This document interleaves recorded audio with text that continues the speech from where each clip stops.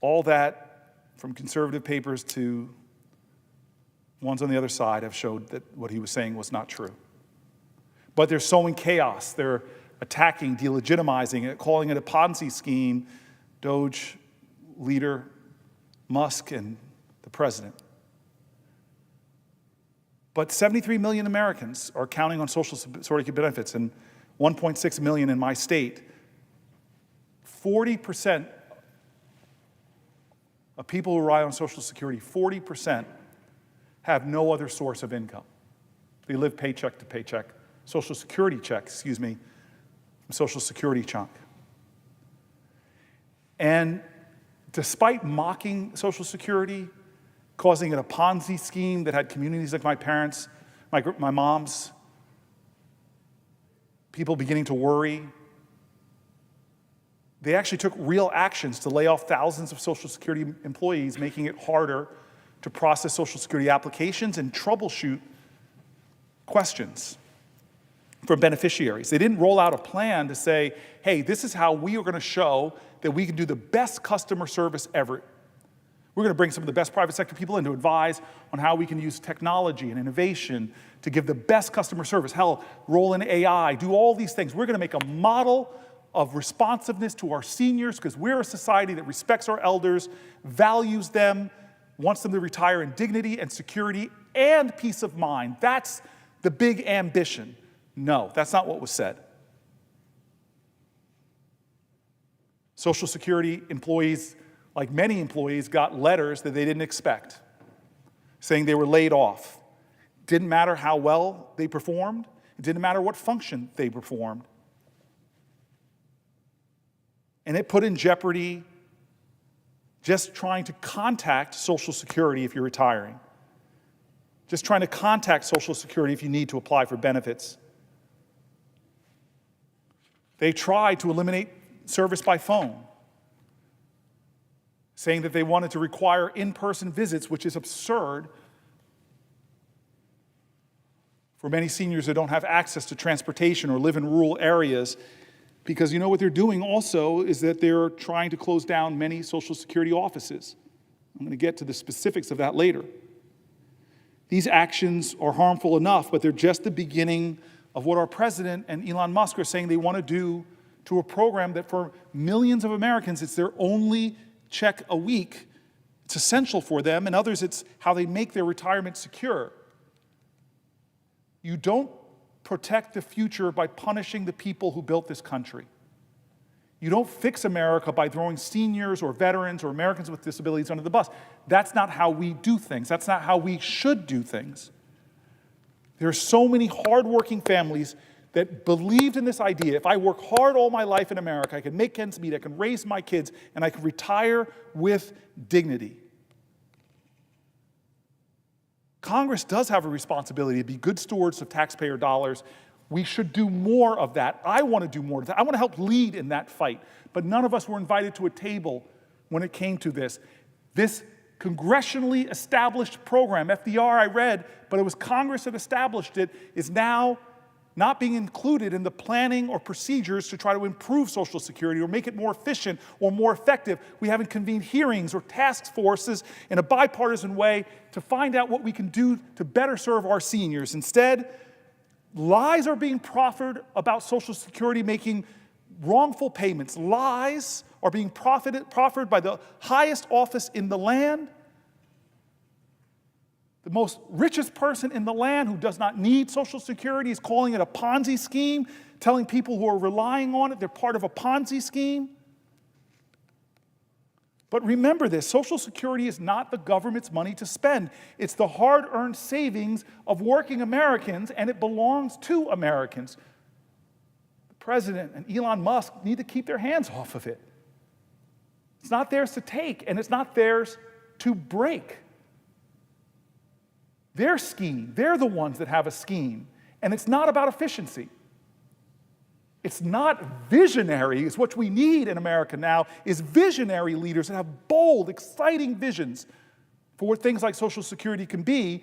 And what they're doing is not only wrong, it hurts people. It scares people. And not just people, our elders.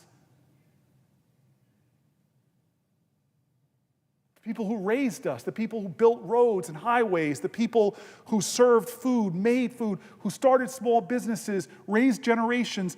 That's who we're disrespecting. And so what happens in this context? Why am I standing here? Is because the people of New Jersey are saying, why aren't you doing more? This is unacceptable, Senator Booker. It's unacceptable. Here are voices, and my phones have exploded with people that the president and Elon Musk have made terrified about what's happening to the Social Security service and what's happening to their checks. My staff said that we were overwhelmed with phone calls and emails people who are worried about the direction that the president is taking Social Security. They used words to me that people who called were angry and terrified. I want to share some of these calls from constituents.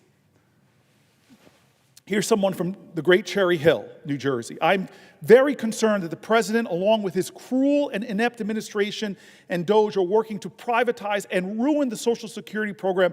I am a constituent, Senator Booker. I live in Cherry Hill, New Jersey, and I am a senior who relies on Social Security income for my basic needs, food and housing. The mere idea of not having those funds has caused me sleepless nights and wondering if I will become homeless. I'm going to stop there for a second. I remember this President FDR growing up hearing that what he did was get on the radio not to stir up fear, not to stir up chaos, but to comfort people, to remind them that we are Americans. You have no need to fear. But this president, just with his rhetoric alone about Social Security, is driving my constituents to write me notes like this. I continue with the letter from my constituent from Cherry Hill. I hope you will convince both Democrats and Republican colleagues to prevent this from happening. Trump lied when he promised during his campaign he would not touch the Social Security Administration, but now we see threats and already some actions towards making severe cuts and making the program less accessible. I urge you to continue to fight for us.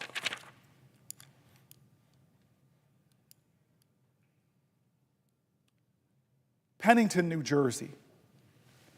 My sister and I are older Americans who are each disabled, one from a severe accident because of a drunk driver and the other from a life-changing illness.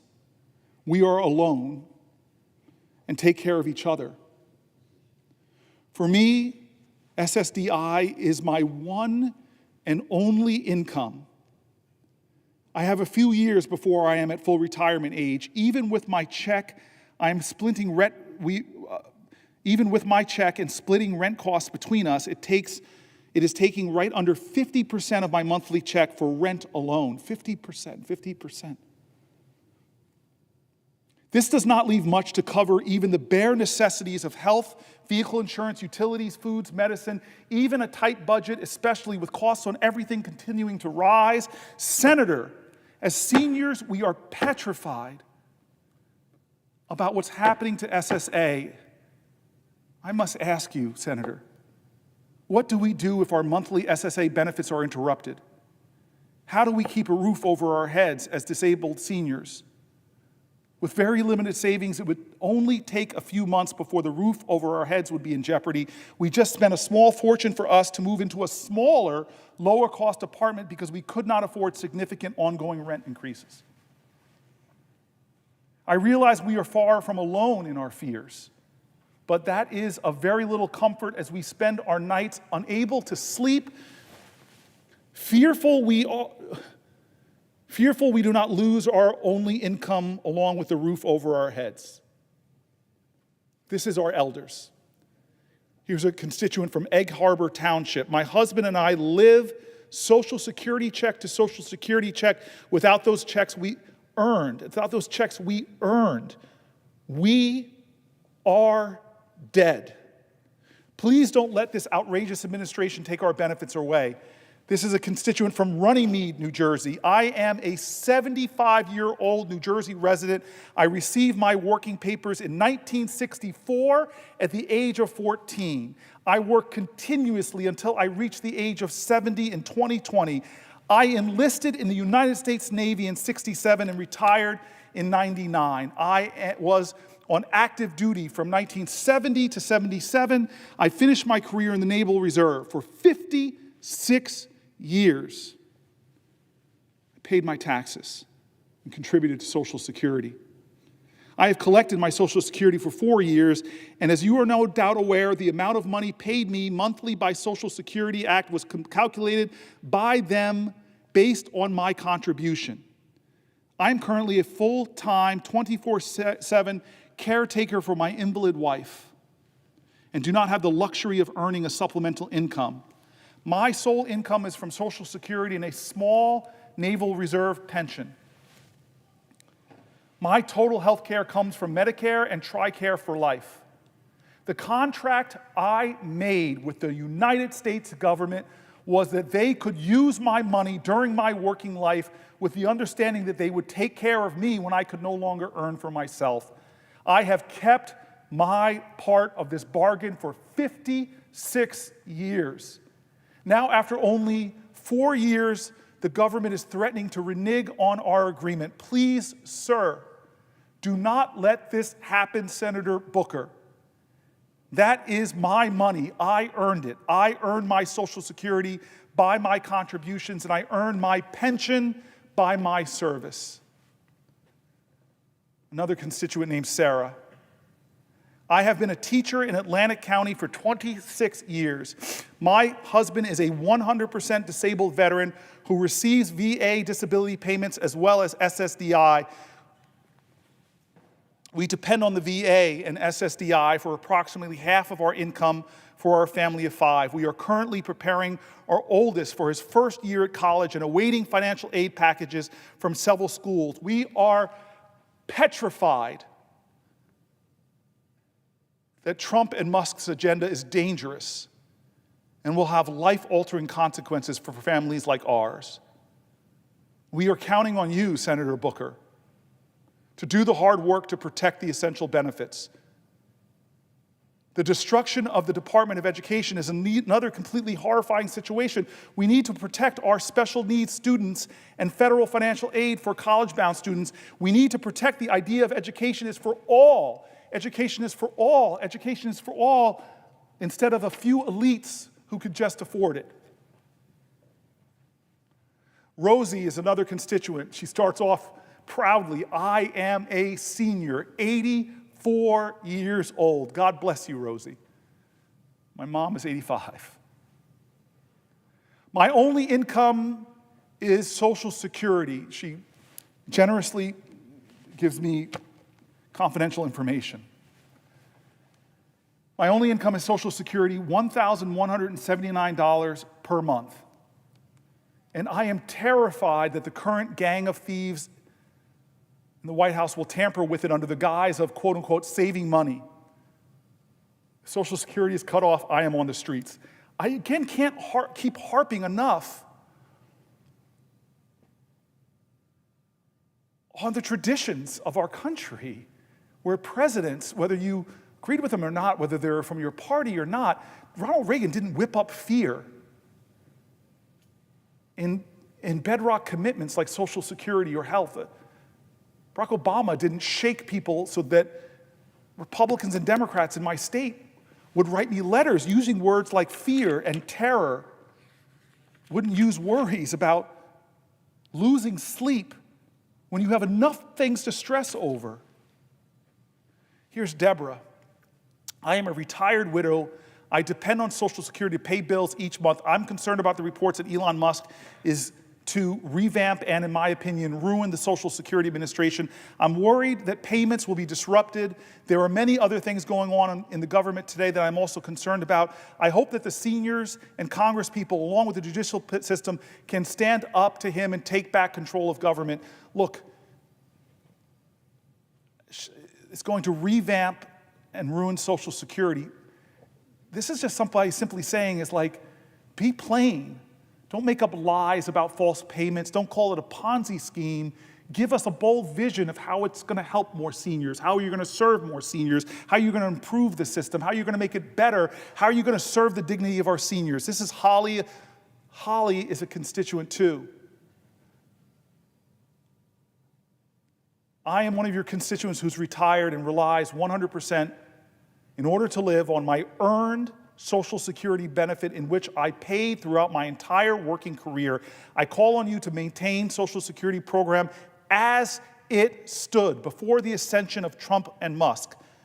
You must ensure that there are no missed earned benefit payments or late payments made to recipients, especially accessible Social Security offices must remain open and fully staffed with trained, experienced Social Security employees in order to provide the kind of regular, necessary customer service by phone, online, and in person. And the Trump-Musk administration's endless terrorist threats of dismantling the Social Security Administration, insidiously calling it a Ponzi scheme, working in order to privatize it, and must cease and desist immediately. Moreover, you, Cory Booker, must reverse and or stop whatever draconian changes are being made to destroy the Social Security Administration with thousands of cuts to needed employees, with almost no notice and no public input. Social Security is being dismantled by an unelected billionaire, at least for now. Musk and his band of Doge boys, not a real government department, who have illegally and callously rifled through our most private, personal information and done God knows what with it, with their ultimate goal to risk and or steal the retirement funds of older Americans by placing the Social Security Trust Fund in the hand of private corporate equity firms. Seniors do not agree to this. Seniors do not agree to this. And such action is illegal and completely unacceptable, exclamation point. This constituent continues. Furthermore, I'm deeply concerned that the ceaseless chaos will invite criminals to exploit confusion around identity verification. Ironically, while the administration claims these changes are meant to combat fraud, they may very well do the opposite, hastily introducing new, unfamiliar technology and verification steps without any real public education campaign will create the perfect environment for criminals to deceive and defraud. This late and ill-conceived change also comes at a time when the Social Security Administration is already struggling with a customer service crisis, long hold times, low staffing, delayed callback systems, confusing announcements about possible office closures. This chaos has to be stopped now, Senator Booker. I urgently ask you to please use your congressional power to reverse these changes, which are creating more confusion for older Americans. Senior Americans earn Social Security through a lifetime of hard, honest work. I know I did. The money is ours, and we deserve a properly run Social Security Administration which continues to be administered honestly through the federal government as established in 1935. In fact, the narrative of the Social Security Act running out of money could be easily fixed if Congress wrote laws that slightly increased the amount that high net worth individuals, the wealthiest of the wealthy, paid into the program. Holly, God bless you. My mother in her senior community is seeing this rise in scammers trying to steal people's money. And she's amazed at the technology they're using. Scams that involve the voices of their relatives asking them for help. They're in a crisis. All that technology and the wisdom of my mom, she's like, why aren't we using the technology and innovations to make Social Security easier to use, easier to engage with? Common sense questions.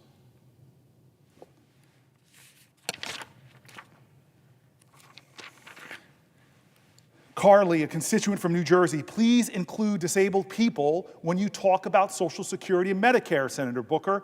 If you don't mention us every time, I paid into Social Security for 16 years. I worked full time. I was sick almost every day. I finally had to leave my job in 2015. I was granted SSDI and I'm on Medicare. And until I was injured last year, I had a part-time job where I continued paying into the system. I fear that the first people they will go after are the disabled. We are not as capable of fighting. People see us as lazy or fakers, and we're almost never included in the conversations about marginalized communities. Please don't let me be erased. Carly, you are not. I see you, and I'm standing here for as long as I possibly physically can so that I can elevate your voice and others. Patricia, a constituent from New Jersey, I am 65 years old, a senior. I've worked my whole life and paid into Social Security. Will you please work hard and push back to preserve these benefits? Without Social Security monies and Medicare as well, I will not survive. I am outraged, Patricia writes, to see what is happening recently. Help. If there is anything you request of me, if there's anything you... My constituent says, if there's anything you need of me, please let me know. It's one of the most beautiful sentiments in America, is that people in crisis who are wrapped with fear and worry, they still are standing up to volunteer. Retired, seniors. I'm always moved when a constituent just not only tells me what's on their mind, how they're angry, how they're worried, what their concerns are, but they also say, let me help you. Let me help you. Patricia, it's late at night. You're probably sleeping, but you helped me tonight at 12:41 a.m. The goodness and the decency of our seniors, the kindness and generosity of our communities, and what does our president do to these people? He spends time of his State of the Union address not calling us together, not calling us to common cause, not reminding us that we share common values and common virtues. He spreads lies about Social Security and unleashes the wealthiest man in the world to cut before he even understands the agencies he's cutting. A guy who, with the same kind of cynical nature, who I can't even fathom being as wealthy as he is. It's not what I've seeked in my life. He tells it a Ponzi scheme when constituent after constituent tell me that is their only source of income, that they paid into all of their lives, and now the most powerful person on the planet and the richest person on the planet are striking fear and worry into seniors, and yet all of that power, all of that money, a constituent from New Jersey tells me about what she's concerned with and then says, if there's anything you request of me, please let me know. I am here to help. I'm here to help. That's the country I know and love. Not the fear-mongers and the demagogues and the spreaders of lies, but the good decency of Americans who even in their time of crisis ask the question, how can I help? How can I help? Helen from New Jersey, Senator Booker, please stand up to Musk and Trump to save, protect Social Security and Medicare. My life and my husband's life depend on it. We are senior citizens who worked and paid our share of taxes for over 50 years. We now need those benefits to survive. And here is Janet, one of the hundreds, I'm sorry, to my staff, thousands of people who've written, emailed, and called. One more. Janet, I oppose the closing of Social Security field offices. If anything, more field offices should be opened if phone support is cut back. In 2022, while living in Wyoming, I started on Social Security. There were issues, thank God for the local field office in Cheyenne, because they were the only people who could physically look at my documentation, realize what was happening to me, submit corrections, and enter notes in the system that the Social Security phone support could see. It took 4 or 5 trips to my local field office to resolve it. I had previously gotten nowhere with Social Security phone support.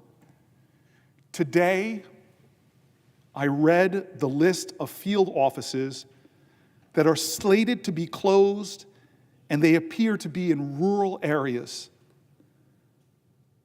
The people who live there might have to drive a full day's drive several times to apply for and follow up on their benefits. It is not fair. It is not fair. It is not fair. It is not fair.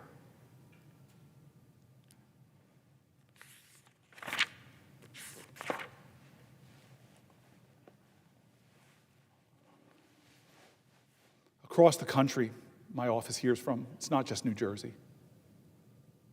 Across the country, people are frustrated who feel like nobody won't listen to them. We get calls from across the country. My staff doesn't say, you're not from New Jersey, so we're not going to talk to you. My staff is just incredible people I have surrounding me in the office who remind me of the values I treasure.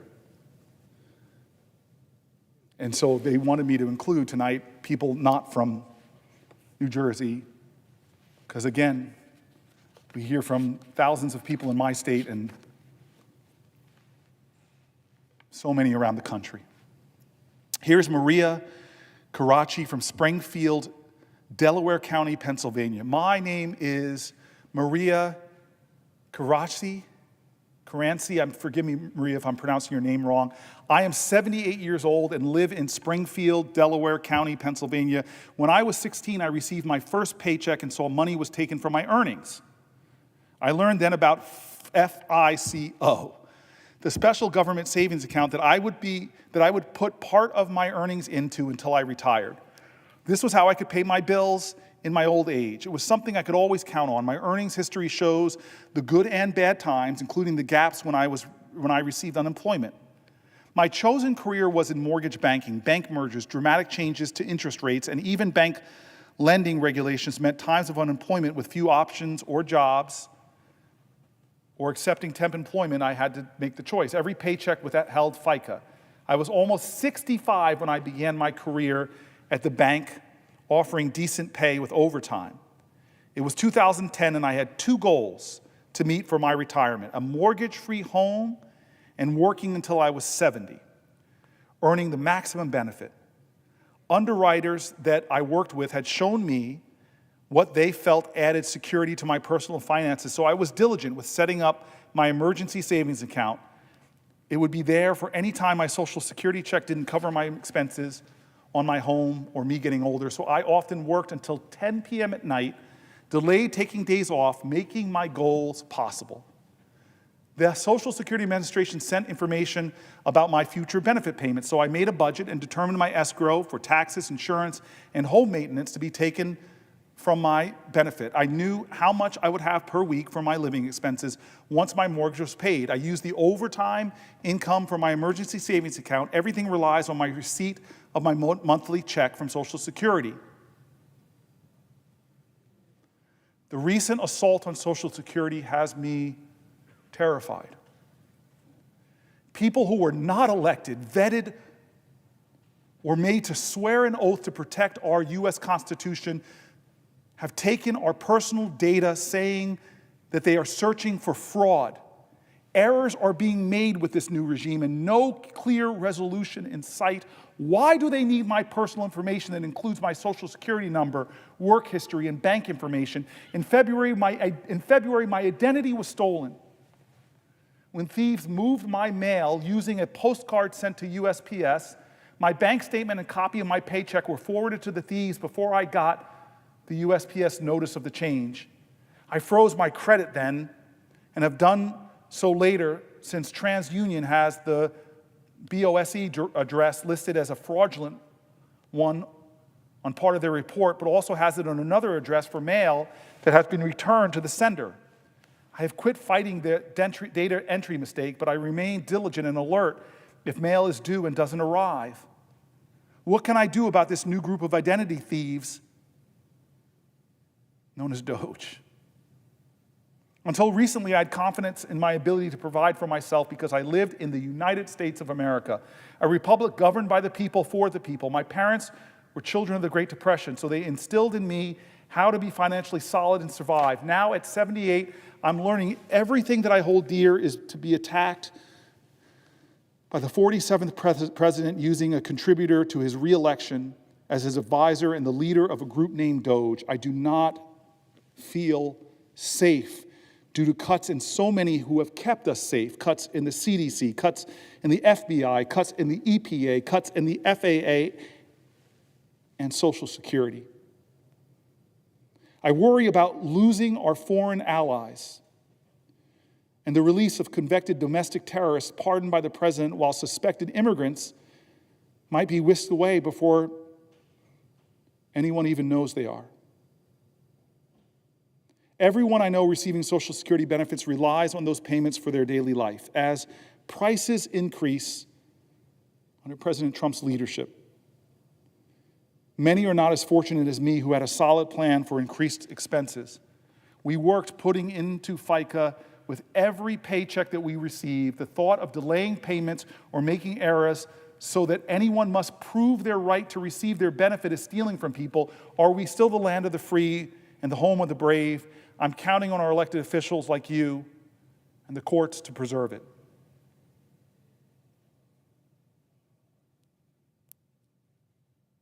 Lisa Bobacki, Fleetwood, Pennsylvania.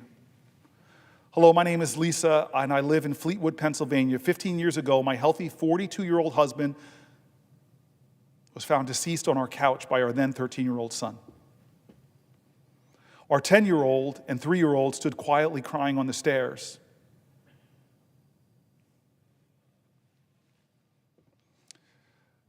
Sudden cardiac death was the cause. The same day, my daughter asked if we would need to move to another house. I promised her that I would do everything I could to keep us in the home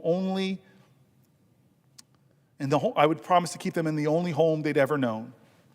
Those early days remain blurred in my mind. I remember my father taking me to the Social Security office, and shortly thereafter, survivors' benefits for my children began showing up in the bank account to assist with their care. If not for these benefits, I would not have been able to keep my promise to my children.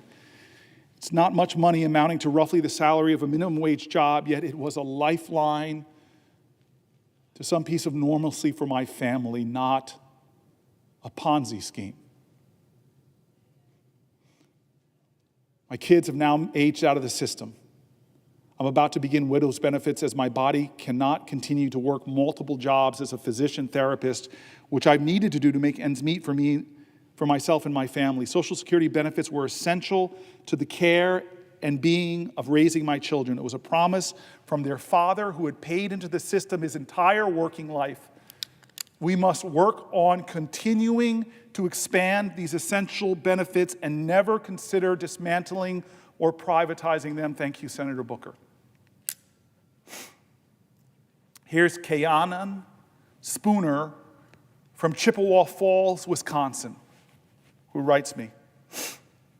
My name is Kayana Spooner, and I live in Chippewa Falls, Wisconsin. I'm 63 years old. My husband, Joe, and I have 5 children and 3 grandchildren and live a wonderful life as our family is growing. God bless you and your family. We owned businesses and worked to contribute Social Security for ourselves and our employees. We did all the things we could do to secure our future and contribute to the larger community of those in need.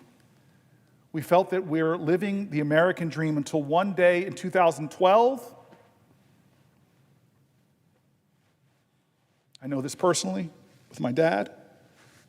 I feel for you, Ms. Spooner. So one day in 2012, I was diagnosed with Parkinson's disease. Parkinson's is a degenerate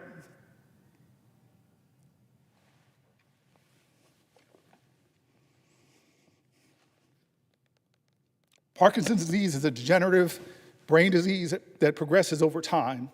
Sorry, I'm thinking about my dad. It is unrelenting and affects motor and nerve processes. Loss of benefits will have a direct and daily effect on me and my family as we navigate the medical needs we will be facing. I will need progressive and comprehensive care as I age. I will need medication every single day of my life. And I will need the security of a generous society to care for me. Millions of others join me there. Please, Senator Booker, please protect my Social Security. I just thank God that my mom had the resources to take care of my dad. And I watched that degenerative disease take from his life for 20 years and how much it cost, the thousands of dollars it cost my mom to take care of him. I know my friend Andy Kim, who's in the Senate right now, is facing health challenges with his father. I know so many people personally whose parents have Alzheimer's. I know so many Americans who are not powerful, they're not rich. I know so many Americans who live in fear every day that one little thing will happen to them that will destabilize their financial well-being. And now those millions of Americans, because of a president and a man named Musk, are driving fear into them, are whacking away the people that answer phones, are firing the people in an agency that already was struggling with wait times, that already was struggling with slow response times. These people who are hanging on by a thread in their lives are facing the people they love the most, who are struggling with the diseases that so many of us in this body have been affected by. They are now worried. They're writing me letters with words like fear and terror. They're talking about staying up at night and not being able to sleep because they don't have a president that comforts them. They have a president that talks down to them, that lies about the services that they rely on. What is this? It is not normal. It is not normal. This is America. How can the most powerful people in our land not comfort others, not tell them they have nothing to fear but fear itself, not tell them to have malice towards none but have charity towards all? What kind of man is in our White House that makes fun of the disabled, who lies so much that the fact checkers lose count, that minimizes the pain and the suffering?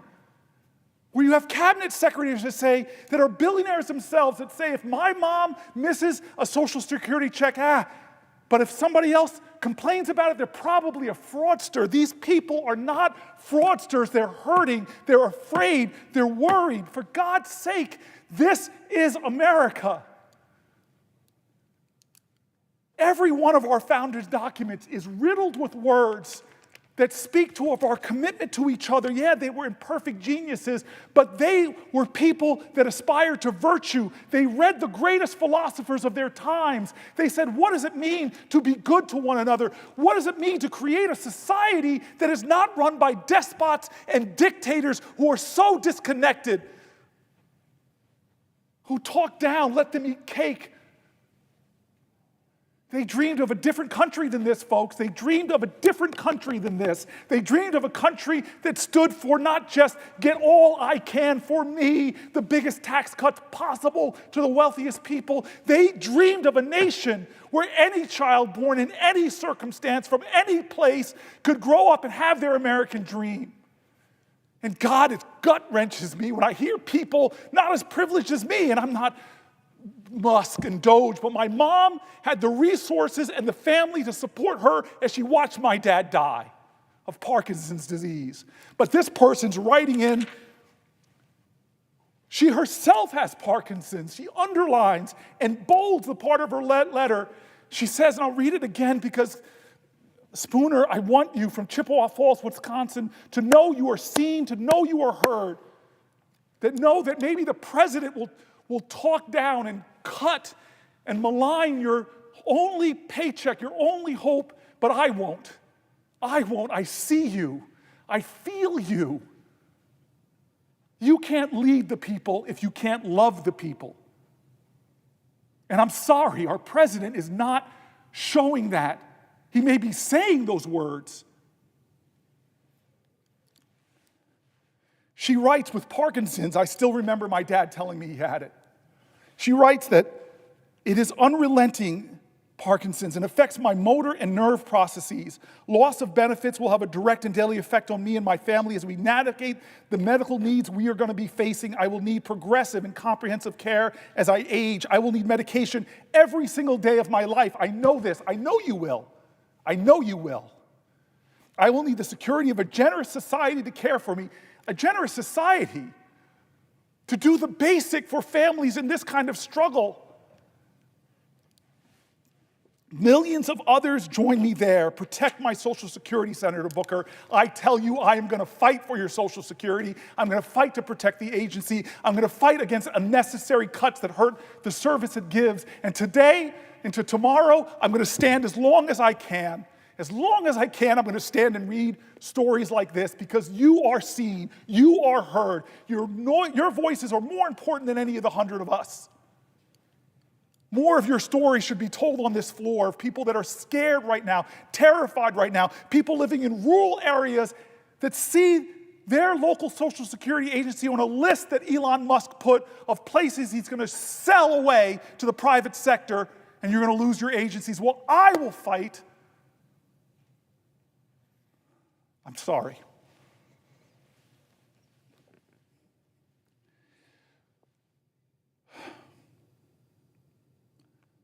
Margaret Hebring from Chippewa Falls, Wisconsin. Chippewa Falls, 2 letters. My staff is keeping me on my toes. This is another person from Chippewa Falls, Wisconsin. My name is Margaret Hebring, and I live in Chippewa Falls, Wisconsin. I'm 77 years old, and I am a member of the Lakota Ouray Band of the Lake Superior Ojibwe. My husband is a veteran and who currently, I'm so sorry. My husband is a veteran who currently has cancer, and he's receiving chemotherapy at the VA hospital, which we have to travel to, which is over 100 miles away. And without our Social Security, I'm not sure what would happen to us. We would for sure have to sell our home. I have savings that will last me 1 month.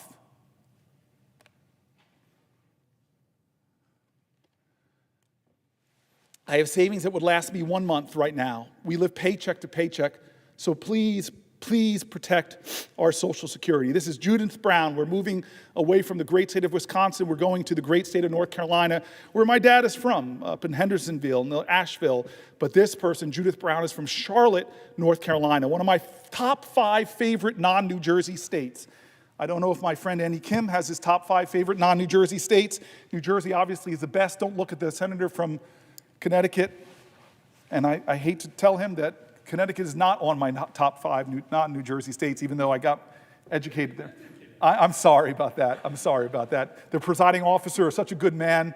His state is not on my top 5 non-New Jersey states, but North Carolina is, and I'm going to read a letter from Judith Brown. My name is Judith Brown, and I live in Charlotte, North Carolina. I was 17 when I started working and worked for another 20 years as an administrator until I had to be declared disabled. Without disability, I would not have been able to see my specialist, get an eye care, or any of the other needs that I had. I was also the mother of 2 young sons who are on the autism spectrum. Without disability, I wouldn't have been able to take care of them and get the care they needed to be independent young men. God bless them. I hear that they want to close the field offices and change the customer service line. As a person with mobility and vision impairments, this is outrageous. I need to be able to access it the best way I can on the times that I can access it. Please, Senator, fight to protect Social Security for a senior like me and for young people with disabilities like my sons. Thank you. No, thank you, Judith Brown.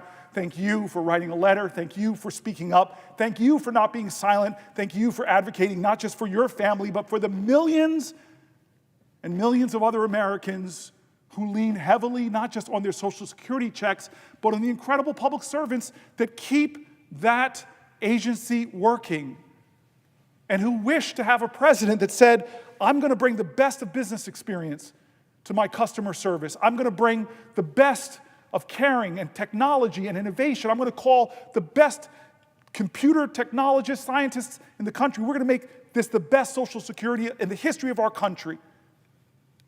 And you know what? My friends, the billionaires I had on stage with me when I was inaugurated, I'm just going to ask them to pay a little bit more, 0.00001% more of their net worth to make sure that Social Security is safe forever. I'm sorry, it's crazy. I'm going back to Pennsylvania. I mean, it's almost like you can't make this up, honestly. I just know my country. I know our character. I know how good of a people we are. I know how much we love one another. I know much how our faith in red states and blue states and right and left. I've sat next to people on planes who introduced themselves to me as Republicans from a red state, and by the end we're laughing and talking and sharing stories. We are a good nation. Together we can be so great, we've shown that, but how can we have a president that in 71 days drives this much fear into our country? It's absurd, everybody. It's absurd. This is why I can't let this be normal anymore. Michelle from Lancaster, Pennsylvania. My name is Michelle Groover. I love your last name, Michelle. From Lancaster, Pennsylvania, and I would definitely be impacted if something would happen to my Social Security. Michelle also has Parkinson's, and I'm on disability. And the money that I have goes pretty much to the most of my medications and foods that I need to eat to keep myself going and strong. That's how it would impact my family. I wouldn't be able to afford also my insulin for my diabetes, Parkinson's and diabetes. So it's a challenge every month, as it is even with the amount that we have, because the cost of pharmaceuticals and things keep us going. Yes, so that's why Social Security is really important to us as a family. It helps us get by every day. Thank you. This is Patricia Harvey Porter from Johnstown, Pennsylvania. Hello, my name is Patricia Haney, excuse me, Miss Porter. Patricia Haney Porter. I reside in Johnstown, Pennsylvania. My work is varied. I've been employed as a secretary in the private sector, as a statistician for the government agency, as a real estate agent, and most recently as a legal secretary. This is my story as to how Social Security has affected my life. My mother passed away in 1956. My sisters and I, God bless you, were 8, 10, and 11. My maternal grandparents stepped in and they raised us with the help of Social Security survivor benefits, resulting in good educations and allowing other needs to be met. We had almost normal lives due to these benefits. While raising 2 children, I worked as a real estate agent. My income was based on commissions rather than salary, so I made the entire Social Security payments based on my income. We had a roof over our heads, healthy food on the table. One of my children had serious medical issues, and I paid for her bills out of pocket, never asking for a penny from any government agency. These expenses were paid for from my income, and I paid taxes every year. I waited until I was 70 to collect my Social Security benefits, as I realized the latter you collect, the better the benefits. I have no pension, and I live almost entirely on Social Security benefits. I am always looking for part-time work, but few people want to hire me, as I will be 80 in June. God bless you. God bless you. Based on the benefits I receive, I'm able to pay my mortgage and all monthly expenses. I receive Medicare, which help pay the medical bills. So Social Security and Medicare be taken from me, I will likely lose my home. I could no longer afford medical costs, groceries. I have a medical condition which requires regular visits with a specialist who is 70 miles away. Without Social Security and Medicare, I would no longer be able to see him, and my condition would result in death sooner rather than later. Thank you for all you are doing to see that the benefits received through Social Security, Medicare, and Medicaid will continue. As Senator Murphy and I was talking, it's all interrelated, right? This is somebody on Social Security, but they have to drive just for medical attention. We are in a hospital crisis in America. There's so many rural areas where rural residents of our country have to drive so far just to get to a hospital. And cuts in Medicaid, we've heard it from the letters I wrote in the read in the last section, will endanger those hospitals' survival. Charlotte, North Carolina, again, Kevin Woodson. We get a lot of letters, my staff, from Wisconsin and Charlotte, North Carolina. Okay? My name is Kevin Woodson. I'm a 69-year-old retiree living in Charlotte, North Carolina. I worked 38 years for 2 Fortune 50 companies. I'm sorry, Kevin. And I thought that I would have a fully funded pension plan to live off in my retirement. However, I never got to the 25 years in, so only got partial pensions. This is why I need Social Security. It covers the holes that the pensions don't cover in terms of medical benefits. It allows me the freedom to enjoy my life, take care of activities that I need in order to keep myself healthy. Social Security is dependable, something I rely on, not a Ponzi scheme. And I hope that we don't touch Social Security and that we don't have any issues trying to keep that money flowing. It's money I paid into. Margarita Silver from Surprise, Arizona. I love that name, Surprise, Arizona. Hello, my name is Margarita Silva. I live in Surprise, Arizona with my husband. I started working at the age of 15, doing volunteer work as a candy striper at the hospital where my mother worked. I did not get paid. After that, I started working as a waitress, earning 50 cents an hour. After graduating from high school, I took various jobs, earning a little more, and then I started working at Mountain Bell, and I retired after 30 years from Quest. So if they do Social Security cuts, I don't know what I'm going to do. I will be forced at the age of 74 to look for a job. So those are my hard-earned benefits. I worked for that. More than 30 years, I worked for that. Thank you. Wayne Bank from Chippewa Falls, Wisconsin. I need to go to Chippewa Falls, Wisconsin. This is the third letter you guys are having me, and that are included, the people reaching out to me from Chippewa Falls. God bless you. I need to visit your community. Hello, I'm Wayne from Chippewa Falls, soon to be 69 years old. I've been on Social Security for a couple of years. My wife and I spent years in the service, Navy. And again, like I said, my wife and I are going to have been on Social Security. Saying that, we would, if we lost our Social Security tomorrow, we would lose our house, our cars, and pretty much our livelihood, because this is what we've worked for and we don't need to lose it. Why do you work for 55 years and pay into Social Security and then lose it? Recently, I tried to get back online, get on my Social Security account. I wasn't able to. Because of that, I went down to the Social Security office in Eau Claire, Wisconsin, and they said they couldn't do anything for me, that I had to set up an appointment. So I come home later, called, set up an appointment, and it's still 3 days out before I can get my appointment. And they don't know if they can help me. So at this point in time, I really need to know what's going on with Social Security, Senator Booker, because if we lose it, everybody else that's on it loses it. We're going to be in a really sorry state. Those folks who answer phones and set appointments, they're sure important. When somebody is in a crisis, they have to wait a few days, their check is missed, and it's real consequences for real people. Hello, my name is Manuel. My wife and I live, surprise, surprise, in Surprise, Arizona. We're both on Social Security, and that's what we depend on to live our lives in our retirement years. We have to pay our bills. We have to buy food. We basically have to live off that. So if you take our Social Security, what are we going to live off? Are you going to take care of us? You know, we're American citizens, and we deserve, and we paid into it, and we've earned it. And it's not just something given to us. So leave our Social Security alone. Let us live our lives. Let us live our lives out the way they should be. And we're supposed to be in our golden years, so it's important to us. It's important to all Americans out there that are seniors. Let us live our lives. Thank you very much, Senator Booker.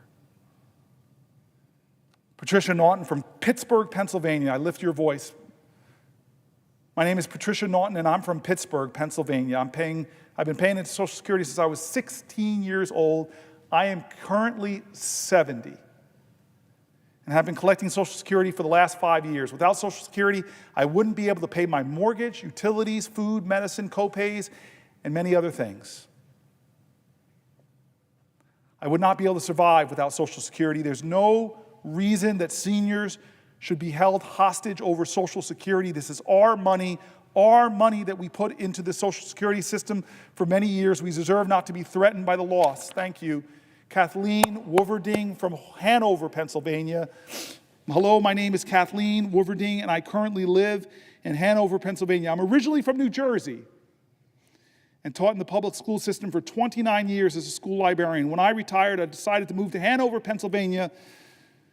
Kathleen, you're missed in Jersey. And at the age of 62, I started collecting Social Security because of COVID. I needed the extra stability that Social Security provides. I no longer have to work a full-time job because of Social Security, although I do work a part-time job and still pay into the system. Social Security provides me with stability, financial stability. It helps pay the bills, and I really don't have to worry about my finances because it's Social Security. If Social Security is taken away, I will lose everything I worked for over the past 60 years. I feel that Social Security is a godsend. Protect it, Senator Booker. Thank you. Cynthia Marino from Pennsylvania. My name is Cynthia Marino. I'm a retired registered nurse from Lancaster, Pennsylvania. My husband died in 1990, and 2 of my children received survivor's benefits for 8 years, during which time I was able to get my bachelor's degree in nursing and work part-time. All 3 of my children went on to get college degrees. When I was 61 years old, I went on Social Security disability, having a hip replacement. I was switched to regular Social Security when I turned 65. I now deeply depend mostly on Social Security for my husband and myself, with small pensions from both of our jobs supplementing the Social Security. I'm now able to live independently in a handicapped mobile home, thanks to the money for Social Security in the past and present. Much cheaper than Medicaid funds to keep me in a nursing home. Thank you, Senator Booker. Protect it. Thank you, Cynthia, for your story. These are just some. These are just some. I read their voices. I lift their voices with mine. I want to go to the Detroit Free Press, but before I read this article, I know my senator from New Jersey is here, and I'm going to read this article, and if he is interested in our 6th hour, if he has a question, I will yield a question while retaining the floor, but I'm going to read this article and then we'll go. This is from the Detroit Free Press. My mom was born in Detroit. I love the city. My family owes it a lot. So my grandfather went to find a job on the assembly lines in Detroit, building bombers during World War II. It says, Kathleen Sherrill's been retired for 10 years now and typically didn't think twice about whether she'd receive Social Security payments on time. For the first time ever, the 74-year-old Troy retiree went online in March on the very day that $2,800 was to hit her bank account through direct deposit. She suddenly felt compelled to make absolutely certain that her Social Security money was there when it was supposed to be. Sherrill and other retirees are on edge. Big time. Call it Social Security insecurity. I have never really worried about it much as I have this year, Sherrill said. The money, thankfully, was sitting in her account in March, and she knew her checks and payments for her ongoing bills would not start bouncing. I think anybody, future or current people on Social Security, are definitely targeted, she said. It's a worry that I'm sure everybody is having right now. I know it because I heard from my mom and her whole senior community. Seniors uncertain what to do next for Social Security. Since early February, AARP has seen nearly double the calls to its customer service care line as more people began being troubled about Social Security. And it has shown no signs of abating, according to the AARP spokesperson. Since February 1st, AARP said it has been receiving more than 2,000 calls into its call center per week on concerns relating to Social Security. Social Security has never missed a payment, and AARP and our tens of millions of members are not going to stand by and let that happen now, said John Hishta, AARP Senior Vice President of Campaigns, in a statement last week. While those words sound reassuring, it's frankly not comforting to realize that seniors need to hear that their monthly Social Security payments will arrive as usual. I don't imagine anyone had this one on their bingo cards for March 2025, this kind of worry, stress. On social media, I spotted one comment that said, folks, the federal workers began advertising last month that all Americans remove all funds from the account where they normally receive any federal payments, Social Security, federal tax funds, and the like, keep the account, but only use it as a place for feds to transfer money immediately, move all transferred cash to a separate account. The concern, according to the Post, quote, Doge can declare you dead and force your bank to send back any funds paid to you. Whoa, a lot of retirement angst there, and yes, some wild notions and really bad advice. Moving Social Security money around to hide it in another account, different from where it's directly deposited, actually could put more of your money at risk when it comes to some debt collection. Anyone who's tracked retirement policy as I have knows that the potential unraveling of Social Security system has been discussed for decades. Many retirees just never imagined a convoluted scenario when someone would think Social Security possibly could implode. The health of Social Security, which marks its 90th anniversary this year, isn't all that makes many retirees and those about to retire nervous. Their anxiety can go into overdrive watching the stock market slide on Trump's tariffs news and seeing all the political ping pong with Social Security money that belongs in their pockets. The Trump administration has maintained that it wants to cut costs and fraud when it comes to the Social Security program, not benefits. But people remain skeptical, and some commentary isn't helping. Acting Social Security Commissioner Leland Dudek, in interviews last week, including one with Bloomberg News last Thursday, actually threatened to temporarily shut down Social Security after a federal judge temporarily stopped members of Elon Musk's Department of Government Efficiency from digging through personal data at the Social Security Administration. The Doge operatives, according to the court, will first need to receive proper training on handling sensitive information, which some might say is the least they can do.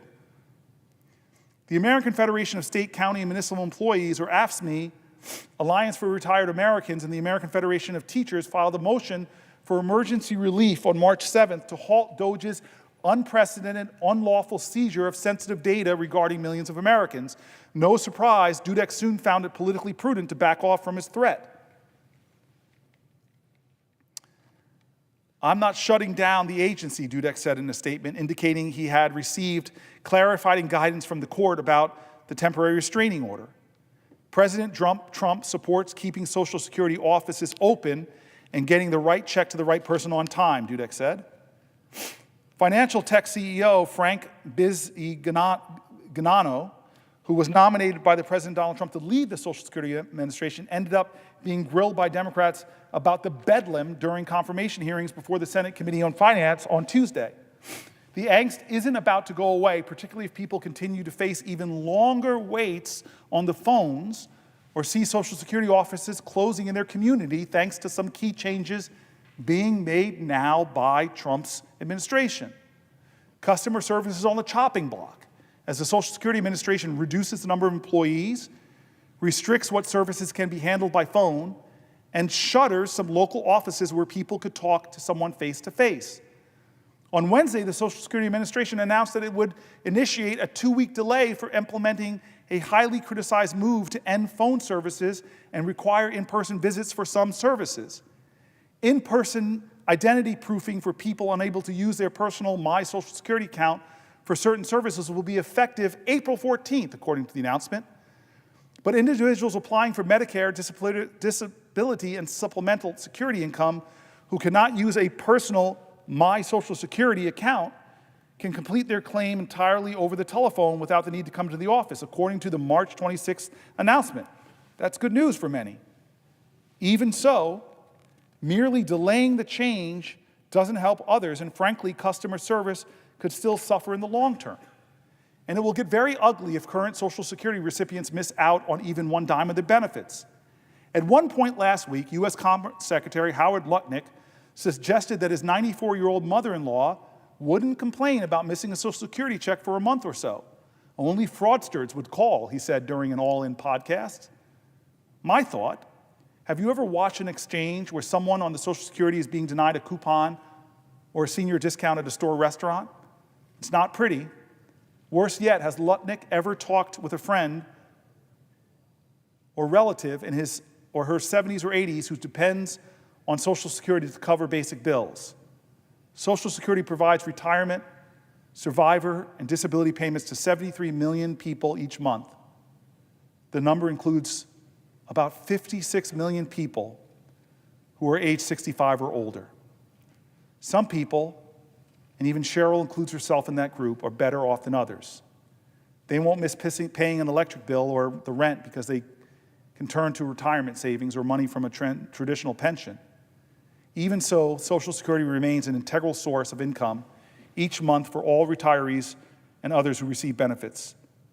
I'm concerned about my financial future, Cheryl told me. Social Security now represents about half her monthly income. She never imagined that any Social Security fix would involve cutting benefits for existing retirees. Some GOP proposals have suggested increasing the age for full retirements from 67 to 69 over an 8-year period beginning in 26, but now she fears it's possible her benefits could get cut at some point down the road. Overall, Cheryl has had fun in retirement. She has 9 grandchildren, 12 great-grandchildren, and wants to spend more time with them, not less. Cheryl and her friends who are retired are cutting back on eating out and entertainment just in case something happens to Social Security. High prices for many things put pressures on fixed incomes as well. She wants to take less money out of her retirement savings now so she has more money on the sidelines in case her Social Security benefits get cut. Even so, she's staring at an unexpected $600 new monthly car payment ahead because she needs to replace a car that was in an accident a few weeks ago.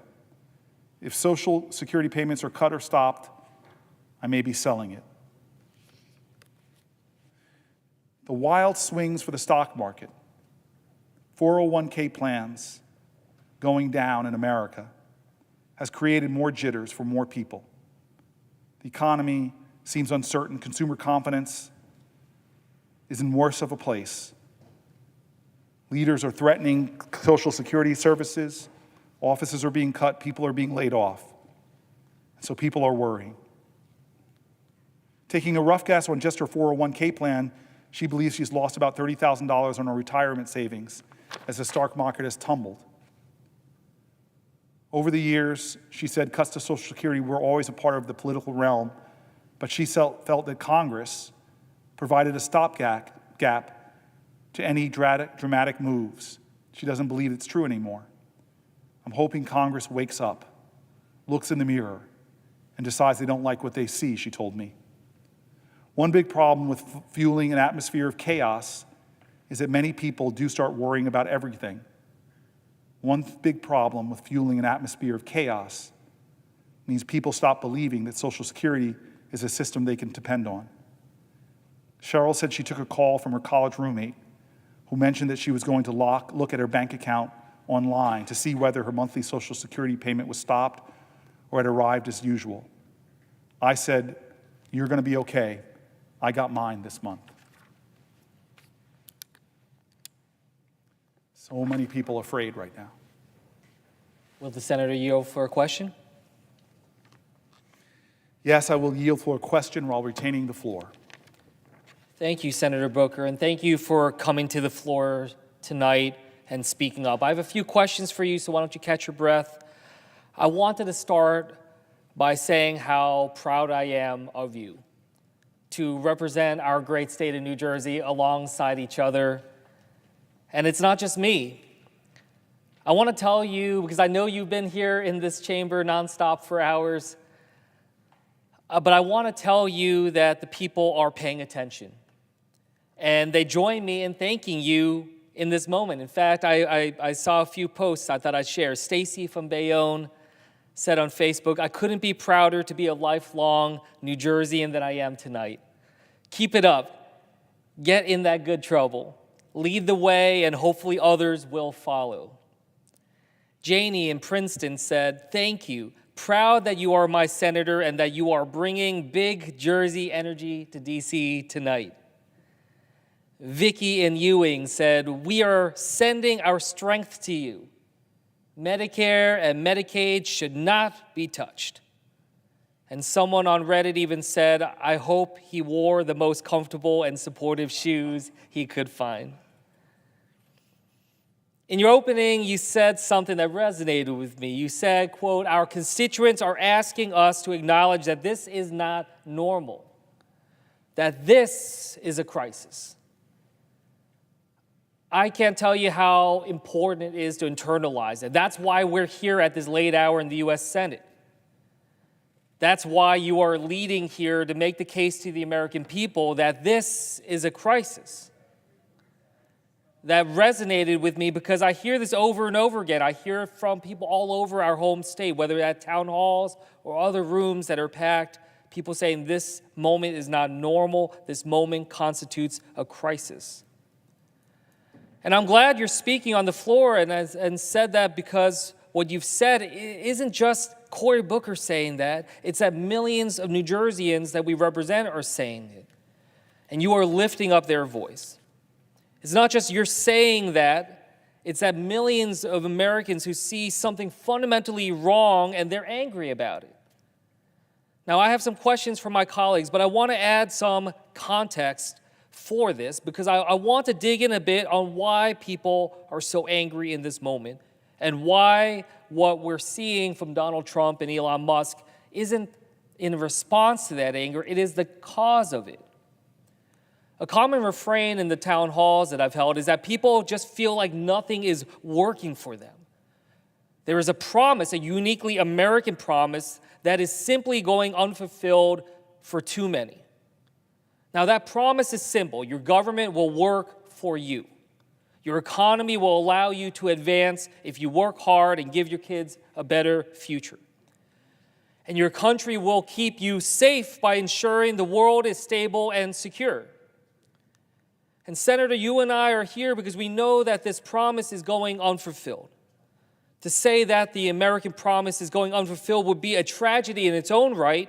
It would be something that we as a Congress should put our entire focus into restoring. But the sad fact is that this isn't just about a promise unfulfilled. It's about a promise that has been hijacked. It's about a promise that has been distorted to work for those who have been paid to play, to be denied for everyone else.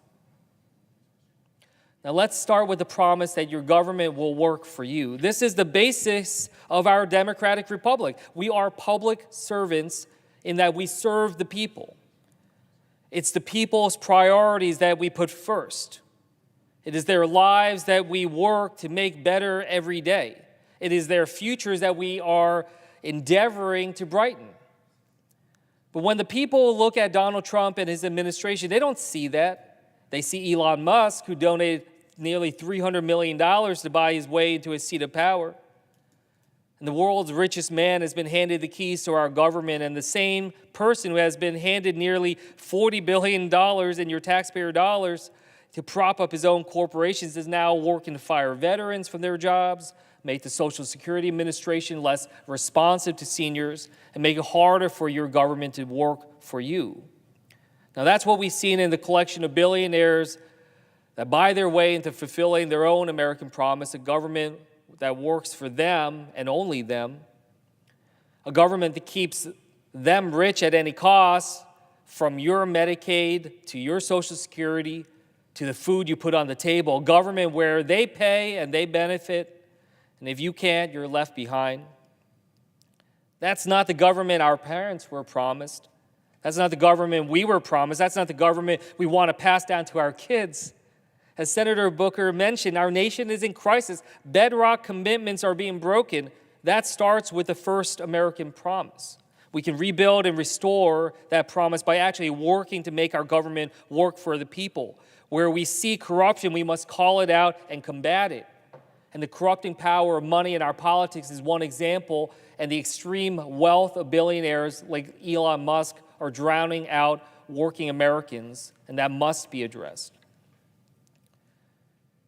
And as we approach the 250th anniversary of our independence of our country, we have an opportunity to remind people that the promise of America is something bigger than ourselves, and that public service, not private enrichment for those at the very top, but that public service is core to what makes this country special. So let's talk about that second American promise. This is the promise of the American dream. That Rockwellian notion of the house and the white picket fence and the kids in the yard only works if you can pay for that house. It only works if you can afford childcare and health care for those kids. It only works if you can work hard and deliver something bigger and better than you were handed. And right now, that is not happening. While we are fighting to bring change to our economy to make life more affordable and the middle class more accessible, what we're seeing from Donald Trump and Elon Musk is another promise hijacked for those at the very top. Senator Booker, I want to just take a step back as I get into these questions here, because you're talking about Social Security, talking about Medicaid, talking about so many of these other issues here.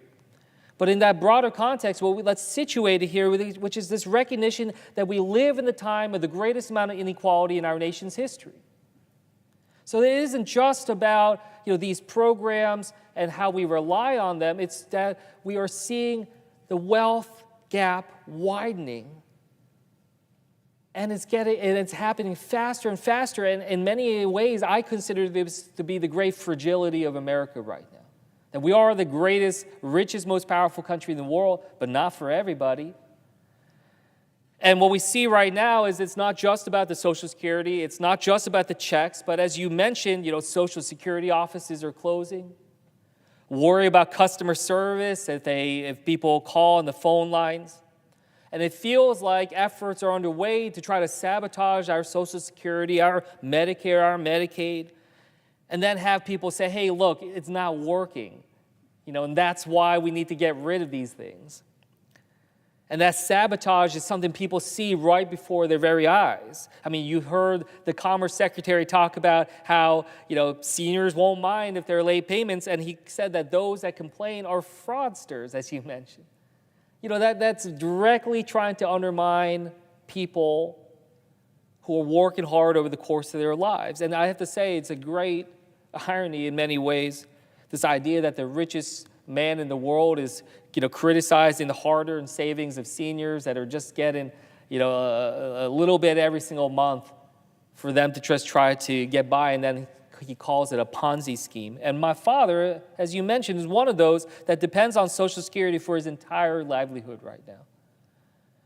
And I heard, another person at a town hall I did, she described the feeling that she has right now, and I think you can connect with it. She said it feels hard to breathe right now because there's so much anxiety in the American people. So I'm glad that you're shining a light on this, because people are scared and they're worried and they want to know what comes next. So my question to you here is something that was actually shared by a constituent of both of ours, talking about all the concerns of Social Security of this time. But I thought it was very poignant in pointing out that what we also need to put forward to the American people right now is a vision going forward of how to not just restore and protect this promise, but how we take it to the next step. If we live in the time of the greatest amount of inequality, not just to think about how we hold on to a receding tide, but how to try to put forward some vision that can try to inspire in the same way that Social Security did and put forward generational change. So I wanted to ask you that sense. Do you believe in that sense that right now, more than ever, as people are faced with this anxiety that's hard to breathe, that yes, we'll stand here on the floor of the Senate and do everything we humanly can to be able to protect what they have? But do you agree that we also have to put forward that positive vision of where we take Social Security, where do we take Medicaid, Medicare, where do we take our economy to better work for everybody, so we're not just trying to figure out how to better divide and hold on to the pennies that the billionaires are willing to share with the rest of us while they don't give us anything else to be able to move forward on? And how do we come up with a vision that tries to shrink that inequality and live in a society that's willing to share that wealth and recognize there's more than enough to go around? And that it's not zero-sum. And that we can be stronger together in that way. And I'd love to hear how you can paint that vision for the American people. So I will answer your question, but knowing that my mom's watching right now, I want to, before I answer the question, I just want to tell folks who may not know about my relationship with my other senator from New Jersey. It is probably one of the more interesting relationships in here.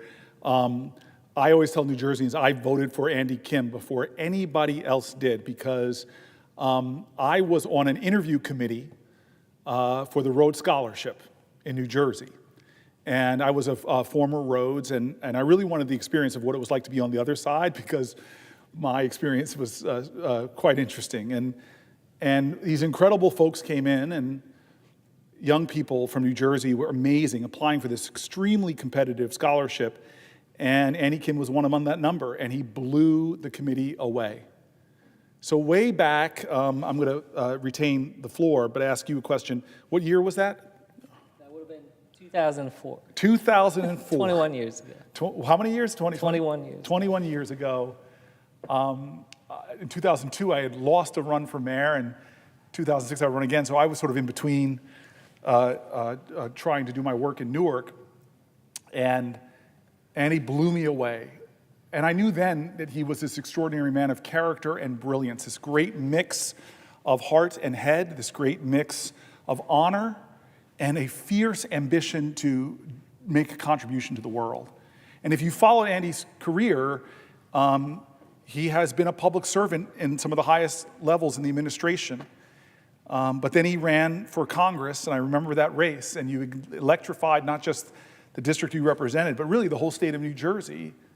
And then he came here. But the moment that I remember most was during the January 6th attack. I was here on the Senate floor in this very seat, and we'll never forget how back here, Mark Kelly, an unbelievable senator who he and I were two of the last people off the floor, along with one of our Republican colleagues, just trying to make sure if anybody broke through, we would be there. I couldn't believe that I was a senator. I was thinking about having to fight my way off the Senate floor. But I remember that we got to an undisclosed location, and then a lot of senators were in safe spots, and a lot of House members were safe spots, debating about what to do. I'm so happy we came back late and continued the business of the government, the transfer of power. But while all these senators were dealing with the big issues and whatever, Andy Kim took a broom, plastic bags, and just began cleaning up under the Capitol dome. Remarkable humility shown in a humble gesture about his love of country. And now here we stand on the Senate floor, the earliest hours of the morning, closing in on 2 a.m., and you asked me this question that I didn't expect, which is, hey, Cory, this now seems to be a time where Democrats are defining themselves about what they're against. Shouldn't we be talking about a vision of what we're for? I am very upset watching what's happening to Social Security, watching what's happening to insinuate fear among seniors who should be retiring with security and peace, cuts and undermining, thousands of people being laid off. All of that is worthy of us standing in the things we're reading. But what I think Senator Kim is really pointing to the fact is that there is bold visions for who we're going to be as a country. He is one of these big believers that we can be a nation that boasts about we are a country where somebody doesn't retire and lives on such a meager check that they're technically at the poverty line. Like Senator Booker, we have more wealth than nations all around the globe, stratospheric wealth in this country, GDP growth. And can't we design a system that doesn't have seniors stressed out and living, those that live off of their paychecks, living there? And the other thing I know you know about, and I just recently did a talk with a Republican friend of mine, Senator Young. We worked on a bill together because we both recognize we're with seniors, that generation, baby boomers, a generation ahead of me. I was about to say ahead of us, but you're technically a millennial. You're a millennial, I'm an Xer. But the generation ahead of me is so big that we're seeing this massive group of Americans soon to be retiring, and lots of people recognize it, calling it the Great Retirement Crisis. Not because Social Security checks won't be there. You're asking me, Cory, what's the great vision for they're going to be there? But because just the reality of that the Social Security checks themselves are so meager. And many other people don't have jobs where they have 401ks and the like. And so, Senator Young, again, this is not a partisan speech. Later I'll be quoting from the Cato Institute, the Wall Street Journal editor, lots of conservatives who point to this not being a normal time in America, this being a crisis moment in America, not just people on my side of the aisle, but Republican governors, Republican thought leaders. A lot of folks are saying that there's a real crisis in our country being caused by the current president, who in 71 days, most people can't say yes. Most people say no to the question, are you better off than you were 71 days ago? And so I want to answer your question by saying this. Everyone should retire with a secure Social Security. I believe there's ways to secure the programs by asking the wealthiest people who pay the smallest percentage of their income into Social Security, while people like the names I'm reading are often paying the most. By the wealthiest people paying a little bit more in Social Security taxes on their income, minuscule, that, as you said, with the gravity of the wealth that's being created in this country, which is, again, something that I'm not against in terms of just people being successful, but this idea that we have a system that creates a fair, secure retirement, that's one thing that we can do. I think also one of these things that we should be talking about right now is how do we make the Social Security system not frustrating for people who complained before Donald Trump laid off tens of thousands of people with Musk, who complained about wait times and other things. There's ways we can improve Social Security services as well. So I think we can do things to secure Social Security in the long term with a simple fix, not by raising the retirement age for people who are struggling, but by doing things by simply saying, you know what, Social Security taxes already are regressive because they cap out at a certain amount. Maybe skip some of the people in the middle under $400,000 or $500,000 a year, make people who are the wealthiest in our country pay a little bit more. That would be my vision. A very small amount would create a secure system. I think we can also do a lot to improve the Social Security services. And then what I did with Senator Young, this is what's special about this place when it happens, is for people to reimagine what economic security could be about. I'm now very quietly, I think I've told you about this, have this great idea that I've been talking about for years called baby bonds, or that every child born in America, and this is not a new idea. We actually scraped it from people years and years ago on both sides of the aisle in here, had this idea that why not in a capitalist society that every child be born with a savings account, a growth account, that government sees it with some money and their entire lives, people can contribute into that tax-free and it can grow. And so that by the time, not retirement, by the time they're 20, 25, 30, they have thousands, if not tens of thousands of dollars to invest in things that create wealth, because right now, lots of people are working paycheck to paycheck and don't have stock accounts, don't have the kind of things that could actually produce a lot more wealth. I'm just throwing that out as one idea, Andy, and I'm going to pause because I know you have another question, and I'm going to yield to the question while retaining the floor. But I just want to say there are so many bipartisan ideas to deal with wealth inequality. I mean, the child tax credit that was unfortunately not made permanent cut child poverty in America in half. It worked for an entire year. And I remember some of my colleagues, from Marco Rubio to Mitt Romney, talking about, hey, we should be expanding the child tax credit. We should be having a bolder vision for American retirement security, for wealth creation, for economic security, but we're not talking about those bold ideas. We have a president who's come in, and one of the first things he's done in 71 days is insinuate fear and insecurity about Social Security by threatening it, by telling lies about it, and by having somebody like Elon Musk calling it a Ponzi scheme, and that's why we get fear. And then they take a hatchet to the actual agency that undermines its ability to deliver service in a good way.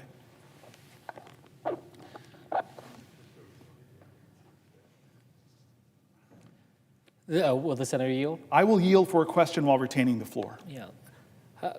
What you raised is absolutely right, and it's front and center in everyone's minds. When my parents immigrated here 50 years ago, they didn't know anybody in the entire Western Hemisphere of planet Earth. But America, it called them, it inspired them, and I asked them once, like, what was it that drew you here? And they said that they felt that here in America, they could guarantee that the family that they raised, that their kids, me and my sister, would have a better life and more opportunities than they did. And that was that sense, that generational progress that is made. But now, I'm standing here with 7-year-old and 9-year-old. I'm hoping fast asleep right now. And I don't know if I can make that same promise to them right now, that I could guarantee them that they will have a better life and more opportunities. So, there is that growing cynicism and pessimism about that American promise I talked to you about. And I just feel like there's an unraveling happening here, where we see this sense of concern, and it's being weaponized by some to create that sense of zero sum, to push us away from this idea that we're part of something bigger than all of us and that we can all lift each other up in that great American project. And it's sad, because as we're getting to that 250th anniversary, it should be a time when we rededicate ourselves to the American project, right? Like recommit ourselves to what the next 250 years would be. But we're entering it now with this sense of pessimism on that front. So, I guess my question to you here is, how do we break out of that tailspin on that front? So, and you got me really excited. You see me sort of pacing back here, because I love that you're a millennial. I'm an X generation. I love the baby boomers, but they're quickly leaving Congress. This is the last baby boomer president we will ever have. I'm confident of that. And the new generations are coming forward to lead in America, and it is time that we dream America anew. It really is. It is time that we revive and redeem the dream.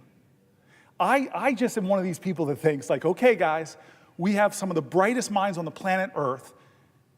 Some of our founding fathers said we need a little revolution every once in a while. Like, we need new thoughts and new ideas and new visions that excite and energize people, that take a lot of the old divisions in our country and erase them and remind people we have common cause and common purpose. And I want to get people excited again about the American dream. I want to renew the dream, redeem the dream. We can do that. I'm so excited about it. And financial security, it is absurd that we don't have the greatest plan to create wealth, not for the favored few simply. Again, the top quartile in America has crushed it the last 25 years. Heck, under Obama alone, the stock market doubled, but most Americans don't own stocks. So people who are sitting on passive wealth were able to grow and grow and grow and grow, while working Americans saw their prices going up, housing becoming unaffordable, and the idea of the American dream under assault. And it ticks me off that other countries are trying to out-America us. They're trying to take our secret sauce that we seem to be turning our back on. Affordable higher education, apprenticeship programs. I mean, some of our European competitors, job disappears at 40, you can go right into an apprenticeship program where you can earn and learn and end up in a career that gives you not just success, but you thrive in. There is no idea that we can't conceive as a country. This is an idea and a time that I just think that we need to start being bold again in our visions for collective prosperity, for everyone to thrive, not just the favored few, but the many. And I'm telling you, those ideas are out there, whether it's baby bonds, a child tax credit, investing in science and research. There's so many things. But you are, can I say this to you affectionately? You are a nerd, as am I. We're two guys that love to read, that love American history. We're two guys that this body, go back a century, they never imagined that we'd be here, okay? And one of my favorite speeches of all time was when Daniel Webster got on Bunker Hill, and he delivered the speech, I'm going to read the introduction to it, to commemorate the 50th anniversary of the Revolutionary War battle at Bunker Hill, in which the outnumbered colonists inflicted such heavy losses on the mighty British forces attempting to evade.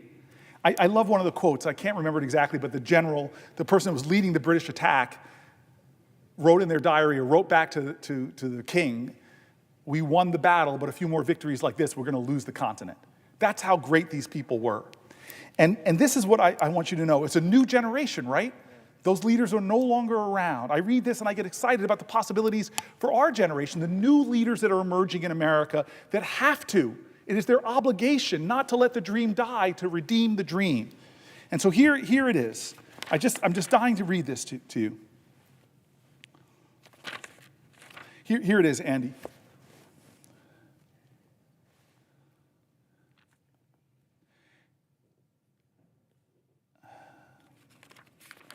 I don't want to read too much of it to you. Okay, here we go.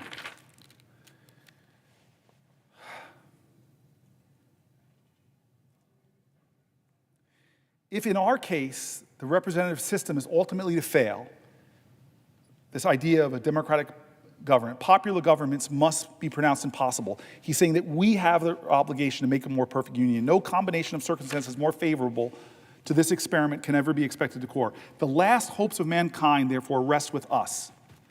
Can we make this democratic experiment work? And it should be proclaimed that our example had become an argument for the experiment. The principle of free government adheres to this American soil. It is bedded in this soil. It's as immovable as this nation's mountains. And let the sacred obligations, this is the part, and Senator Kim, and let the sacred obligations which have devolved on us this generation and on us sink into our hearts. The sacred obligations. Those are daily dropping from among us, who established our liberty and our government. The generation that established this nation are now dying.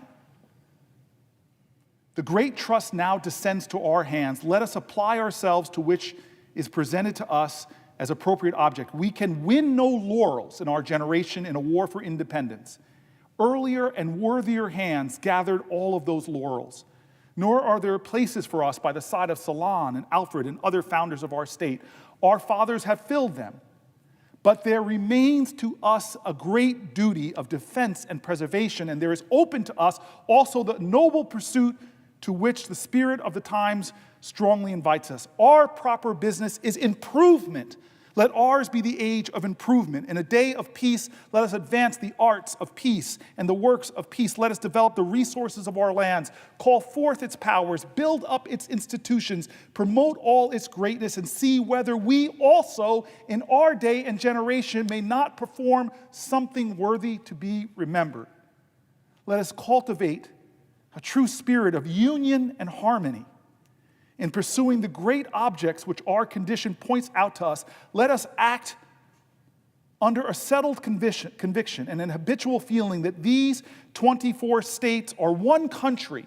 Let our conceptions be enlarged to the circle of our duties. Let us extend our ideas over the whole and vast field in which we are called to act. Let our object be our country, our whole country, and by the blessings of God, may that country itself become a vast and splendid monument, not of oppression and terror, but of wisdom, peace, and liberty, upon which the world may gaze with admiration forever. That's a bold vision. This bold vision that doesn't give up on America, doesn't surrender to cynicism about America. That's who you are, Andy Kim, and that's what gets me excited.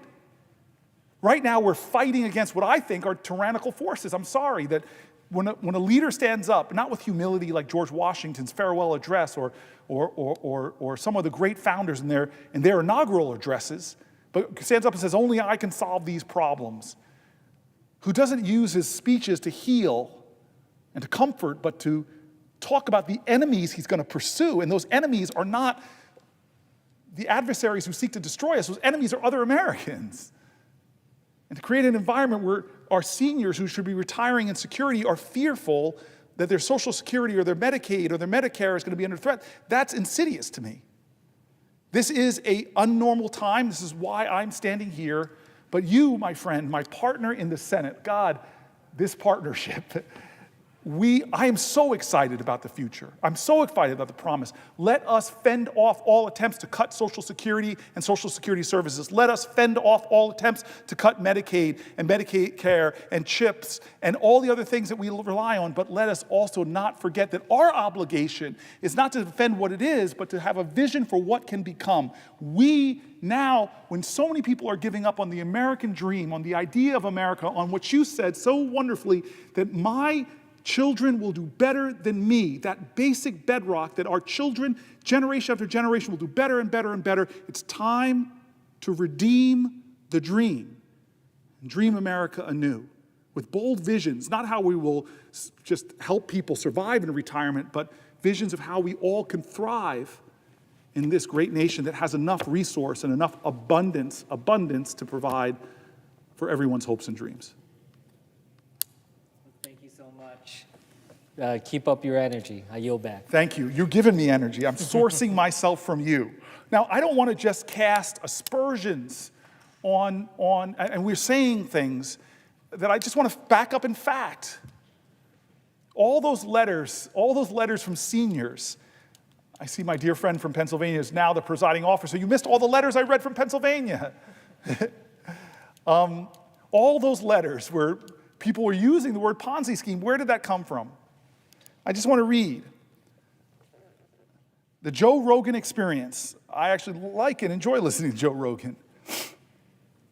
Elon, Social Security is the biggest Ponzi scheme of all time. Now that's a big statement. The biggest Ponzi scheme of all time, Elon says. And Joe Rogan says, why? Explain that. Oh, Elon says, so, well, people pay into Social Security, and the money goes out of Social Security immediately, but the obligation for Social Security is your entire retirement career. So you're paying with your, and I'm reading this verbatim, you're paying with the kind of people you're paying, like if you look at the future obligations of Social Security, it far exceeds the tax revenue far. If you've looked at the debt clock, Rogan says, yes. Okay, there's 3 there's, I'm reading it verbatim, our present day debt, but then there's our future obligations. So when you look at the future obligations of Social Security, the actual national debt is like double what people think it is because of the future obligations. Rogan, Elon. So basically people are living way longer than expected. That was the evidence of a Ponzi scheme. Now let's correct something. The reason why we have a massive debt in America, lots of people should take ownership over it, but the biggest debt creator in the last, say, 25, 30 years is the President of the United States, current one, in his first term by blowing massive holes in our deficits to give tax cuts that went way disproportionately to the wealthiest Americans and corporations. And he wants to renew those tax cuts that independent budget folks are saying could add trillions of dollars to our national deficit. So if he's talking about the debt clock or whatever he was talking about, he is a part of an administration, even though he's unelected and not approved by Congress and whatever, he and his president, the richest man in the world and the most powerful man in the world together, they're driving an agenda that's going to drive this deficit much bigger. And they're going to try to pay for some of it, not all of it, because it's trillions of dollars of projected debt. They're going to try to pay for some of it by cutting NIH grants, by cutting Medicaid, by cutting staff at Social Security. So no, Social Security is not a Ponzi scheme. People paid into it. And as Andy Kim and I just talked, there are ways to preserve it, strengthen it, make it better. It's a program that pays benefits after a lifetime of work. It's never missed a payment. It's never run out of money. It's an insurance program, but don't take my word for it. Here is Current Affairs Magazine editor Nathan Robinson writing on March 7th, Why Social Security is Not a Ponzi Scheme. That's a great title. Old age insurance is not a scam, and it's not destined to collapse. Proponents of privatizing or limiting Social Security are constantly telling lies about it. So here's the article. Elon Musk has called Social Security a Ponzi scheme, comparing it to a scam in which a con man must keep finding new suckers in order to disguise the financial unsustainability of the enterprise. The term has also been used by libertarian commentators as reasons and the Hoover Institute, who try to convince people that the program is fundamentally broken and unsustainable, because both Social Security and Ponzi schemes take money in the form of new contributions, which they pay to old ones. It is easy to craft a superficial resemblance between the two, but Social Security is not a Ponzi scheme, and it's important to understand why. Because the comparison is used to generate the illusion of Social Security crisis that can be used to justify major benefit cuts or even the elimination of the program altogether. Under the Ponzi scheme differences between old age insurance and Ponzi schemes, we can train ourselves mentally to resist the propaganda that is used to try to convince the public to support undermining one of our most important social welfare programs. Let's think about a few different cases in which money is pooled and paid out. First, let's imagine a company has a pension scheme. I realize this may be difficult to imagine these days, but stick with me for a minute. Workers pay 5% of their income The employer pays in an equivalent amount to 15% of the worker's income. When the worker was retired, they get a fixed benefit every year for the rest of their life, equivalent to some percentage of what their salary was. Let's call that scenario A. Now let's imagine a different scenario. 5 uncommonly astute middle schoolers create a rudimentary insurance scheme to guard against being punished by their parents. The children all go to the mall every week and play arcade games together. They each get an allowance of $10 a week which they spend at the arcade. What they decide to do is to spend $9 each week instead and put $1 a week into a fund. If one of them has their allowance taken away by their parents, the fund will pay the arcade money for the week. That way, nobody in the friend group is ever deprived of the ability to go to the arcade. We're going to call that scenario B. Finally, let us imagine a scenario in which a fraudster tricks a group of old people into giving them their money. He says that if they invest their retirement money with him, he can guarantee them a 20% year return, risk-free. They invest. He provides them with statements showing that their money indeed is growing at 20% a year. When they ask him to pull a portion of their money out so they can spend it, he disperses it. But what he actually is doing is spending all their money and providing fake statements. He's able to keep paying withdrawals because he's constantly recruiting new suckers, just enough to cover what people are withdrawing. Eventually, people get suspicious. Too many try to withdraw their money at once, and he flees the country. This is a Ponzi scheme named after the Italian con man, Charles Ponzi, who fleeced people in this way. We will call this Ponzi scheme scenario C. Notice that there are similarities and differences between the three scenarios. The similarity is that there is a fund that some people are paying into while others are being paid. Another similarity is that all three are potentially unstable. If in scenario A, company pension employee starts living a very long time and in retirement, the amount of money in the pension fund might not be able to cover the promised benefits, necessitating an adjustment of the contributions from the next generation of workers. Or if in scenario B, middle school arcade insurance, one of the kids might be so unruly that his parents are spending his allowance every other week, requiring the adjustments of the rules of the payouts or contributions to keep the fund stable. Scenario C, the Ponzi scheme, is the most unstable of all because it depends on an elaborate fraud, on fake accounting that disguises the fact that nobody has the amount of money that they are being told they have. It only lasts until people try to actually use the money, but scenarios A and B could also collapse if they're not managed well.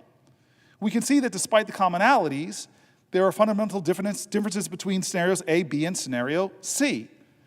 The first two are legitimate ways for people to pool and distribute money, and they can work just fine, accomplishing their intended purpose. The third is a fraud in which people's money is being stolen. The difference is more important than the similarities. I have laboriously laid out these examples in hopes that we can better understand why Social Security can be made to look like a Ponzi scheme, but it isn't one at all. Social Security is the biggest Ponzi scheme of all time, said Musk. People pay into Social Security and the money goes out of Social Security immediately, but the obligation for Social Security is your entire retirement career. Now, it's true that in an insurance system, the incoming payments from new people might be used to fund outgoing payments to people who are already part of a Ponzi scheme. But that's not what makes a Ponzi scheme a Ponzi scheme. Musk, not for the first time, doesn't know what he's talking about. One of the reasons Social Security can be made to seem like a Ponzi scheme is because people may misunderstand how it works. People might think that Social Security saves their money over time, and then when they retire, it pays their money back. Not quite how it works. It's not like a savings account. The money I pay in is not saved up for me. It's paid out to today's beneficiaries.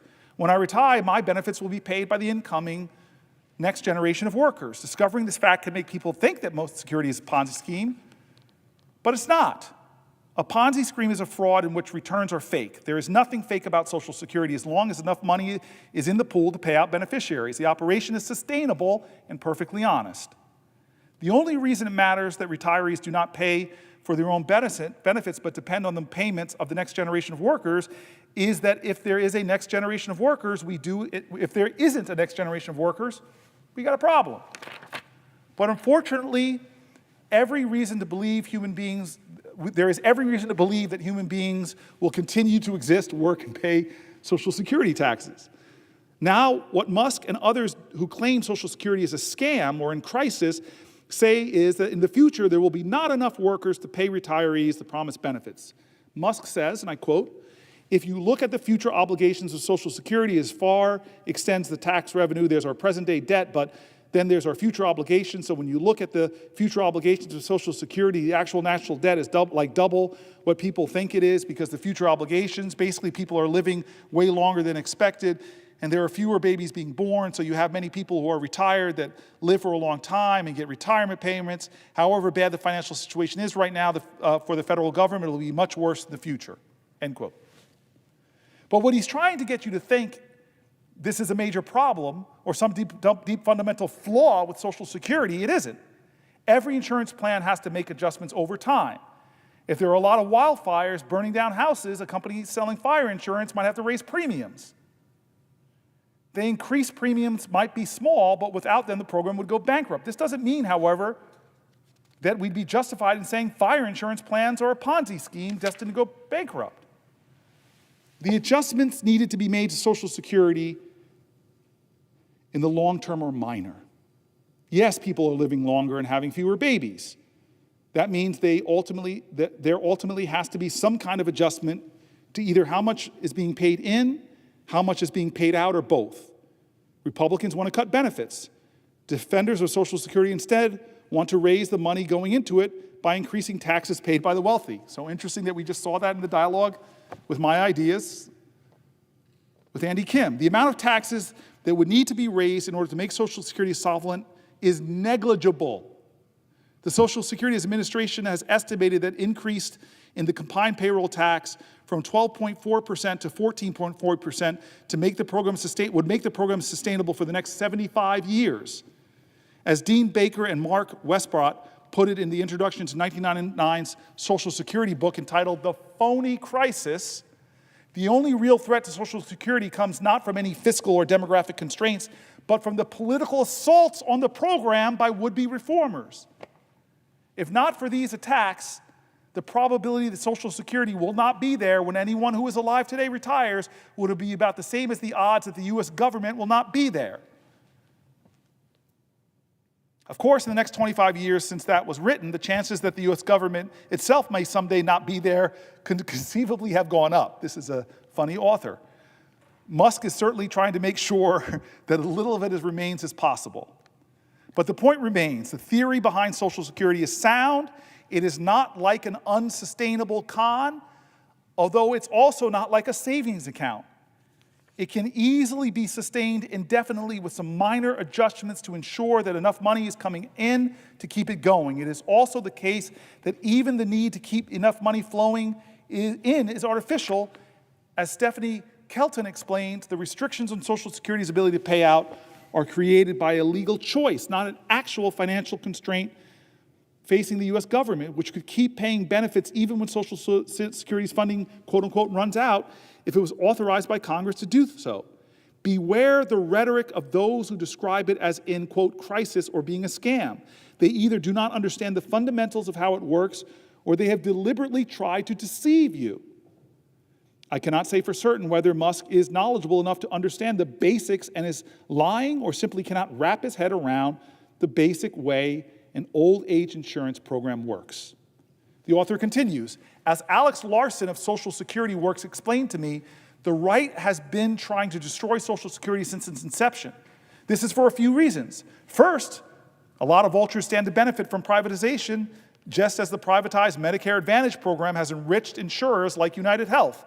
Second, the right believes that individuals should be responsible for their own fates, has an ideological opposition to government social welfare programs, even if this results in a bunch of old people being poor. They see Social Security as an offensive, big government intrusion into the free market, something that compels people to put money into a retirement program whether they want to or not. The problem is that most of the public doesn't share this hatred for the concept behind Social Security, and the program is overwhelmingly popular on both sides of the political aisle. Because they have failed to win the ideological argument, the right must therefore convince the public of a different argument, that the program is collapsing and doomed and can only be saved through major benefit cuts, which will be stated as a euphemism of raising the retirement age. Hence the propaganda about unsustainability and Ponzi schemes. This can be effective if you don't know much about how Social Security works. It's easy to be convinced that there's something fishy about its payment structure or that it's heading for some dire financial apocalypse. But this is not the case. Baker and Westbrot are right, that the threats to Social Security come from those who say they're trying to save it from a crisis. We need to have a clear understanding of what's going on so we can fight to save the program that works just fine and can easily be made to continue providing retirement benefits to every subsequent generation of Americans, ideally ensuring that nobody has to endure old age poverty.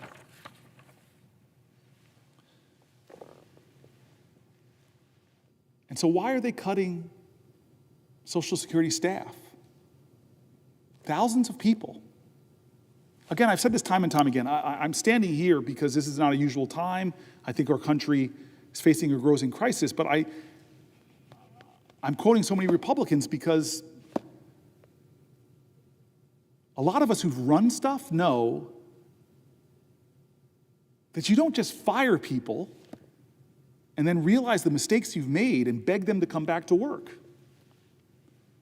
They know that you don't just fire people that do essential functions in a program before you've even done assessments of what your goals and ambitions are for Social Security. It's clear that their goals and ambition is in the best customer service to improve the complaints that I've heard over the years about waits, unreturned calls, challenges at Social Security offices. That's not their ambition. We've missed a big opportunity to come together in this nation and start to really reimagine our government that works for people, that can do big things, that can serve folks, and instead we are trying to demonize people. We're trying to lie about critical programs, call it a Ponzi scheme, make up out of thin air that somehow we're paying thousands of people that are over 150 years old fraudulently. We're better than that. To that point, I just want to again make my facts clear. Here's an Associated Press fact check from the president's speech. Tens of millions of dead people aren't getting Social Security checks despite Trump and Musk's claims.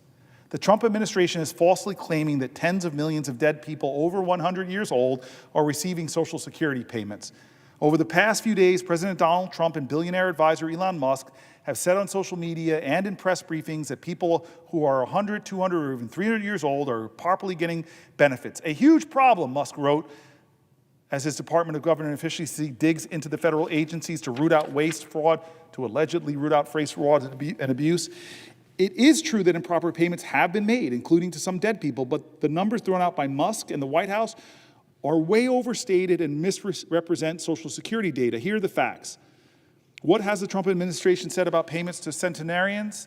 On Tuesday, Trump said in a press briefing in Florida that we have millions and millions of people over 100 years old receiving Social Security benefits. They're obviously fraudulent or incompetent, Trump said. If you take all those millions of people off Social Security, all of a sudden we have a very powerful Social Security with people that are 80, 70, 90, but not 200 years old, President Trump said. He also said that there's one person in the system listed as 360 years old. Last Monday, Musk posted a slew of posts on social media including maybe Twilight is real and there are a lot of vampires collecting Social Security, and, quote, having tens of millions of people marked in Social Security as alive when they are definitely dead is a huge problem. Obviously, some of these people would have been alive before America existed as a country. Think about that for a second, end quote. On Wednesday, Social Security's new acting commissioner, Lee Dudek, acknowledged recent reporting about the number of people older than 100 who may be receiving social benefits from Social Security. He said, quote, the reported data are people in our records with a Social Security number who do not have a date of death associated with their record. These individuals are not necessarily receiving benefits. Quote, I am confident that with DOJ's help and our commitment of our executive team and workforce that Social Security will continue to deliver for the American people, Dudek said. How big of a problem is Social Security fraud? A July 2024 report from the Social Security's Inspector General states that from fiscal years 2015 through 2022, the agency paid out almost $8.6 trillion in benefits, including $71.8 billion, or less than 1%, in improper payments. Most of those erroneous payments were overpayments to living people. In addition, in January, the U.S. Treasury clawed back more than $31 million in a variety of federal payments, not just Social Security payments, that improperly went to dead people, a recovery that former Treasury official David Lebrick said was just the tip of the iceberg. The money was reclaimed as part of a 5-month pilot program after Congress gave the Department of Treasury temporary access to the Social Security Administration's full death master file for 3 years as part of the omnibus appropriation bill in 2021. The Social Security Administration maintains the most complete database of individuals who have died, and the file contains more than 142 million records which go back to 1989. Treasury estimated in January that it would recover more than $215 million during its 3-year access period, which runs from December 2023 through 2026. So are tens of millions of people over 100 years old receiving benefits? No. No. No. But the letters I read from scared people across the country show what happens when a president lies, when his unelected, biggest campaign contributor, richest man in the world, just continue to make public statements to insinuate fear and doubt and chaos, and then make announcements that they have to take back, that they're going to end call-in service, which so many seniors rely on. Then they create more fear when people see that posted government buildings that are to be sold at auction to the private sector are actually the addresses of their Social Security offices. Why, everywhere I'm going around my state, everywhere have gone around the country in the last few weeks, and my mom and her mostly Republican senior community are all up in arms and feel this fear, or the people that we read about who write letters about losing sleep, it's because of the chaos, the crass cruelty, the unjustified cuts, and attacks on a program that is the bedrock between security and financial ruin for so many Americans. Here's a Wall Street Journal writing about this, how Trump and Musk are undermining Social Security. Dealing with Social Security, Wall Street Journal writes, is heading from bad to worse. The agency administers benefits is cutting staff and restricting services as part of the Department of Government Efficiency's review. The Wall Street Journal writes, the federal agency that administers Social Security benefits is facing a customer service mess. The Social Security Administration is cutting staff, restricting what recipients can do over the phone, and closing some local field offices that help people in person. The number of retirees claiming benefits has risen in recent years as boomers age. Few federal agencies reach as far into Americans' lives as Social Security, which delivers a monthly check to some 70 million people. Many of those people now fear that the changes, part of President Trump's powerful overhaul of the federal government through the Department of Government Efficiencies, are eroding confidence in the nearly 90-year-old program. The Wall Street Journal continues, agency officials have acknowledged that because of planned reduction in services over the phone, there will be longer wait and processing times. An estimated 75,000 to 85,000 additional visitors a week could show up at local field offices, according to an internal memo sent by Doris Diaz, the acting deputy commissioner for operations. Details of the memo, which were reviewed by the Wall Street Journal, were reported earlier by the Washington Post. This is likely to tax the agency's 800 number, where people typically make appointments for office visits. Already, Social Security recipients have complained about customer service. Holly Lawrence made several unsuccessful attempts to reach a human before she filed her Social Security claim. Holly Lawrence, 64-year-old, made several unsuccessful attempts to reach a human before she filed her Social Security claim online. The Washington, D.C.-based freelance journalist said she called the agency's 800 number several times starting in February. Each time she got an automated voice that warned of a 2-hour wait on the phone. Her calls were disconnected before she could leave a message or request a call back. She gave up trying to reach a customer service agent and created an online account on the agency's website on March 3rd. She had to wait 2 weeks for an account activation code to arrive in the mail before she could submit her claim. She's still waiting for that claim to be reviewed and processed. Lawrence said she has virtually no retirement savings. I'm financially strapped and cannot afford to get a financial advisor. It was important for me to be able to talk to someone at Social Security, she said, adding that she's concerned that the customer service delays she encountered could negatively affect others who don't have the strength to persist. Wall Street Journal continues, Social Security has a reputation as the third rail of American politics, a benefit to which elected officials make cuts at their own risk, risking their reelection. Donald Trump has vowed not to cut benefits, but he and Doge's leader, Elon Musk, have made unfounded claims of widespread fraud in the program. I'm going to repeat that sentence by the Wall Street Journal. He and Doge's leader, Elon Musk, have made unfounded claims of widespread fraud in the program. Commerce Secretary Howard Lutnick said in a recent podcast interview that if Social Security checks were hypothetically delayed, it might catch those guilty of fraud because they would make the loudest noise, screaming, yelling, and complaining. Critics say turmoil at the agency is undermining trust in the safety net programs. They're killing those programs from the inside, said Illinois' Governor Pritzker. The result of which is we don't know what they are doing to tear down the scaffolding that holds Social Security together. Doge has gained access to systems containing personal information, but a federal judge has temporarily blocked those efforts. On Friday, Leland Dudek, acting Social Security Commissioner, threatened to shut down the agency because of the judge's order, but later reversed course. Dudek, the acting commissioner, said the changes are designed to make sure the right payment is to the right person at the right time. It's a common sense measure. Even before Doge's plans went into motion, the agency's customer service operation had shown signs of strain. Roughly 47% of the 250,000 people who call Social Security's 800 number on an average day have gotten through to a representative this year. Only 47% got through to a rep.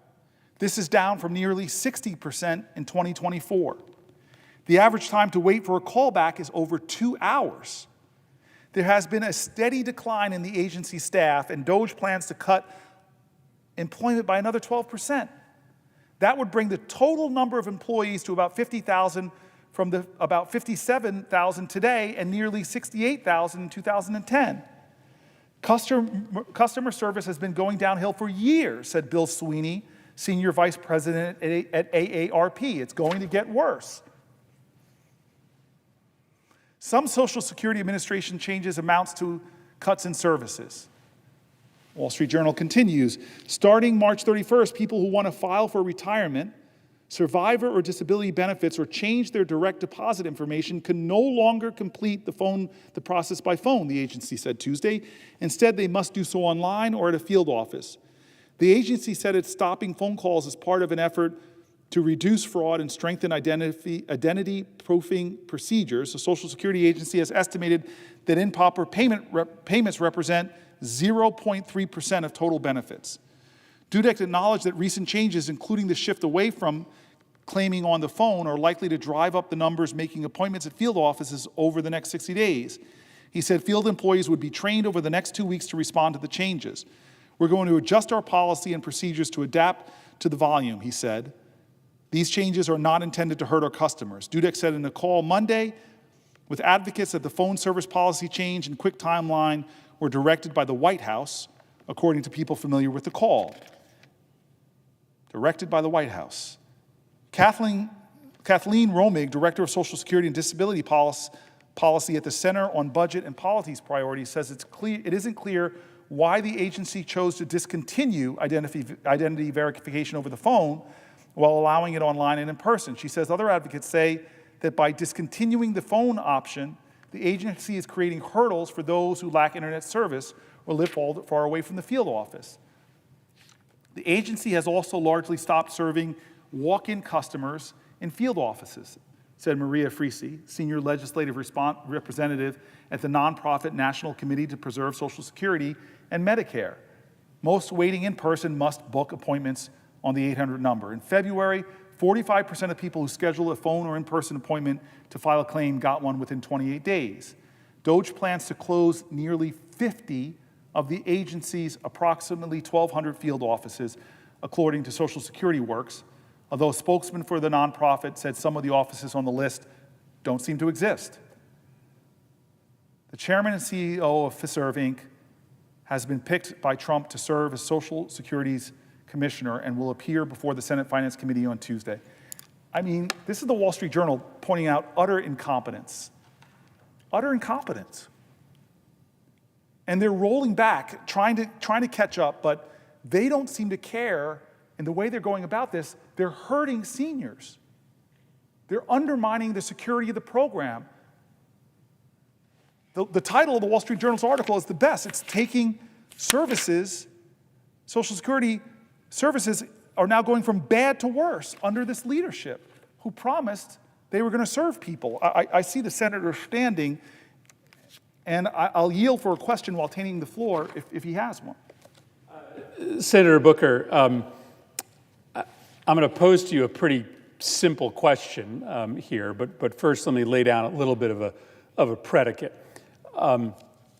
We've heard already some talk tonight about this extraordinary statement, but not terribly surprising from the Secretary of Commerce. This is a close friend of the president, somebody who's very close to all the decisions being made in the White House, where he said, that if a Social Security recipient misses their check for a month, then they should not complain. My mother-in-law wouldn't complain. That's easy for him to say. Maybe you wouldn't complain if your son-in-law was a billionaire. You probably are not going to be harmed by missing a Social Security check if you've got a billionaire in the family, but 99.99% of Americans do not have a billionaire that they can get on the phone if they miss a month, and 1 month's Social Security check disappearing is a cataclysm for a lot of families. As I was listening to you, I just did a little bit of easy back of the napkin math. So the average Social Security check on a monthly basis in this country, is somewhere around $2,000. Obviously, it varies based upon how much money you put in and what your income was, but on average, it's about $2,000. Now, some Americans have supplemental retirement income, but fewer and fewer do today because it's just not the case any longer that employers are going to provide for you a defined benefit plan. So if you were working minimum wage your entire life, or if you were working a low-wage job, you're not going to have money to put away in Social Security. I remember during one of my walks across the state of Connecticut, spending about a half an hour walking with an elderly gentleman in Willimantic, Connecticut. And, he told me, a story that is not atypical. He worked his entire life, most of his adult life, he worked for Walmart. He was really proud of working for Walmart. He helped a whole bunch of people in his community. He was working for a great American company, a company he was proud of. He was helping people every single day that lived in his neighborhood get what they needed when they came into the store. But the wage he was making at Walmart. He was making very little, and they didn't have any defined benefit plan. They would, let him save a little bit of money if he could find the means, but he couldn't, because every single dime that he made from Walmart had to go to rent and groceries and medicine and cell phone bill and transportation. And so he worked for 20 years at Walmart, and when he retired, you know how much he had in savings? Zero. And he felt like he had done everything people had asked him for. He worked for a great American company. He helped people.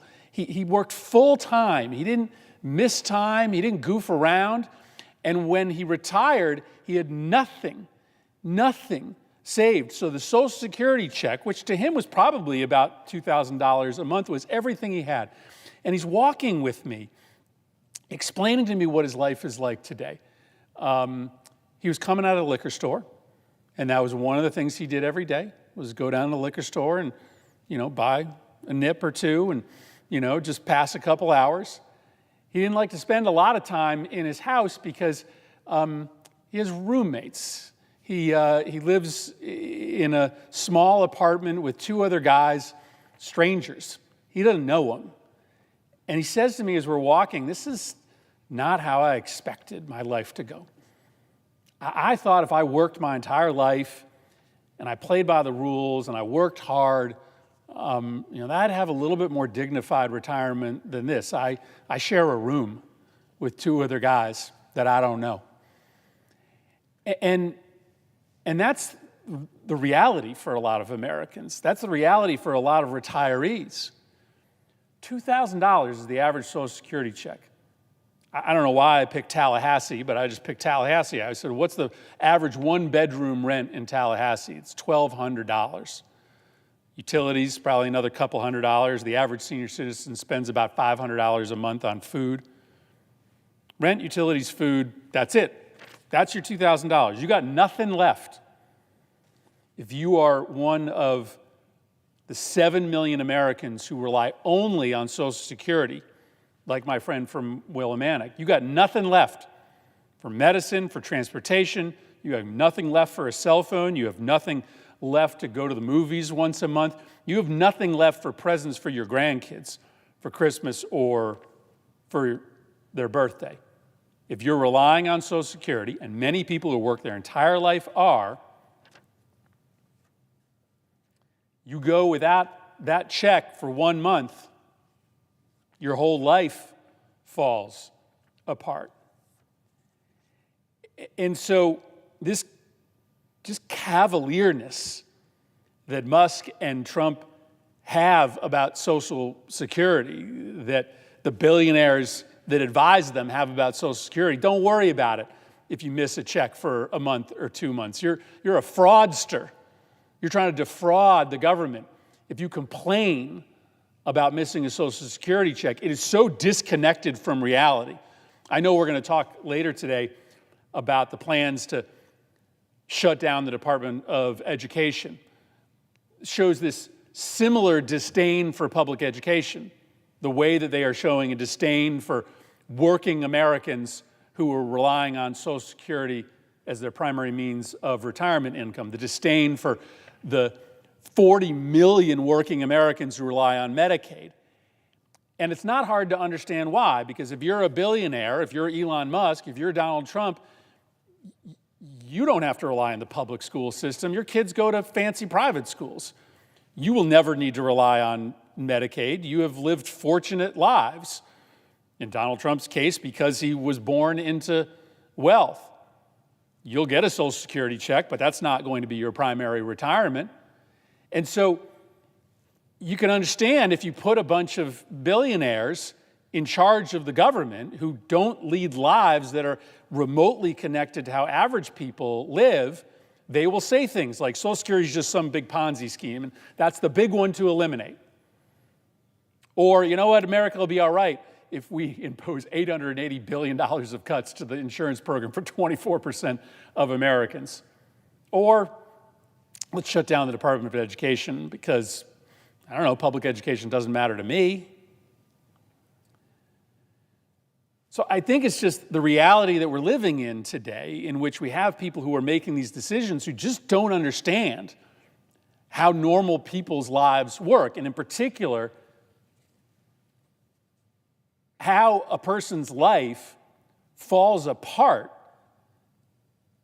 if they have any diminution in their Social Security income when the average check is $2,000 a month and the average expenses in most cities for a senior citizen who relies on Social Security is going to be far higher than $2,000 a month. Here's my question for you. You laid out what's going on in Social Security today. It's like the opposite of efficiency. Right? It's called the Department of Government Efficiency. And like what we know for certain in the Social Security system is that everything they're doing has the intent of making the system less efficient, right? You don't just close dozens of offices and shut down the phone system to make the system more efficient. You do that to make the system less efficient. And so I'm trying to figure out why. right? I'm trying to figure out why. And I'll give you, two theories and then let you tell me if you think I'm right or I'm wrong. It could be a pretext to eradicate the whole system. What did they say about USAID?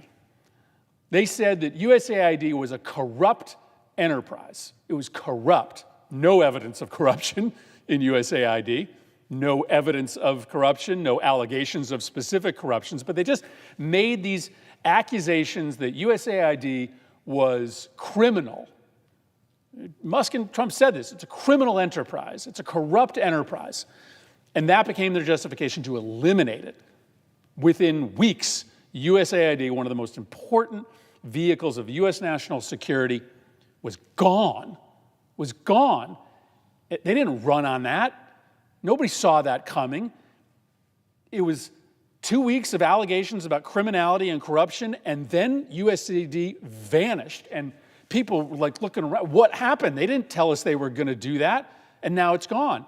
They certainly didn't run on eliminating Social Security or cutting people's benefits.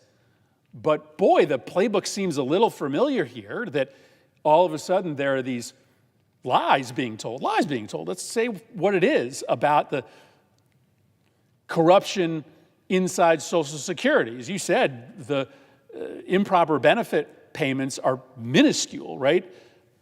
0.3% of overall payments. And so is this a pretext to ultimately make big cuts in Social Security? Or alternatively, is it just part of a plan to just sort of put the entire country on edge, right? To just make everybody wake up in the morning wondering whether they're next, right? Is it my Medicaid benefit that's going to be cut? Is Social Security going to be there for me if I'm a federal employee? Is my job here next week? And is that a means of distracting you from the corruption and the thievery that's happening at the highest levels of government? Is that in service of an agenda to try to convert this country from democracy to something else? If everybody is just so focused on the next hit, Medicare, Medicaid, Social Security, my son losing his federal job, is that a means to ultimately try to drive an agenda through the back door while people are looking at the threats coming at them through the front door? It's clearly not about efficiency. I mean, that's what we know. The changes they're making to Social Security are not about efficiency. So the question is, what's the agenda here if it's not efficiency? And again, you and I, presiding officer, there's a lot of people here I know that operate from just a place of just decency. There are problems with government. We need to fix them.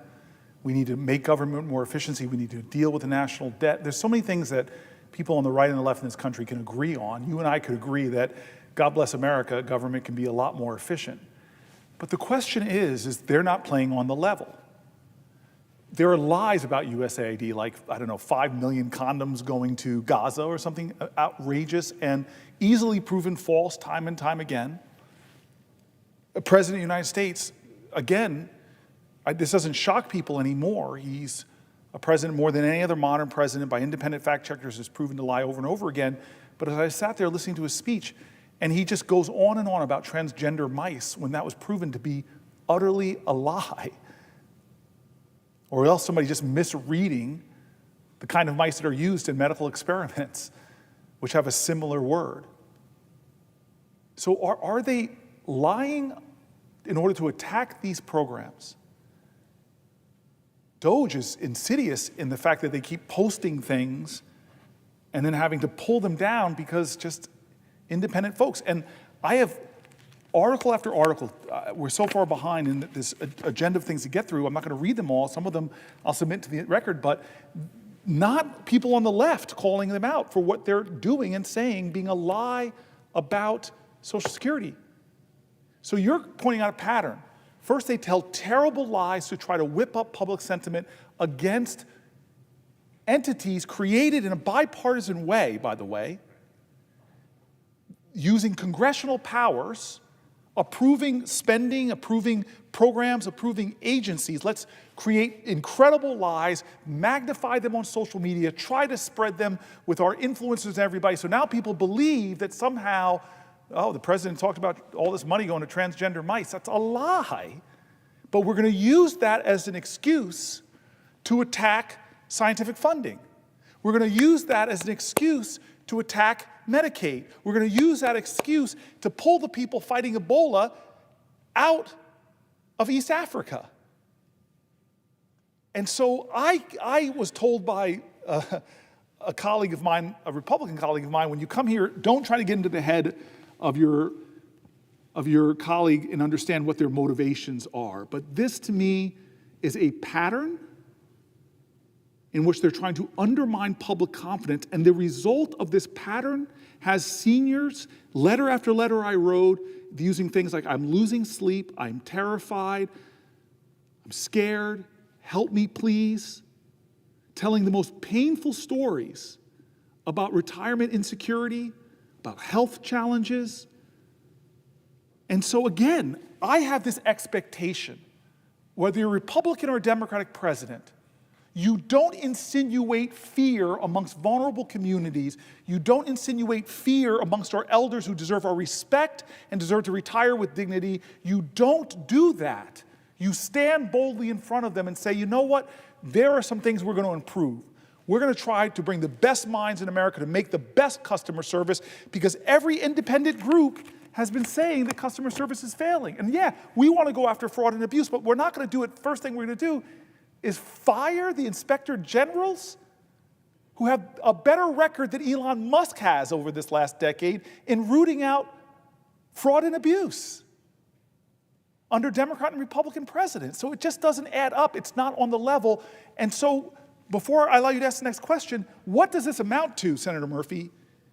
Ultimately, what this amounts to is an attack on the programs, the health care, the services, the retirement security that millions of Americans rely on. And often for them, what they're relying on is the difference between safety and security and chaos and destitution. I'm not exaggerating that. When somebody's Social Security check is the only income they have, and they've already downsized, as you said, brought in roommates, doing everything they can cut costs, because under this president, costs are going up. This is why we have to stand and not let this happen. Yes, I will yield for a question while retaining the floor. So there's also a third agenda here. We were not necessarily both here at this time, but a few Republican administrations ago, there was an attempt to privatize Social Security, to take, the corpus and move that money into the hands of the private sector for them to manage the money and, of course, charge a fee or a commission for the management of the money. The Social Security Trust Fund, if sort of fully handed over to investors on Wall Street, could make a lot of money for that industry. The American people rose up against that. It was stopped in its tracks, but that is still a priority for a lot of allies of the president to get their hands on that money inside Social Security. And again, I'm previewing a future conversation, but I keep on making the analogy to what is happening inside of the education space, because those same industries, whether it be investment banks or private equity firms, get wide-eyed at our public education dollars as well, because they would love to get their hands on those public education dollars and have private equity companies running our elementary schools and middle schools and high schools and skimming a little bit of money off the top to pay back their investors. And so, the other potential agenda here is to attack the public administration of Social Security, attack the public administration of our public schools, in order to shift that administration and the oversight of the investments in the case of Social Security to the private sector, so that the president can hand those functions and that oversight to friends in the private sector. And once again, it just becomes a money-making vehicle for folks who already are doing very well, instead of an exercise in just trying to promote good governance, instead of the agenda simply being the education of our kids or the administration of a benefit program. It just becomes about making somebody else money. I pose that as a question to my friend, because we saw this attempt to try to privatize Social Security, and you can certainly see at the end of this assault, this false assault on the inefficiency of the public administration, the solution being to turn the program over to the private sector, the privatization of Social Security that many Republicans have wanted for a long time, finally coming to fruition. That's the problem, right? Is that if you have an idea, bring it. Let's have a national debate. Let's bring in experts. Let's have a debate. The person you're talking about, Bush, who had that idea, he had the good sense to say, you know what? I'm not going to try to kill the agency. I'm not going to lay off thousands of their employees. I'm not going to drive the services it provides, make them worse, to be called out by right-leaning newspapers and right-leaning writers. I'm actually going to bring my idea forward, and let's have the debate in Congress. Let's bring people together. Let's hold the hearings. Let's have the conversation. I can deal with that, because this is going to surprise you, Senator Murphy, is I've had conclusions about policy positions that I've changed over the years. When I had a debate, I had a contest of ideas, people have persuaded me. But that's not the way Trump operates. He tried to kill health care without a plan. The powerful letter I read by John McCain about why he voted no is because it was first, kill this thing that people rely on. Don't worry, trust me, we'll figure it out later. That's what's happening with Medicaid right now. There's no conversation about how to better provide health care to the tens of millions of people that rely on Medicaid, from our seniors to expectant mothers to people with disabilities. No conversation. They're just sending people into dark rooms and saying, here's $880 billion I need, find a way to cut it, let's kill it, and then see what happens. Ready, fire, aim. Ready, fire, aim. Look, Senator Murphy, I prepared for so many days on this, and we're talking about the point, so I'm going to submit, there's lots of articles here that I'm going to submit to the record without objection from the presiding officer. I'd like to submit a Washington Post article about long waits, waves of calls, website crashes, Social Security is breaking down. May I submit this for the record? Without objection. Thank you to the presiding officer and my friend who I'm keeping up at 3 a.m. He's a kind, generous man to be here. Here's a closure of Social Security offices, 47 closures across the country in red states and blue states, everywhere between. Closures of Social Security offices. I know everybody's talking about cutting Social Security, but what they're doing right now is grinding the services of Social Security, grinding them down. So with the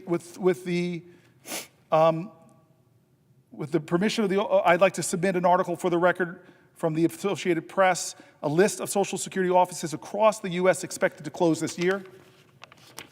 Thank you very much.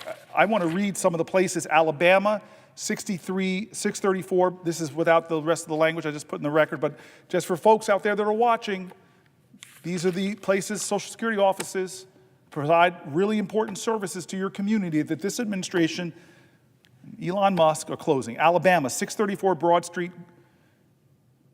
Arkansas, 965 Holiday Drive, Forest City. 483 Jefferson Avenue in Texarkana. In the great state of Colorado, they're closing 825 North Crest Drive, Grand Junction. In Florida, they're closing 4740 Dairy Road in Melbourne.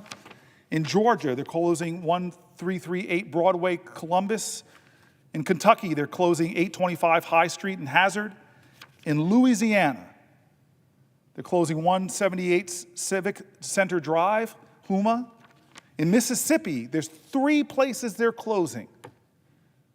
4717 26th Street, Meridian, to the great people that live there. 604 Yalabusha Street in Greenwood. 2383 Sunset Drive in Grenada, Mississippi. In Montana, they're closing 3701 American Way. They're closing Social Security offices in North Carolina, 730 Roanoke Avenue, Roanoke Rapids. They're closing 2123 Lakeside Drive in Franklin, North Carolina. They're closing 2805 Charles Boulevard in Greenville, North Carolina. I know that town. They're closing 1865 West City Drive in Elizabeth City, North Carolina. In North Dakota, they're closing 1414 20th Avenue, Southwest, forgive me, the great people that live in this community, but Minot, I'm pronouncing it. I'm sure I'm butchering it. In Nevada, where my mom lives, in the city my mom lives, they're closing 701 Bridger Avenue, Las Vegas. In New York, 75 South Broadway, White Plains. My mom worked there. And 332 Main Street in Poughkeepsie, New York.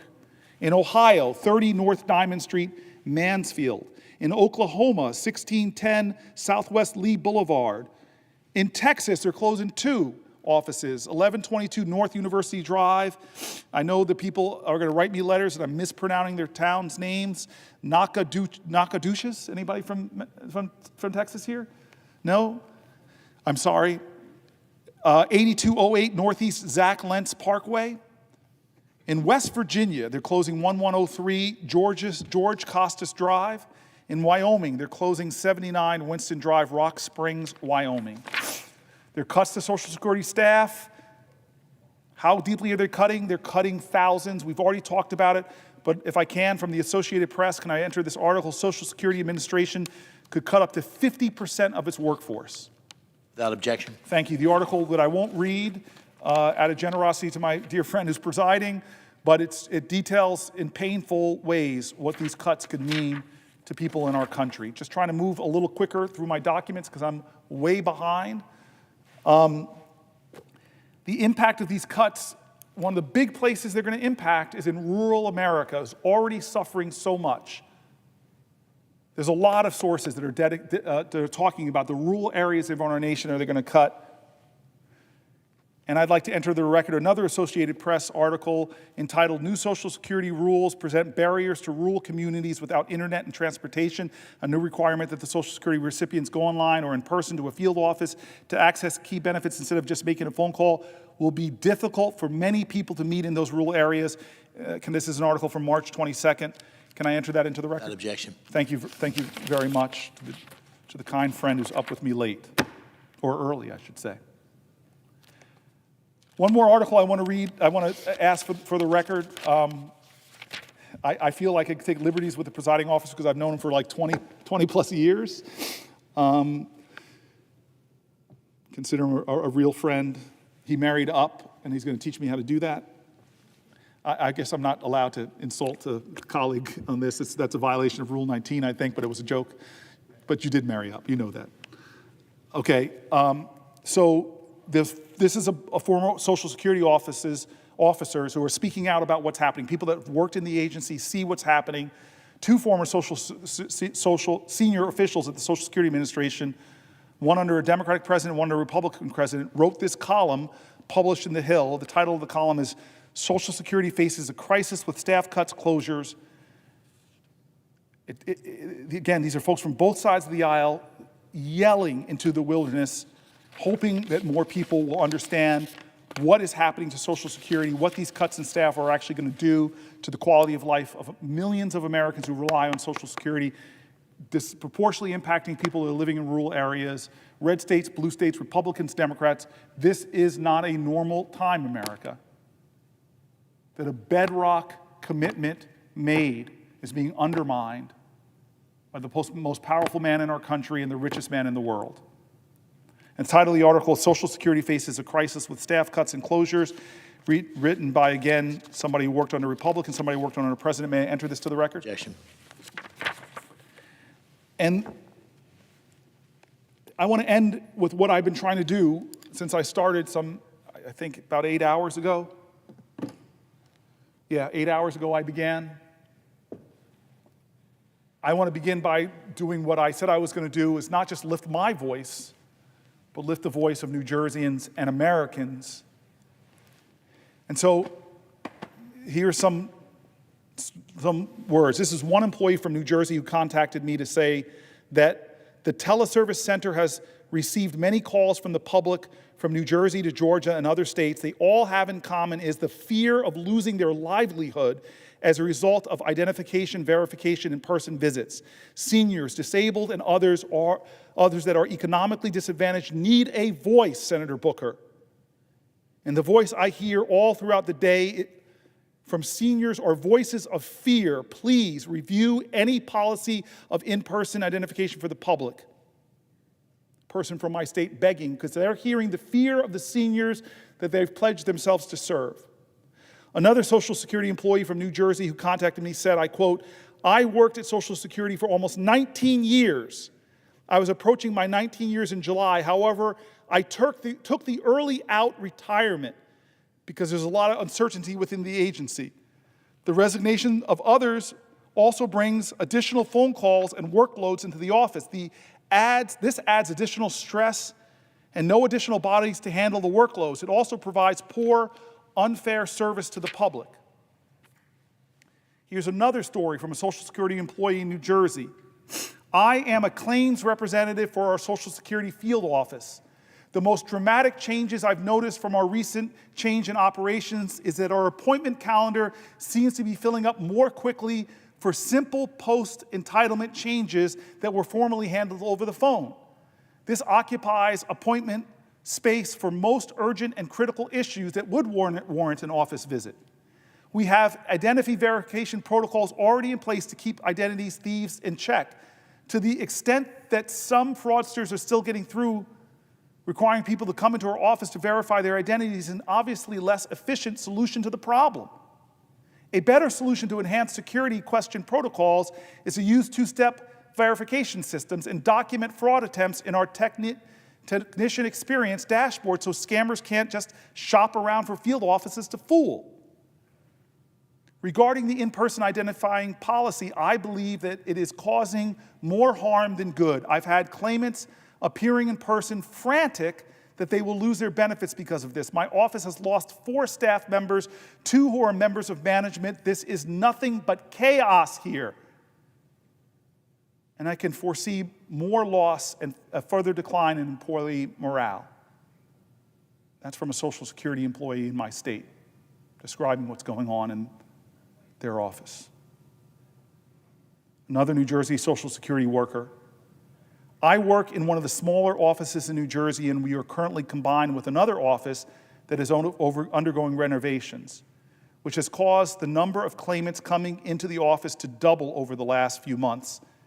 And although we do have extra staff, because the staff have been deployed to our location, it doesn't change the infrastructure of the building, such as the number of desks available to do in-person interviews and provide adequate waiting space for double the amount of claimants.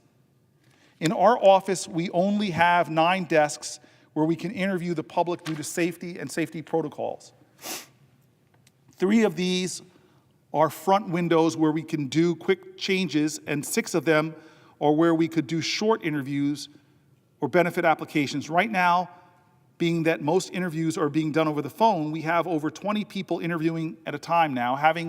Imagine having to do these interviews in person. We can only have 6 to 9 interviews at a time instead of 20 plus because there's only 6 by 9 desks available. This doesn't seem very efficient. Maybe they should. Too bad they can't call the Department of Government Efficiency, who caused the problem. Here's another Social Security worker, their story. The foot traffic in the field office on a daily basis is already overwhelming. The public coming in randomly to show their identity would be a disadvantage for the elderly, people with vision issues, disabled, and someone with no car. This really hits home with me. My older brother lost his right leg to diabetes, is legally blind and unable to drive. He called me concerned about this, knowing there is no way he can get to his field office and cannot afford to lose his retirement. I'm hoping this is reconsidered.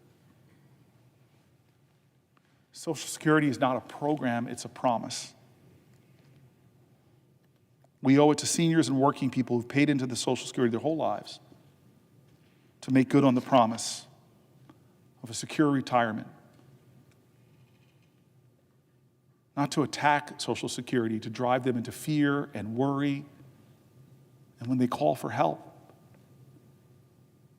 to put them on hold for hours, or drive them into offices that may be closing or are overcrowded or are unable to help our elders. Does this sound like America at its best? Does this sound like America being made great again? This is outrageous. These are our elders. They deserve dignity, respect, and they deserve their Social Security. I'm going to move on to the next item, but I want to reiterate again, I'm determined to stand here as long as I physically can. We're 8 hours into it. Dozens and dozens of people, I've read their stories.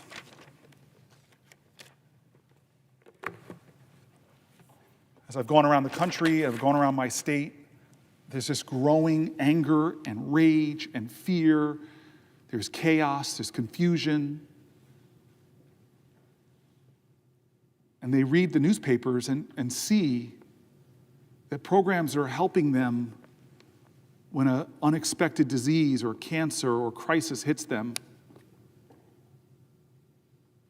And they see that a bunch of folks are trying to figure out how to cut $880 billion from things like Medicaid. The stories got me a little emotional just because hearing about so many people who, not to their fault, not to their problem, were hit by a crisis, a challenge, an accident at work,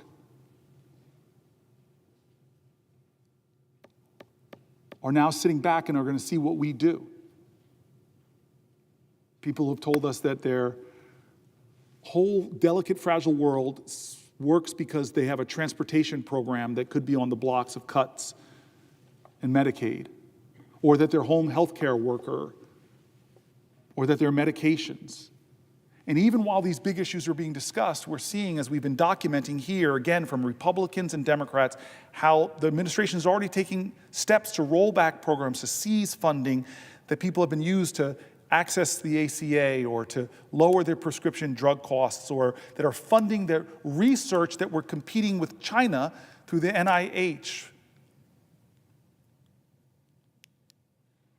Republicans and Democrats we've read already who have been saying, hey, wait a minute, you shouldn't cut the things that actually produce money for your country in the long term.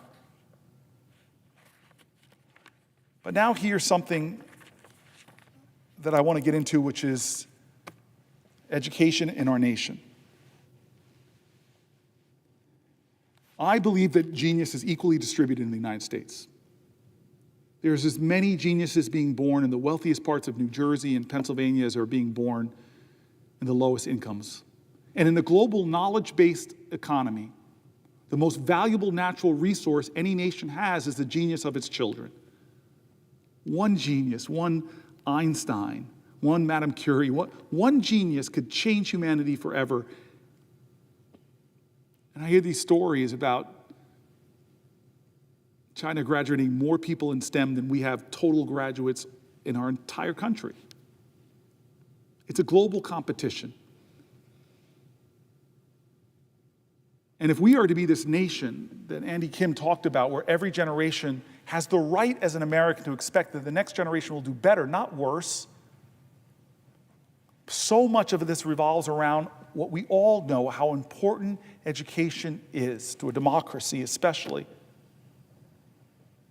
The best ideas, the best innovations, the best artists, innovators, entrepreneurs, scientists, doctors, teachers. We need to invest in the best pipeline possible.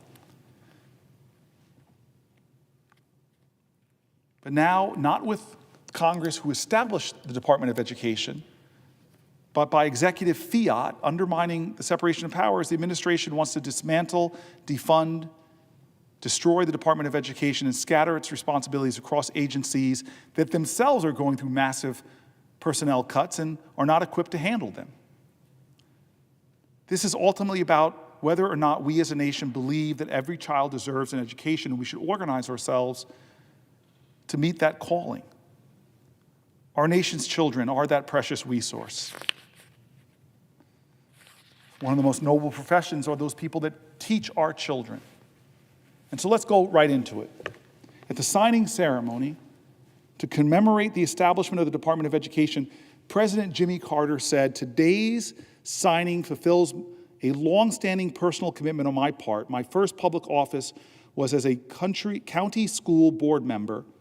As a state senator and governor, I devoted much of my time to education issues. I remain convinced that education is one of the most noble enterprises a person or a society can undertake." Pastor Carter also said, the Department of Education was created because education is so important to our nation's future that it must have a robust level of national support. Now, here's a letter that I really wanted to read. I'm a member of a Baptist church with the great Pastor Jefferson, but I actually study Torah.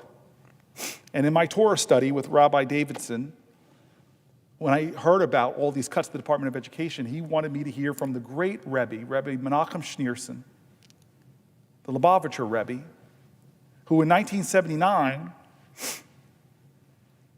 wrote a letter not in support of religious schools, but wrote a letter in support of public education, in support of the creation of a special Department of Education. He wrote this letter in 1979. I was so moved by it. Thank you, Rabbi Davidson. I want to read it here. This is the Rebbe. "I am certain that you will agree that the state of education in this country, as in many others, leaves much to be desired." He was not happy. "And the status quo, as reflected in juvenile delinquency, etc., is far from satisfactory, and what's worse, has been steadily eroding, and that some determined nationwide effort is called for us to upgrade the quality of public education in this resourceful country. I trust you will agree that such an enormous effort, which is surely in the highest national interest, can come only from the federal government with the fullest cooperation of state, county, and city. In my view, a separate, adequately funded cabinet-level Department of Education subject to legislative safeguards to ensure that the traditional primacy of the states and localities in education affairs would not be jeopardized could well meet the challenge. The main reason why I support said proposal are as follows. 1, the creation of a distinct cabinet-level Department of Education would have a salutary impact on all who are involved in education, particularly parents, teachers, and students. The very innovation of upgrading the status of education from that of an adjunct to or division of another national agency would pointedly underscore its proper place among the nation's priorities. Look how prescient the Rebbe was, and what he might say if he was alive today. Number 2, the workshops of education are the school and the home. For various reasons which need not be discussed, I'm worried about the home, he basically says. Too much of school is left to the streets. Insofar as the street is concerned, there is very little that we can do as things stand. More can be done and needs to be done. But in the final analysis, it's the public school where the greatest improvement can and must be achieved. Among the factors that lie in the roots of the shortcomings of public education, 2, in my opinion, command primary attention. One has to do with the general curriculum, which should place much greater emphasis on character building and moral and ethical values. The other has to do with the quality of teaching by qualified, dedicated, motivating teachers. The latter point requires the upgrading of teachers' salaries on par with comparable professions in other fields of science and relieving them as far as possible of other frustrations and stresses. I just want to do a side note here.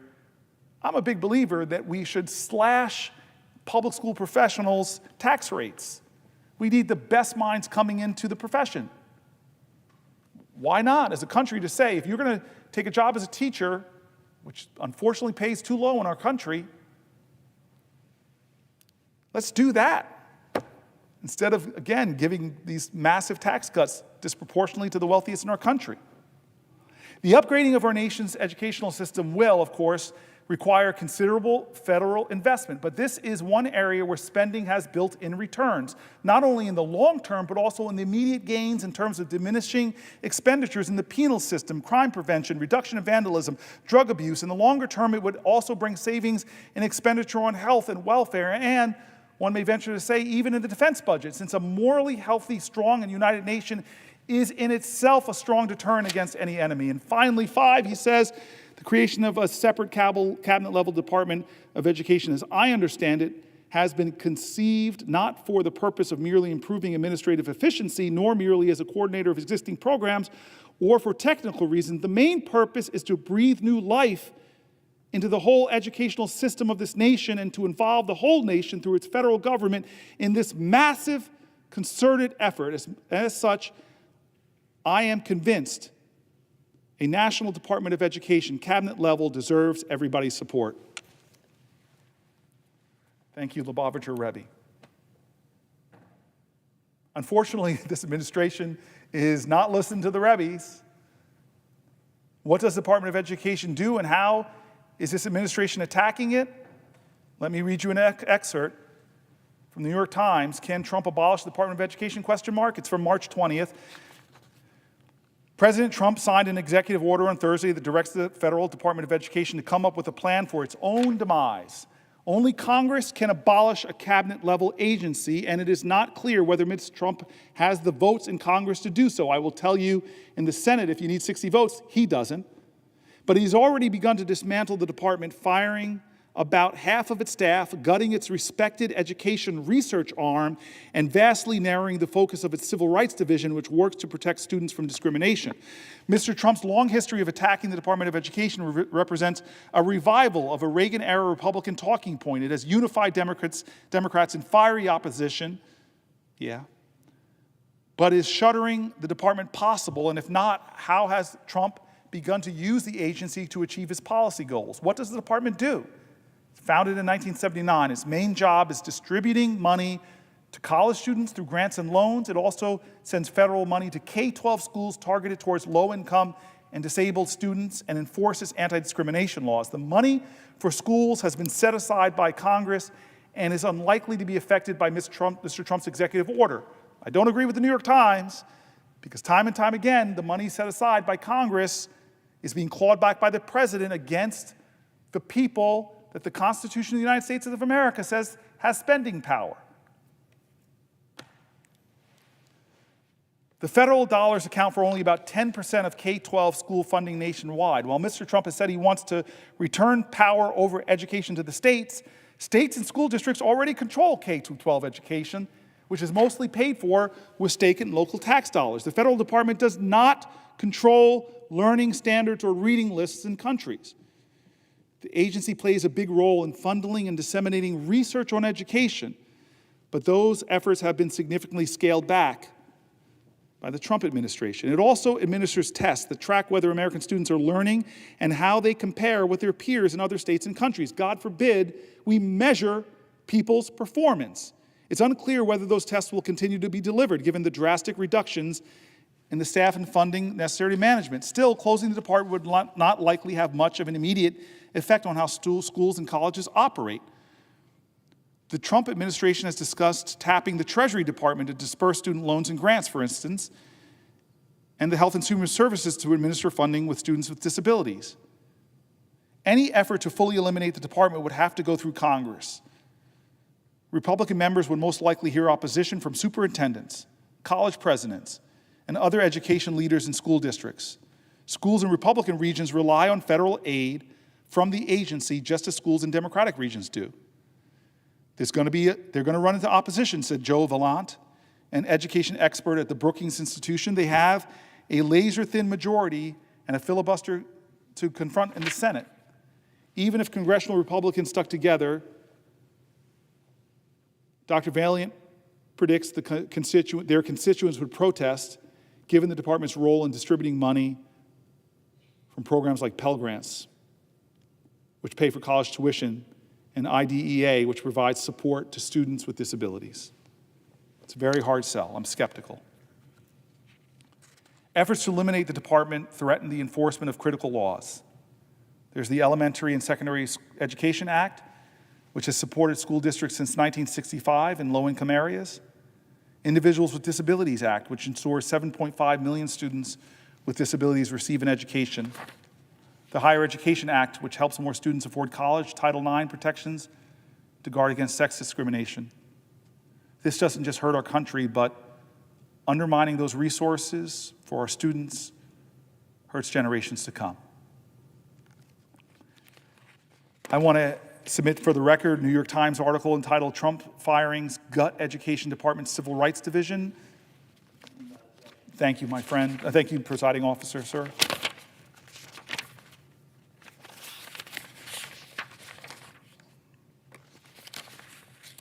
How education department cuts could hurt low-income and rural schools in particular. An article on March 21st, 2025. May I submit that too, sir? Again, rural communities are really taking a hit. And if I can give disability rights testimonials. Gutting the Department of Education will be devastating for students with disabilities. Right now, the Department of Education, the Individuals with Disabilities Act, which guarantees more than 7 million students in America the right to a free, appropriate public education, it ensures that it provides services like speech therapies, counseling, personalized learning plans. Without federal oversight, these protections could disappear, schools could delay evaluations, cut corners, or deny support altogether for parents. Consider Catherine, a resident of Westwood, New Jersey, right by Harrington Park where I grew up. Catherine has 7-year-old twin boys who receive special services. They currently attend an out-of-school district specialized program, but are very much a part of Westwood Regional School District, and may even one day transition back into the school. In her words, the Department of Education plays a critical role in enforcing the IDEA and ensuring that students with disabilities receive the accommodations and support they need to succeed. Without this oversight, many students risk losing essential services, widening existing gaps and disparities, and they will face greater barriers to academic success and reaching their highest potential. This is not a partisan issue. It's a matter of ensuring that all students, regardless of ability, have equal access to education. Her story is one of thousands of parents, educators, and advocates across the country who are standing up for children's rights to an equitable education. For Catherine's families, for her boys, and for every child who deserves a fair shot at success, their fight for an inclusive education is essential. Here's Ashley from Wayne, New Jersey, who knows firsthand how important the Department of Education's funding is. Her daughter, who's legally blind, relies on Bookshare, an online learning tool that provides accessible materials to students with print disabilities at no cost to schools or families. Without it, her daughter would be left behind. As Ashley put it, this is a service she absolutely needs in order to access information that regularly sighted people do not even have to think about. Cutting programs like this isn't just irresponsible, it would be cruel. Kimberly from Dumont, New Jersey, the mother of twin boys with nonverbal level 3 autism. They attend an amazing school in Nutley because of IDEA. Without it, their future would be uncertain. In her own words, she says, quote, "It was not long ago that kids like them would have had to have been institutionalized. Now they are able to have a beautiful life and go to school. I am terrified of the future if IDEA is eliminated. I am begging you, please consider families like mine." Kimberly, I see you. Michelle from New Jersey shares this fear. Her daughter, who has neurofibromatosis, and has apraxia, depends on in-class support to succeed. She knows firsthand how essential the Department of Education is in protecting students with disabilities. This is her words now, quote, "Gutting, weakening, and ultimately closing the Department of Education is disastrous and dangerous for the disabled students who depend upon it." She reminds us that education is a civil right, and laws like IDEA and Section 504 ensure that students with disabilities receive the support they need to succeed. Alana from my state is deeply concerned about her 20-year-old son who depends on the protections of Section 504 to have a fair shot at the future. Her 10-year-old child with autism relies on these protections every single day. She is asking for help because, as she put it, Section 504 and its rules are very important to the disability community. We need your help to save it. Roger, who's a grandfather from New Jersey, is also pleading for action. His granddaughter has relied on a 504 plan since 7th grade and will continue to need it as she applies to college. He raises the essential question: which programs are directly helping students? The answer is clear. Laws like IDEA, IEPs, and Section 504, they're not luxuries, they're lifelines. Again, this is not about politics, and as we see from various writings, people from both sides of the aisle are worried and concerned. I'd like to submit for the record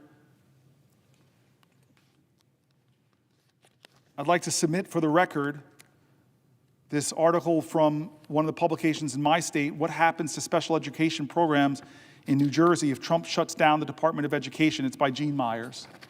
Without objection. Thank you very much.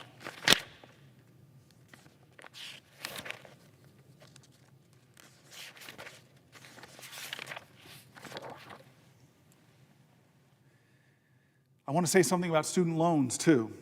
The Department of Education is also responsible for operating the $1.6 trillion student federal loan program, which benefits 42.7 million borrowers in America and allows students to access higher education, something that is shown unequivocally to strengthen our economy. This administration plans to move student loan funding to the Small Business Administration, a plan that even some of my Republican colleagues in Congress have expressed serious concerns about. Here's an article that Republicans are hesitant to stand behind Trump's plan for student loans. Although SBA managed a wealth of COVID relief programs, it normally runs a much smaller operation than the student debt program. President Trump has yet to win over his own party to push immediately, in quotes, transfer of the Department of Education's massive student loan operation to another agency that's slated for deep staff cuts. Trump was expected to propose moving the agency's $1.6 trillion portfolio to the Treasury Department, a concept long discussed on Capitol Hill and suggested in Project 2025, the Heritage Foundation's conservative policy blueprint. Instead, the president announced this month that the SBA would get it, surprising many lawmakers and conservatives who track the issue. Although the SBA, which provides financial support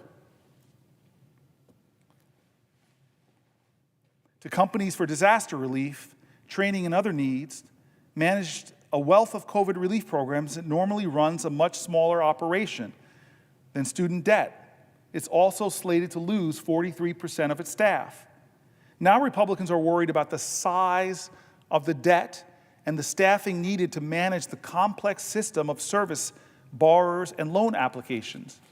And with about 43 million borrowers and a record number of them starting to fall behind on their payments since the pandemic-era hiatus ended in 2023, transferring this work may be one of the most challenging hurdles for unwinding the agency President Trump has pledged to close.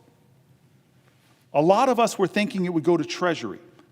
We're talking about the huge nature of student loans, House Education and Workforce Chair Tim Walberg said in an interview. They have much larger staffing capabilities right now than SBA, but the president may have something specific in mind that I'm not aware of. Early legislation from Senator Mike Rounds aimed at dismantling the Education Department also recommended the Treasury Department for the job. At a recent House Rules Committee meeting, Walberg suggested that moving the portfolio to the SBA, which likely requires an act of Congress to complete, might not be permanent. Some Republican lawmakers have been hesitant to say the move is official. Neither the Education Department's Federal Aid Office, which manages the loan program, nor the SBA have provided a timeline or detailed plans to move the portfolio, but Education Department officials, skeptical of Trump's SBA plan, met the week after his announcement to discuss if the Treasury Department should manage this massive portfolio instead of the SBA, according to a person who was granted anonymity to discuss the matter. Some conservatives are concerned about the SBA's lack of experience with colleges and universities and the time crunch and staff will be under to learn the complex student loan system.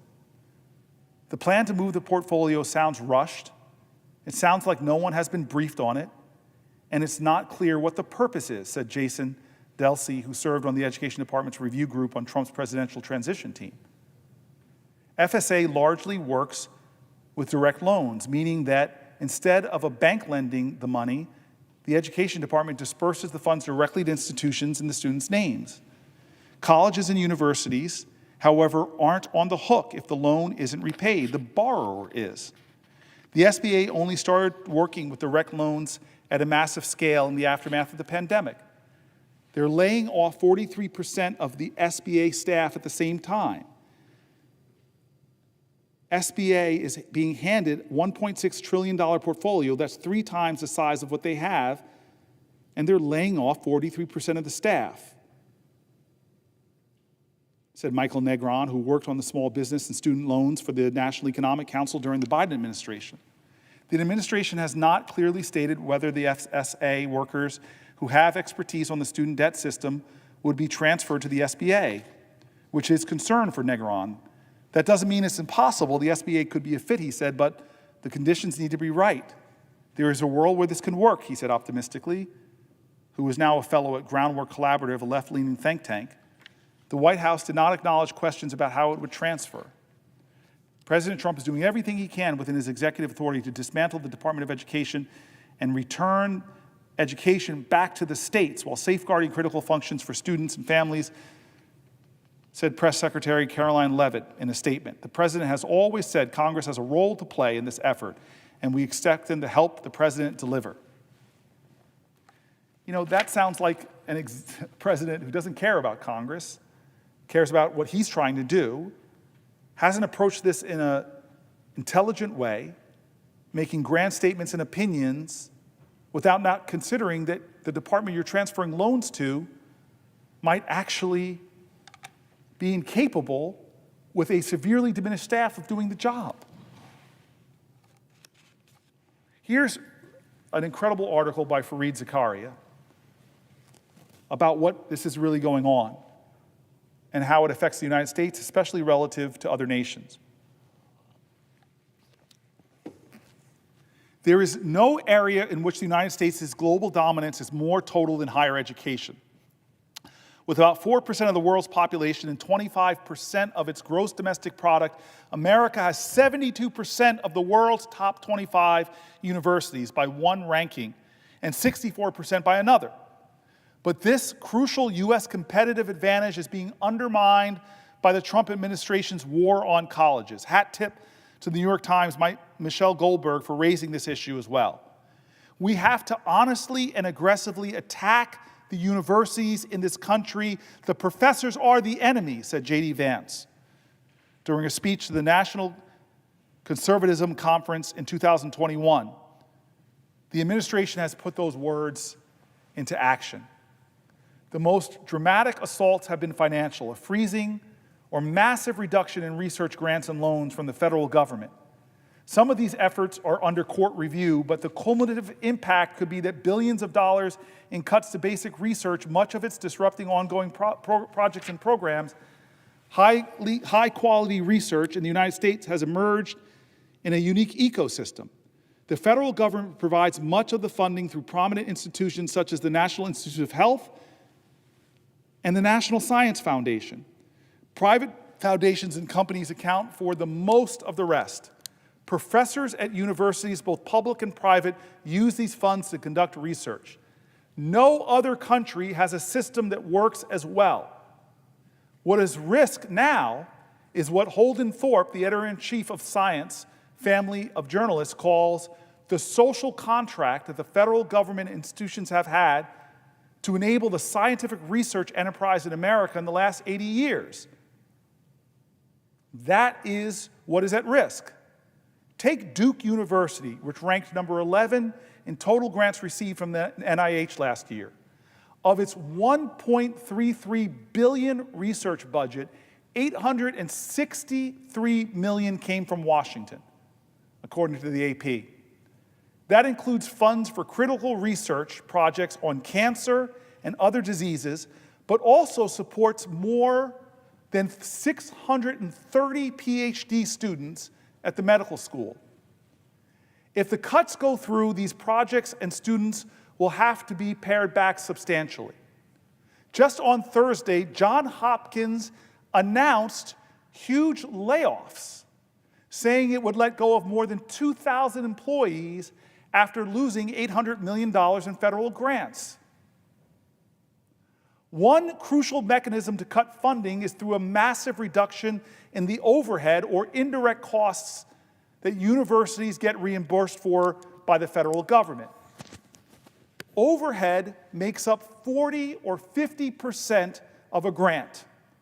But last month, the NIH ordered that it be capped at 15%. That sounds more rational than it is. Universities divide their costs on science grants into research costs, the salaries of the professors and graduate students, and overhead, the costs of the buildings, labs, energy, and utilities and administrative staffs.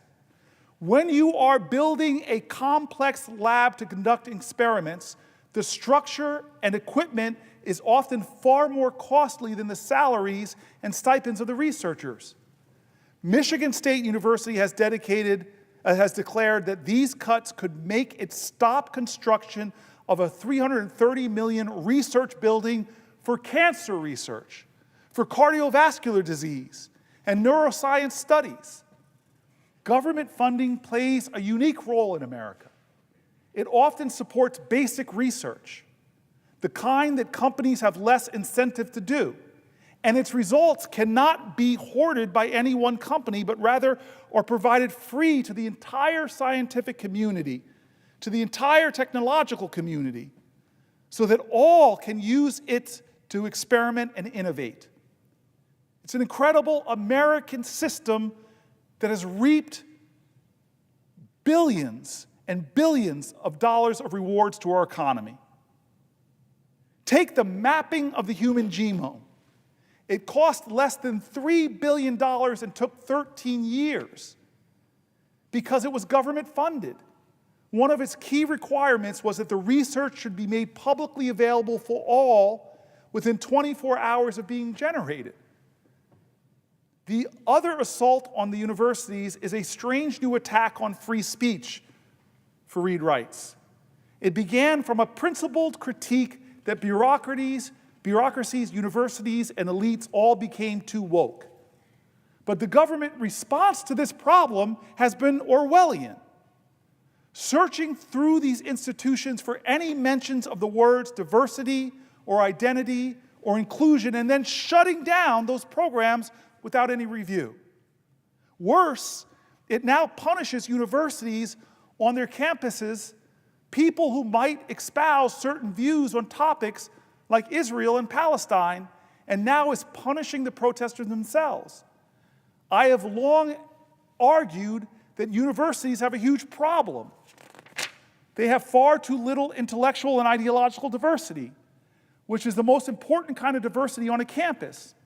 But the way you fix that is not to restrict radical left-wing speech, but to add voices and views from other parts of the spectrum. The answer to censorship by the left is not censorship by the right. The fury with which the Trump administration has turned on academia resembles nothing so much as the early days of the Cultural Revolution, when an increasingly paranoid Mao Zedong smashed China's universities, their established universities, and a madness that took generations in China to remedy. Meanwhile, in Beijing last week, the Chinese government announced its intention to massively increase funding for research and technology so that it could lead the world in science in the 21st century. So as America appears to be copying the worst aspects of Chinese history, China is copying the best aspect of America's, striving to take the edge away from the United States as though we are going through our own cultural revolution. Learn from the fascist in China. This Fareed's article's over. This is me now. Learn from the fascist in China and don't do what the Chinese did.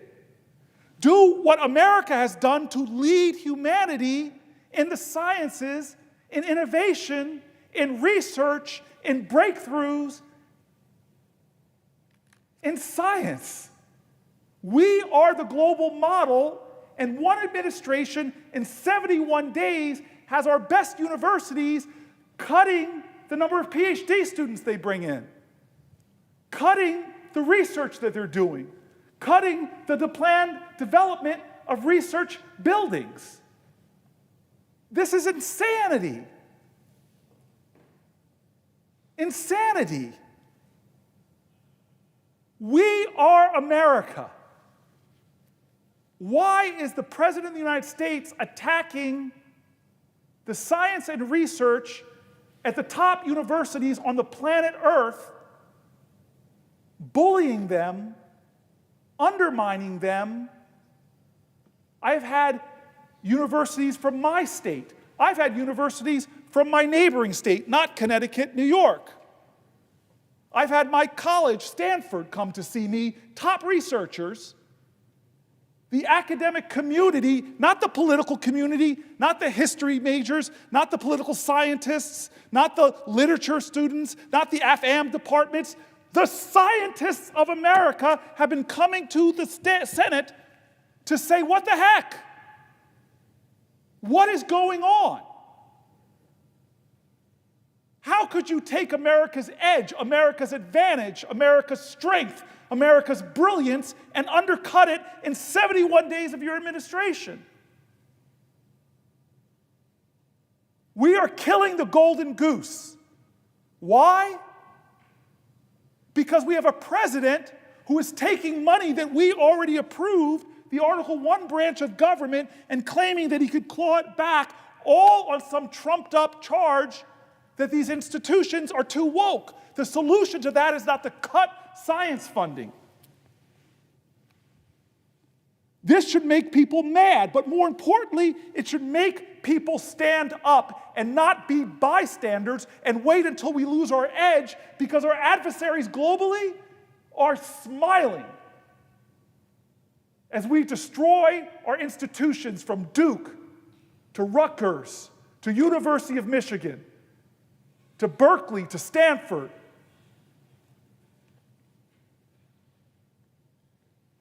This is madness. This is insanity. And one of a dozen reasons we're going through, a dozen reasons I'm standing here, that we should not be doing things normal. If we are complicit in what Donald Trump is doing, I'm hearing it not from political people, but from scientists that show up in my office, from Cornell, medical researchers that show up in my office from our research hospitals in New Jersey and are saying, they're not political, they're just saying, what the heck? You are undermining the research of today that will affect the breakthroughs 5 years from now, 10 years from now. What's China doing while we're doing this?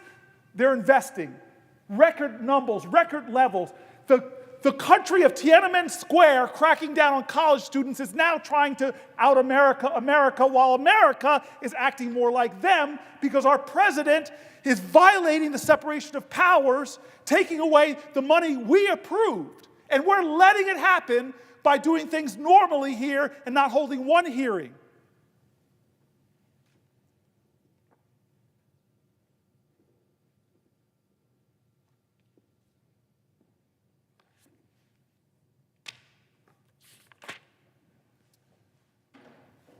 Here's another example of what Fareed was talking about. It's an article entitled, Graduate Student Admissions Paused. Graduate student admissions paused and cut back as universities react to the Trump orders on research. And again, this is not from a political magazine. This is not from the New York Times or the Washington Post or the Wall Street Journal. This is from Stat News. When did science become political?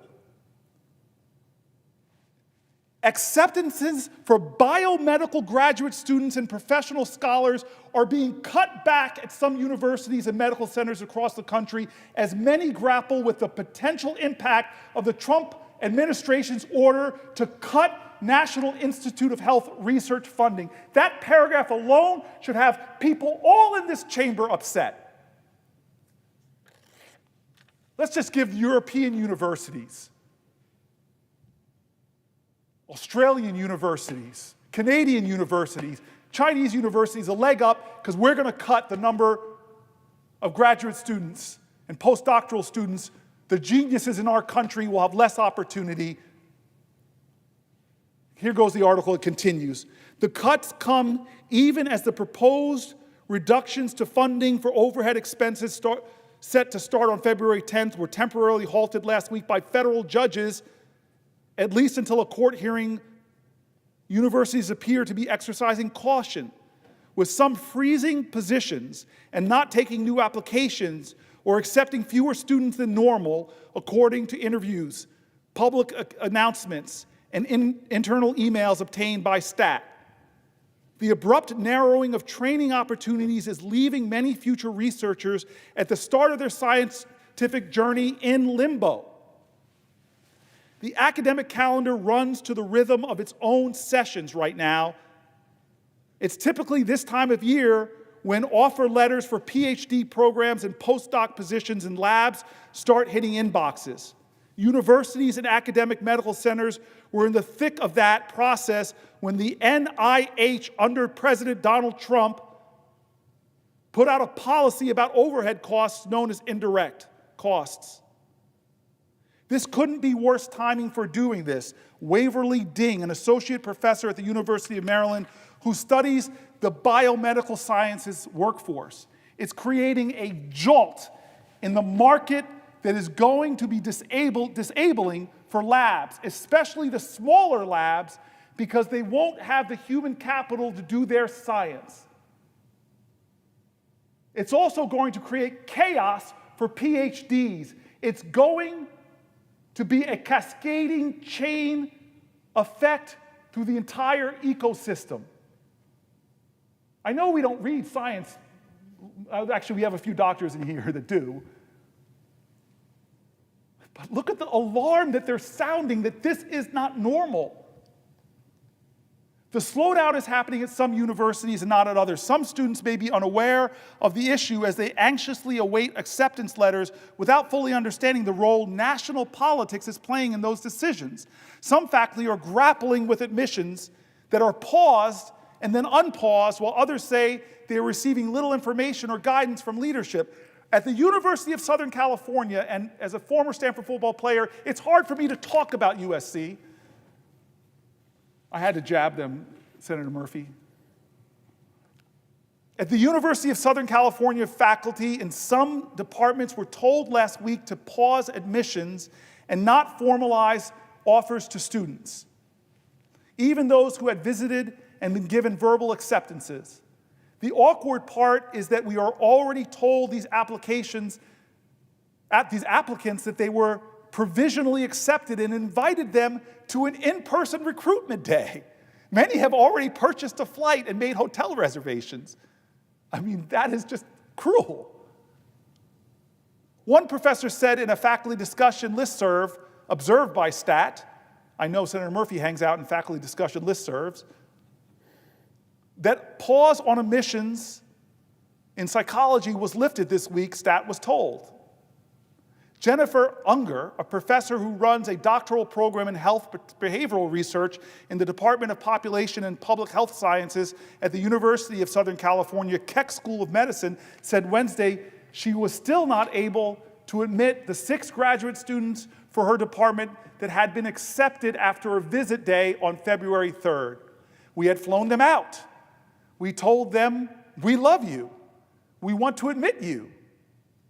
And then everything just stopped, Unger said. On the day Donald Trump announced they were cutting indirect costs, USC paused all PhD admissions. I just don't know what to tell them, Unger said to the students. Some of them have their offers and will likely go somewhere else. We've probably lost them. Despite USC's unpausing of all admissions in many departments, Unger said Wednesday she was still not able to admit students. She hoped her portal of admit students would open soon, but said this disruption was coming at a time when her field, public health, was already reeling from the actions of the Trump administration, something affecting potential graduate students as well. It's very stressful for them. This is a major life decision, she said. Adding, they were already worried about their futures. They were asking, quote, do you think we'll be able to get jobs in this environment? Do you think we'll get grants? The dean of the graduate school at USC told Stat late Friday that the university's briefly paused PhD admissions to assess the uncertainties around federal funding, but that the admissions process was now open. Some schools, though, were continuing to accept students or had accepted graduate students before the recent turmoil and said that offers were there intact. We have no knowledge of any disruptions to graduate student admissions in the science fields, Rachel Zentz, Senior Director of Communications, said. In some cases, the pauses in hirings and admissions were implemented ahead of the NIH policy change. Evidence of how quickly the Trump administration's threats to withhold federal research dollars over diversity, equity, and inclusion efforts are shifting the financial footings of universities. On February 6th, faculty at Vanderbilt University were instructed to reduce graduate admissions by half across the board, according to an email obtained by Stat. Reduce graduate admissions by half. On the same day, the faculty at the University of Washington School of Public Health received an email to pause offers to doctoral students, as well as offers of financial support to graduate students. Faculty hiring was also frozen, the email said. This Tuesday, the public health school sent out another email informing the community that some faculty hiring and PhD students would continue, some, but at a greatly diminished level. The school is also planning to take more cost containment measures, including a hiring freeze, a reappointment freeze, through the end of the academic year, due to the volatility caused by the Trump administration. Existing offers will be honored, wrote Hillary Goodwin, Dean of the University of Washington School of Public Health. Marion Pepper, chair of UW's immunology department, said she was instructed by the university leadership to keep her program's next generation cohort smaller than the usual 5 to 9 students admitted each year. That's easier said than done, because the proportion of students who accept offers of admissions varies year to year. Pepper told Stat that while she expects the incoming class to be slightly smaller than usual, she has spoken with program heads at UW and elsewhere who are reducing class sizes by half or more. I know for other programs, they're feeling bleak about how they're going to keep labs running without funding or students, Pepper said. It's pretty overwhelming. Medical schools are hit hard. Medical research hit hard. It's unclear how many other universities are taking similar preemptive belt-tightening measures, but schools of public health and medical schools are particularly vulnerable because they tend to have many faculty postdocs and graduate students supported by grants. Boston University School of Public Health has also ordered an across-the-board hiring freeze on all new faculty and staff positions, including student workers and postdocs. In a campus-wide announcement, Dean ad interim Michael Stein said the move was being made due to the uncertainty of the moment. A spokesperson for the school told Stat that the graduate admissions are unaffected by the freeze.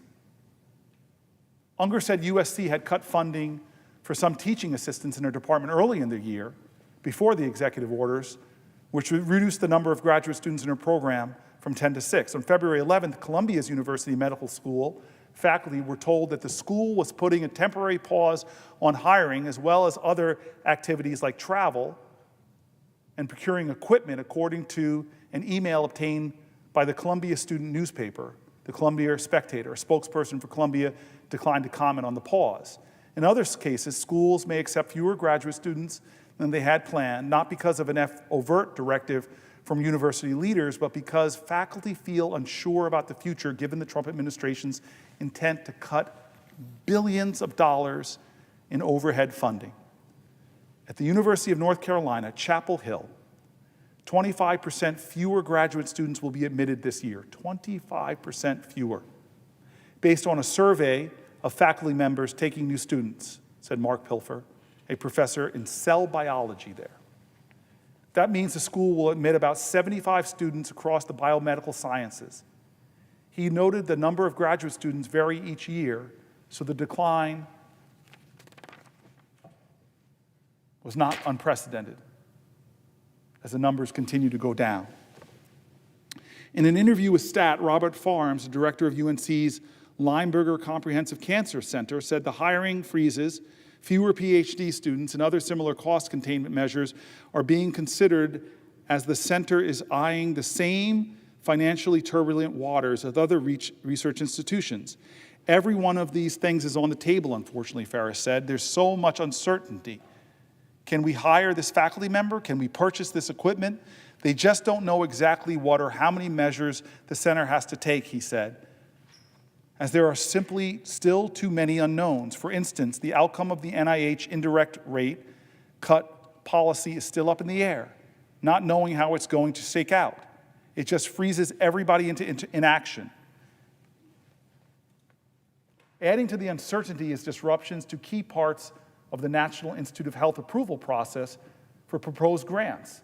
Although some meetings of study sections in which grant applications are reviewed resumed at the start of the month, meetings of advisory councils have not. Each of the 27 institutes of the National Institute of Health have its own advisory council, which meets 3 times a year to issue final recommendations on new research projects. None of these councils, none, have met since January 22nd. Communications freezes were ordered across all health agencies. A law called the Federal Advisory Committee Act requires that advisory councils post meeting details in the Federal Register 15 days prior to their scheduled date. But because submissions to the Federal Register have been put on hold indefinitely, these meetings can't take place. And without these meetings, no new grants can be funded. According to one NIH employee, at least one NIH meeting scheduled for this Friday to allow an institute director to provide updates that could proceed because it has been posted to the Federal Register was nonetheless canceled Wednesday. This was because the meeting was specified it would include a session open to the public. But because a ban remains in place on any public communications, meetings with open sessions cannot be held. And they can't update the Federal Registry with a revised agenda stating no open session because the Federal Registry is closed. Principal investigators who had been counting on awards to pay the salaries of new graduate students and postdocs are now left wondering if their labs will be able to make it through the summer, let alone take on new members. Referencing the hold on submissions to the Federal Register, MIT neuroscientist Nancy Canwisher proposed on social media Wednesday, "So much for the grant I submitted last September, which was supposed to be reviewed last week, hardly the biggest tragedy on the current scale of things, but it will force me to severely downsize my already small lab." Fears were similar for one computational genomics researcher at a prominent East Coast institution who asked for anonymity for fear of being targeted by the Trump administration. We have people coming to visit the lab next week, and these are students we haven't made offers to yet because we can't. I don't know what I'm going to tell them. Beyond the immediate harm to young scientists, he worries about the long-term damage to fields like computer science and biomedical engineering, areas where the U.S. has long been the world leader. If we stop training students, we're going to lose the lead very quickly, he said. It's not clear anyone else is going to pick up the ball. we're just going to be worse off and people won't even be aware of it. It's hard to notice when it takes 20 years instead of 10 to get a cure. Cuts within the NIH are also adding to the rapidly constricting pool of places prospective scientists can go and train. Since the 1960s, the NIH has provided opportunities for recent college graduates to spend 1 or 2 years in a full-time research position within one of the institute's labs, which many scientists see as a key tool for recruiting young people into biomedical fields. On February 1st, a notice appeared on the NIH website announcing that all training programs had paused recruitment, pending guidance from Health and Human Services. The NIH post-bac program, which provides recent college graduates with research positions in career advising, and last year admitted roughly 1,600 people, will not be accepting any new applicants for 2025, according to an NIH employee who asked for anonymity for fear, of course, that's my ad, of repercussions. It's a vital link in the training of doctors and biomedical scientists in the country. The NIH employee said, you can't find a medical school or a biomedical program that doesn't have students from the post-bac program. And it's ended. While the Trump administration may be hoping that the headwinds in creating for academic hiring may push recent graduates or newly minted PhDs into the private industry, it's unlikely to play out that way because of the speed and scale of the disruption. Pharmaceutical firms are not going to suddenly open up more jobs for graduates to adapt to this situation, said Ding.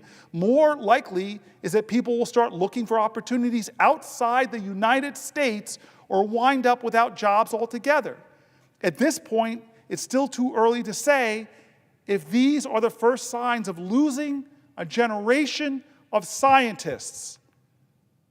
But even people like Ding, who track the data that could provide clues about how extensive the damage will be, are facing uncertainty about their ability to continue their own work. Her plan to hire a postdoc are currently on hold as she waits to find out if a grant she has through the National Science Foundation, which is facing its own dramatic cuts, will come through. I mean, honestly, I'm here because I said at the beginning, some 9 hours ago, that I was going to stand here because what is going on in America is not normal. We've gone through healthcare cuts. We've gone through Social Security being attacked and undermined and slashed, Department of Education. But if those things don't worry you, statements like this should. It's still a little too early to say that these things are the first signs of losing a generation of American scientists. I know this. I've been privileged. I've studied at Oxford University overseas. I've studied at Stanford University in Silicon Valley, and I've studied at Yale. And watched friends get degrees in the sciences in things I couldn't spell. And they had options, not just in America, but the brightest minds on the planet Earth. There's a global competition going on for them. From Canada to Oxford to countries in Asia.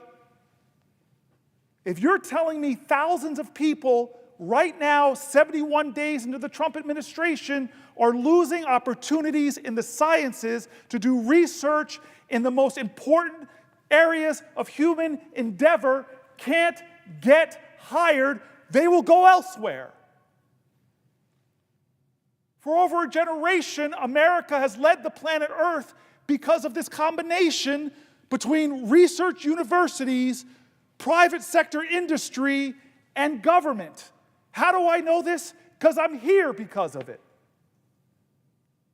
The whole computer revolution in America was because incredible computer science researchers at academic institutions were partnering with industry and being funded in many ways by the government, and it helped companies like IBM with their mainframes dominate My dad was one of IBM's first black people hired as a salesman in the Washington, D.C., Maryland area.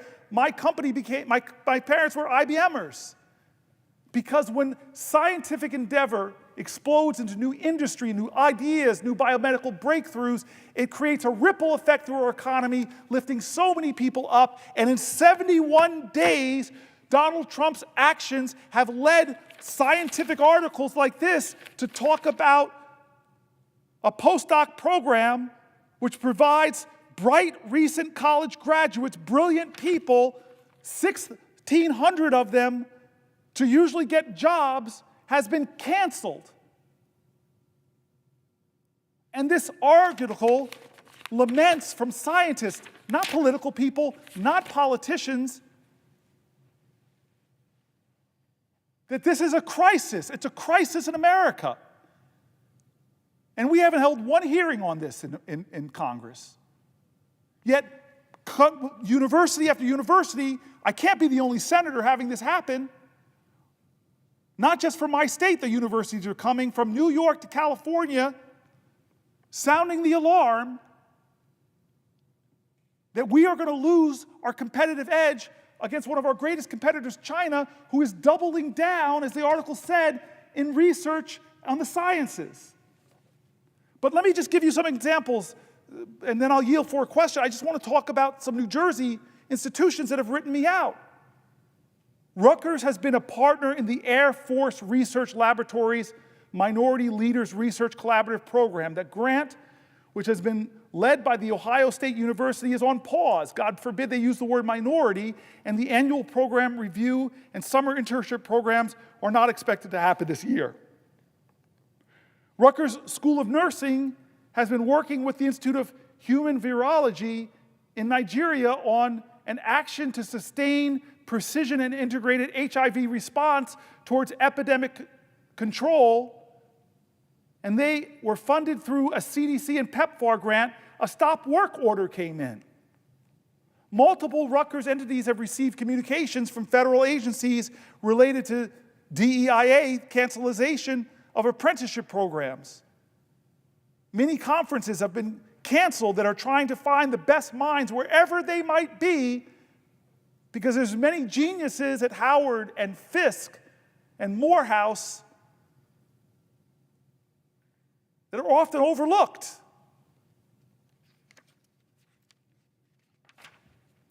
Anika Barber, faculty of the Rutgers Department of Molecular Biology and Biochemistry, writes me this: Rutgers holds an NIH initiative for maximizing student development training grant that supports an additional 5 doctoral students.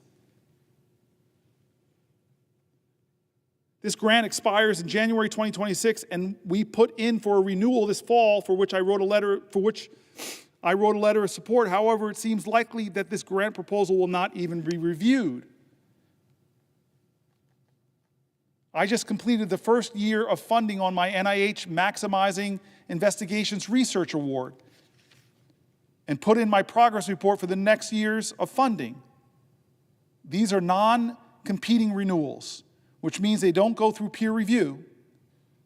In the past, they were reviewed by the NIH program officials to ensure that the funds are being managed in accordance with the approval grant and the research findings. However, NIH has been extremely slow to process even these non-competitive renewals. This type of grant requires a plan for enhancing the work.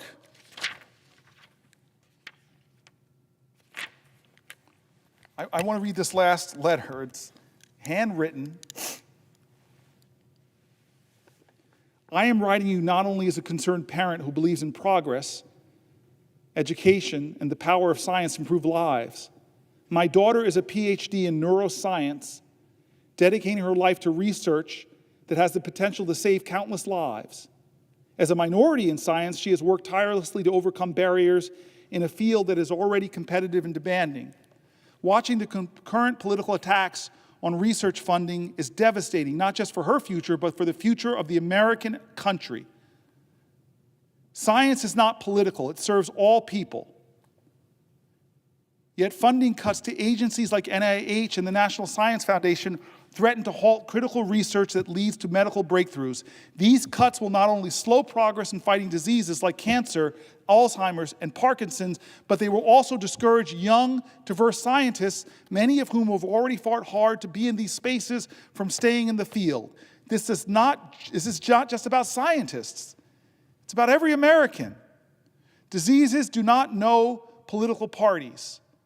Without adequate research funding, we are all at risk of losing the chance for better treatments, new cures, and improved health care. If we truly want a stronger and more innovative America, we must invest in science, not abandon it. Defunding research will also harm our economy. Scientific innovation drives job creation, medical advancements, and global progress. A country that does not invest in science is a country that falls behind.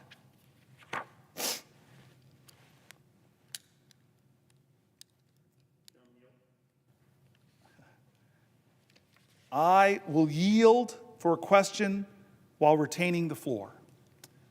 I thank the senator. What the senator is outlining is an extraordinary assault, not just on education, but on the knowledge economy. I want to bring manufacturing jobs back to this country, but I understand, I think everybody understands, that we are not going to be a nation filled with low-skill manufacturing jobs. We are going to be a nation that does high-skill manufacturing.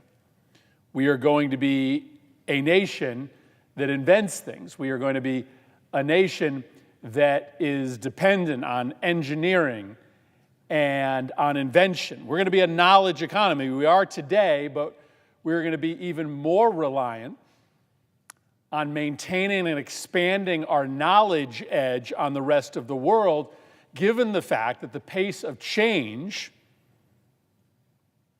and the oncoming transformation that will come from robotics and AI will make it even more important for a nation to have the most highly skilled, most highly educated workforce possible in order to stay ahead of the curve and not have employment be buried by automation and artificial intelligence. So this is a moment in which we should be doubling down on our support for the knowledge economy, on that integration of public sector research and private sector research, which has always been the genius of the American economy. We did that integration better than anybody, and it is not coincidental that we leapfrogged the rest of the world when it came to that innovation economy. But what the senator is explaining is that the Trump administration is waging a war on the knowledge economy, is literally signing our economic death warrant by coming after the foundational strength of our nation, which is that public-private sector integration. I just checked in with the University of Connecticut, which is going to lose $165 million because of this illegal change that the Trump administration has implemented, dramatically cutting the amount of research dollars that go to institutions with NIH grants. I'll just read like half their list. They gave me the list of all the research projects that are going to either be eliminated or slowed or diminished. A project for improving physical and cognitive function in aging, a project on improving outcomes for people with autism, a problem on understanding neural mechanisms for language and reading, including for people with dyslexia, funding for prevention and care for HIV patients, projects for studying the leading causes of death and disability in the United States, including cancer, obesity, Alzheimer's disease, and substance abuse, projects studying treatments for rare diseases and genetic disorders with specific impacts on health, including sickle cell, mitochondrial disorders, Rett syndrome and Prader-Willi syndrome, muscle and bone regeneration research, tick-borne diseases. University of Connecticut faces the same crisis as all the other institutions listed in that incredibly long and comprehensive Stat News article. And as you mentioned, researchers are not going to wait around for this crisis to pass. They are going to accept offers from research institutions in other countries, from our European allies to our Asian competitors. We are going to lose our competitive edge when it comes to research. It is worth noting that this change in research funding is illegal. Article 1 vests the spending power of the federal government in Congress. That's plain and simple. And there's lots of good reasons why our founding fathers did that, Senator Booker. They were determined to keep the spending power out of the hands of the executive branch because they had seen how the British king had used the Treasury in order to compel loyalty and to punish opposition. You get money if you're loyal to me. I withhold money from you if you are disloyal to me. And so Congress got the spending power. We decided the exact rate of reimbursement for medical research. We were very specific about it in the statute that we passed, Republicans and Democrats. This cut in funding for institutes of higher education's research that has been implemented by the administration is illegal on its face.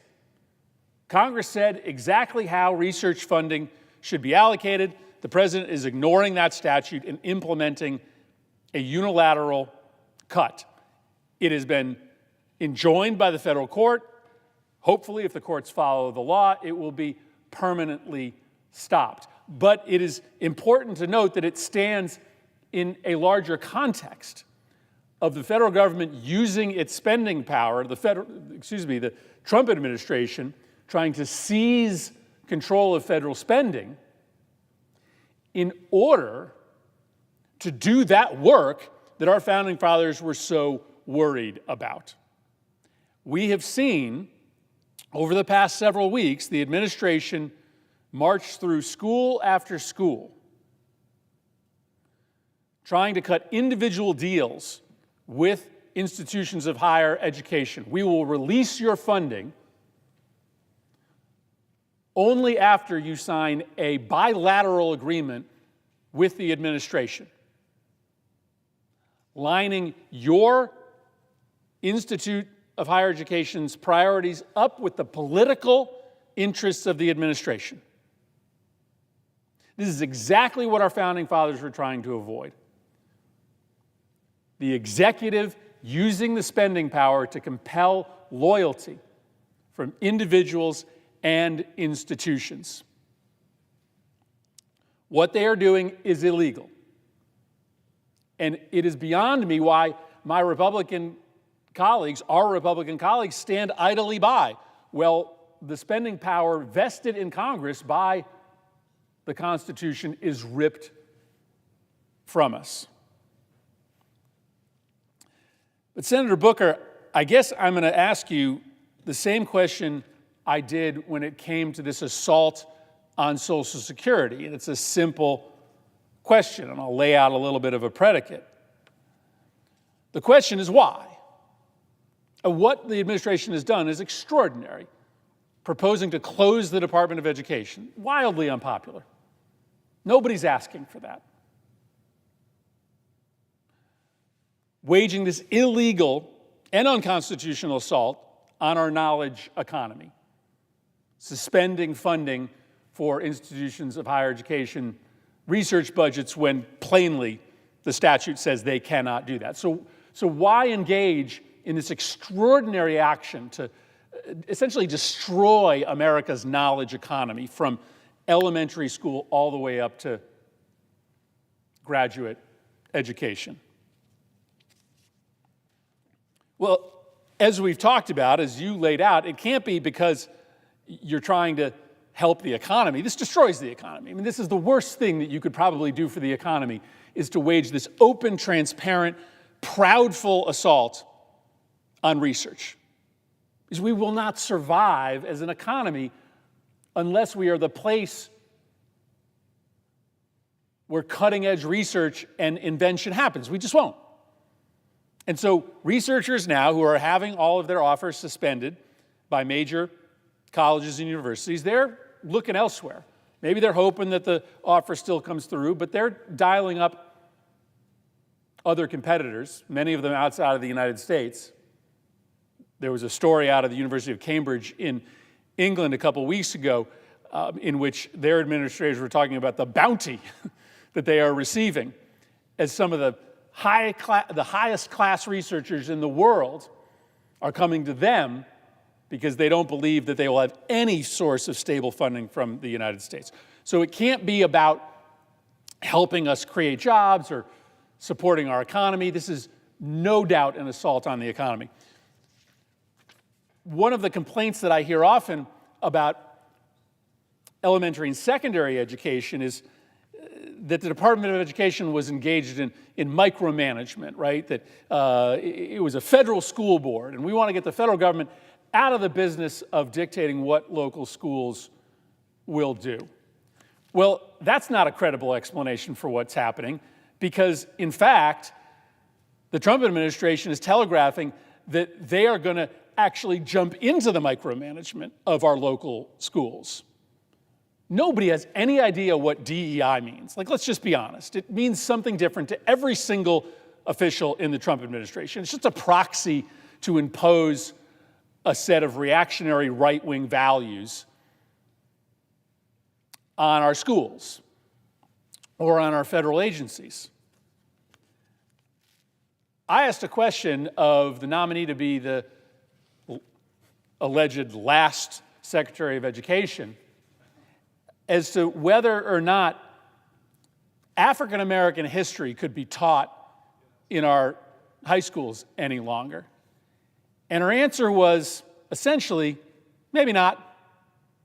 I don't know, but DEI might mean that you can't teach African American history. It might mean that the federal government is going to comb through every syllabus in every high school in the entire country and tell you what courses you can teach and what courses you can't. And if there's any words in there that our AI algorithm doesn't like African, can't teach it. That's a level of micromanagement never seen before in the federal government. And so the reason that they are cracking down on the Department of Education or eliminating funding for research is not because they are trying to get the federal government out of the management of our schools, because they're doing exactly the opposite. They're telling you that your school is not going to be able to make decisions on what classes it offers its students. It's going to be Linda McMahon, the former CEO of the World Wrestling Federation, that is going to be in charge of whether your school can teach African American history. Okay? So then what's the reason, Senator Booker? And I'll, just give you a couple suggestions. Well, maybe it's just to compel loyalty, right? Maybe it's just to use that money to compel loyalty so that boards of education or colleges are only teaching conservative or right-leaning curriculum. Maybe it's to try to quell protest on campuses so that there isn't an ability for students to robustly protest the policies of the regime. Maybe it's just to destroy the idea of objective truth. I mean, this whole scandal over Signal has lots of elements to it, but I think one of the most worrying things for the American public, why it's still a story a week later, is because the Secretary of Defense looked the American public in the eye and said 2 + 2 = 9. Right? He said, those Signal texts you saw did not involve war plans, did not involve classified information. And the American public was like, wait a second, we read them. I'm not dumb. I know those were war plans. I know that that was classified information. But if you are in the business of trying to unwind a democracy, you have to destroy objective truth. You have to make everything political. You have to make everything's subjective. Where is objective truth midwifed? It's in our education system. That's where we learn that 2 + 2 = 4 every time. But if you want to undermine the foundation of a democracy, then you undermine the place where truth happens.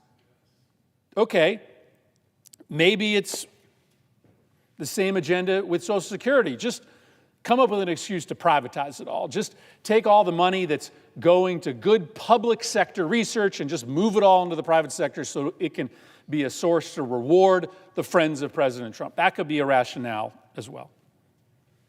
Or maybe it's even simpler. Maybe it's just to own the libs.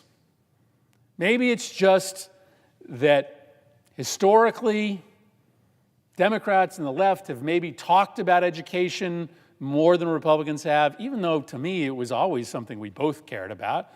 Whether or not I agreed with George Bush's No Child Left Behind plan, at least he was walking into the Capitol with a plan to try to improve education. But maybe it's just that, you know, Democrats and the left have historically talked more about education, and if you believe, as Donald Trump does, that all politics is zero-sum, anything that Democrats are for must be, by definition, bad for America. And Democrats seem to like college, and they seem to really support our schools, so we have to destroy our colleges, and we have to destroy public education, because if the left is for it, it must be evil. Maybe that's the reason they're doing it. But that's the question I pose to you, because it has nothing to do with our economy. It has nothing to do with getting the federal government out of the management of schools and colleges.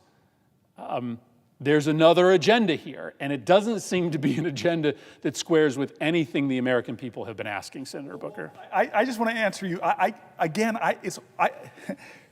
would drive myself mad trying to understand what the ambitions of Trump was, or the ambitions behind some of the crazy stuff in Project 2025 that he said wasn't there. They tried to run away from it because it was so unpopular, and now so much of it is being done. It almost sounds like too partisan, too insane.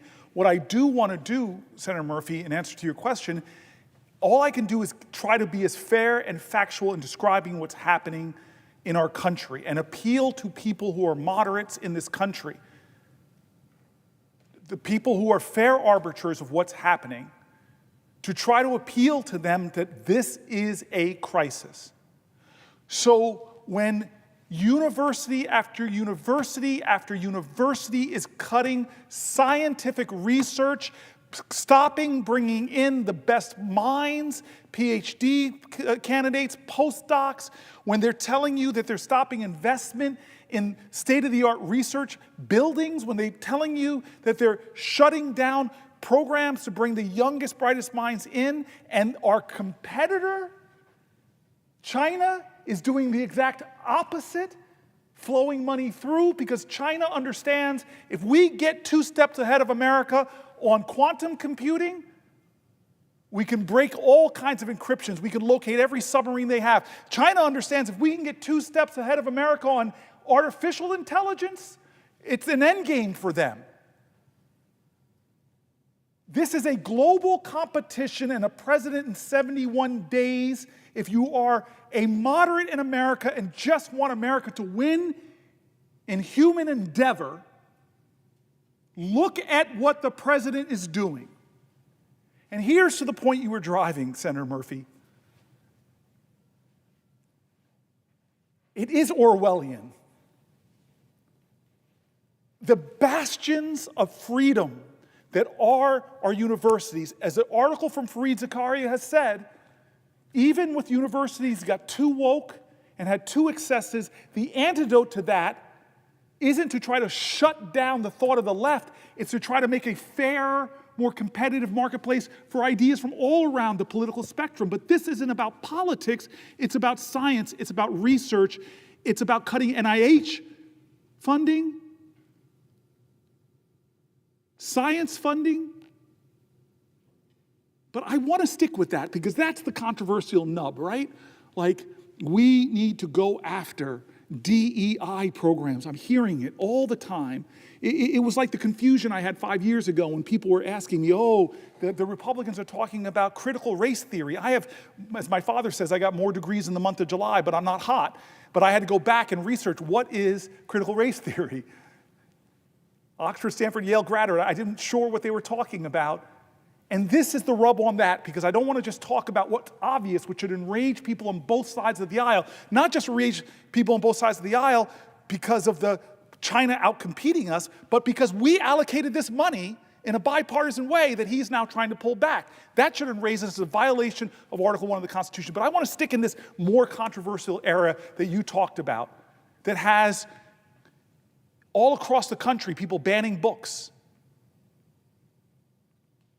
When I heard Toni Morrison's Bluest Eye was being taken out of libraries, when I heard my favorite author, James Baldwin, was being taken out of libraries, what kind of world do we live in? We're somehow studying what they call Black history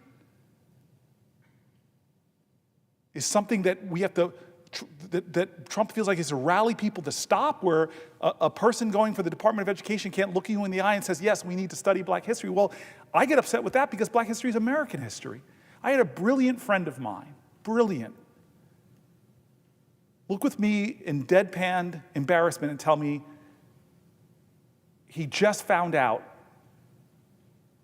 that year about the bombing in Tulsa, Oklahoma, something I worked with Senator Lankford to do more to memorialize, but just never knew about it. That this thriving African-American financial community was the first recorded aerial bombing, not Pearl Harbor, in the United States of America, and he was never taught it. Is that Black history or is that American history? Why do these people who attack our history think they have to sanitize, homogenize American, Disneyify American history to make us proud? I am more proud of our country when we tell the truth about what happened, when we learn from the wretchedness and the difficulties and the bigotries and the hates and the demagogues who pit us against each other and how we all overcame that. That's our greatness. How the genius of inventors that were women or Blacks in the most oppressive of times still manifested their genius that transformed humanities. These are stories that should make every American more proud. So yeah, when you have a president now that is making people scrape through programs that they don't even know what they're doing, but if they have the word diversity in it, that's bad? That's insanity. My mom worked for IBM before they used words like DEI, and one of her jobs was to find a bigger pool of highly qualified applicants. And so you know what she did is what is being stopped by the Trump administration? She just made sure that they were going to HBCUs to find the brightest students so that their applicant pool would be better. This isn't about preferential treatment for one group over another. It's about trying to create a more competitive pool where we get the best of the best. It's about merit-based. And this president talks about merit, and I watched Senator Whitehouse ask one of the top lawyers in the EPA if he had ever brought a case, if he had ever had a hearing, if he ever did a deposition. No. And he's like, wait a minute, how are you qualified for this job? And that's the conflict in the logic that I'm observing. In one sense, they're exalting the wealthy elites. I have never imagined that I would see a presidential inauguration where billionaires, leaders of tech companies would sit in front of cabinet members, many of whom were billionaires themselves, but that kind of elitism, but yet they call academic excellence, brilliance and achievement in the sciences at these universities the elites that we need to go after. If we start going after our educational institutions and weakening their ability to advance excellence in human endeavor, we are injuring ourselves, and we have models for that. As Fareed Zakaria says, the best model is Mao Zedong and the Cultural Revolutions, where one of the first groups they went after were their universities. But now they're reversing that. And they watched what we did so well that they're doubling down on their funding of universities. They're taking their best scientists and taking away their passports because they don't want them to come here and study. because they're trying to get ahead of us with DeepSeek and AI. They're trying to get ahead of us in quantum computing. They're trying to get ahead of us in robotics. They're trying to get ahead of us in biomedical engineering. They're trying to get ahead of us in all of these things, and they know the way they do it is to do what America did in the 60s, the 70s, 80s, the 90s, the aughts, the 2010s, to do what they did in all those times, and look at them now. Look at them now. I will yield while still retaining the floor. I take the gentleman's point, my friend's point, right? I am probing tonight for the why, right? Because it's the obvious question. It doesn't make sense, right? On its face, this intentional chaos in Social Security, in Medicare, in higher education, it doesn't make sense. It's not about efficiency. It's not about jobs. So what is it about? But your point is a good one. That may not actually be the conversation that a lot of apolitical Americans are asking. They may just be looking at this on the face and say, how does it impact me? Doesn't matter to me why it's happening. It just matters to me how it's going to impact me. And there's just no doubt that this assault on higher education has an impact. It does. Because we are, as you've said it better than I have, we are just in a race. Yes. We are just in a race, and we just decided to slow down to a walk, which is a shame because we're fast. You know, we're fast. This country is quick, and our coach just told us, start walking while the other guys speed up. And, you know, this is why we have urgency, because the race is, this one's not maybe it's a marathon, but, you know, it's one of those races where if the other team gets too big a lead, it's going to be hard to catch up. And so in the next 3.5 years, if we just stand down in terms of supporting the knowledge economy, we're going to shed millions of jobs.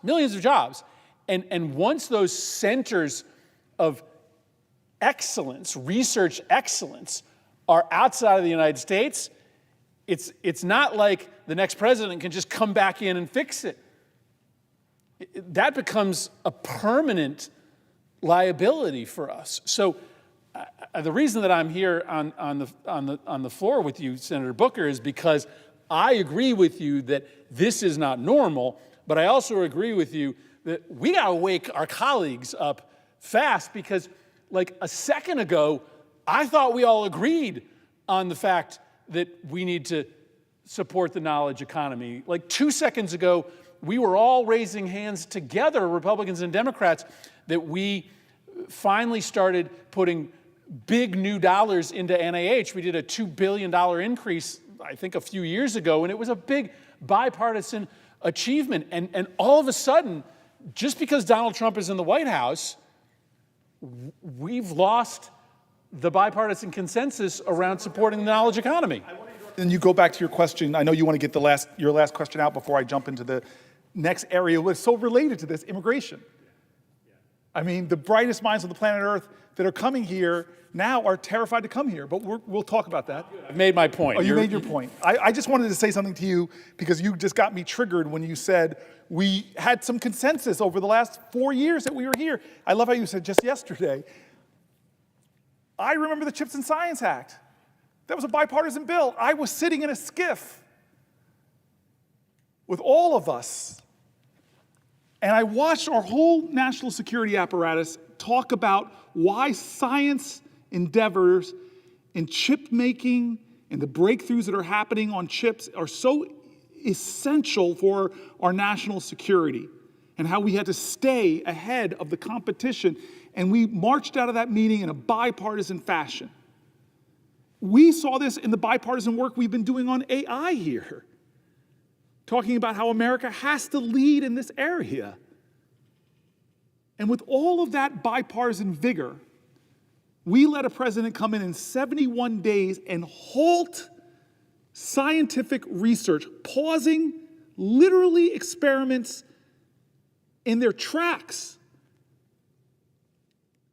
halting researchers in their tracks, shaking universities to the core that are afraid of free expression for getting on the wrong side of dear leader, that it might cost them their science funding.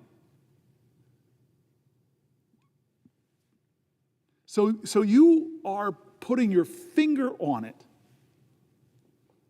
But can I just say something on a personal level? Because I just want to remind folks, as we close in on the 10th hour, that you and I were here for 15, and you are here. You are here because you agree with me. You agree with me that from science and research to higher education, to the Department of Education, to Social Security, to healthcare in America, we are at a crisis. Any one of those alone should have Americans. But the case we're making going through all these, pulling from people on the left and the right. We've quoted Republican governors, we've quoted Republican mayor organizations, represented by organizations. We've quoted Republican business people. We've quoted for the Wall Street Journal, the Cato Institute's coming up. This is not a partisan crisis that people across the spectrum are pointing to. But I do want to point out that you've been such a good friend to me to spend 10 hours almost on the floor, and it means a lot to me tonight. So thank you for that as I switch to healthcare. And I appreciate the sentiment that you have and that you had after the Pulse shooting, that you were so worried about when I listened to your maiden speech when you first got here to the Senate, that we would normalize gun violence in this country. And what I'm worried about, I share your worry there. I grew up in a time where fire drills were the big thing. In that space between people ducking and covering because of nuclear fears, and left school before we were a country that had more active shooter drills than fire drills. And we just sort of are normalizing this terror in our country and haven't stepped up to the challenge of really doing something about it. But this is one of these crises where if we act like business as usual, 71 days so far of the Trump administration. When we get to 100 days, catastrophic things could have happened to Medicaid and healthcare. The crashing of research for science, the attacks on the programs our senior citizens rely on. We as a country have to, as I said at the very beginning, 10 hours ago almost, we have to do what John Lewis challenged us to do, to stand up, to speak up, to get into good trouble, necessary trouble. And tonight, my friend, in the wee hours, so many songs about 4 a.m. It's like the hour that nobody should be awake. And I want to thank the presiding officer for being here. I want to thank the clerks and the parliamentary staff and the impositions. But the cries of American citizens for their leaders to do something different, to stand up, to speak up, I felt like this has to be done. And so let's keep going. Almost 10 hours in, I'm thankful, but we're going to start the next section. And like I'm trying to do in all of these is I'm trying to elevate the voices that don't get to come to this place, the voices that I'm hearing from, voices that identify themselves sometimes as I'm a Republican veteran, I'm a Democrat, but most of them are just people that are just saying, this is not normal. Many of them are saying, do something. Some of them who get me very emotional saying, what can I do? I get that question a lot. What can I do? Tell me what I can do to try to stop this. We're going to take this issue of immigration. And here is, I'm not sure where this person is from. My staff has covered it up probably to protect a person's identity. But I'm going to read this handwritten note. Oh, it's from New Jersey. Thank you. Senator Booker, please continue to fight the good fight against the injustices being done by the current administration. I am the pastor of Emmanuel Lutheran Church in New Brunswick. As a faith leader and your constituent, I am deeply concerned about the treatment of LGBTQ people and immigrants by this administration. The demonization and marginalization of these groups is unchristian and deeply offensive to the values of my faith. I ask that you continue to oppose all executive orders and legislation that targets these groups. You have been a consistent ally. Please continue to be a champion for justice for all people, but especially the most vulnerable.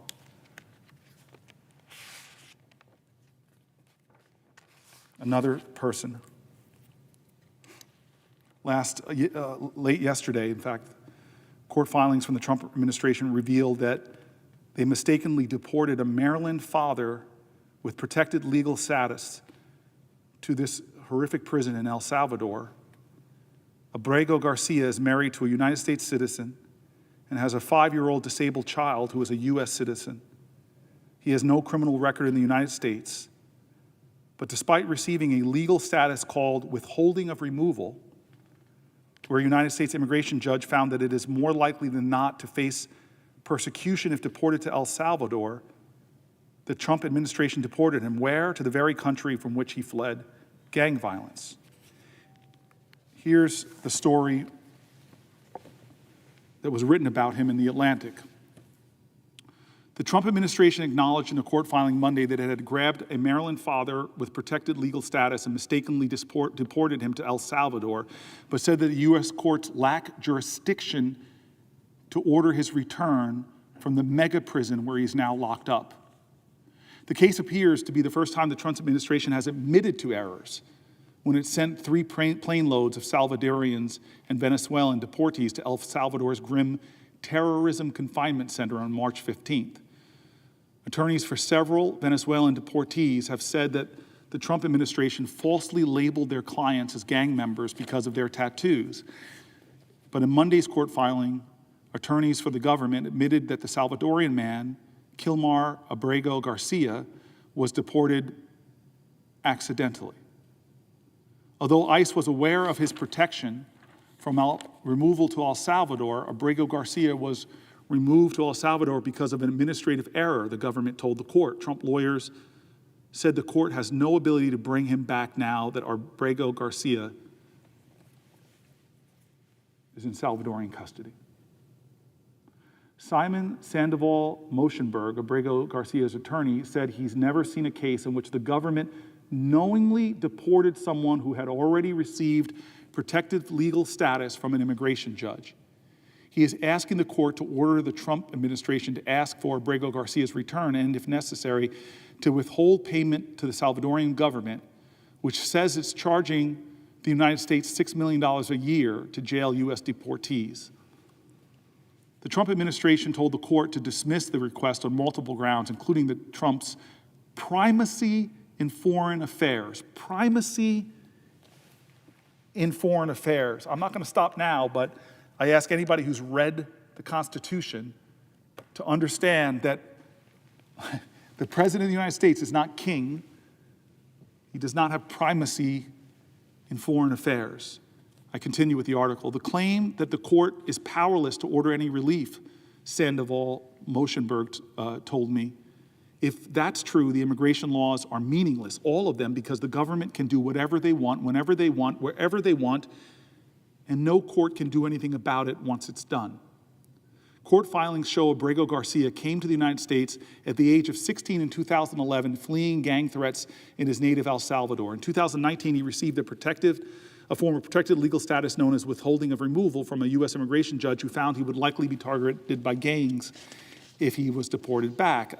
Abrego Garcia, who is married to a U.S. citizen and has a 5-year-old disabled child who is also a U.S. citizen, has no criminal record in the United States, according to his attorney. The Trump administration does not claim he has a criminal record, but called him a danger to the community. They called him an active member of MS-13, the Salvadorian gang that Trump has declared a foreign terrorist organization. Sandoval Moschenberg said those charges are false, and the gang label stems from a 2019 incident when Abrego Garcia and 3 other men were detained in Home Depot parking lot by a police detective in Prince George's County Maryland. During questioning, one of the men told officers Abrego was a gang member, but the man offered no proof, and police say they didn't believe him. Filings show police did not identify him as a gang member. Alberto Garcia was not charged with the crime, but he was handed over to U.S. Immigration and Customs Enforcement after the arrest to face deportation. In those proceedings, the government claimed that a reliable informant had identified him as a ranking member of MS-13. Abrego Garcia and his family hired an attorney and fought the government's attempt to deport him. He received withholding of removal 6 months later, that protective status. It's not a path to permanent U.S. residency, but it means the government won't deport him back to his home country because it's more likely than not that he'll face harm there. Abrego Garcia has no contact with any law enforcement agency since his release, according to its attorney. He works full-time as a union sheet metal apprentice, has complied with requirements to check in annually with ICE, and cares for his 5-year-old son who has autism and a hearing defect and is unable to communicate verbally. On March 12th, Abrego Garcia had picked up his son after work from the boy's grandmother's house when ICE officers stopped the car, saying his protective status had changed. Officers waited for Abrego's wife to come to the scene and take care of the boy, then drove away with him in handcuffs. Within 2 days, he had been transferred to an ICE staging facility in Texas, along with other detainees the government was preparing to send to El Salvador. Trump had invoked the Alien Enemies Act of 1798, and the government planned to deport 2 plane loads of Venezuelans along with a separate group of Salvadorians. Abrego's family has no contact with him since he was sent to the mega prison in El Salvador known as the CECOT, C-E-C-O-T. His wife spotted her husband in the news photographs released by Salvadorian President Buckle on the morning of March 16th, after a U.S. district judge had told the Trump administration to halt the flights. Oopsie, Buckle wrote on social media, taunting the judge. Abrego Garcia's wife recognized her husband's decorative arm tattoo and scars, according to the court filing. The image showed Salvadorian guards in black ski masks frog marching him into the prison with his head down, shoved down toward the floor. The CECOT is the same prison Department of Homeland Security Kristi Noem visited last week, recording videos for social media while standing in front of a cell packed with silent detainees. If the government wants to deport someone with protective status, the standard course would be to reopen the case and introduce new evidence arguing for deportation. The deportation of a protective status holder has even stunned some government attorneys. I've been in touch with who are tracking the case, who declined to be named because they weren't authorized to speak to the press. One of those people texted me, what, period, the, period, expletive, period. Sandoval Moshenberg told the court he believes Trump officials deported his client through extrajudicial means because they believed that going through the immigration judge process took too long and they feared that they might not win after all their cases. Officials at ICE and the Department of Homeland Security did not respond to a question for a comment. The Monday court filing by the government indicates officials knew Abrego Garcia had legal protections shielding him from deportation to El Salvador. ICE was aware of this grant, withholding the removal at a time of Abrego Garcia's removal from the United States. Reference was made to a status on internal forms. Abrego Garcia was not on the initial manifest of the deportation flight, but was listed as, in quotes, an alternate. The government attorneys explained, as other detainees were removed from the flight for various reasons, Abrego Garcia, in quotes, moved up the list. The flight manifest did not indicate that Abrego Garcia should not be removed. The attorney said through administrative error, Abrego Garcia was removed from the United States to El Salvador. This was an oversight, the government admitted. But despite this, they told the court that Abrego Garcia's deportation was carried out in good faith. I'm going to go into this section now, and I'm going to read things by conservative justices and liberal justices to some of the most conservative Supreme Court justices that say this is outrageous in this nation.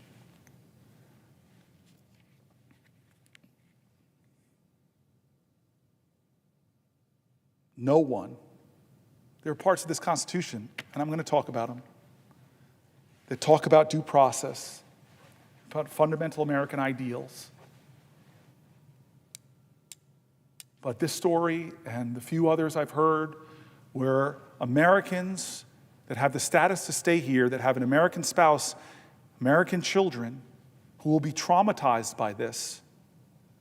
This case, a disabled child whose working father who was struggling to take care of one of our children, an American child with an American mother.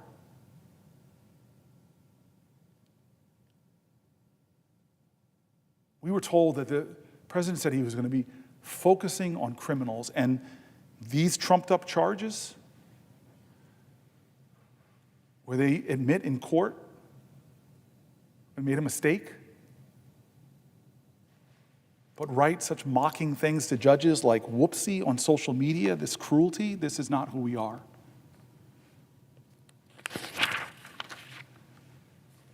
So let's talk about the Constitution first. The Fifth and the 14th Amendment. The Fifth and the 14th Amendment. The Fifth and the 14th Amendments say that no one shall be deprived of life, liberty, or property without the due process of law. The central promise of those words is an assurance that all levels of the American government must operate within the law and the bounds of this Constitution, that everybody in this chamber swears an oath to uphold the Constitution.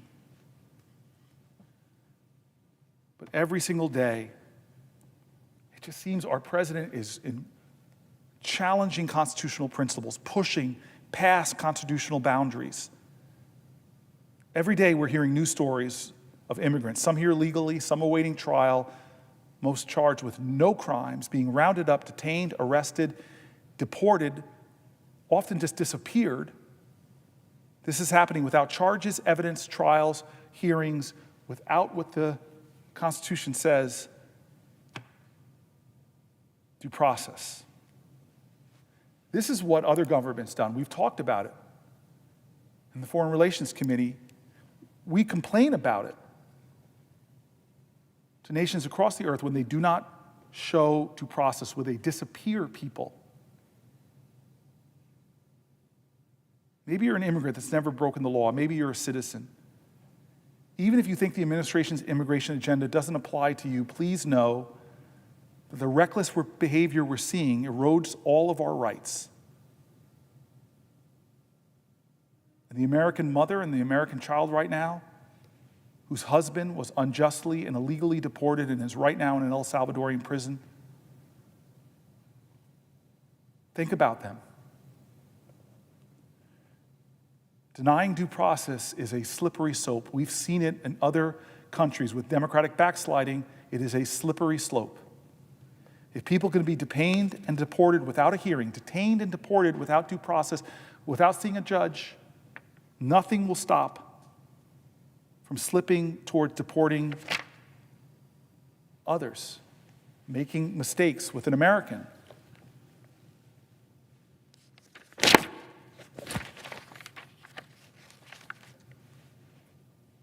I'm one of these people in this body that thinks our immigration system is in desperate need of reform. It was last updated 40 years ago. 40 years ago was the last time we acted to update our immigration laws. The failure to update our laws has resulted in our country's inability to manage unprecedented levels of global migration that are not just affecting our country, but are affecting others. It's an unprecedented influx of applications to enter the United States. It's put pressure and strain on our immigration system. It's slowed down processing times for millions of people trying to immigrate or naturalize legally and made it more difficult to incentivize the world's brightest minds to come here to contribute to our country's long-term success. For millions of Americans, immigration is not a political issue, it's a personal one. There are immigrants around my state and in every state who have waited year after year for Congress to find bipartisan agreement to improve our system in ways that most Americans agree on, whether you're right or left. They've been waiting for Congress to fix our outdated immigration laws, to secure our borders, to dedicate the resources necessary for USCIS to fix the outrageously long processing times for immigrations and provide a pathway to legal status for long-term American residents who have followed our laws, contributed to our societies, and some of them know no other country because they came here when they were just months old. Our immigration laws are so outdated, even the conservative Cato Institute published a comprehensive policy analysis in 2023 titled, "Why Legal Immigration is Nearly Impossible." In it, the Cato Institute explains, I quote, "Today, fewer than 1% of the people who want to move permanently to the United States can do so legally. Legal immigration is less like waiting in line and more like winning the lottery. It happens, but it's so rare that it's irrational to expect it in any individual case." The Cato Institute continues, "For some immigrants, this restrictive system sends them back into the black market of illegal immigration. For others, it sends them to other countries where they contribute to the quality of life in their homes. And for still others, it requires them to remain in their homeland, often underemployed, sometimes in danger.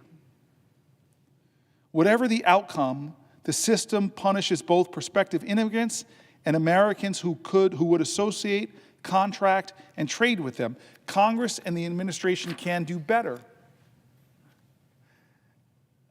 I've met with conservatives, I've met with business groups, I've met with agricultural leaders who all talk to common sense things we should be doing to improve our immigration system, to protect our borders, yes, but to improve our economy, to improve our scientific research, to improve our quality of life.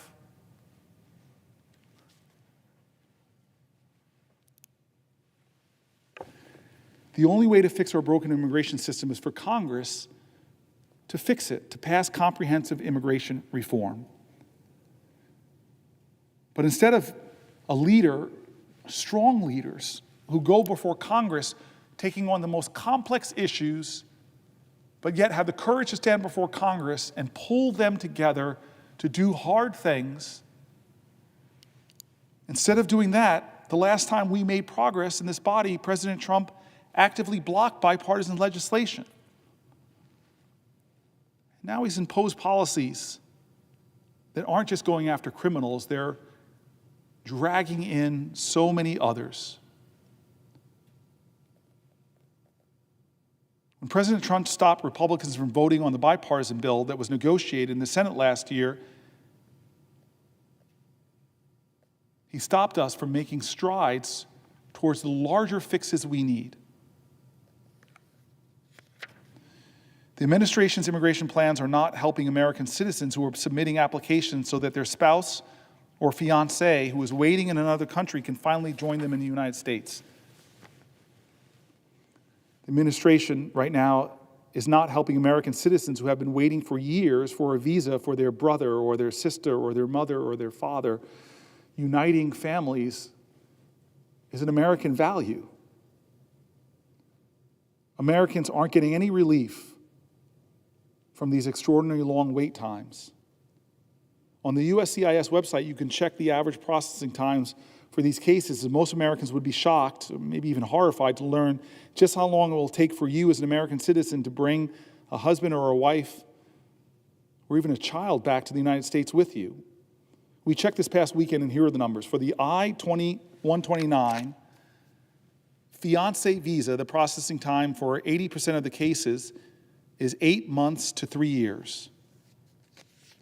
For an I-130 visa, if you're a U.S. citizen petitioning for your spouse, parent, or minor child, then the waiting time is any time from 17 months to 64 months. That's an average from anywhere from a year and a half to over 5 years. For an I-90, if your green card is destroyed in a flood or a fire, 80% of people will be waiting for almost a year and a half, 17 months, to just get a new copy. These numbers are shocking, and they don't even take into account long wait times for visa appointments at the U.S. consulate or embassies. In India, for example, the average wait time for an appointment is well over 400 days. American citizens, including thousands of my constituents in New Jersey, are so angry. They're waiting far too long for their cases to be prioritized and adjudicated. But when Trump relocates all the resources within our immigration system to conducting the largest mass deportation of people in history, American citizens are paying the price, not just from USCIS processing times. We pay the price because to do this, he is diverting actual law enforcement resources away from solving crimes and stopping terrorism. His actions are actually making us less safe. We pay the price because these policies are eroding constitutional principles, as well as making us less safe by taking law enforcement away from their efforts. This plan is about conditioning Americans to the suspension of due process, first for immigrants. If we let due process erode for immigrants, it erodes for Americans. Let me outline a little bit about how this is happening and why this is a crisis.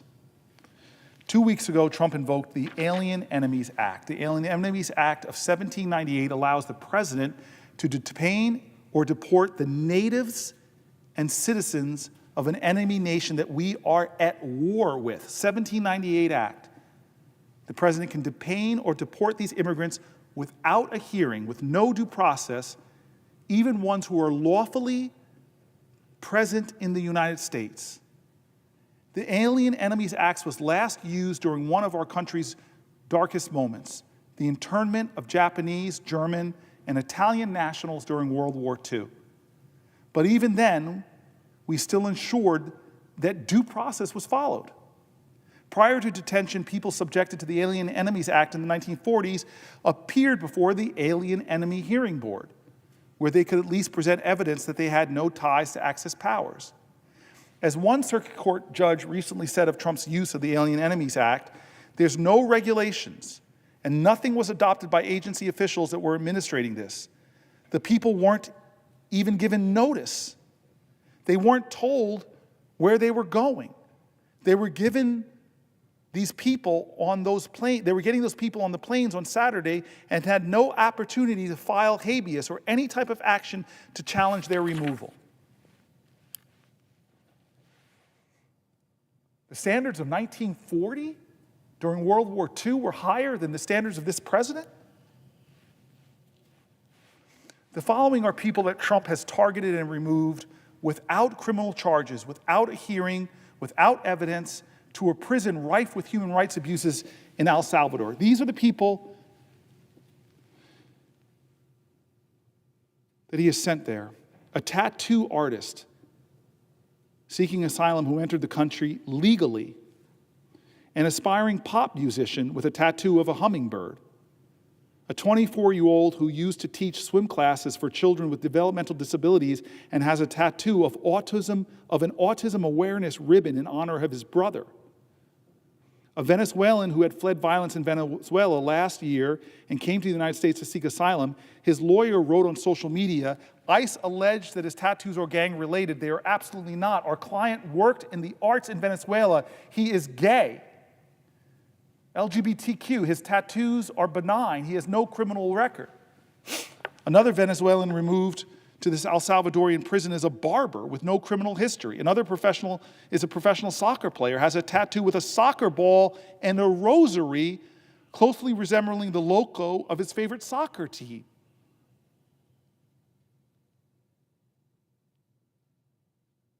This is stunning. What we're doing. These people were swept up and sent to another prison known for its human rights abuses because they were Venezuelan and had tattoos, benign tattoos. An article was published in one periodical about the anguish from families. Here are a few excerpts from the article. You are here because of your tattoos. The Trump administration sent Venezuelans to El Salvador's most infamous prison. Their families are looking for answers. On Friday, March 14th, Arturo Suarez Trejo called his wife, Natalie Sanchez, from an immigration detention center in Texas. Suarez, a 33-year-old male, native of Caracas, Venezuela, explained that his deportation flight had been delayed. He told his wife he still would be home soon. Suarez did not go back to Venezuela. Still, there was at least a silver lining. In December, Sanchez had given birth to their daughter, Nahira. Suarez would finally have a chance to meet their 3-month-old baby girl he had never, ever seen. But Sanchez told the outlet she had not heard from Suarez since. Instead, last weekend, she found herself zooming in on a photo the government of El Salvador published of Venezuelan men the Trump administration had sent to President Nayib Bukele's infamous terrorism confinement center, or CCOT. I realized that one of them was my husband, she said. I recognized him by his tattoo, by his ear, and a scar on his chin. Even though I couldn't see his face, I knew it was him. The photo of Sanchez examined, a highly produced propaganda video promoted by Secretary of State and the White House, showed Venezuelans shackled in prison uniforms as they were pushed around by guards and had their heads shaved. The tattoo on Suarez's neck is of colibri, a hummingbird.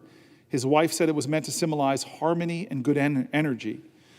She said his other tattoos, like a palm tree on his hand and an homage to Suarez's late mother's use of Venezuelan expression about God being greater than the coconut tree, were similarly innocuous. Needless to say, they may be why Suarez has been effectively disappeared by the U.S. government into an El Salvadorian mega prison.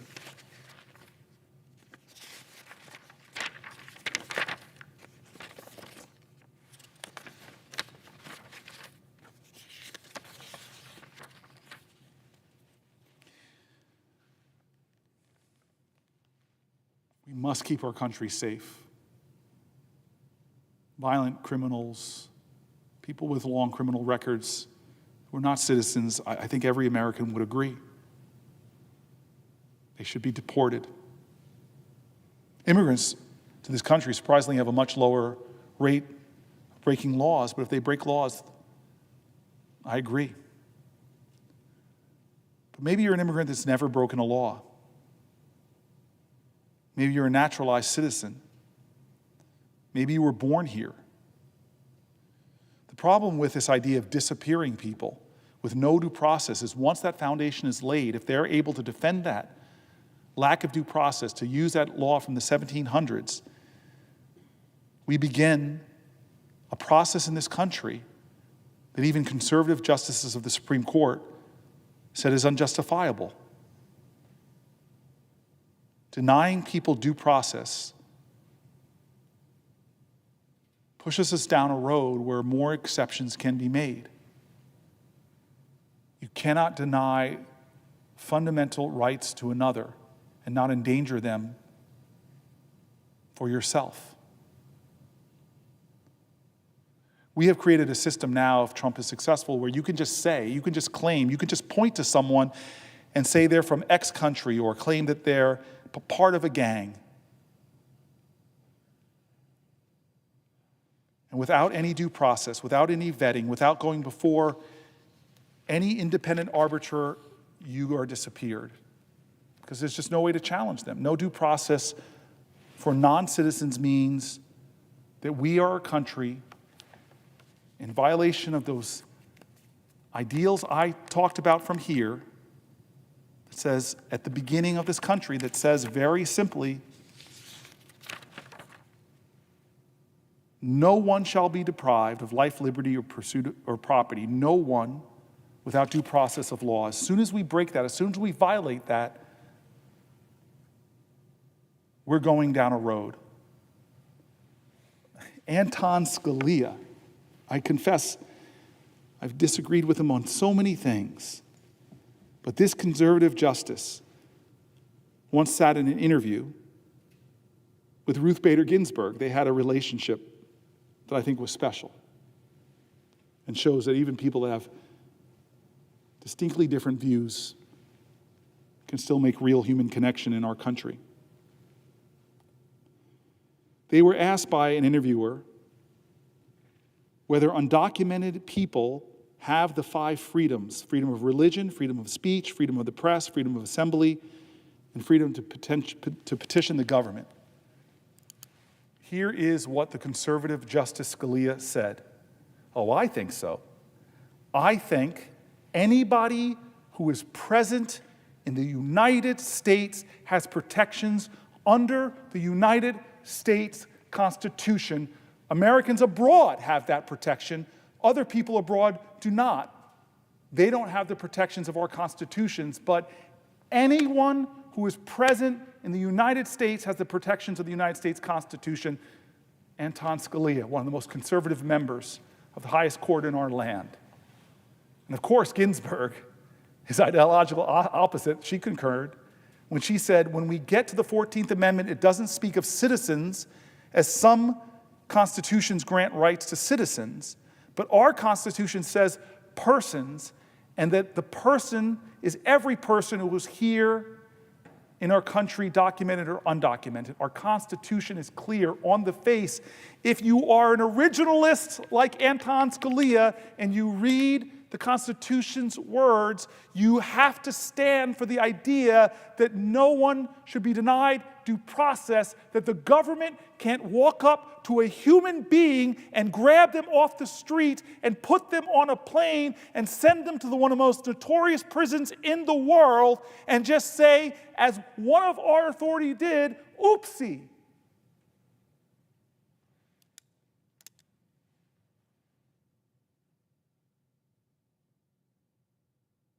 Think about that.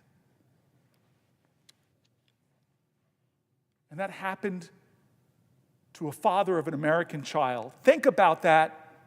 That happened to a husband of an American woman. Think about that. That happened to a man who a judge already said he had the right to stay.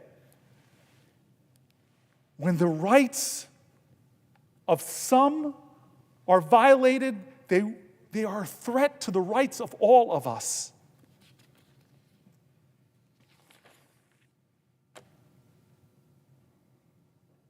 In January, ICE agents in New Jersey raided a small business without a warrant and detained a Puerto Rican military veteran, a Boricua, an American citizen, detained him even after he presented his valid ID to those ICE agents.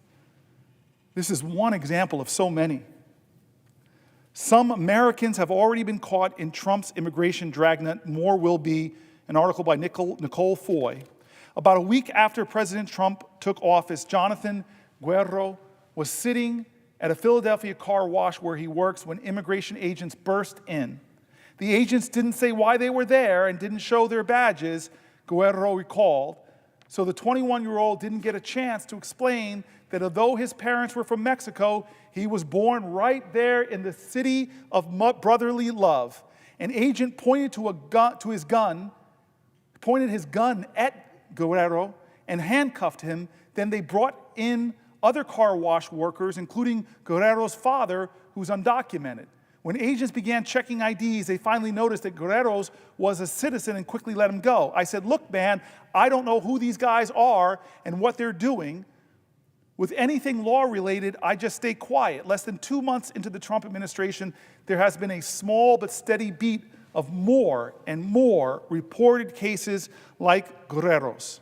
In Utah, agents pulled over and detained a 20-year-old American after he honked at them. In New Mexico, a member of the Muscalera Apache Nation, more than 2 hours from the border, was stopped and questioned by agents who demanded to see their passports.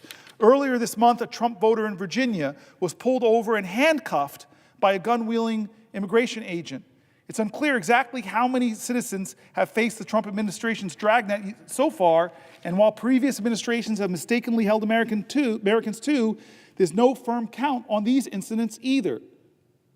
Government doesn't release figures on citizens who have been held by immigration authorities, neither Customs and Border Protection, neither Immigration and Customs Enforcement, which handles interior immigration enforcement. Experts and advocates say what is clear to them, though, is that Trump's aggressive immigration policies, such as arrest quotas for enforcement agents, make it more and more likely that citizens will be caught up in immigration sweeps.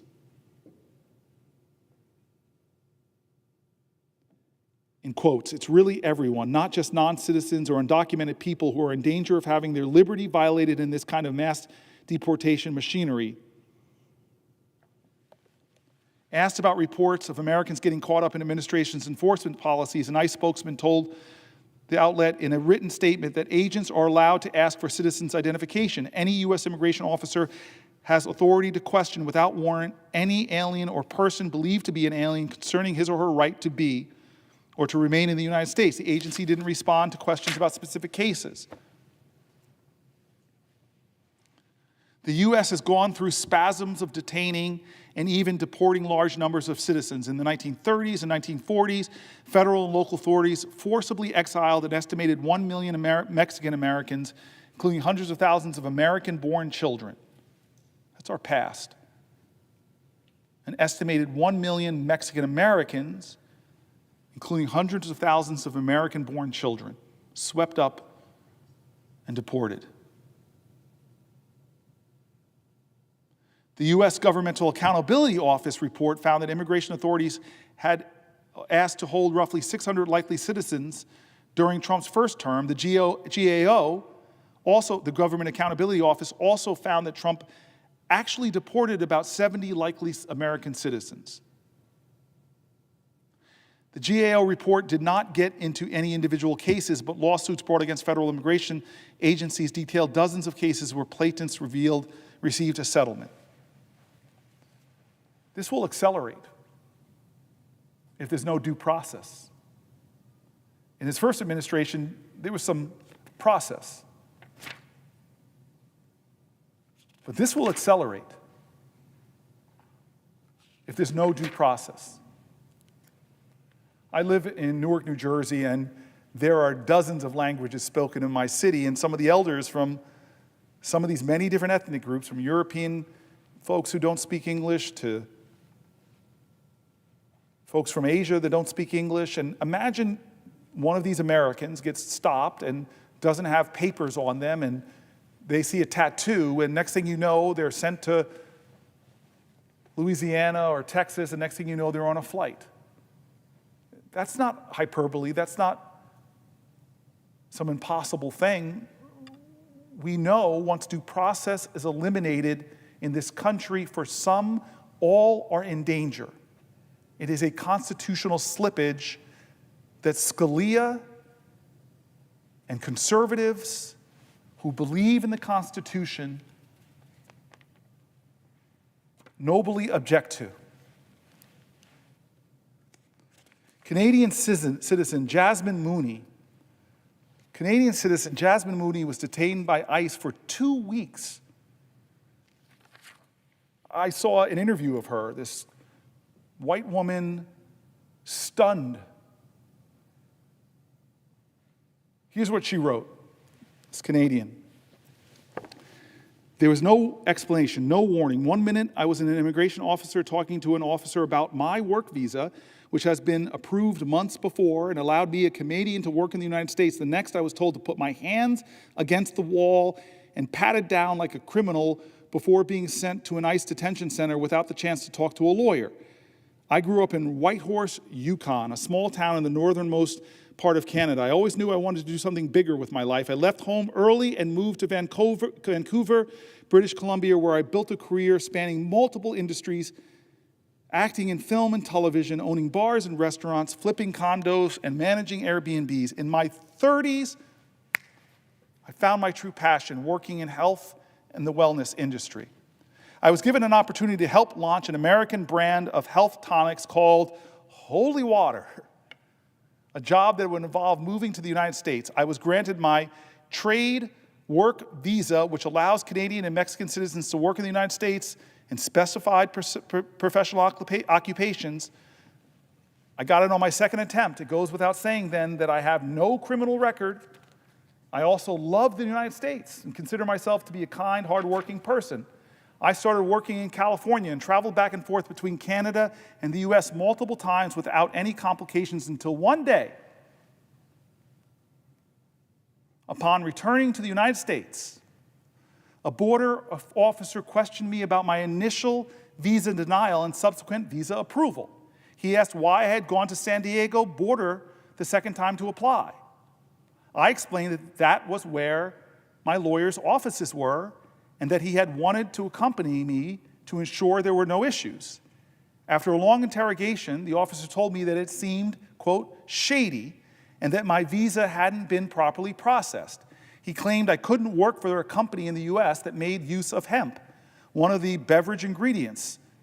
He revoked my visa and told me I could still work for the company from Canada, but if I wanted to return to the US, I would need to apply. I was devastated. I had just started building a life in California. I stayed in California for the next few months and was eventually offered a similar position, but with a different health and wellness brand.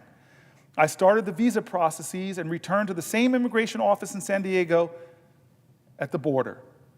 Since they had processed my visa before and I was familiar with it, hours passed with many confused opinions about my case. The officer I spoke to was kind, but told me that due to my previous issues, I needed to apply for my visa through the consulate. I told her I hadn't been aware I needed to apply that way, but I had no problem doing it. Then she said something strange. You didn't do anything wrong. You were not in trouble. You were not a criminal. I remember thinking, why would she say that? Of course I'm not a criminal. Then she told me they had to send me back to Canada. That didn't concern me. I assumed I would simply book a flight home. But as I sat searching for flights, a man approached me and said, "Come with me." There was no explanation, no nothing. He took me to a room, took my belongings from my hands, and ordered me to put my hands against the wall. A woman immediately began patting me down. The commands came rapid fire, one after another, too fast to process. They took my shoes, pulled out my shoelaces. "What are you doing? What's happening?" I asked. "You are being detained." "I don't understand. What does that mean? For how long?" "I don't know." That would be the response to nearly every question I would ask over the next 2 weeks. I don't know. They brought me downstairs for a series of interviews and medical questions. They searched my bags and told me I had to get rid of half my belongings because I couldn't take everything with me. "Take everything with me where?" I asked. A woman asked me for the name of someone they could contact on my behalf. In moments like this, you realize you don't actually know anyone's phone number anymore. By some miracle, I had recently memorized my best friend Britt's number because I had been putting my grocery points on her account.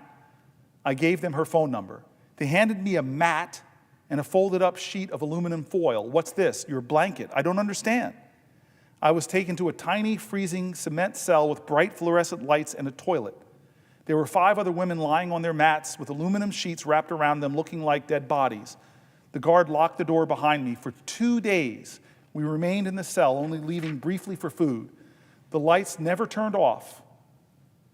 We never knew what time it was, and no one answered our questions. No one in the cell spoke English, so I either tried to sleep or meditate to keep from having a breakdown.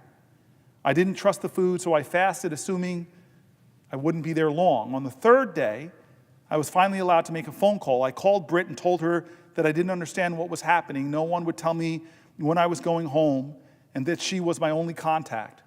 They gave me a stack of paperwork to sign and told me I was being given a 5-year ban unless I applied for re-entry through the consulate. The officer also said it didn't matter whether I signed the papers or not, it was happening regardless. I was so delirious, I just signed.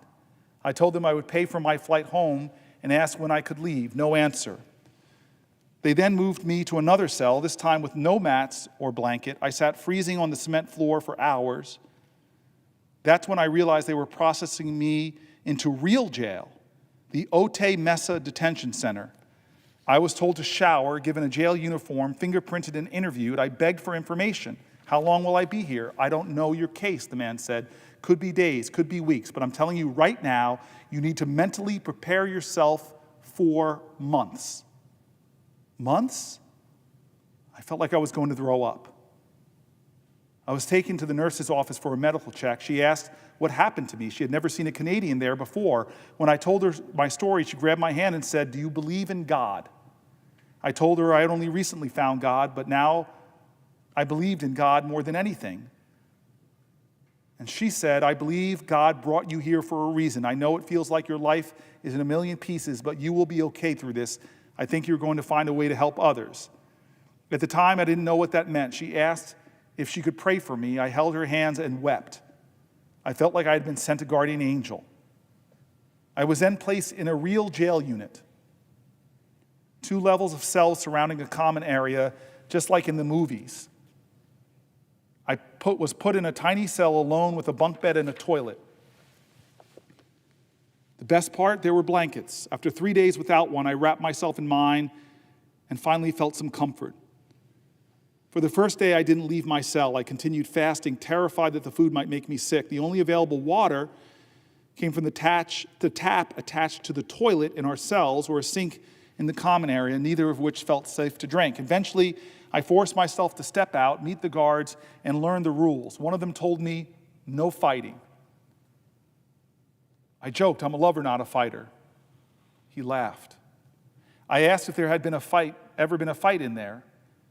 In this unit? No, he said. No one in this unit has a criminal record. That's when I started meeting other women. That's when I started hearing their stories. And that's when I made a decision. I would never allow myself to feel sorry for my situation again. No matter how hard this was, I had to be grateful because every woman I met was in an even more difficult position than mine. There were around 140 of us in our unit. Many women had lived and worked in the U.S. legally for years, but had overstayed their visas, often after reapplying and being denied. They had all been detained without warning. If someone is a criminal, I agree they should be taken off the streets. But not one of these women had a criminal record. These women acknowledged that they shouldn't have overstayed and took responsibility for their actions, but their frustration wasn't about being held accountable. It was about the endless bureaucratic limbo they had been trapped in. The real issue was how long it took to get out of the system with no clear answers, no timeline, and no way to move forward. Once deported, many have no choice but to abandon everything they own because the cost of shipping their belongings back is too high. I met a woman who had been on a road trip with her husband. She said they had 10-year work visas. While driving near the San Diego border, they mistakenly got into a lane leading to Mexico. They stopped and told the agent they didn't have their passports on them, expecting to be redirected. Instead, they were detained. They were both pastors. I met a family of 3 who had been living in the U.S. for 11 years with work authorizations. They paid taxes and were waiting for green cards. Every year, the mother had to undergo a background check, but this time, she was told to bring her whole family. When they arrived, they were taken into custody and told their status would now be processed from within the detention center. Another woman from Canada had been living in the U.S. with her husband, who was detained after a traffic stop. She admitted she had overstayed her visa and accepted that she would be deported, but she had been stuck in the system for almost 6 weeks because she had her passport. Who runs casual errands without their passport? One woman had a 10-year visa. When it expired, she moved back to her home country, Venezuela. She admitted she had overstayed by 1 month before leaving. Later, she returned from a vacation and entered the U.S. without issue. But when she took a domestic flight from Miami to Los Angeles, she was picked up by ICE and detained. She couldn't be deported because Venezuela wasn't accepting deportees. She didn't know where she was getting out. She didn't know when she was getting out. There was a girl from India who had overstayed her student visa for 3 days before heading back home. She then came back to the U.S. on a new visa to finish her master's degree and was handed over to ICE due to the 3 days she had overstayed on her previous visa. There were women who had been picked up off the streets from outside their workplaces, from their homes. All of these women told me that they had been detained from time spans ranging from a few weeks to 10 months. One woman's daughter was outside the detention center protesting for her release. That night, the pastor invited me into a service she was holding. A girl who spoke English translated for me as the woman took turns sharing their prayers for their sick parents, for their children they hadn't seen in weeks, for the loved ones that they had been torn away from. Then unexpectedly, they asked if they could pray for me. I was new here, and they wanted to welcome me. They formed a prayer circle around me, took my hands and prayed. I had never felt so much love, energy, and compassion from a group of strangers in my life. Everyone was crying. At 3 a.m. the next day, I was woken up in my cell. Pack your bag, you're leaving. I jolted upright. I get to go home? The operator shrugged. I don't know where you're going. Of course, no one knew anything. I grabbed my things and went downstairs, where 10 other women stood in silence, tears streaming down their faces, but these weren't happy tears. That was the moment I learned the term transferred. For many of these women, detention centers had become a twisted version of home. They had formed bonds, established routines, and found slivers of comfort in friendships they had built. Now, without warning, they were being torn apart and sent somewhere new. Watching them say goodbye, clinging to each other, was gut-wrenching. I had no idea what was waiting for me next. In hindsight, that was probably for the best. Our next stop was Arizona, the San Luis Regional Detention Center. The transfer process had lasted for 24 hours, a sleepless, grueling ordeal. This time, men were transported with us, roughly 50 of us crammed into a prison bus for the next 5 hours, packed together, women in the front, men in the back. We were bound in chains that wrapped tightly around our waists, with our cuffed hands secured to our bodies and shackles restraining our feet, forcing every moment into a slow, clinking struggle.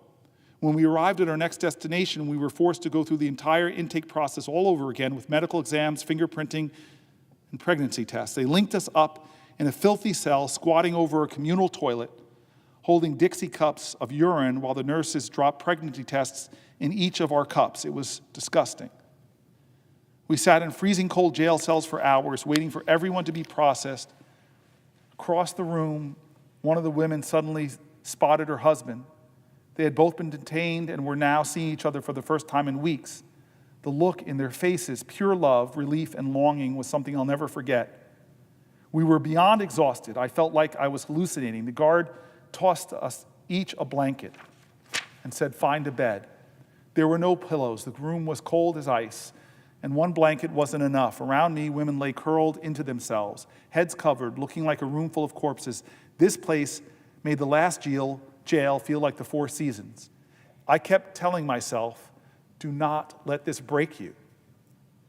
30 of us shared one room. We were given one styrofoam cup for water and one plastic spoon that we had to reuse for every meal. I eventually had to start trying to eat. Sure enough, I got sick. None of the uniforms fit, and everyone had men's shoes on.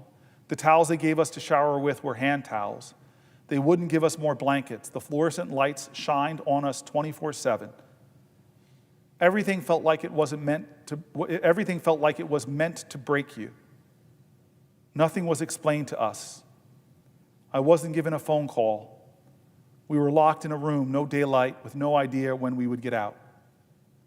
I tried to stay calm as every fiber of my being raged toward panic mode. I didn't know how I would tell Britt where I was. Then, as if sent from God, one of the women showed me a tablet attached to the wall where I could send emails. I only remembered my CEO's email from memory. I typed out a message praying he would see it. He responded. Through him, I was able to connect with Britt. She told me that they were working around the clock trying to get me out, but no one had any answers. The system made it next to impossible. I told her about the conditions in this new place, and that was when we decided to go to the media. She started working with a reporter and asked whether I would be able to call her so she could loop him in. The international phone account that Britt had previously tried to set up for me wasn't working, so one of the other women offered to let me use her phone account to make a call. In that cell, we were all in this together. With nothing to do in my cell but talk, I made new friends. Women had risked everything for their chance at a better life for themselves and their families. Through them, I learned the harsh reality of seeking asylum. Showing me their physical scars, they explained how they had paid smugglers anywhere from $20,000 to $60,000 to reach the U.S. border, enduring brutal jungles and horrendous conditions.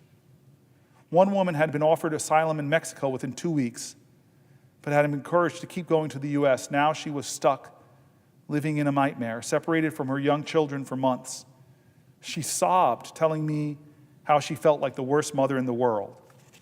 Many of these women were highly educated and spoke multiple languages. Yet they had been advised to pretend they didn't speak English because it would supposedly increase their chances of asylum. Some believed they were being used as examples, as warnings to others not to come. Women were starting to panic in this new facility, and knowing I was most likely the first person to get out, they wrote letters and messages for me to send to their families. I felt like we all had been kidnapped, thrown in some sort of sick psychological experiment meant to strip us of every ounce of our strength and dignity. We were from different countries, spoke different languages, and practiced different religions, yet in this place, None of that mattered. Everyone took care of each other. Everyone shared food. Everyone held each other when someone broke down. Everyone fought to keep each other's hope alive. I got a message from Britt. My story had started to blow up in the media almost immediately after I was told I was being released. My ICE agent, who had never spoken before, told my lawyer I could have left sooner if I had signed a withdrawal form and that they hadn't known I would pay for my own flight home. From the moment I arrived, I begged every officer I saw to let me pay for my own ticket home. Not a single one of them ever spoke to me about my case. To put things into perspective, I had a Canadian passport, lawyers, resources, media attention, friends, family, and even politicians advocating for me, yet I was still detained for nearly 2 weeks.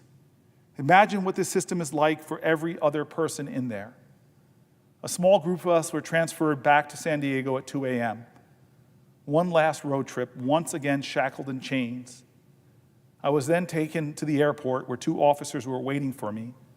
The media was there, so the officers snuck me through a side door, trying to avoid anyone seeing me and my restraints. I was beyond grateful that at the very least I didn't have to walk through the airport in chains. To my surprise, the officers escorting me were incredibly kind and even funny. It was the first time I had laughed in weeks. I asked if I could put my shoelaces back on. Yes, one of them said with a grin, but you better not run. Yeah, the other one added, or we'll have to tackle you in the airport. That'll really make headlines. I laughed and then told them I spent a lot of time observing the guards during my detention, and I couldn't believe how often I saw humans treating other humans with such disregard. But don't worry, I joked. You 2 get 5 stars. When I finally landed in Canada, my mom and 2 best friends were waiting for me. So was the media. I spoke to them briefly, numb and delusional from exhaustion. It was surreal listening to my friends recount everything they had done to get me out, working with lawyers, reaching out to the media, making endless calls to detention centers, desperately trying to get through to ICE or anyone who could help.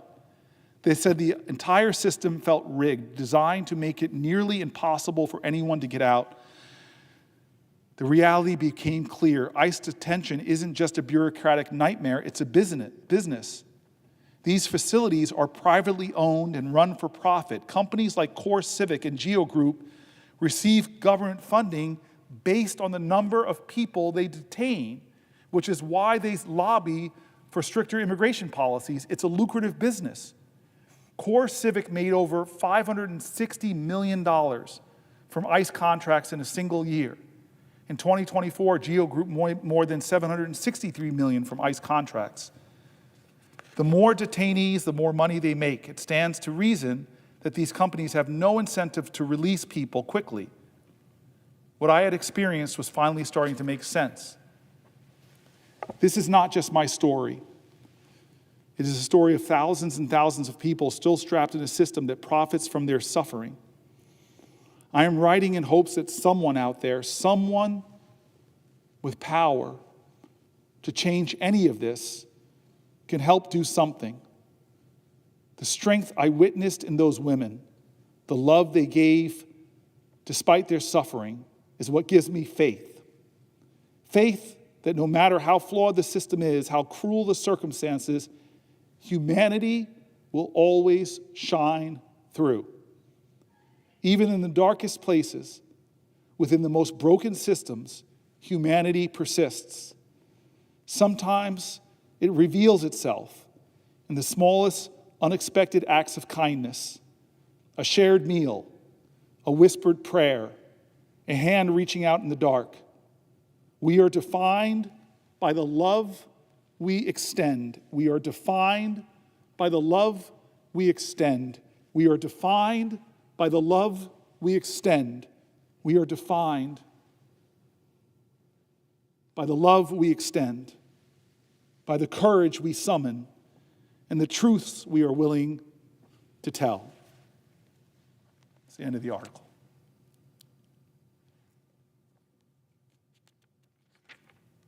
The stories continue.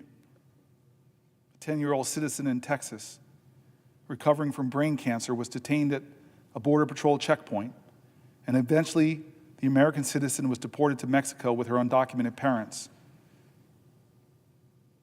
even though they were in need of medical attention for their brain cancer. Here's the article from NBC. U.S. citizen child recovering from brain cancer removed to Mexico with undocumented parents. A family that was deported to Mexico hopes they can find a way to return to the U.S. and ensure their 10-year-old daughter, my fellow American, who is a U.S. citizen, can continue her brain cancer treatment. Immigration authorities removed the girl and 4 of her American siblings from Texas on May 4th. 5 Americans in total. When they deported their undocumented parents, the family's ordeal last month when they were rushing from the Rio Grande City where they live to Houston, where their daughter's specialist doctors are based for emergency medical checkup. The parents had done the trip at least 5 other times in the past, passing through an immigration checkpoint every time without any issues, according to attorney Danny Woodward from Texas Civil Rights Project, a legal advocacy and litigation organization representing the family. In previous occasions, the parents showed letters from their doctors and lawyers to the officers at the checkpoint to get through, but in early February, the letters weren't enough. They were stopped at the checkpoint. They were arrested after the parents were unable to show legal immigration documentation. The mother, who spoke exclusively to NBC News, said she tried to explain her daughter's circumstances to the officers, but they weren't interested in hearing that. Other than lacking valid immigration status in the U.S., the parents have no criminal history, Woodward said. Protection, which detained and deported the family, according to the lawyer, said in an email Wednesday, for privacy reasons, we do not comment on individual cases. On Thursday, a CBP spokesperson said via email that the reports of the family's situation are inaccurate because when someone is given expelled removal orders and chooses to disregard them, they will face the consequences of the process. They reiterated that they couldn't speak about the specifics of the case for privacy reasons. The 10-year-old girl was diagnosed with brain cancer last year and underwent surgery to remove a tumor. The doctors practically gave me no hope for life for her, but thank God she's a miracle, the mother said. An American citizen is a miracle. The swelling on the girl's brain is still not fully gone, the mother said, causing difficulties with speech and mobility of the right side of her body. Before the family was removed from the U.S., the girl was routinely checked in with doctors monitoring her recovery, attending rehabilitation therapies, and taking medication to prevent convulsions. It's a very difficult thing, the mother said. I don't wish anyone to go through this situation. What is happening to this family is an absolute tragedy and is something that is not isolated to just them, said Rochelle Garcia, president of the Texas Civil Rights Project. This is part of a pattern and practice that we've seen in the Trump administration, Garza said, adding that she has heard of multiple other cases concerning mixed status families. But for now, this is the only case of this nature the organization has taken on. The Trump administration's border czar, Tom Homan, has said families can be deported together regardless of status. Homan said it would be up to the parents to decide whether to depart the U.S. together or leave their children behind. But undocumented parents of U.S.-born children, if picked up by immigration authorities, face the risk of losing custody of their children without the power of attorney, document, or a guardianship outlining who will take care of their children left behind. The children go into the U.S. foster care system, making it harder for the parents to regain custody of their children in the future. According to the girl's mother, she recalled feeling like she could not do anything. She said in Spanish, "You're between a rock and a hard place." NBC News is withholding the name of the mother and the rest of the family members since they were deported to an area in Mexico that is known for kidnapping U.S. citizens. In addition to the parents and their 10-year-old sick American daughter, 4 of their other American children's ages 15, 13, 8, and 6 were also in the car when they were detained. 4 of the 5 children born in the U.S. According to the mother, the family was taken to a detention center following their arrest, where their mom and daughters were separated from her husband and sons, and she realized she wouldn't be taking her daughter to the doctors. The fear is horrible. I can't explain it, but it's something frustrating, very tough, something you wouldn't wish on anyone. She said, adding that her sick daughter was laying on a cold floor beneath incandescent lights. Hours later, the family was placed in a van and dropped on the Mexico side of the Texas bridge. From there, they sought refuge in a nearby shelter for a week. Mom said the safety concerns keep coming up at night, and the children haven't been able to go to school. The 10-year-old daughter and 15-year-old son, who lives with a heart disorder known as long QT syndrome, which causes irregular heartbeats and can be life-threatening if not treated well, have not received the health care they need in Mexico. The teen wears a monitor that tracks his heart rate. The authorities have my children's lives in the hands, she said in tears. The authorities have my children's lives in their hands. Both parents arrived to the U.S. from Mexico in 2013 and settled in Texas, hoping for a better life for their family, the mother said. She and her husband both worked for a string of different jobs to support their 6 children. The couple also has a 17-year-old son that they left behind in Texas following their deportation. Just 2 weeks ago, another undocumented mother in California, caring for her 20-year-old daughter, a U.S. citizen undergoing treatment for bone cancer, was detained by immigration authorities and later released under humanitarian parole. We are calling on the government, Garza said, to parole the family, to correct the harm, and to not do this to anyone else. Gentleman yield. I think I need to. I'll yield to a question. I'll yield to a question while retaining the floor, and I thank my brother, I thank my friend, who's now stood with me for almost 11 hours. Those are hard stories to read, Senator Booker, but I appreciate you showing the coldness of this current administration's immigration policy. You know, the tragedy to me is that there's an opportunity to fix what is undoubtedly a broken immigration system. And yet we're into day 71 and Donald Trump has not proposed to us any proposals to fix the broken system. Instead, what he is doing is spending like a drunken sailor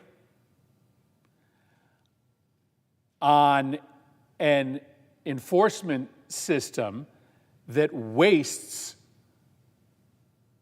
tens of millions of taxpayer dollars. You described this harrowing experience that this Canadian woman had.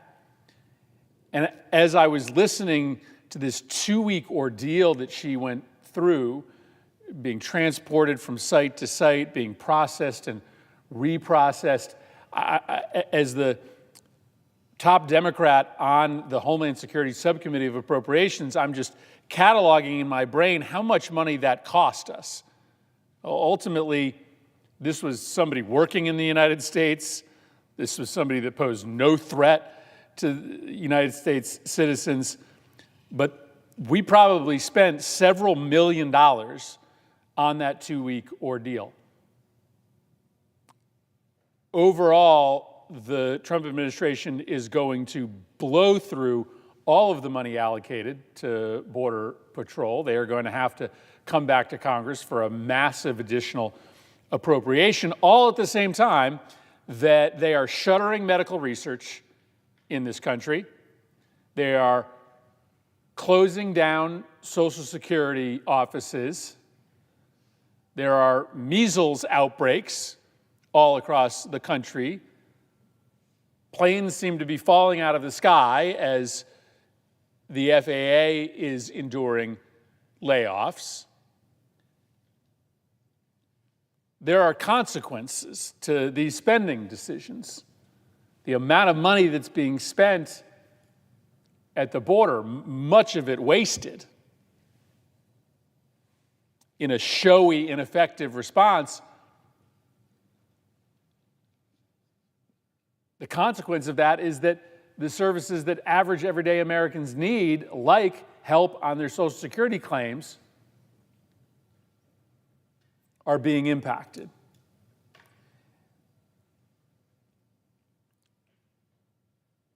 But we need to fix the broken immigration system. And we had an opportunity to do that last year when Republicans and Democrats came together and wrote a bipartisan border security bill that frankly would have allocated tens of billions of additional dollars, that would have fixed our broken asylum system, would have given the president new authorities. And Donald Trump instructed all the Republicans in this chamber to oppose it.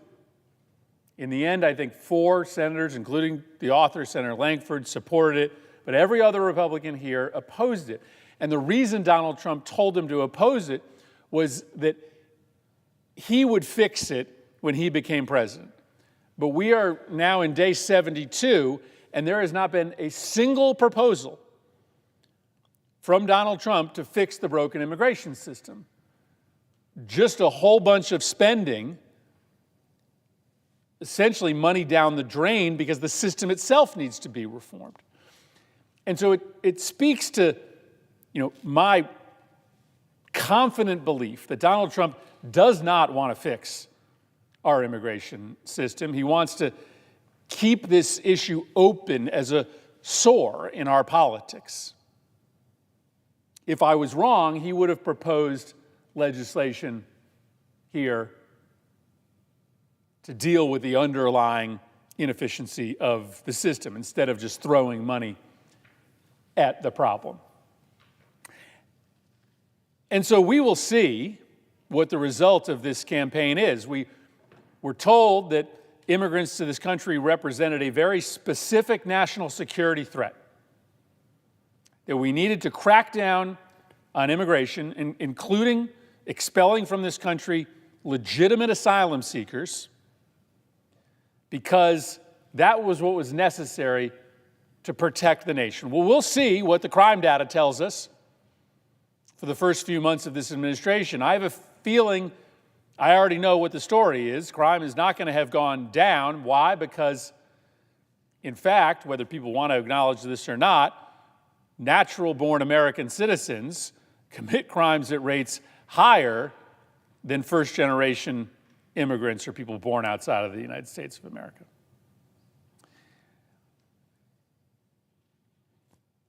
But Senator Booker, I guess the question I want to ask you is this. I think you and I agree that Americans, right, left, and center, acknowledge that the immigration system is broken. I mean, they didn't love it when they saw thousands of people crossing on an average day.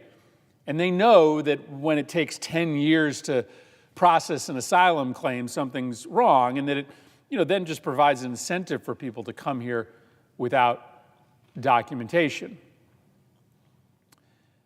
But my impression is that cross-section of Americans that believes that the existing immigration system is broken also believes 3 other things.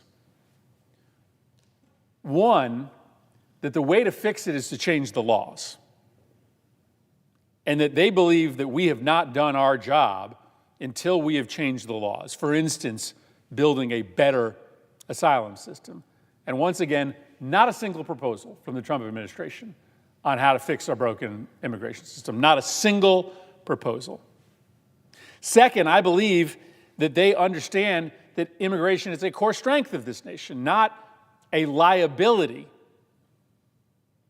And that if we want to thrive as an economy, we are going to have to bring people to this country legally. But to turn our backs on immigration as a mechanism to grow economically, that's not in line with what Americans believe, even those that think the existing system is broken.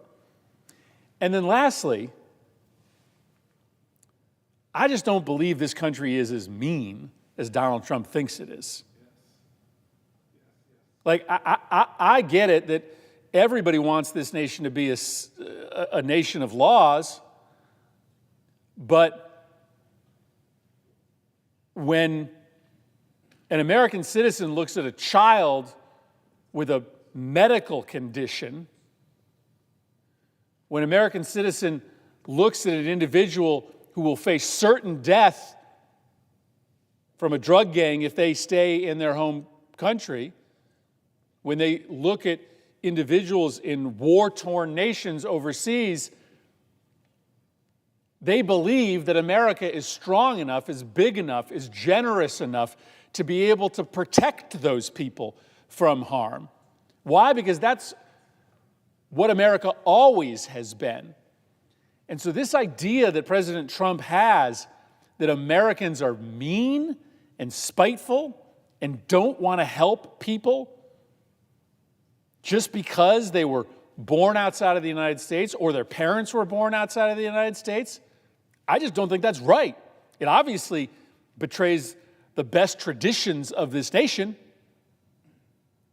but I think it also fundamentally misreads the American people. So I think people want our immigration to be fixed, system to be fixed, but I think they want us to do it. They understand the laws are broken. They do not want to abandon America's tradition of bringing people here from all around the world. They understand that our economy and our economic prosperity is linked to our ability to bring hardworking immigrants to this country, and they're just not as mean as Donald Trump thinks they are.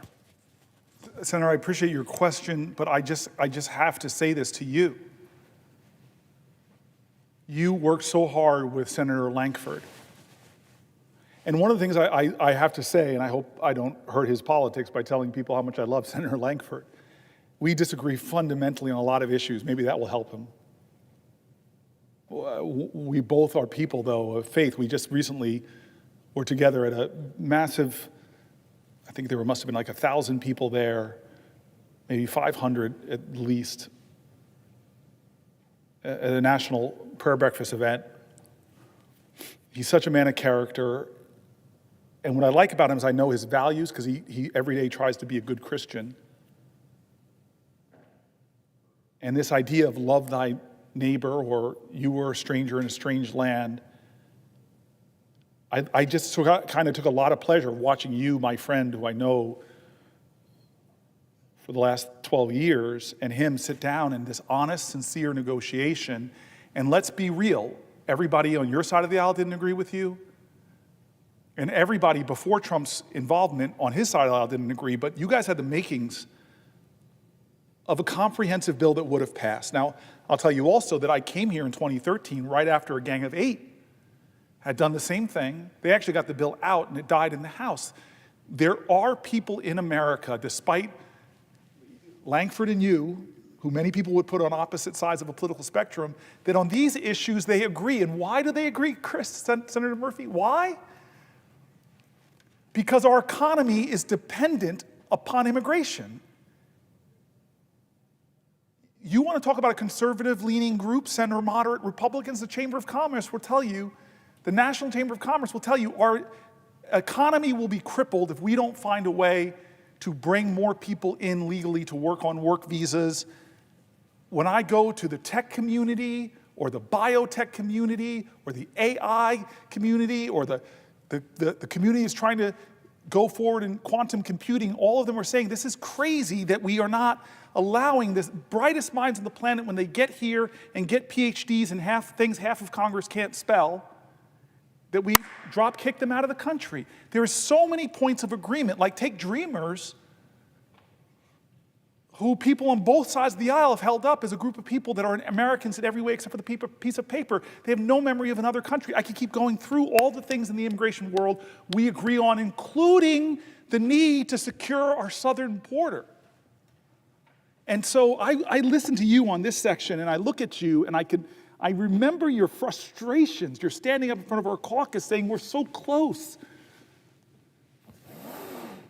Senator, yield. I will yield for a question while retaining the floor. I just want to drill down on this for a moment, because it gets back to a theme that you've been hitting on throughout the evening and early morning.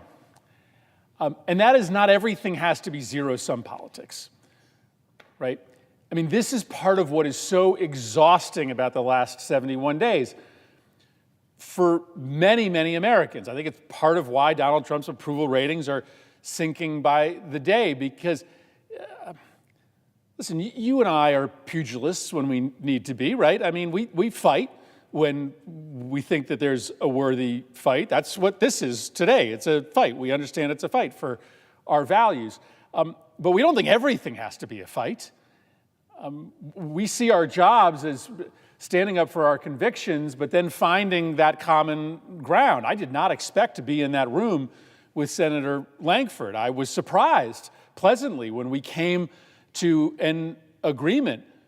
You spent months and months hammering out really difficult criminal justice reform with a colleague of yours that you have equal numbers of disagreements with, because we feel like we have a call from our constituents to fight, but then find the common ground.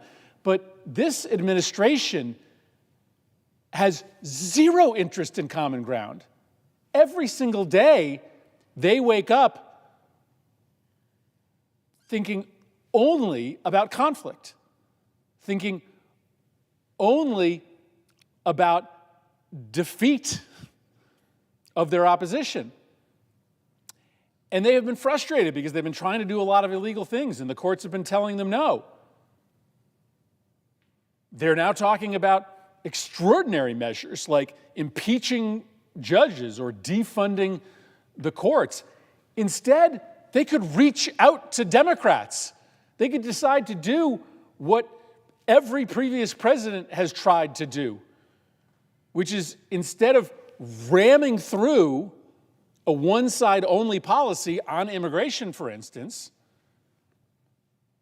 come to people of goodwill on the opposing party and try to work out a compromise. This is what exhausts the American people, is this administration's complete, total unwillingness to find common ground on anything.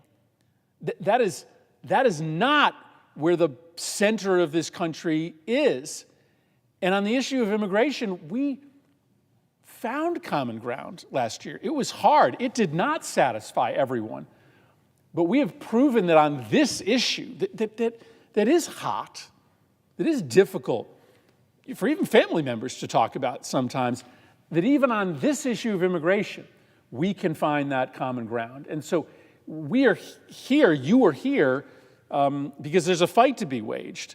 But I think we both wish, on a litany of these topics, we were instead sitting down with our colleagues. But that is just not in the DNA of this administration. And that is part of why this president is becoming more and more unpopular by the day, is because they expect any president,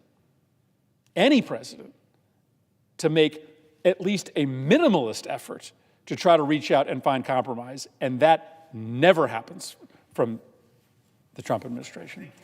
For the question I see in there, and I again, great presidents have great ideas they bring to Congress, and they fight to pull together and cobble together legislation that will last. The problem we have right now is this whiplash between Trump's executive orders and Biden's executive orders and Trump's executive orders, and it's not solving the problems. And you've shown that there's enough common ground to do something on them. But I don't want to stick with common ground now, actually, because there's some things in here that are not common ground, like private prisons. You know, I'm one of these folks that doesn't want to criticize. I've flown out to a private prison down south to get a tour, met really kind and nice people, but there is something problematic to me about a profit motive for imprisoning, shackling, detaining, and holding people. And this combination of that and a corporate reality where you are giving campaign contributions to people that will then turn around and give you government contracts to restrict the liberties of human beings. And the story that I read about this woman feeling like They lied to her lawyer and said if she had only said she could pay for her own flight home, but they were keeping her, and every day they were keeping her, they were getting more money from American taxpayers. This wasn't a system designed for justice. This isn't a system that's designed for the rights of human beings in our country. This is a system that has every day an incentive to deny the liberty, to hold people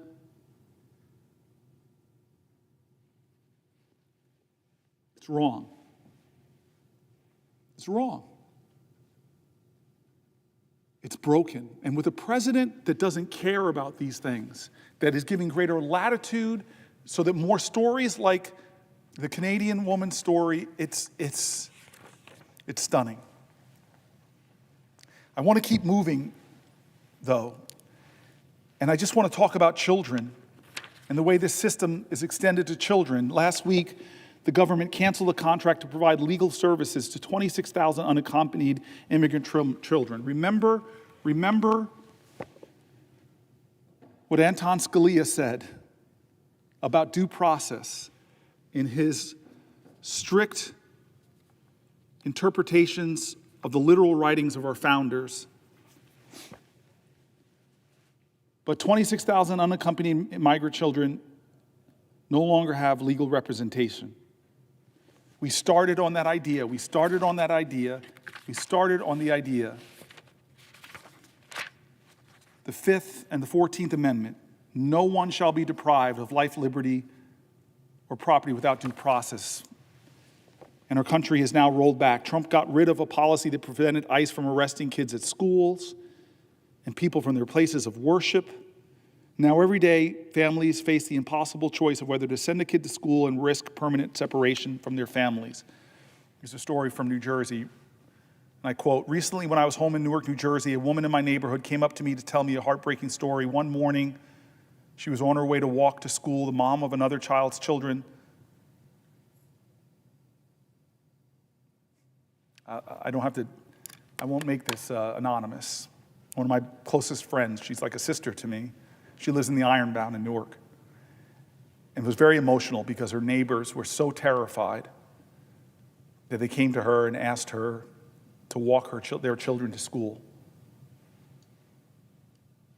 They're American children.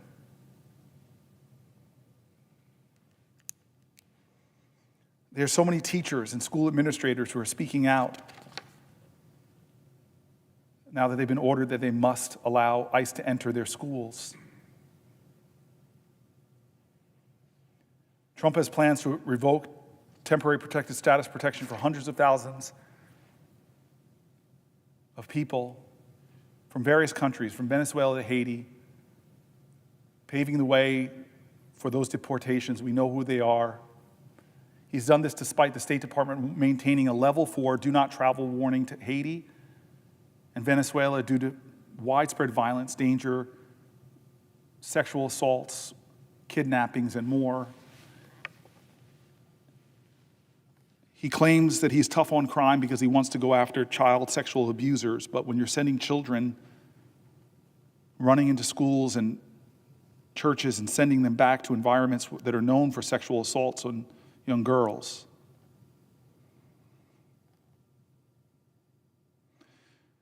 The Department of Justice, Office of Civil Rights, recently dropped its case it had filed against Southwest Key, the nation's largest provider of housing for migrant children, in which the DOJ alleged sexual abuse and neglect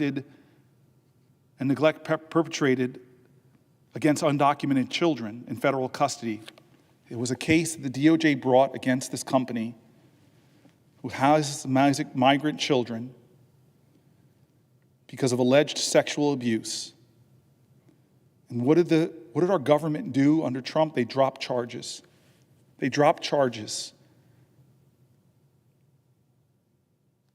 Why?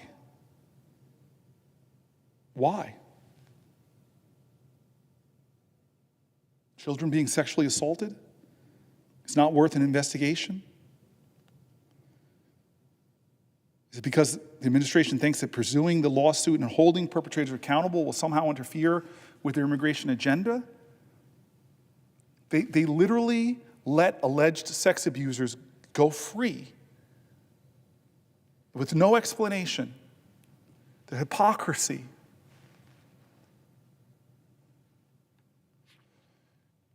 The family detentions are restarted. They failed in the past to meet basic child welfare standards and exposed children to trauma. The President's own Department of Homeland Security concluded in 2018 that family detention centers posed a high risk of harm to children and families, and despite his own Department of Homeland Security back in 2018 saying that, they've restarted it. One of the points I want to make is crime. I was a mayor. The number one issue my residents were concerned about was fighting crime, fighting crime, fighting crime. I went back to New York recently for a horrible, tragic death of a police officer by a 14-year-old with a ghost gun. It was horrible. To send off hundreds and hundreds and hundreds of police officers from all over our state, from New York. This police officer was murdered by a 14-year-old. I still pray for their family, his mom. And as I was standing there looking at this parade of police officers who were waiting for the casket, I had police officers come to me and complain that they're having harder and harder time in New Jersey solving crimes because now victims of crime, victims of sexual assault, victims of robbery who happen to be undocumented are afraid to go and talk to local police because of all this rhetoric that's creating the fear that they'll be turned over to ICE. Imagine in our country there are people out there that are sexually assaulting people but are getting away with it because they're targeting immigrants. And if you don't think that hurts American safety, you're wrong. Afraid to go and talk to police officers to report crimes.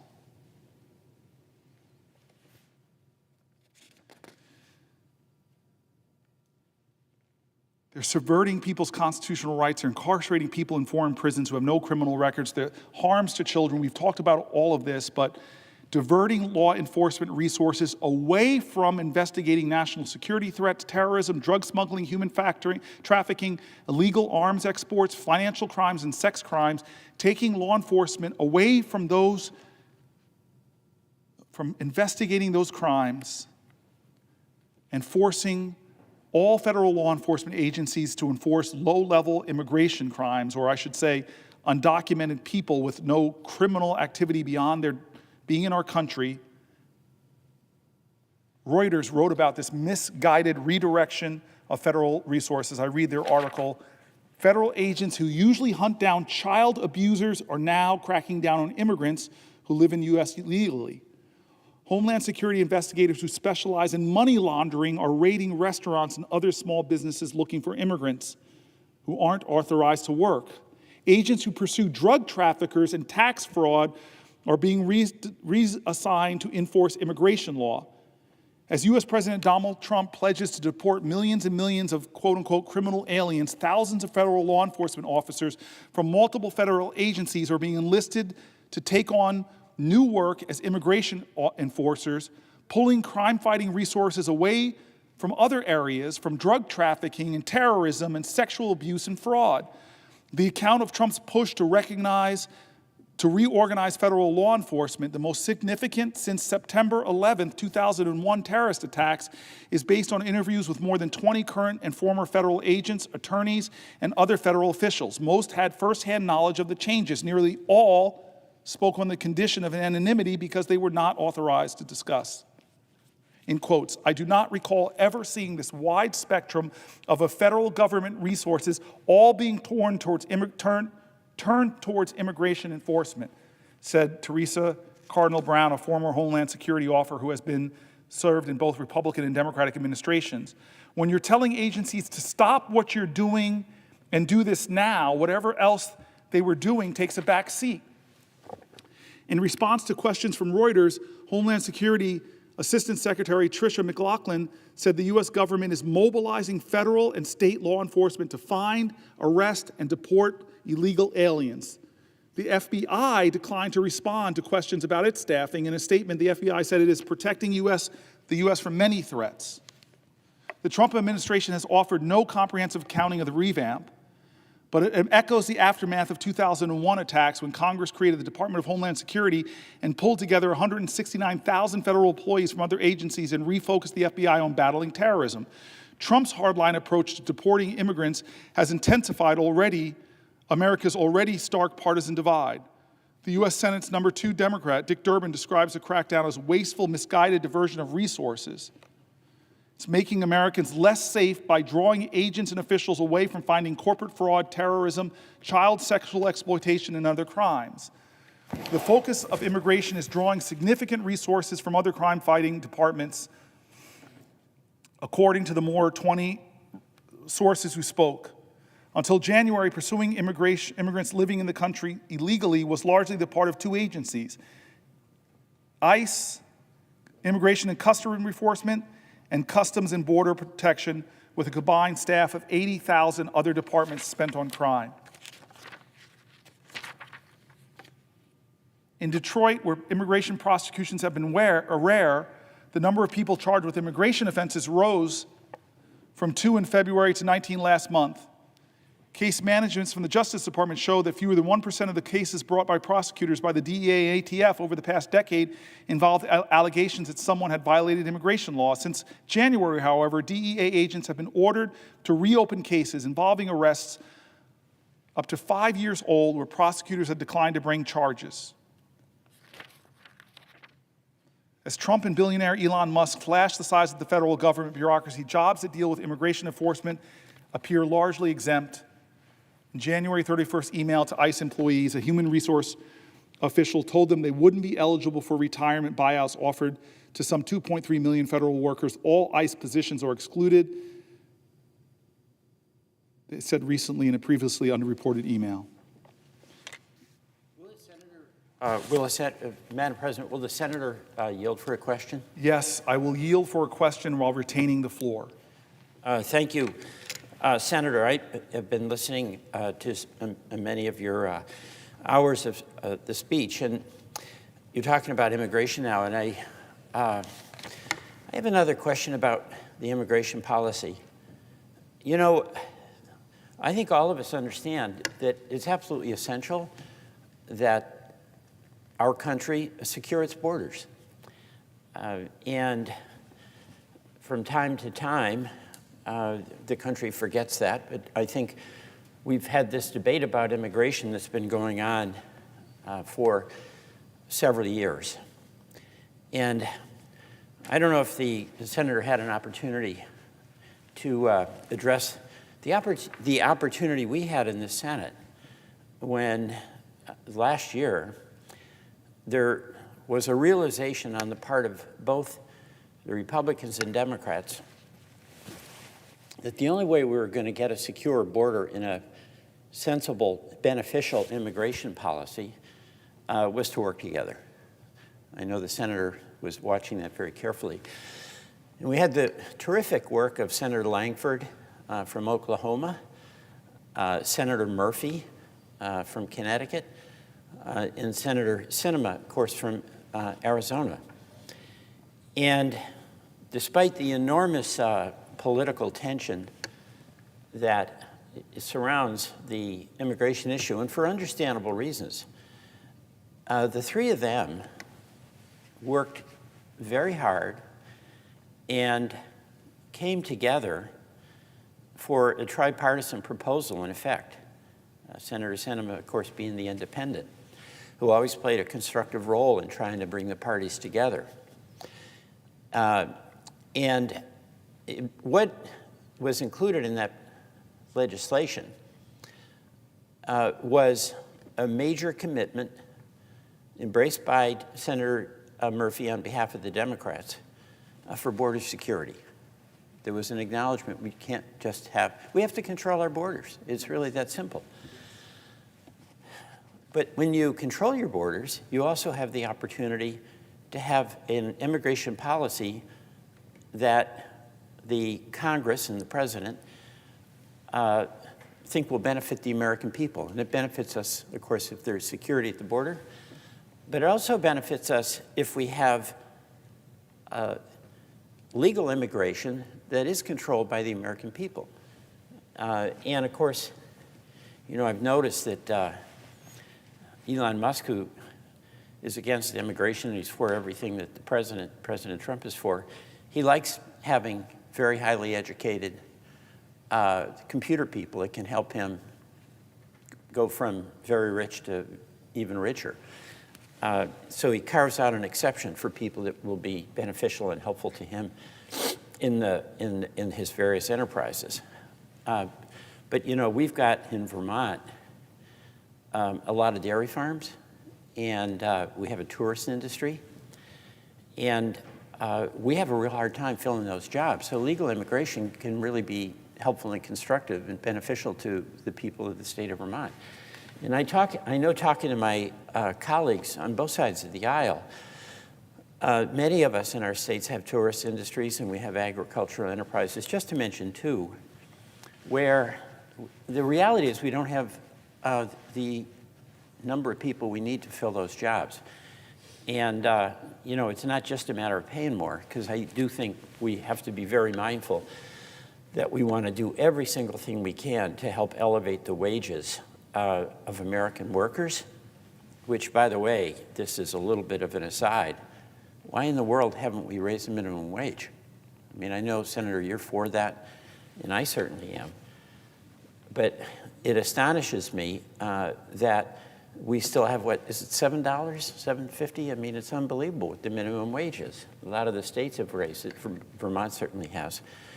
But we, on immigration, had the opportunity and the bill and the will to make enormous progress so that we'd have an immigration policy that secured the border, had the validation of bipartisan majorities in the House and in the Senate, would have also addressed issues about legal immigration that would help us strengthen our economy, and also would have included a pathway to citizenship for dreamers, folks who were brought here by their parents when they were 4 or 5 or 6 years old, and whose the only country they know is the United States itself.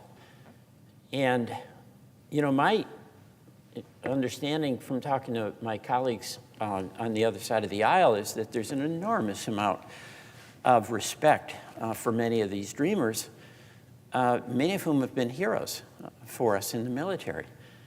So this is not in my view, it's not a Republican-Democratic situation. It is a desire on the part of almost everyone in this body to accommodate a reality of a child being brought here by his parents, going to school, getting an education, serving their country, firefighters, Marines,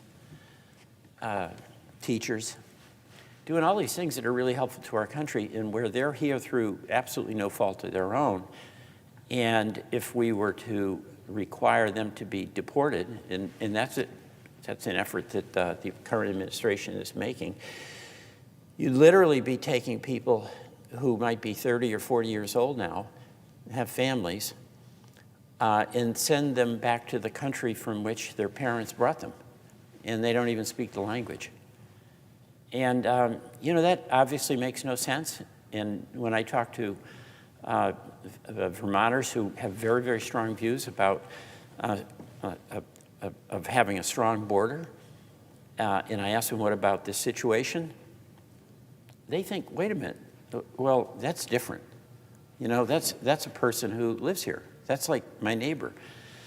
So I was so disappointed when we were on the cusp of being able to get this legislation passed, when then candidate Trump, in his candid way,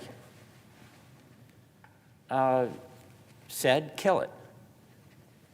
And he was candid about why. It would, quote, give quote, the Democrats will win. I never saw this as a win for Democrats. You know, I saw this as a win for America. And, you know, the reality is that when we have to do really hard things here, and we're not doing hard things these days, but when we're trying to do hard things that are really important for the American people, my experience is you really do have to get to a bipartisan place. Because, you know, we've lost elections, and we lost the last one. And that is on us. It's not on the voters. They made a decision. That's their right to do. And we have to learn, and we have to listen. But when we were listening and hearing loud and clear from the American people that we want a secure border, and then we worked with our colleagues on the other side of the aisle to get a secure border, why in the world would the leader of the party kill it? Why? I mean, we know the reason. He thought it was good politics. But this is not about what's good partisan politics. It's about what's good policy that's going to help the American people. So I'm really, among the many things you're focusing on, of course, is this question of immigration. And this is incredibly important, but I want it to be clear that I, as one member of the United States Senate, am absolutely all in for the immigration reform that we need, and that is a secure border. That is legal immigration as we determine the type of immigration that will be beneficial to the American people and sustainable. And it also includes a pathway to citizenship for these children, in many cases, who were brought here by their parents, who had no agency, no involvement whatsoever in the decision to come here, how they got here. Pardon me. For those of us who don't stay up all night, some of us use alarms to wake up. So pardon me for being here earlier than I thought I'd be here, and you're here later than maybe than you thought. But you know, it's such a privilege for you, and it's such a privilege for me. It's such a privilege for the other 98 citizens of this country who serve with us in the United States Senate, that any chance we get to do something that's helpful to the people we represent, don't we want to grab it? Don't we want to do it? And does it matter if our name lives in memory that we were here? It doesn't. What matters is what we do here. And whether, when we leave, we can look back and have the satisfaction of knowing we gave it our best. And I hope, you know, there's enormous pressure on folks in this job from the cross currents of the political world that we live in. And all of us are fallible, and all of us have plenty of opportunity to get it wrong, and we do. But what I've seen in the people I've admired on both sides of the aisle, and I think of Senator McCain, who Senator Murphy worked with so much, there was a heart and soul to that man. And it was the heart and soul in his spirit that guided him. And when I think about immigration, and we're talking about how tough it is, he worked together with the so-called Gang of Eight to come up with a reform that the Senate passed years ago. I was in the House then, and I remember being so excited when I heard that the Senate had actually come up with a proposal that just made sense. It wasn't perfect. What is? You know, Senate to earth. What's perfect? We do the best we can. That's about it. But you know what? When I say that's about it, That's what life is. Do your best. And then move on. And by the way, that's one of the reasons why I think, Senator, the bipartisanship, which we don't have now at all, but why it has to ultimately, we have to have enough humility to understand that neither side has the answers.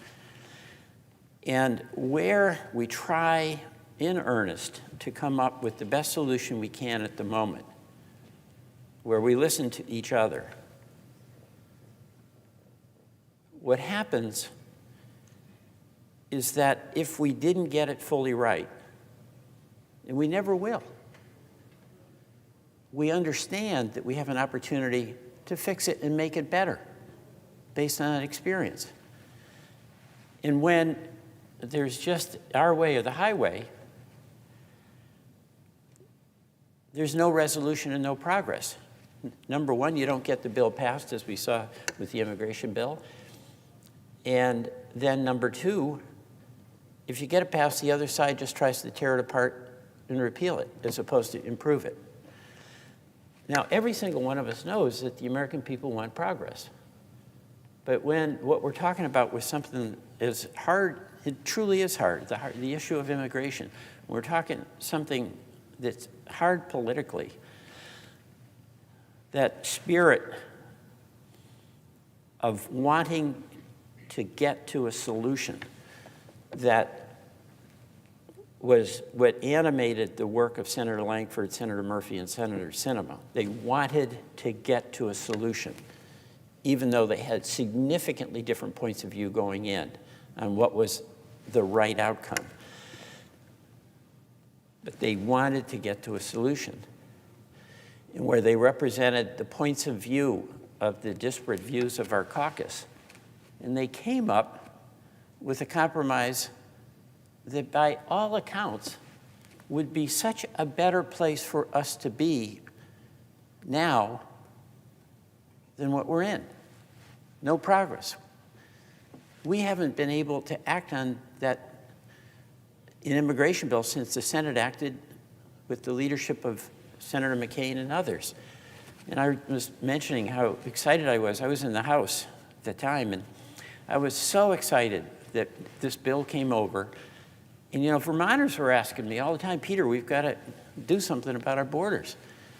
We've got to do something to make sure our farmers don't fear having their farms raided and them not being able to milk their cows. It's that essential, right? And I'm talking a lot of pretty conservative people, right, who politically sometimes agree with me, sometimes don't.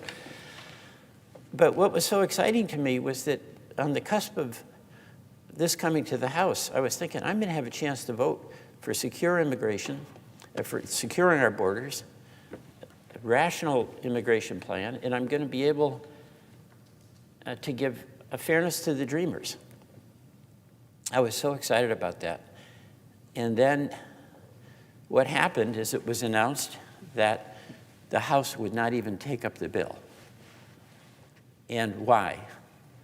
It was the same reason that then candidate Trump proposed to his colleagues, or to his party members in the House, or pardon me, in the Senate, kill it. And why was that? Really, in all candor, it's the most cynical of all reasons. Sometimes people in politics prefer to have the issue that they can fight about rather than use the responsibility and opportunity they have to solve the problem. And that's pretty much what happened with that. And here we are, and we're seeing it again. You know, there's another thing that's happening with the immigration policies of the current administration.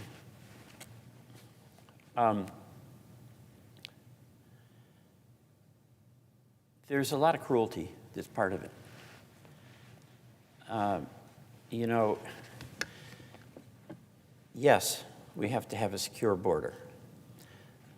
Yes, criminals who came here illegally should be deported. But should the consensus that we have about a secure border, about the legitimacy of deporting criminals who are here illegally be used to justify a wholesale roundup where the people who are rounded up are almost randomly picked up. You know, some may be on the basis of good information, but it's clear in this roundup where so many people were flown to the jails in El Salvador that the minimal amount of due process, which is inquiry into who is this person, where are they from, does that tattoo mean they're in a gang, or is that a tattoo of mob? Are we a society where we don't provide that minimal inquiry? It's called due process. Our country was founded on it. And it appears in many cases we haven't done that. You know, and then what we're seeing also is that a number of people are being rounded up who are here legally. They're here on a student visa. And they published an opinion in a school newspaper expressing their point of view about the suffering in the Middle East. And this country, of course, is founded, among other things, on the First Amendment right to free speech. And it's a pretty astonishing thing that people who express that, who are here legally, by the way, legally, I want to emphasize that, are suddenly confronted by people who are essentially wearing masks, put in handcuffs, taken away, and then put in a jail at some unknown place until maybe days later you find out where they are. How does that solve the border crisis? How does that protect the liberties that have been the hallmark of the United States of America since the Constitution? It is cruel. You have a person who essentially disappears, and that's a term I know Senator Murphy used once, and I think, unfortunately, accurately. So, you know, we have a challenge, you know, and it's really not who wins this vote and who wins that vote. And it's not even who's in the majority and who's in the minority. Because this country only works, and this Senate only works, when whatever your political views are, you approach the problems that America has from the perspective of your obligation as a United States Senator to make progress, to make it better. And you know, I was in the state Senate for 13 years. I'm not going to say my life's been downhill since then. but what I so appreciated about the Vermont Senate, and I learned working with other people there. Bipartisan doesn't have a meaning almost now because it's like you've got to be on one side or the other. But I remember when I first went to the state Senate, Senator Booker, I won an election that was an upset. So I was feeling pretty good about myself. And when I got there, it was a majority in the Republican Party. And I was ready to cause trouble. And not necessarily in the John Lewis good way, all right? It might have been more of a Peter Welch ego way. So I had a lot to learn. And what I remember was showing up in these two Republican senators who were just really icons for me in my life, as it turns out. they and the lieutenant governor made decisions about who would be on what committees. And I really wanted to be on the finance committee. But that's not a committee you get on when you just show up and you've won an election and you're acting like you're more important than you are. And they put me on the finance committee. And I said, I'm doomed. And the reason is I knew I had to cooperate. They've been so good to me and so generous. They gave me a seat at the table. And it was such a thrill and for me to be able to actually sit at the table with these people that I held in such high regard and who knew so much more than me. But they invited me in. They didn't push me aside just because I had different points of view and was from a different party. You know, a few years later, I became Senate president, so I had a lot to do with who was on what committees. And I remember I started then the process that we still do in Vermont, and I appointed a number of Republicans to chair committees. And I was in the Senate a second time with the now governor of Vermont, Phil Scott, and he became the chair of the Institutions Committee, which was kind of that's a big deal in Vermont. And when I tell folks we did that in Vermont, where sometimes you'd appoint somebody who's on the other party, they want me to have a mental status exam around here. You know, you just don't do that kind of thing. But, you know, what I do know and what I do see is that there are a lot of people here who do have that, I'll call it the Murphy-Langford cinema attitude. Let's solve the problem. Let's make progress. Let's find a way where we can move ahead.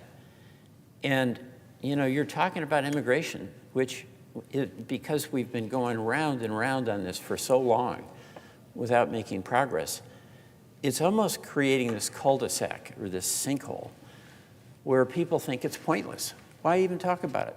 Why try to solve it? Can't be done. Well, we know it can be done because we are the people here, 100 of us, that actually have the ability to do it. And I would say we have the responsibility to do it because it's a serious issue that faces the American people. And they're entitled to the safety of a secure border.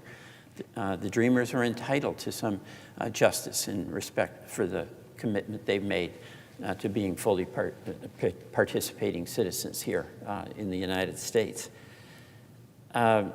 So I just applaud the efforts of my colleagues who, despite all of the outside noise, do want to make some progress. When we don't make progress, we descend into a bad place. You know, yes, deport a criminal. Our people are entitled to safety. People are not entitled to come here illegally, and people who are illegally certainly are not entitled to commit any crimes. But when we go round and round and just use the challenge of immigration reform as a political cudgel, we end up going into some pretty dark places, and that's where we're heading now, where a person gets rounded up who's legally here because the administration doesn't like the opinion they expressed. It's not that their opinion was necessarily subversive, but it's not even wrong, it's debatable. You and I would have a free opportunity to debate, you know, what should be our policy in the Middle East? What should be our policy on immigration? But the administration decides, that speech I don't like. Arrest that person. Disappear that person. And then we get into debates that are really not about making progress, but mutual recrimination. So I'm, you know, just very delighted that you're focusing a good part of your effort here on the vital question of immigration. You know, I do hope, I haven't been watching everything, but if it's okay, I just want to direct your attention to these tariffs that are happening a little bit, and I know you're going to have opportunity to talk about a fair number of things you already have. But I've never seen anything so dumb and reckless as these tariffs on Canada. You know, we have a library in Newport, Vermont, Derby Line, actually, the Haskell Free Library. Half of it is in Vermont, half of it is in Canada. Is that cool or what? Canadians come in what I call the back door, but they call the front door, and we come in the front door, which they call the back door. And we read books together. We've had this library for decades. And I was with we had a round table up in the Canadian border, Canadian-Vermont border. And the member of parliament from Stansfield, which is the town next to Newport, Madame Bibeau was with us. And when we were with some folks who ran businesses on the Vermont side and on the Canadian side, and some of whom had operations on both sides, most of these were family businesses. Some were very large, some were small. And it ranged from like farmers, and they, on the Vermont side, who got their, a lot of their fertilizer from Canada. And that's true, by the way, all across the northern border. You know, so it can be Minnesota, it can be Idaho. So many of our farmers all along the Canadian-American border have cross relationships with Canada. They get their fertilizer. It's going to cost 25% more. And we all know how hard our farmers work. Nobody works harder. The margins of what they make is tiny, and you add a 25% tariff. I mean, these people are just, they don't know what's going to happen. And our maple syrup makers, back and forth, we get a lot of syrup from Canada and blend it and make it into products with Vermont syrup. Canada's the biggest producer of maples, the second best maple syrup in the world. Vermont is the biggest producer of the best maple syrup in the world, in the United States. But the equipment is largely made in, that our sugar makers use is largely manufactured in Canada. 25% tariff on that. That's going to hammer the Vermont maple producers. Again, they operate on a small margin. And you know, a lot of these farms, as you know, and the sugar producers, or we've got a family company up there, second generation, that makes high quality furniture. These are family businesses, and they have tight margins. They're competing. They're really working hard. The Northeast Kingdom is really a pretty low-income part of Vermont, with wonderful, incredibly hardworking people who are very proud of where they live and who they are and who their neighbors are. They're asking really tough questions about how they can make it and whether they can stay in business. And this is not the same as immigration, but there's an element here that is the same as immigration. Shouldn't any policy that we pursue start with the premise that will do no harm? So, you know, Madam President, it might be a policy you're advocating, and I know when you served in your previous job, you'd be wanting to make certain that what you did no harm. In fact, you'd be insisting that it did some good. And my question with the tariffs is whether the administration is starting out from the premise that I think all of us should start with. Yeah, we may have an idea. We hope it might work. But we got to make sure it does no harm. So and I'm sorry, I was going to answer that question, but yeah, go ahead. Did the senator finish his question? Yeah, well, that's a long question, and I'm waiting for a long answer. Okay. I want to first start by saying that the senator has a reputation around this place that there's a deep, penetrating goodness that's in you. I love to watch my Senate colleagues when the other people are not. It's a habit of mine because I think what you do when no one is watching is really telling. There's a belief I have that someone who is nice to you but not nice to the waiter is not a nice person. And we have a body full of people that show some deep, decent goodness. You are one of those people, and what I love about watching you is that it could be the farthest ideological person away from you, and you just have this, like you look at people like you see their divinity. Whether it's a person at the highest position, a leader of the Senate on either side, or someone who holds the door. What I love about you is when I watch you, you're one of the senators. Some people just keep to their side of the aisle. I always look up and I find you over there talking to somebody. And I just rely on that decency in you as a friend. And I've come to love you like a brother. And I want to thank you for being here before your alarm in the morning goes off. It really touches me. And I don't know if you remember this, but about 12 hours ago, you sat right here and you embraced me in a hug, and I leaned on that hug because I wasn't sure that I would even make it 12 hours. I take strength from you, my friend, and I take strength from you to hold to my kindness, to look for it everywhere.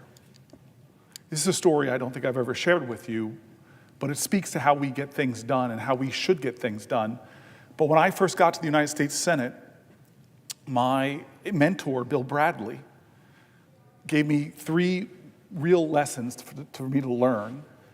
I think I've obeyed 2 out of the 3. One was to know the rules of procedure really well. That's the one I've probably failed. I'm still learning things 13 years into this about the rules of procedure. The second one was become a specialist in some areas. Don't be a mile wide and an inch deep, and I feel like I've done a pretty good job on that. But the one that he called me that was most fruitful, I've already mentioned one of the benefits I had in doing this with John McCain earlier in this 12 hours. But he commanded me to go and meet with all your Republican colleagues, take them out to dinner, sit with them for lunch, whoever they are. I went out to dinner with Ted Cruz. It was hard to find a restaurant because I'm a vegan and Ted Cruz is from Texas.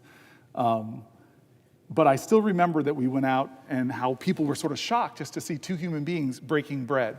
But the story I want to tell my friend about is when I went to see Jim Inhofe, Republican from the same state as Langford. And I couldn't get him to meet with me. Couldn't get on his schedule. And I found out that he had Bible study in his hideaway. And so I go up to his hideaway for Bible study. Thune was there. And we all have implicit biases. We all have implicit biases. My implicit bias was that I did not expect this older, conservative man that I would walk in and see on his mantle this beautiful picture centered of him hugging a little black girl. I'm embarrassed by that it so surprised me. And I, especially in those days, I didn't talk to the senior giants in the Senate. I didn't call them by their first names. I still have a problem calling Senator Durbin by his first name, for example. He is a lion of the Senate, in my opinion, and one of the kindest people to me since I've been here. But so I go to him, I go to Jim Inhofe, I go, "Mr. Chairman, sir?" And I look at the picture and I go, "Who dat?" And he smiles and chuckles. And then he tells me the most beautiful story of his family adopting this little black girl out of some of the most terrible circumstances. And I was so moved. And thinking about my friend Bill Bradley, I would have never known this incredibly beautiful thing about somebody who ideologically we disagreed on so many things, but knowing this personal moment, it created this thread between us. Not a rope, not a cord, but a thread that connected me to him and had created a deeper affection. So fast forward many months in this body, and there's a big education bill, which Chris Murphy referenced earlier. A big education bill was going through the Senate because No Child Left Behind, we were going back the other way. And Senator Durbin has told me about this. Pendulum sometimes swings and swings back in this place. And it was a deal. Lamar Alexander was in the well of the Senate. He was the manager of the bill, and there was no amendments allowed. No amendments allowed. And of course, I'm sitting back here. This is where I sat. And you talk about egos. My ego think I had this great amendment, and I was frustrated that they were having this rule, no amendments. But I got a great amendment to do something about homeless and foster children that have the worst educational outcomes. And I thought I had a modest amendment to try to make a difference for American children that are in foster care or that were homeless. And I'm frustrated. I'm sitting back here, something that I dream of doing again one day, sitting, and just kind of upset.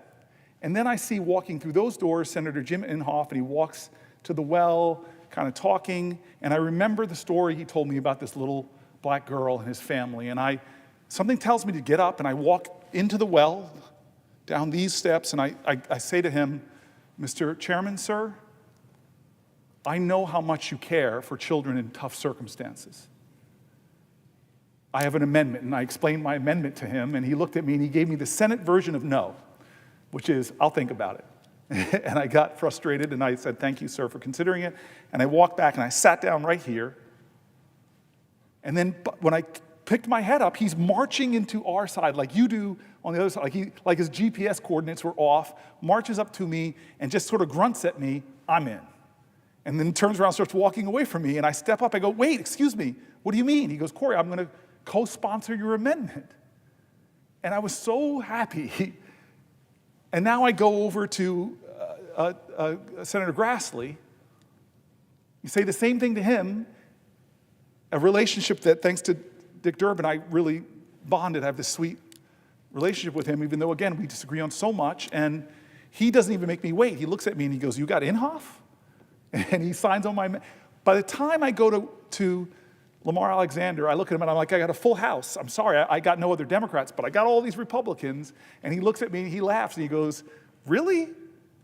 And he puts the amendment on the bill. It's the law of the land now. And so what you said in the beginning of your long wind-up question, my dear friend, my dear brother, is how real change is made. That man, Dick Durbin, when I first got to the Senate, he knew how much I cared about criminal justice reform. He brought me to the table. I started working. As I presided, I started working in conversations with Mike Lee and conversations with Chuck Grassley. We cobbled together a bill. It wasn't done by executive fiat. It was done in the Senate. 87 votes. It's the law of the land. Thousands have been liberated from unjust incarceration. And so my point to the senator is his spirit is so right, is so true about what it takes to make real change. But the president we have right now doesn't seem to be coming to this body with any kind of bold bipartisan legislation to solve the problems of our nation, to cobble together the common ground of this country on immigration. No, he is not acting like that. He is using language like presidential primacy. He's defending his corrupt practices in immigration by saying things like presidential primacy. He's invoking the Alien Enemies Act.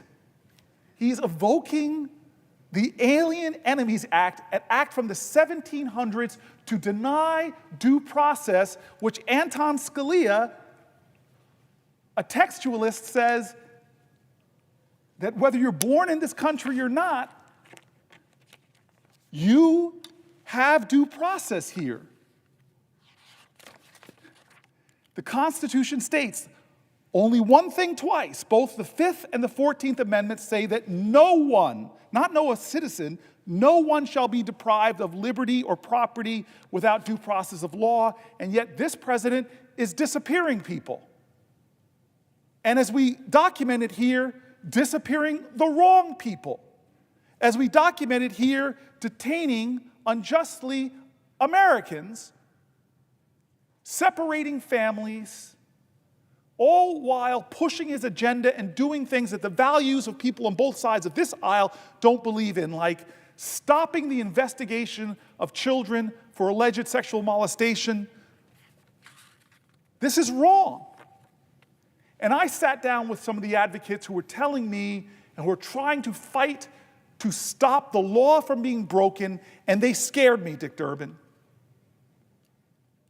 Because they said what I said on this floor: if someone is willing to violate the Constitution for some, it endangers the constitutional rights for us all. Do not think this is, those people.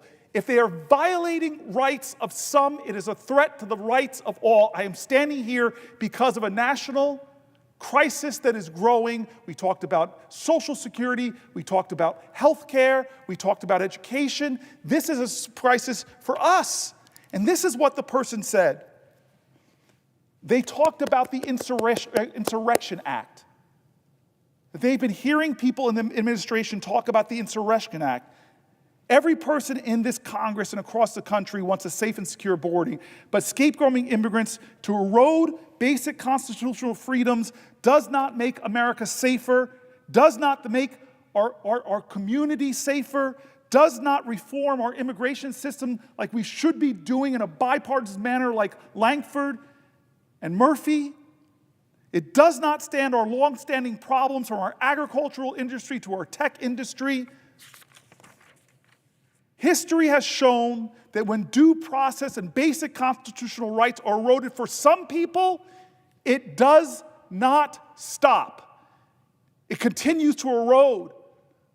The shoreline that kept you safe will shrink until it reaches you. I am reminded of German pastor Martin Niemöller's quote about fascism in Germany. They came for the socialists, and I did not speak up because I was not a socialist. Then they came for the trade unionists. I did not speak out because I was not a trade unionist. Then they came for the Jews. I did not speak out because I was not a Jew. Then they came for me. And no one was left to speak. Well, everything that has happened in the last few months contradicts American values, shared values. I am most concerned about what this signals for the future and the potential invocation of this president of the Insurrection Act. Some of our country's most prominent lawyers have warned that the invocation of these two antiquated laws, the Alien Enemies Act and the Insurrection Act, may result in the true erosion of our constitutional rights. Trump's recent invocation of the Alien Enemies Act is the first step. Disappearing people without due process, as Justice Scalia says is wrong.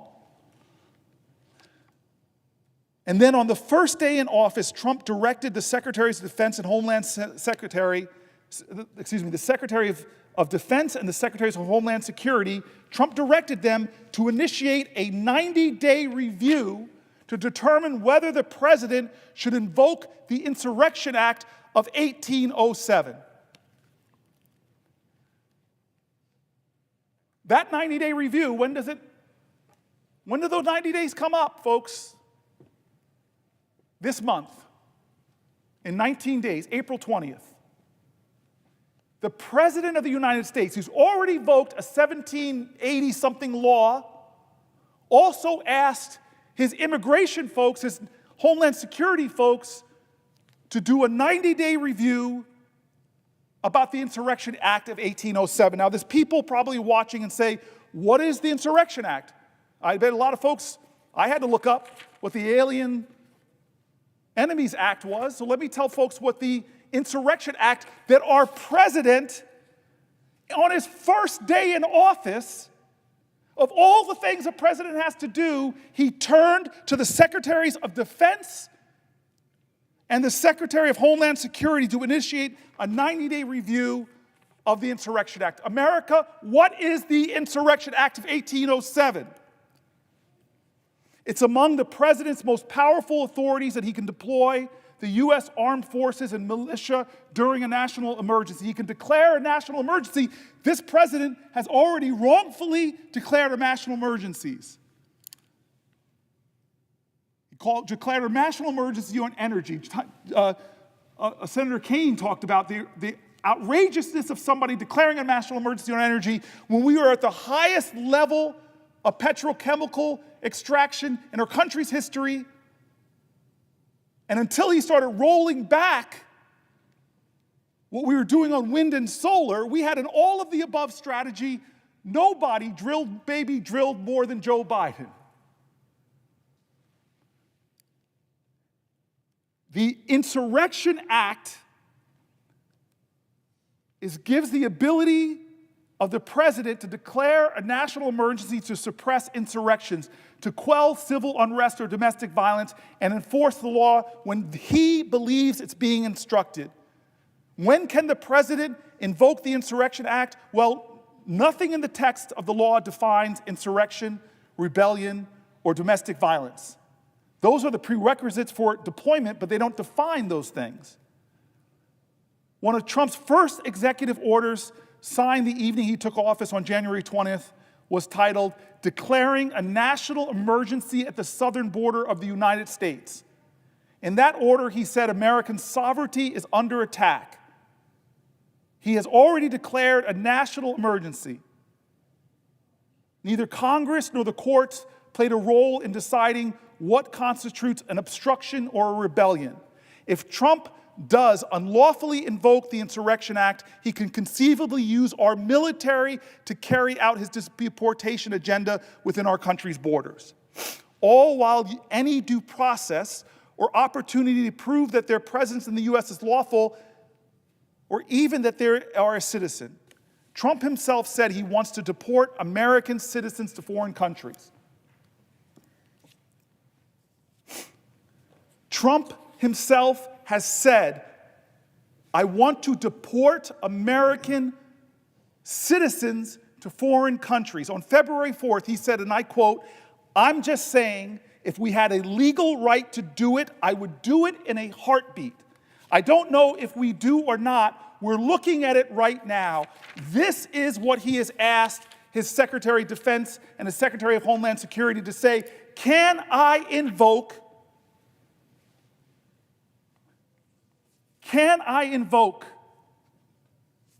the Insurrection Act? So don't be mistaken. This is not just about immigrants. This is not just denying immigrants the due process that Anton Scalia said that immigrants have a right to, so you don't disappear the wrong people like the Trump administration has done. That you don't wildly disagree with what a citizen is saying and use that as a pretext to disappear them. He is creating the pretext to invoke that 1807 law, the Insurrection Act. And if he does that when they came for the immigrants and denied them due process, he is trying to get us to surrender our commitment to the constitutional guarantees that Americans have. He has said he would deport Americans if he could.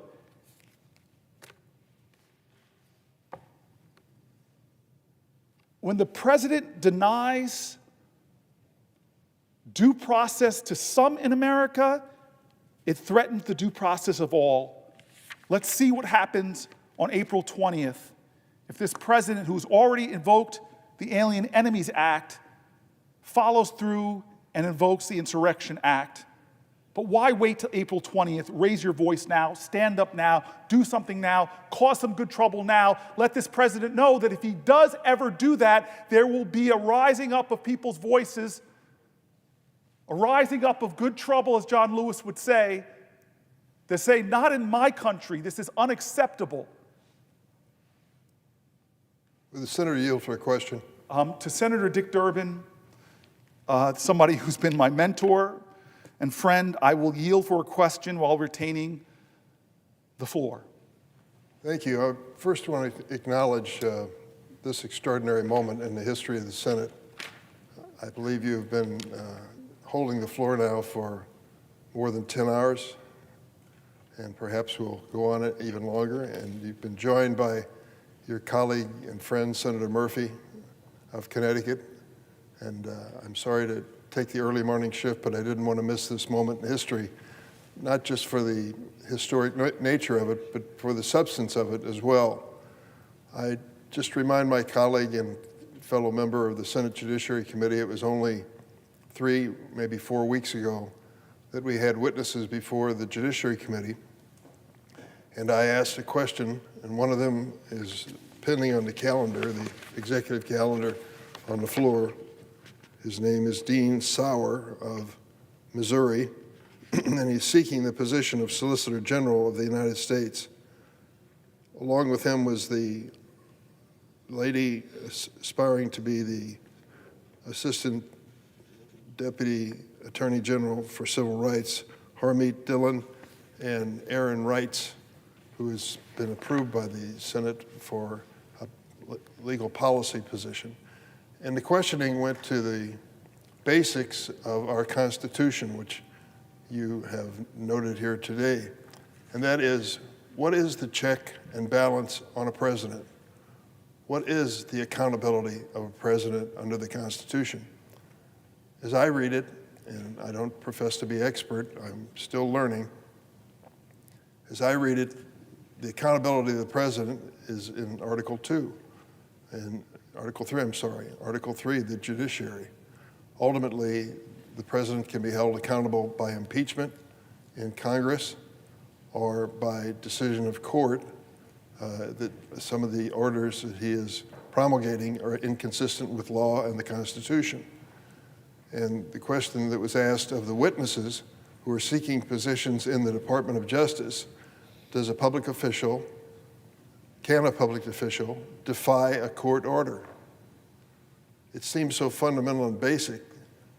The answer is no, of course, but these 3 witnesses all equivocated in their own ways, which raises a question, if this president is not held accountable by a court order, what then can control a president who misuses their office to the detriment of the nation or the people who live here? And that, I thought, was a fundamental question. It was interesting to note, you may remember, that one of our Republican colleagues on the Senate Judiciary Committee, Senator John Kennedy of Louisiana, after hearing these witnesses equivocate on whether a public official can defy a court order, came to the committee and basically said, "What are you saying?" The answer is obvious. You can criticize a decision of the court within the bounds of propriety as a member of the bar. You can appeal a decision of the court, but if that doesn't satisfy you, your recourse is to quit, resign, leave. The Constitution has the last word. The courts have the last word. And I think that's a question that you're raising today. Where is the accountability of the President of the United States when he misuses a power of office? In the cases that you've mentioned, the Alien Enemies Act, it's a law that's been around since, I think, 1807 or somewhere that time. I think it's clear, unless you have declared a war or unless you are invaded, you cannot invoke the Alien Enemies Act as this president has done. And he's being challenged in that regard. Yesterday, our friend, Senator Grassley, who chairs the Judiciary Committee, and I say friend, some people back home say, don't say that anymore. We don't talk to those people. They're wrong. This is a body where we do talk to one another, and we should, for good reason. Well, he raised the question yesterday, why is President Trump being challenged so often in court? Well, he has issued 102 executive orders. I don't know if that's a record, but I'll bet it is. 102 executive orders questioning something as basic as birthright sovereignty, birthright citizenship. And so the point that I'm getting to is, in obvious situations here where President Trump has gone too far, where is the accountability? It's not going to be an impeachment. We're realists. We know that the Republican House of Representatives is not likely to ever consider that. It could be in the courts. And if it goes to the courts, the question is, will this president follow a court order if it goes against his policy? And if he won't follow that court order, where is the accountability? Where is the check and balance? Where is the constitutional framework, which is supposed to be at the foundation of this democracy? I think you're raising important questions. In the Insurrection Act, the use of our military for political purposes is a frightening prospect. It's something we have avoided throughout our history and should continue to. And I just commend you for raising this point because I believe it's timely. It's as timely as the questions that we asked of these Department of Justice nominees about the enforceability of court orders. And the question is now, will the American people speak up? I'm counting on some of our Republican friends to speak up too. Throughout history, there have been moments when the party other than the president's party showed extreme courage, political courage, and spoke up. We need that kind of voice now. I thank you for raising that on the floor this morning. My question to you is, at this moment in time, as we ask these nominees whether they would follow a court order or defy a court order, doesn't that get to the basics of our constitutional democracy? Yes, yes, yes, it does. I mean, you put forth this litany that where we have to ask ourselves is, at what point do my colleagues in the House or the Senate and the Republican Party say, enough, enough? God bless John Kennedy for calling out the absolute absurd. I was in that hearing where you have nominees for some of the highest positions in the administration failing to say that they will abide by a court order. I mean, that is something we haven't heard people on either side of nominees just say so bluntly now, not yes, I will follow the orders of a court. They're equivocating. And God bless one of my colleagues, John Kennedy, who said that's absurd. You either obey the order or you resign, because we have a constitution. And so when is it enough? When is it enough? This is the month of Passover, and there's a wonderful song I love singing when I'm at a Pesach, the Dayenu. It would have been enough, is the song, if God just delivered us from Egypt. It would have been enough if he parted the seas. It would have been enough. Dayenu, Dayenu, Dayenu. This is a kind of a twisted version of that. When is it enough? When the President of the United States starts a meme coin on his first day, violating the emoluments clause immediately and enriching himself. When is it enough? When he takes an agency that is on the front lines of stopping infectious diseases like Ebola or tuberculosis-resistant, drug-resistant tuberculosis from coming here. Is that enough? When we created that in Congress and he has no right to stop that agency, would that have been enough? When is it enough for him to issue executive orders that trample on the highest ideals of this land? When he mocks members of the court so badly that even the current Chief Justice admonishes him? When is it enough? When Elon Musk is indiscriminately firing people and then realizing, oops, we need the FAA safety folks. Oops, we need the nuclear folks who are helping us keep our regulation. When is it enough that you will say, okay, I'll call them in and have a hearing to create some transparency in what he's doing? When is it enough when he activates the Alien Enemies Acts and starts disappearing human beings without due process? When is it enough? Well, it's enough for me. It's enough for me. 12 hours now I'm standing and I'm still going strong because this president is wrong. And he's violating principles that we hold dear and principles in this document that are so clear and plain. The powers of the Article 1 branch are spelled out and he is violating them. Don't take my word for it. Republican appointed judges, Democrat appointed judges are saying it and stopping him, and then he maligns the judge that did that. When is it enough for people to speak out and not just fall in line, to put patriotism over a person that's in the White House? So to your question, sir, to my friend, and I'm sorry to get a little animated at this early morning hour, but I am so frustrated. And not just because of that, but I'm reading the stories. We're going into the next section, which is national security, and I'm reading the stories of our citizens of this country. Not just New Jerseyans. Yeah, there's a lot we've read in these 12 hours, but there are people from all over the country are reaching out to my office, and I know they are yours. You're the second highest ranking Democrat in here. I know they're reaching out to you because you're a man that stands for justice. I know they reach out to your office too because you're one of these outposts for sanity in a Congress that is being too complicit to an executive that is overstepping his authority and violating the Constitution and hurting people who rely on health care and Social Security.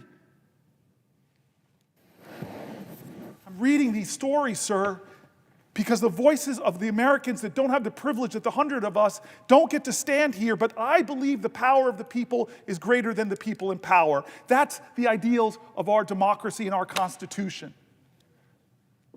So I'm rip-roaring and ready. I'm wide awake. I'm going to stand here for as many hours as I can, 12 hours, and I recognize that my other friend, another person I consider more than a friend, like a sister to me, from the state of New York, my neighbor. Senator Booker, would you yield for a question? My sister, for you, I will yield for a question while retaining the floor. Senator Booker, I've been listening to this debate all night, and I gotta say, you're on fire. And you're on fire because the American people are very, very angry about what is happening. They are not happy with what this administration has done. It's contrary to what was promised. It's contrary to what was expected. And I know we're going to talk about national security in a few minutes, but can I ask a question about one of the topics you talked about last night? Because it was exactly what my constituents were talking to me about yesterday. So I was in New York yesterday, and we talked about these cuts to Social Security. I have to say, I was stopped by the gentleman who worked at Amtrak and said, Madam Senator, I just want to thank you for protecting my Social Security.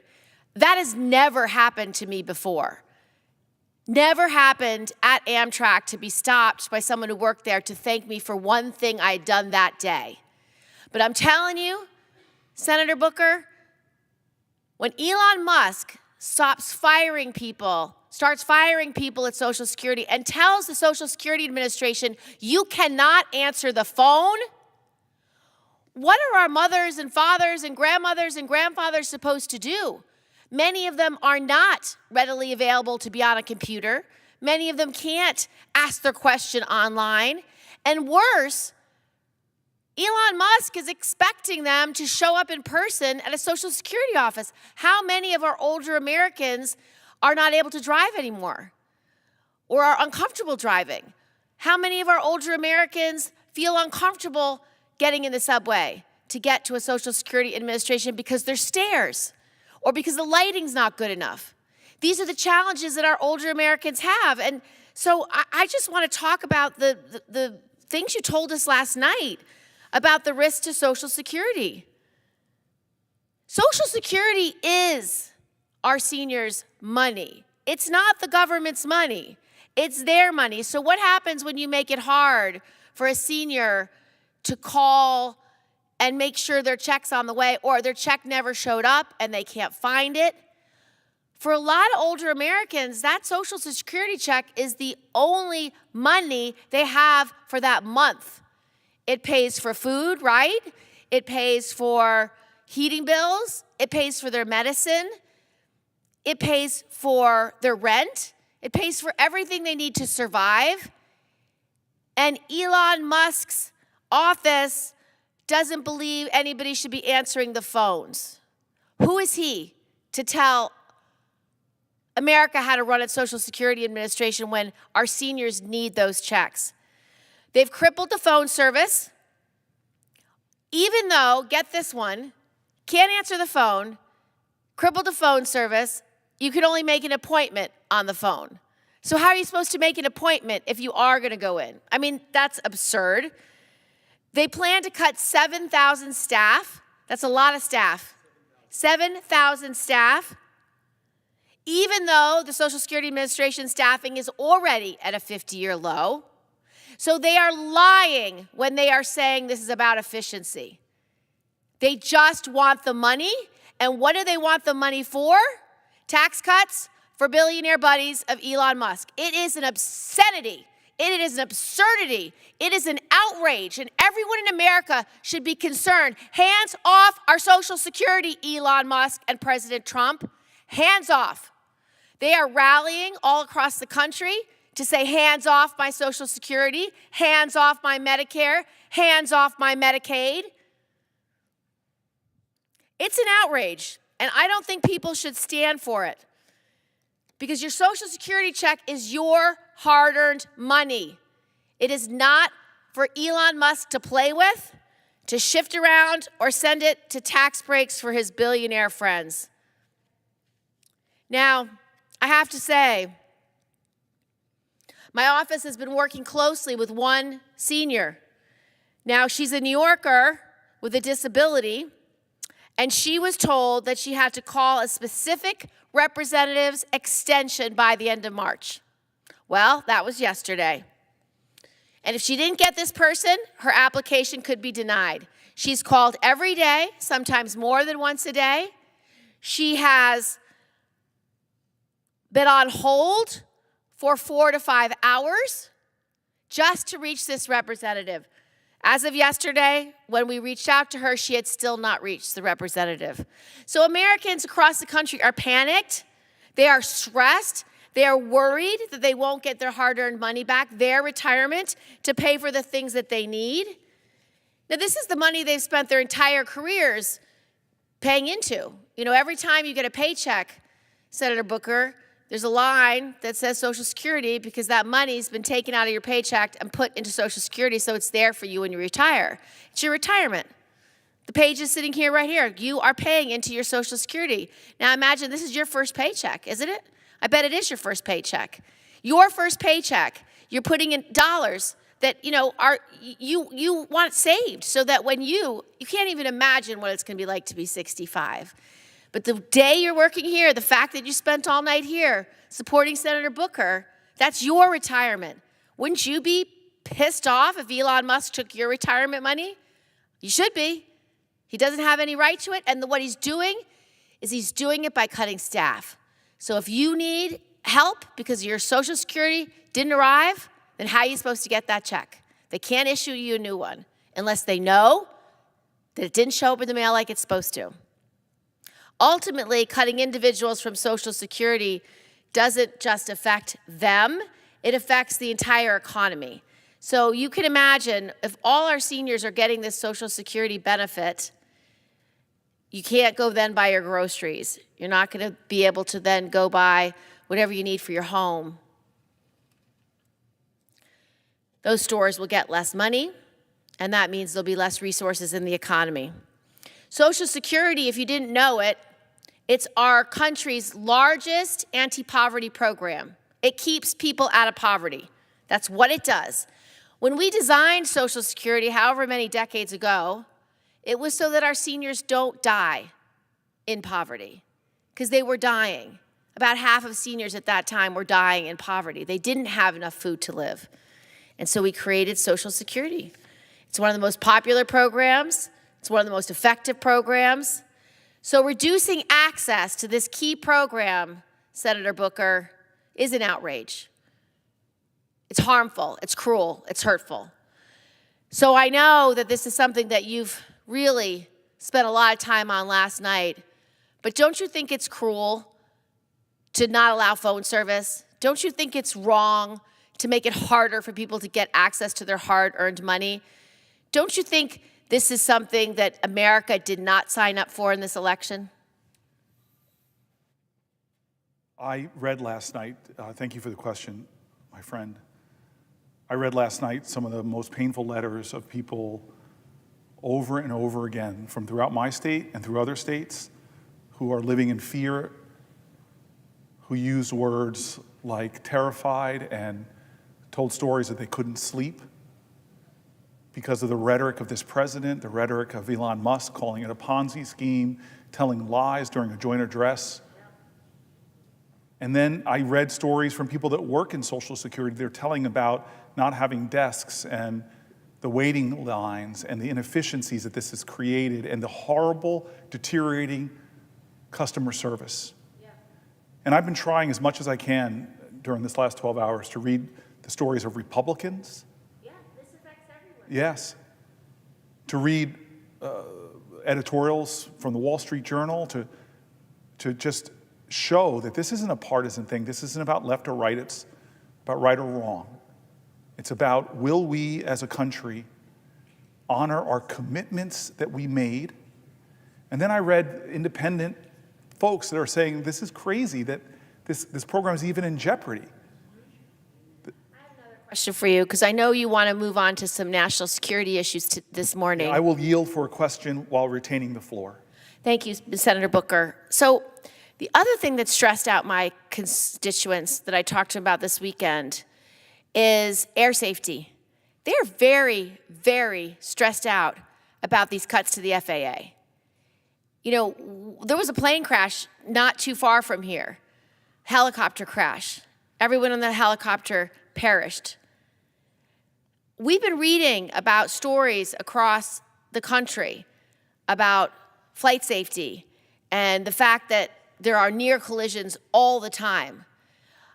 We had a horrible crash in New York, in Buffalo, the Colgan Air crash. I've gotten to know the families over the last several years because they've worked together for legislation to make sure we have pilot safety.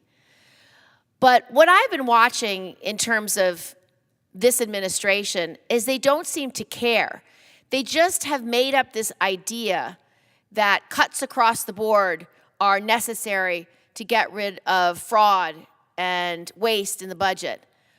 And I agree, we can make government more efficient, but the way you do that is at least learn what each of these agencies do.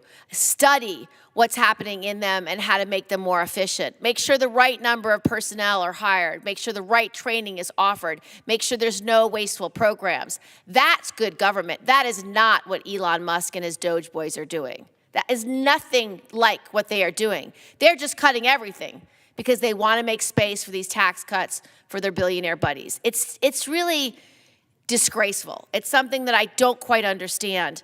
So over the past 2 months, just the past two months, we've seen horrifying accidents and near misses at airports all across the country. And there was another close call just this past Friday, again at DCA. Many of these accidents have been a result of chronic understaffing and antiquated technologies at the FAA. But instead of fixing those problems,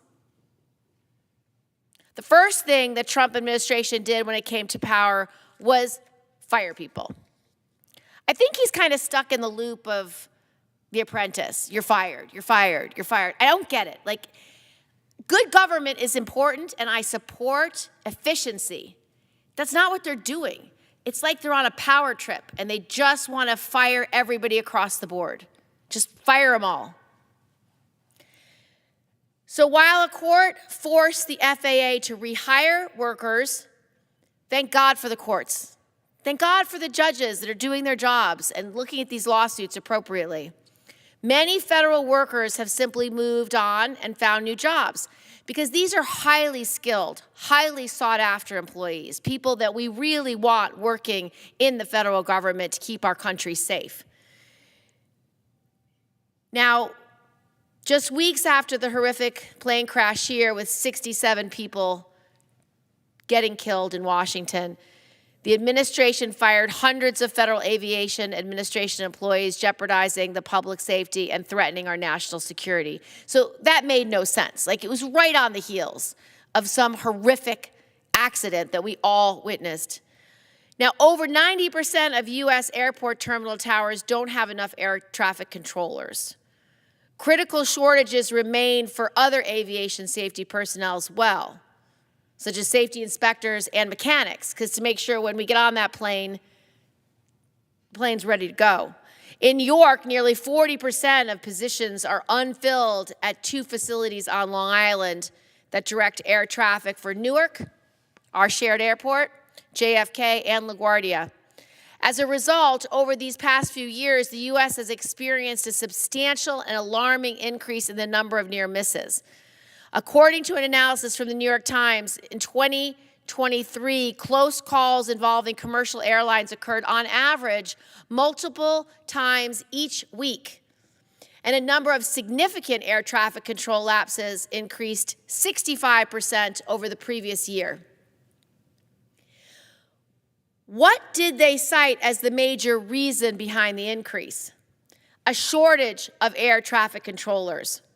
While the Trump administration claims no air traffic controllers or critical safety personnel were fired, we know that many of those who were let go played an essential role in maintaining our air traffic control infrastructure. Others were responsible for maintaining navigational, landing, and radar systems. We also know that safety inspectors, systems specialists, maintenance mechanics are among workers who are affected, and at least one of the employees fired worked for FAA's National Defense Program, which protects our airspace from enemy drones, missiles, aircraft, and used as weapons. I want to talk about those missiles and drones as well. I really want to talk to you about what your thinking is here, that we don't have a plan. You had the incursions in New Jersey, incursions in New York at the same time, and we don't have assurance that those drones aren't being operated by China or Russia or Iran or another adversary for a nefarious purpose. We have to get to the bottom of this, and that's something that, Senator Booker, you and I have been at the forefront on when questioning the administration about what they're doing on this issue. So the question I have is, why did the administration fire these workers and so easily part with them? Who will perform these duties going forward? What risk analysis was performed to ensure this won't make flying less safe?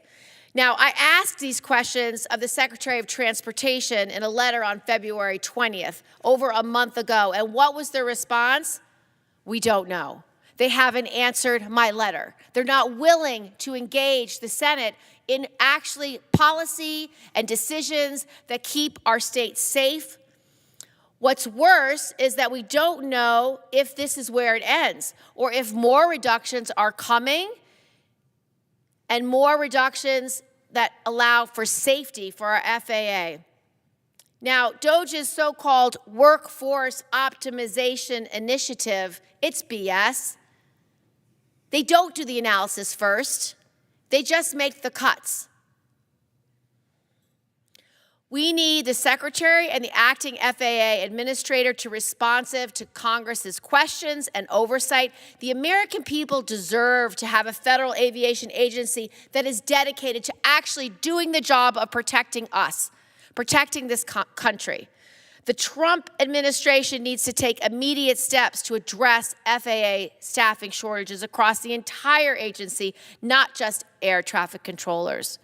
So, Senator Booker, the question I really want to ask you is, for your state, for New Jerseyans, what are they thinking? Like, how do they receive this information? What do they say when they read about drone incursions over one of your arsenals, over one of your sensitive military bases? What do they think about cutting staff to the FAA when they watch all this information about crashes? I know my constituents are pretty stressed out about it. They don't understand why someone's making these cuts. Again, the why is the most important question. It's not for efficiency. It's not to get rid of the fat. It's not to get rid of the fraud. Never heard an allegation there's fraud in the FAA. Never heard an allegation there's fat in the FAA. They've been understaffed forever. So they're lying about the purpose. So what is the purpose? What is the purpose? What are they going to do with that money, Senator Booker? I'd like to know.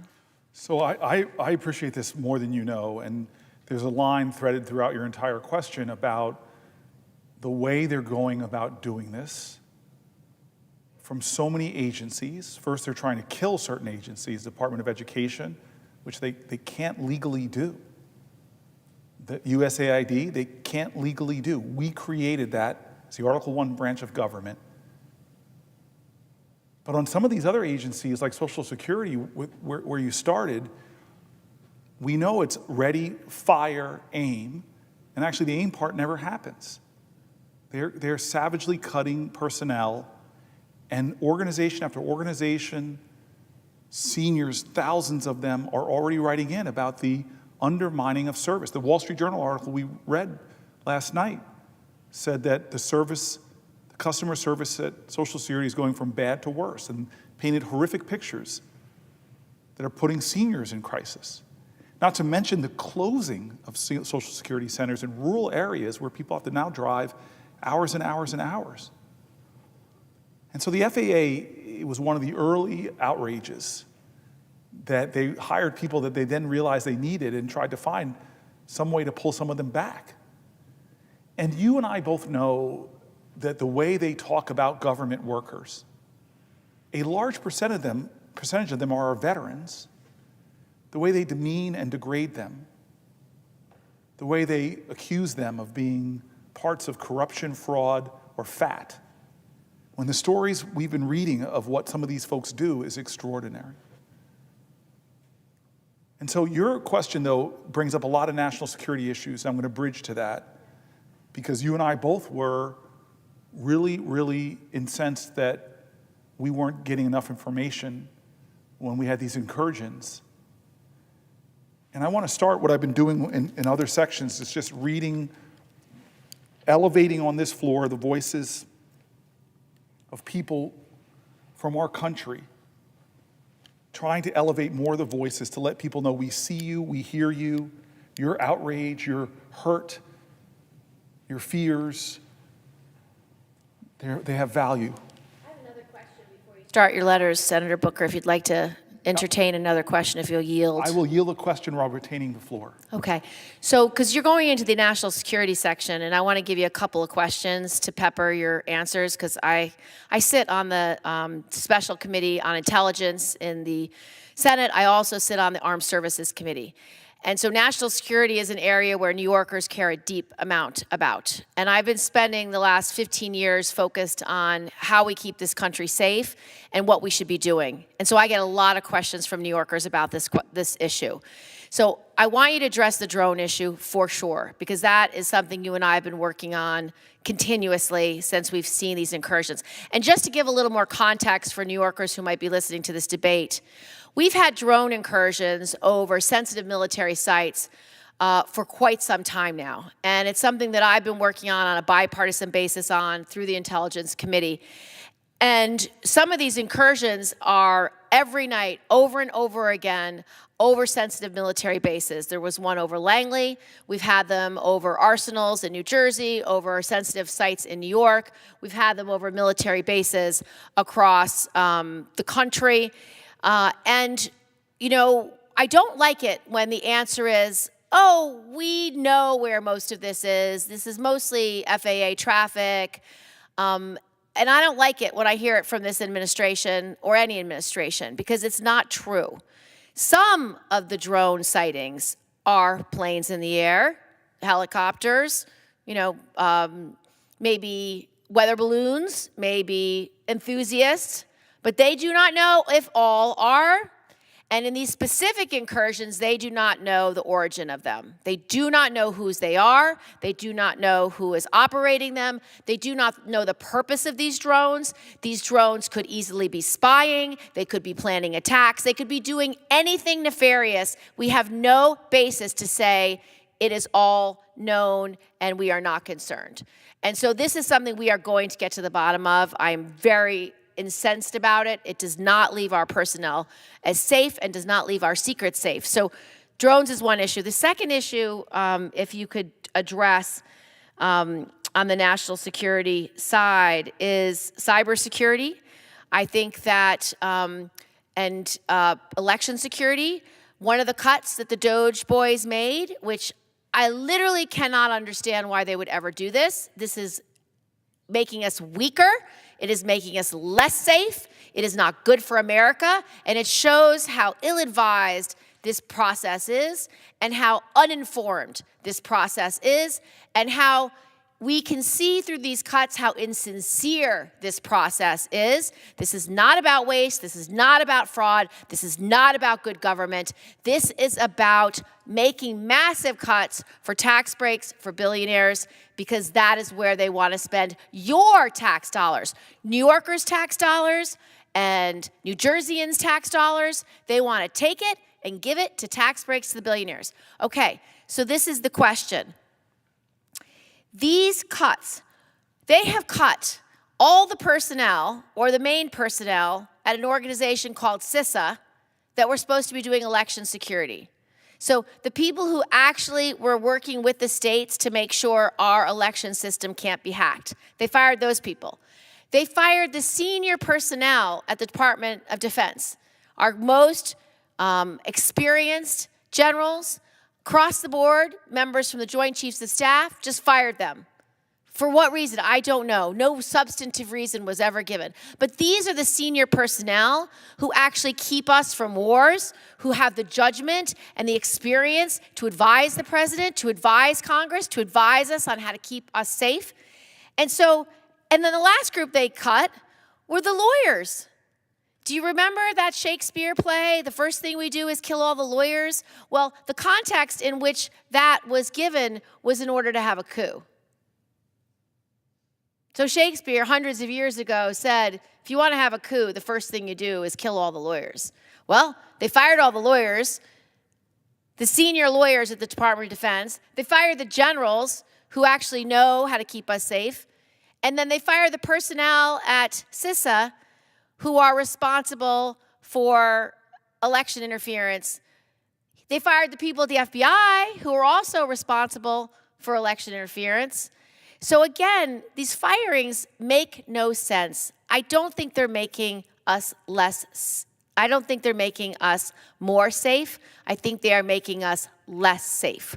When you fire the people who know what they're doing and are dedicated to keeping us safe, doesn't make us safer. What do you think, Senator Booker, about any of the topics that I raised, specifically the drones, the firing of the election protection personnel at CISA, the firing of the generals, the firing of the senior lawyers at the Department of Defense, firing of the FBI personnel, also expert at election interfering? These are the smartest, most capable, the most sophisticated senior personnel that are there to help us keep this country safe. I really want to hear what you're hearing for your state and what you're thinking about this reckless approach to national security. I'm so grateful for the questions from my colleague, from my friend. I want folks to know that probably the best dinner I had when I came here was with the senator from New York, who really gave me a quick rundown on how to get things done in this body.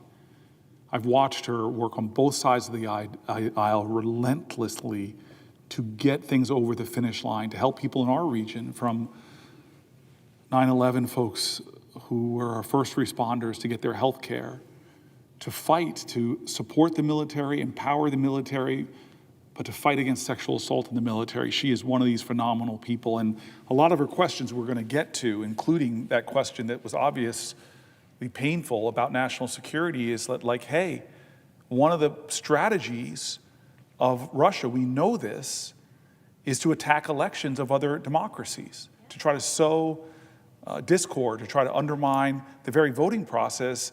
And the Trump administration pulled away a lot of the people in the DOJ and elsewhere that their sole purpose was to fight against foreign election interference. And so how can we have a nation where the president that's in charge of national security is not doing things to address the issues that were in your questions? And I want to start by reading a couple constituent letters. I know we want to step back and talk a little bit about immigration because my colleague and my friend and my partner in leadership in the Senate, Tina Smith, is here. But I want to get into some of these letters because I said over 12 hours ago that we were going to continue to elevate the voices of people out there. And so this is coming from someone from New Jersey. And they're writing, "Dear Senator Booker, I'm writing to express my deep concern regarding the current state of our nation and the lack of response to the looming constitutional crisis.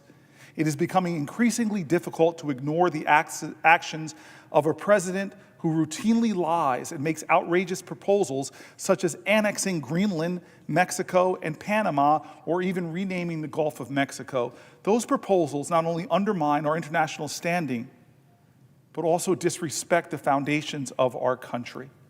Furthermore, I'm alarmed by the growing threat to press freedom.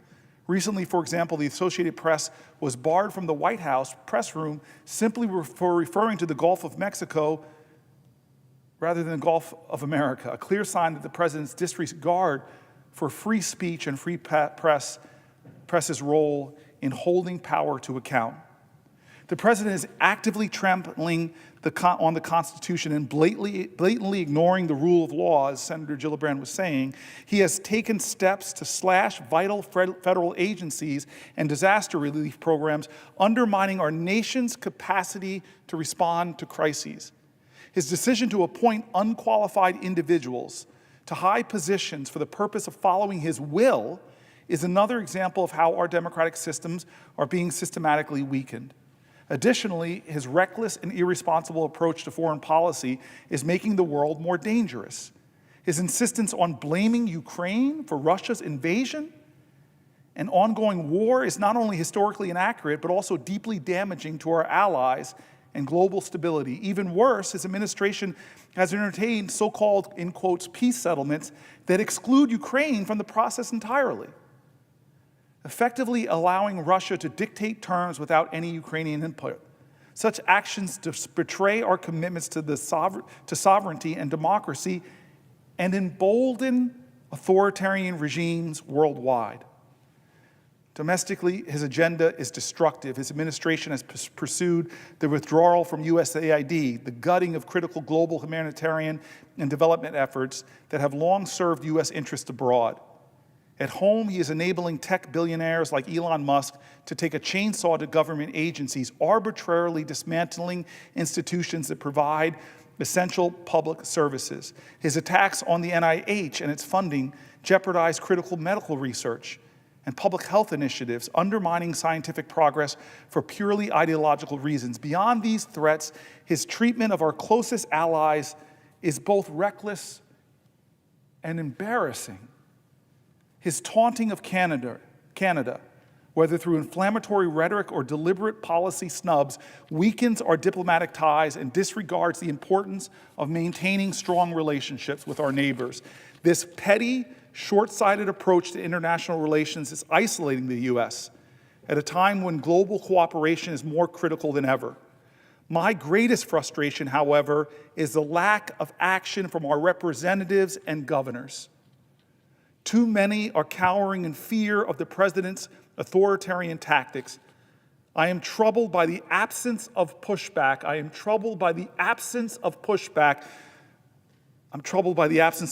We are witnessing the erosion of checks and balances, and the consequences could be dire. I was heartened by Governor Janet Mills of Maine standing up to the president's orders. Unfortunately, his response was a threat to her political future, further evidence of the intimidation tactics being employed. I implore you, Senator Booker, to show some moral courage and take meaningful action to stand up to this growing threat to our democracy. Please let me know how you are responding to this situation and what steps you, Senator Booker, are taking to defend our Constitution and the rule of law. Thank you for your time, and I look forward from hearing from you soon. I hope at this early morning hour at almost 8 o'clock that maybe you are listening, because I hear you, I see you, and I'm standing here because, in part, of letters like yours. This is not normal. These are not normal times. We must begin to do as John Lewis says, get in good trouble, get in necessary trouble. I want to read another constituent.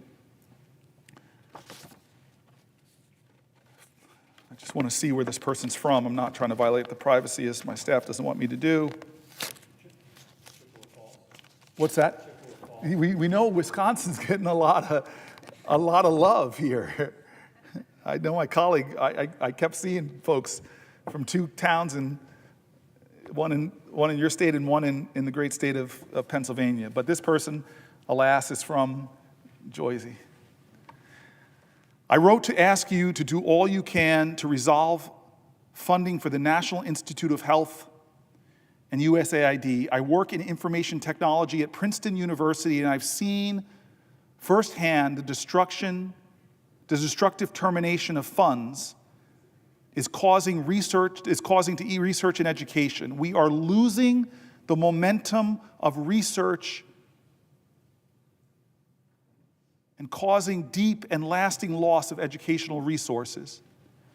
The NIH and the National Science Foundation provide funds for basic research as well as applied topics. The benefits of this research will be long-lasting and the cost of disruption will be very high. Similarly, the disruption of USAID is tragic. My daughter works for an organization working with USAID on climate mitigation and adaptation. She has lost job security as a result of the Trump administration's actions. Work she has built on in Ethiopia, Kenya, and elsewhere will be disrupted due to lack of funding. Thank you for your leadership as our senator. I am proud to be represented by you as well as our new senator, Andy Kim. The promise of our country is great, but we must redefine our purpose and imagine a new future. Your experience and knowledge will be critical to our country's success. Let me go with two more and then turn to my colleague. This is a short one. I am writing to express my concerns about the chaos and lawlessness coming out of the White House. USAID must be restored. Please use powers to restore democracy to the United States of America. This is not what democracy looks like. Thank you. Somebody from New Jersey. And one more voice.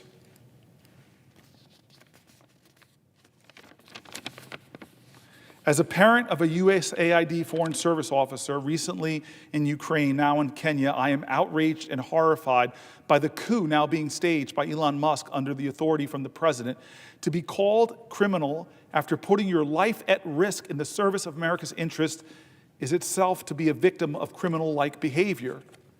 I have seen the beautiful roads and railroads in Africa built by Chinese. In one fell swoop, Trump has given that continent to the Chinese and the Russians.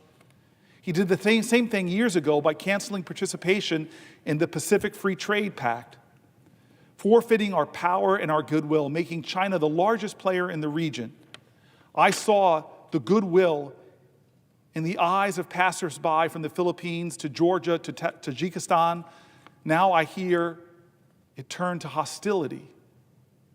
Think of sports fans in Canada booing our national anthem. Think also of the infants that will now die from AIDS because of USAID's treatment program was abruptly stopped, along with vaccination programs and programs for stopping diseases such as Ebola, monkeypox, hemorrhagic fever. These diseases will come home. With even a 90-day pause in workers in these programs, we will lose jobs and rent, and some never will return. Refrigeration of medicines will be at risk. Clinics and offices will become unavailable. Humpty Dumpty will not be quickly put back together again. Some of what Trump wants to do will ultimately need approval of Congress. I urge you to fight every one of his proposals and appointments. Slow the legislative process as much as you can. Please. I hope Trump will lose his majority. Thank you for your attention. I will be of service in any way possible to right these wrongs. I love when constituents don't only point out what's wrong, but stand up and say, I will be in service. Let me know how I can help. Your voice is helping tonight. Speaking to these issues is helping tonight. I know my Senate colleague is here. If she has a question, I will yield while retaining the floor. Mr. President. The senator from Minnesota.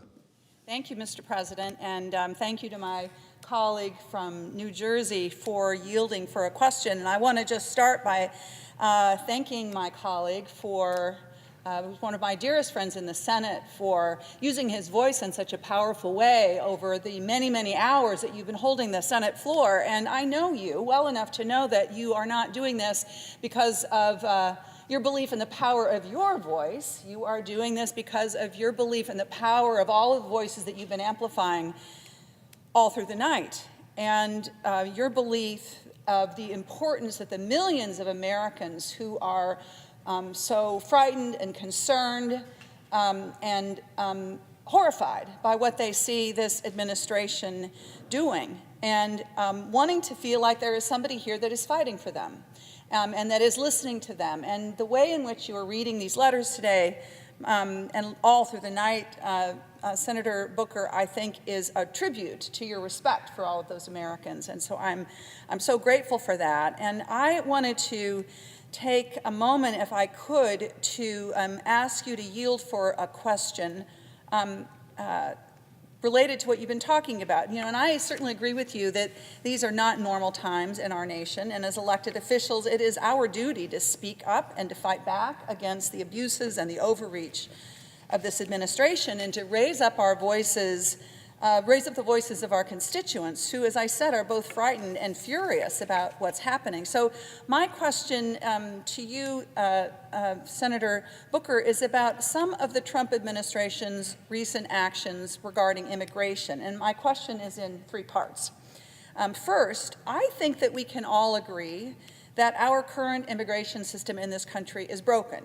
It is not working well for anyone.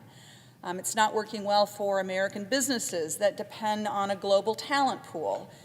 It is not working well for families who want to reunite with their loved ones. And it is not working well at all for those who seek refuge from persecution and believe in the promises that are carved into the Statue of Liberty.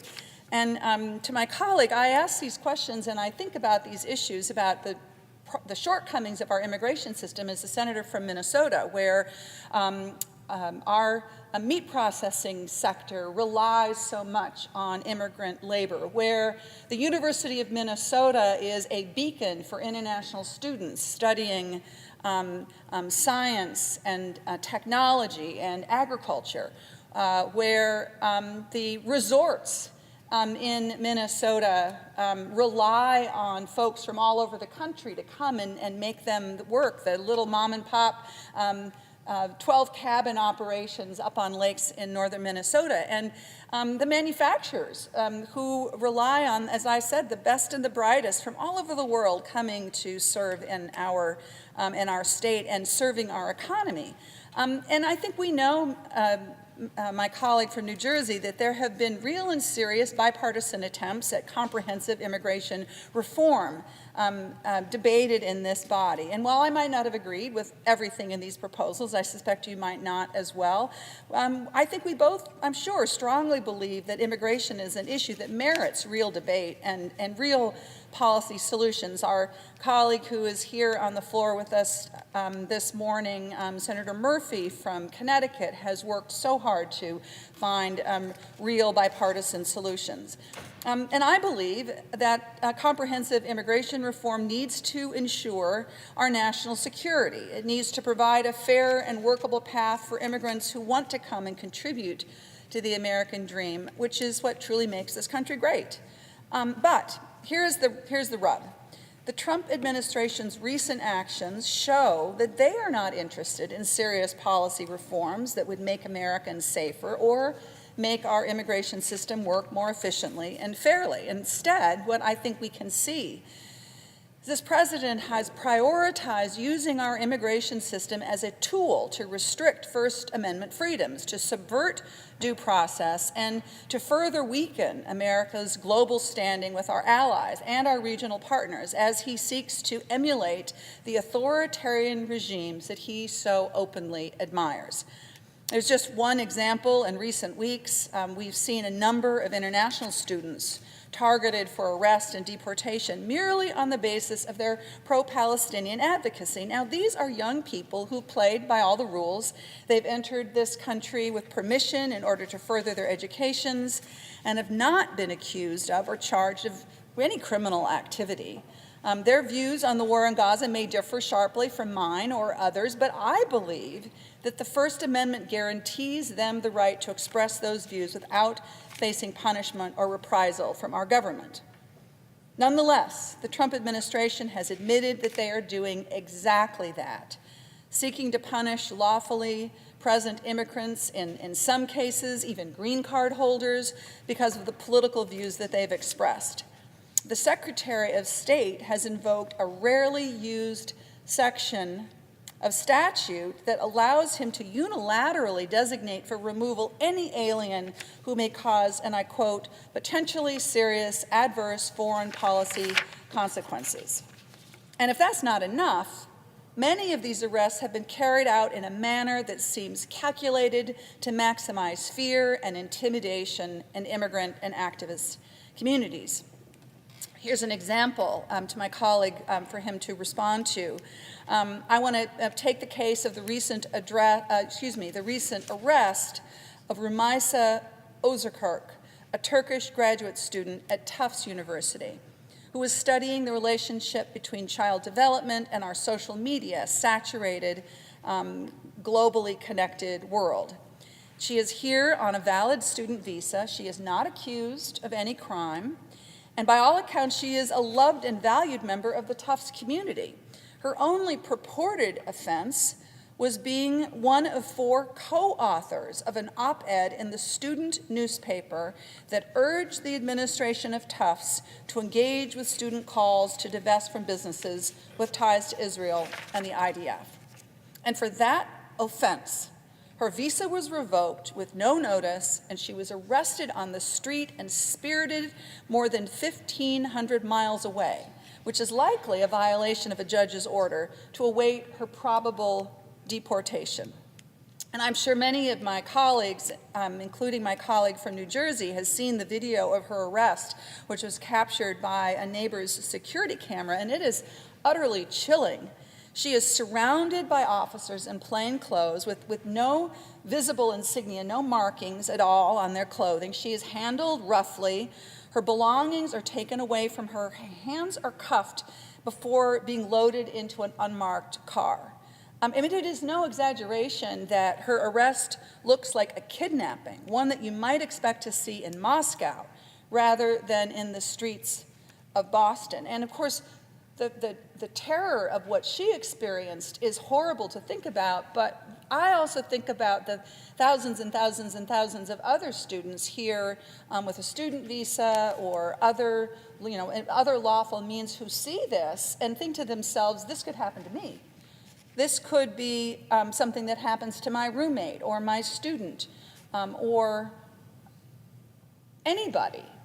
It seems like such a breakdown in the rule of law and the way that our country should operate. So I would like to ask my colleague, does this seem to you, does this seem normal or appropriate for federal law enforcement officers of the United States to conduct routine arrests in plain clothes with unmarked cars and with this overwhelming show of force for individuals who pose no obvious physical threat to those law enforcement? And I mean, furthermore, is this not exactly the sort of operation that you would order if your goal is to intimidate and dissuade immigrant and activist communities from exercising their constitutional rights to free speech? Does punishing people for their political speech seem consistent with American democratic values? I can't believe that we would think that it would be consistent. And I wonder if my colleague from New Jersey would like to respond in any way to this. I want to respond deeply. I first want to thank my colleague for being here in the morning. She's one of my colleagues I confided in when I told her I was enough for me. I needed to do something different, and she readily encouraged me to be here on the floor for what is now about 13 hours. And she has encouraged me, she has encouraged my heart, and is just one of my dear friends, and I'm just so grateful to see her this morning. I want to say something before I begin answering her question. In my home county, the one I grew up in, Bergen County, there's a family, the Alexanders, whose son, Idan, is an American who is being held by Hamas, and he is being likely tortured and in trauma and in pain. He's a U.S. citizen, he's an American. I had a friend give me this recently, a young man who was driving me around, this ribbon that I will often use to keep in my pocket and remind me of him and our determination to bring him home, to bring him home. I want his family to know that stays center in my thoughts. And I also feel, because of so many New Jerseyans who are affected by this crisis, who have lost family members in that region, that we must bring peace. And then my friend, Senator Smith, asked this question about, which is a real test, because when you disagree with someone's statements so much, but the very nature of the First Amendment, what makes this document so precious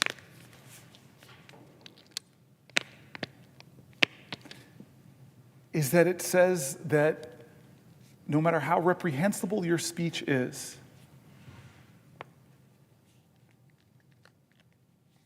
this document says you have the right to say it. I remember the controversy over an NFL player who kneeled. And one of the voices that just sticks into my hand is a man who was a white guy from the military who just said, I fought battles, I think it was Afghanistan, and I am offended by his staking a knee. But the very reason I fought was so that he would have the freedom to do it.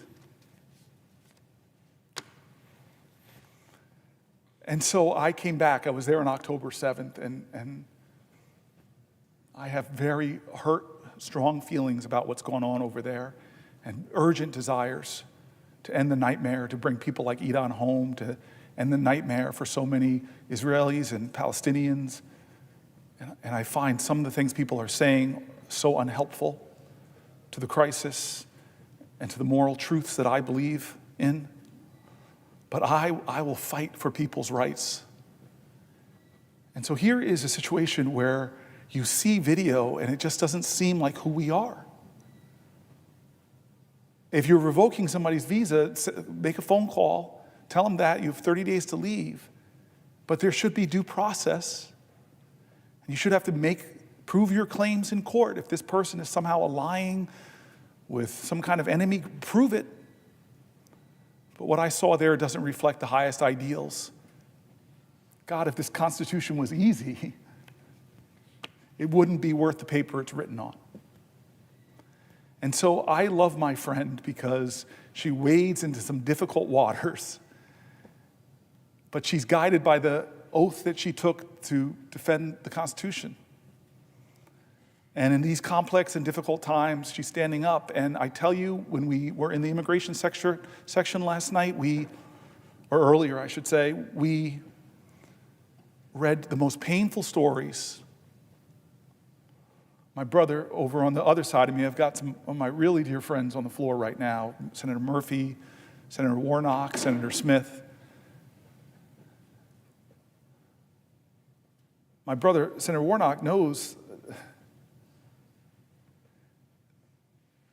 that we are a nation that is paying hundreds of millions of dollars over the years of the Trump administration to fund private prisons that are being paid, incentivized to take away people's liberties. We read stories in the immigration section about people that got trapped in those systems that should never be there, horrible stories, painful voices I've read about folks who were caught up in a system.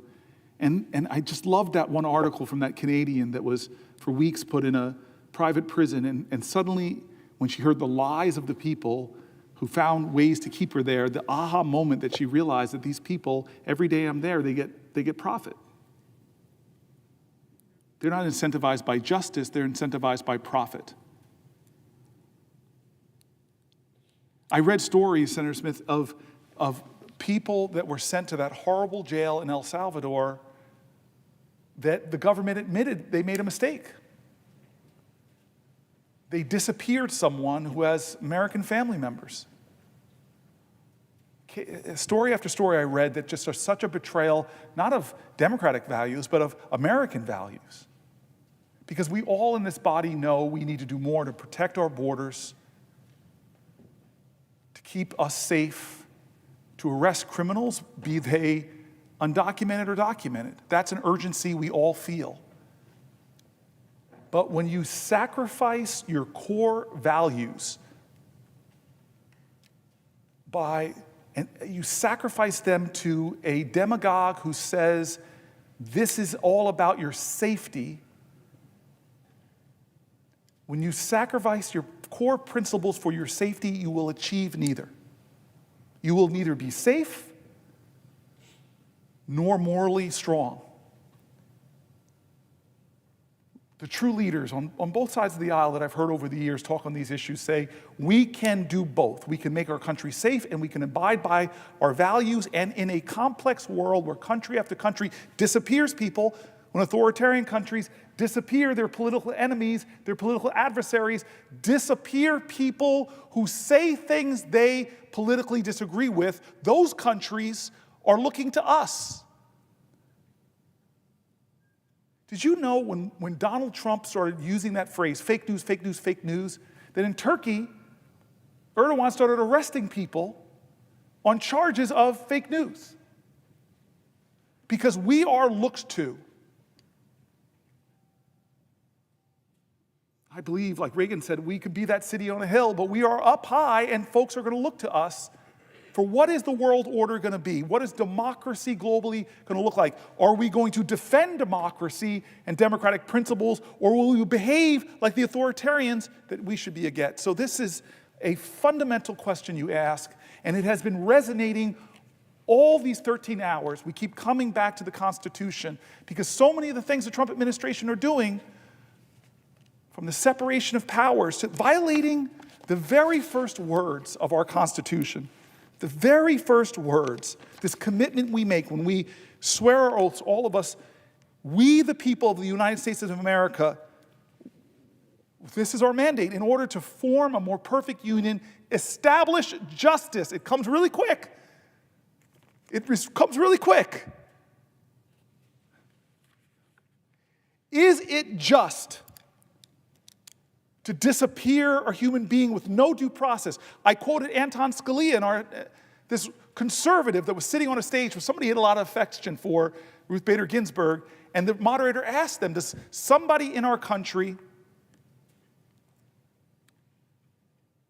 have the rights of this document? And he said, yes, especially the 14th Amendment that doesn't say any citizen, it says no person, no body. And so where do we stand when our founders, those imperfect geniuses, say, we the people, in order to form a more perfect union, we the people of the United States, in order to form a more perfect union, establish justice, ensure domestic tranquility, provide for the common defense, promote the general welfare, and secure the blessings of liberty to ourselves and our prosperity. What nation are we turning over to the next president, to the next Congress, when this Congress is sacrificing the powers that are given right underneath that preamble? It's Article 1, which spells out all legislative powers herein granted shall be vested in the Congress of the United States, which shall consist of the Senate and the House of Representatives. And then it goes on to talk about what we have the power to do. We set the laws. This president is invoking emergency powers like the Alien Insurrection Act, a 1780 something law that the last time was used in World War II to detain Japanese Americans, something so shameful, to put them in concentration camps here in America. He wants to take power from our Congress. And the thing that is killing me, that is actually breaking my heart, Brother Warnock, the thing that's actually breaking my heart is that we're letting them. That we're letting him take our power. If Elon Musk was a Democrat and Joe Biden said, hey, go after the spending power of Congress, all the things that they approved. It's hard to do bipartisan things here. God bless Patty Murray and Susan Collins coming together and getting spending bills, hard worked, hard done. Lord knows, I sometimes play a little Motown in here, I ain't too proud to beg. I go to the appropriations leader and say, hey, my New Jerseyans in this county need this, and this county. We work on all this. I fight for programs with Lindsey Graham and USAID, with the now Secretary of State, Marco Rubio, programs that he approved. The Department of Education, I've worked with Republicans to put things in Department of Education. There are people here that worked in a bipartisan way to try to simplify the FAFSA forms. I could go through all the work we've done that now this body, the Article 1 branch of Constitution, right under the mandate of the United States of America, as Tina Smith is telling us, right after we, the people of the United States, in order to form a more perfect union, establish justice, as the senator, my friend. And so that's why we're here. That's why now the Senate is filling up. It's friends galore. We got Amy Klobuchar now on the floor. That's why we're here. No business as usual. No business as usual. We're not doing the usual order. We're talking about these things. We're making the case. We talked about immigration. We talked about Medicaid. We talked about Medicare. We talked about health care. We talked about medical research. We talked about Social Security. We're marching through. 13 hours. I got more in the tank. And so I thank you for that question. It brings up very emotional things for me, I'll be honest. It brings up pain and frustration and hurt. It brings up me the pain of so many New Jerseyans that have reached out, the Palestinian doctors in my state who've worked with my office to get Palestinian babies into America for care. It brings up the hurt of being there and seeing the worst slaughter of Jews since the Holocaust. So many things are painful, but if we sacrifice our values, it reminds me of the mosque being built, 9/11. It reminds me of all these difficult points, the marchers in Skokie, of the KKK, all these difficult points where the values of this Constitution were tested, where we were being measured. But I have to say, what this president is doing with the Alien Insurrection Act, what this president is doing with no due process, what this president is doing with flushing the Department of Education, with getting rid of the USAID, with attacking thousands of people that serve our veterans, that serve our Social Security, those things should be obvious to this institution, to the Senate, that that's wrong. That they have unelected, the biggest campaign donor, unelected, who's getting our personal information, and there's no transparency. Nobody in this body can say they know what information, confidential information Elon Musk has, and knows what they do to it, because they never brought him here to answer for it. So I thank my colleague for the question, and I know Reverend Warnock is going to ask me one. I just want to take a couple pages into this for a second. The American people alone, our approach to foreign policy practiced by the president, what the president has done is left our allies feeling abandoned, feeling degraded and insulted. He's left our adversaries feeling emboldened, and has done things that has hurt our national security, that has made Americans less safe.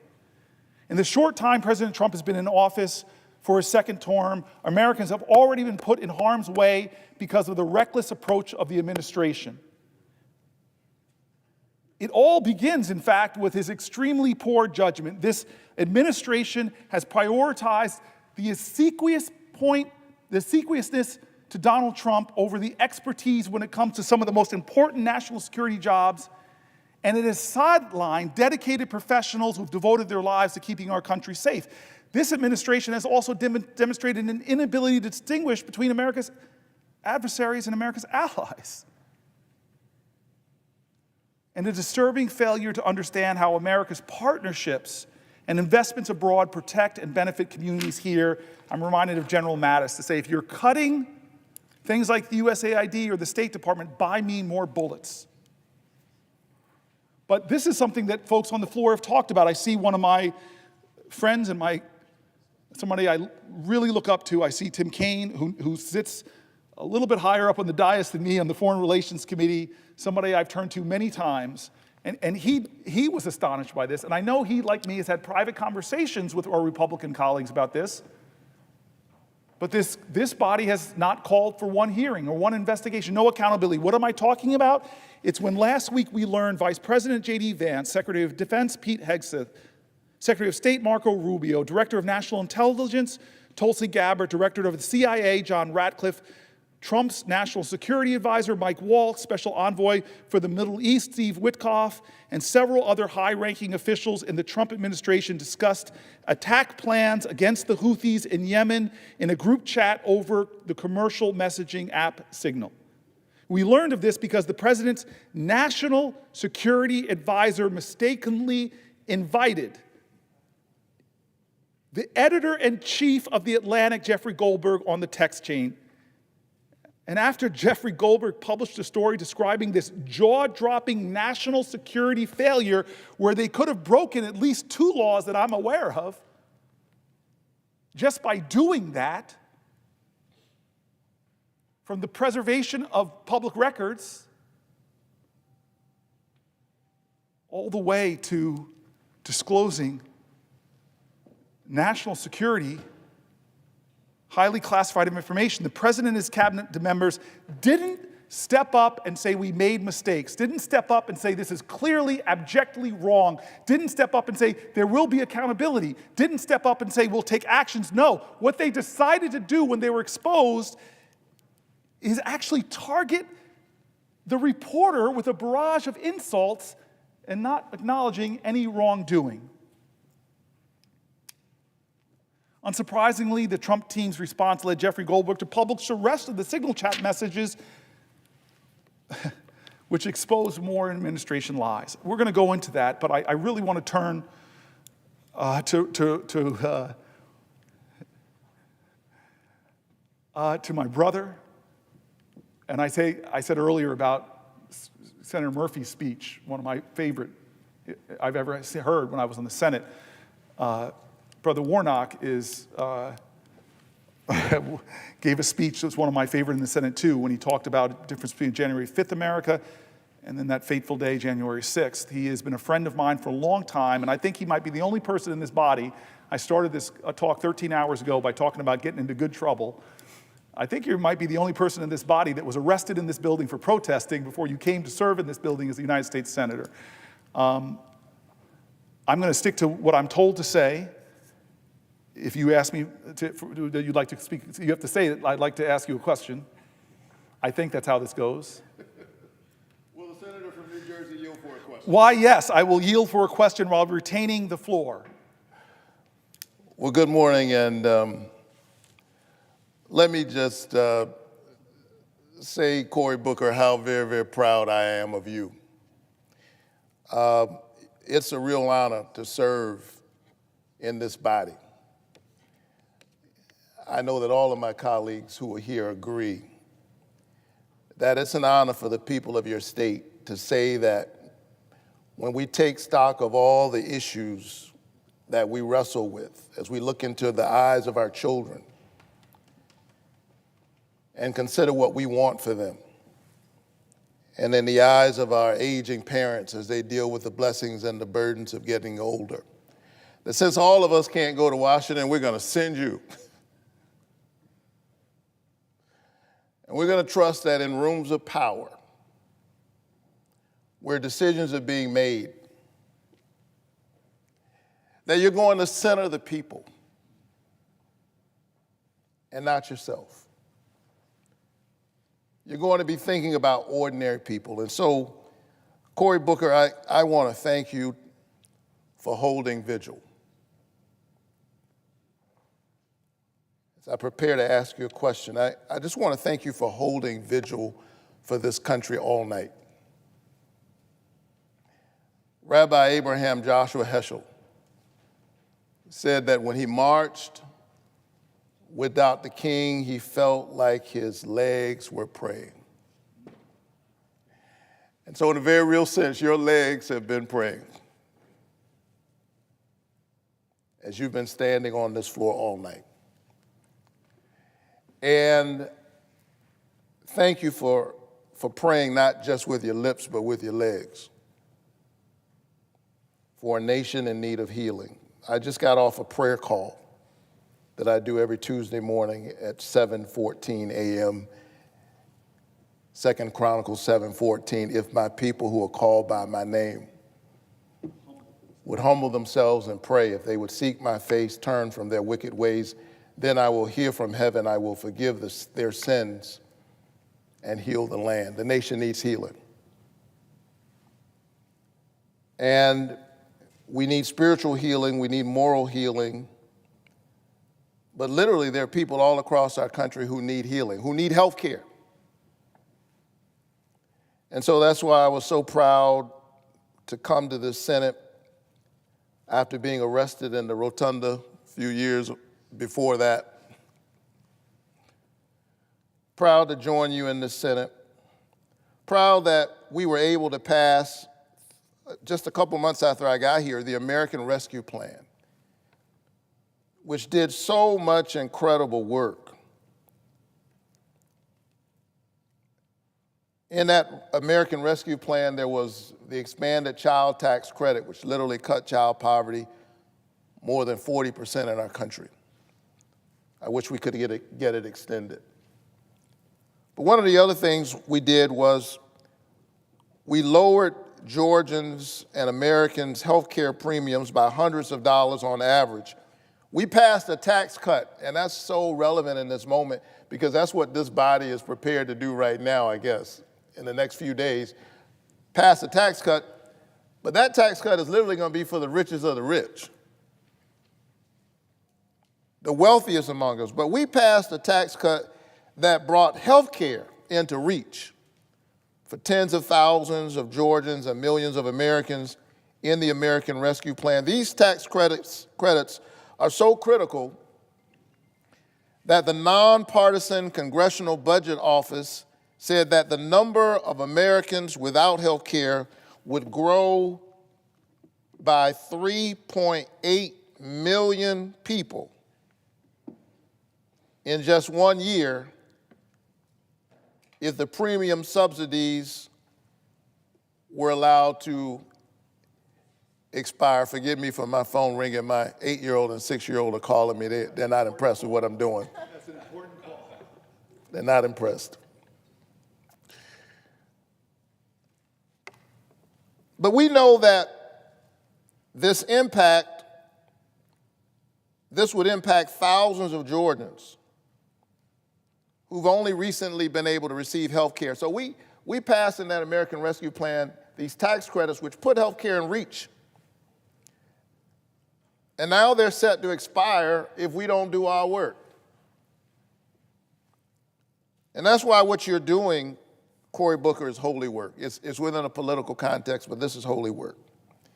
If these tax credits are allowed to expire, a 45-year-old in Georgia with $62,000 annual income would see premiums go up by $1,414 a year. A 60-year-old couple in Georgia with an $82,000 annual income would see premiums go up by a staggering $18,157 a year. Think about that. Nearly 1/3 of Americans have less than $500 in savings in their bank account. Imagine the health care costs for a 60-year-old couple going up by more than $18,000. A health insurance premium hike like this would be more than an inconvenience. It wouldn't just be a nuisance. It's literally the difference between having health care coverage and not having health care coverage. And so I'm thinking about people like that. And I'm thinking about my constituent, Cassie Cox from Bainbridge, Georgia. She wasn't able to afford health care on the Affordable Care Act marketplace until the premium tax credit brought health care into reach.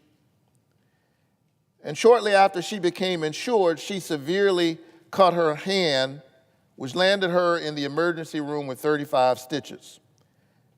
And with insurance, it still cost her about $300. Had it not been for the tax credits that allowed her to get health care, she could have been in financial ruin.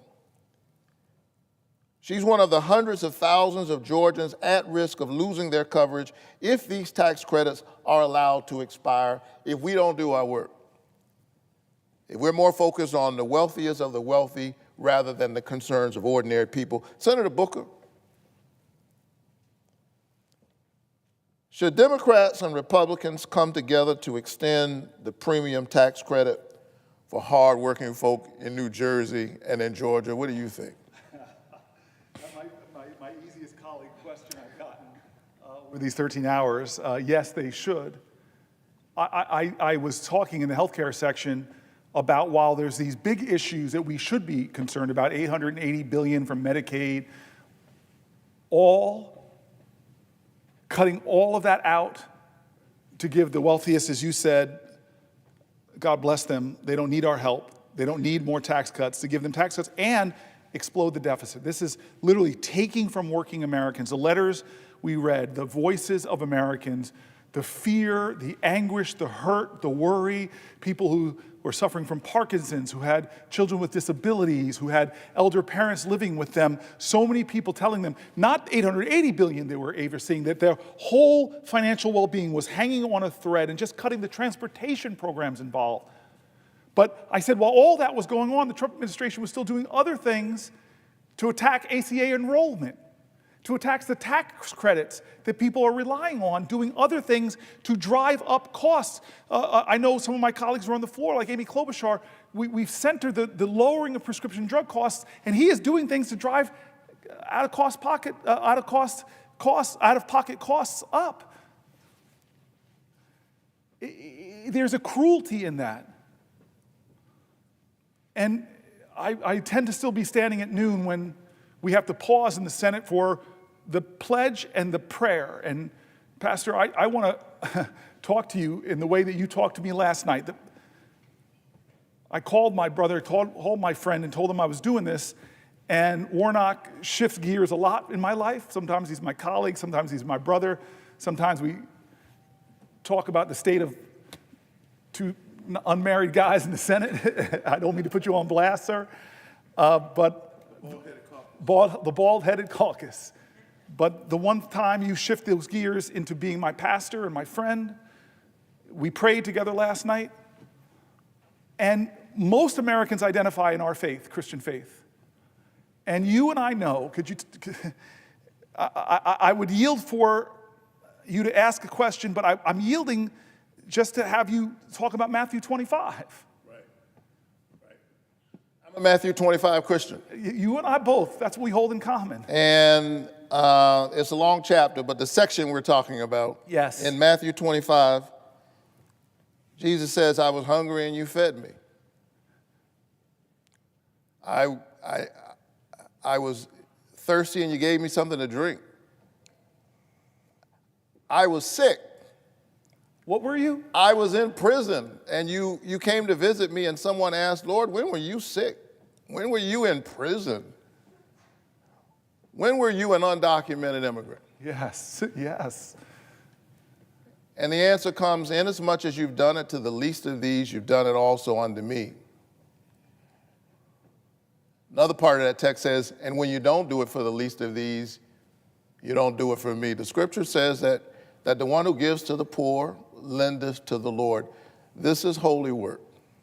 Sir, my friend, I don't understand how a nation could allow a president to be so cruel that he would take away health care from people struggling with children that are facing the worst of health challenges, people who have a spouse, like the person who wrote me. No, it wasn't the spouse. She wrote me herself. She had Parkinson's. I got upset because that's how my father died, and I watched for year after year after year how it affected my family, how it demanded from my mother, how it cost thousands of dollars for his care. And thank God we had the privilege, but this person was writing because they were afraid and they didn't, of what the costs would be. How can our country say that kind of cruelty? How can a nation where the majority of its people are people of faith, be they Muslims or Jain or Baha'i or Hindu or Jewish, how can the central precept of our country, founded on principles that are reflected in the good book, How could we say that we should cut health care from the sick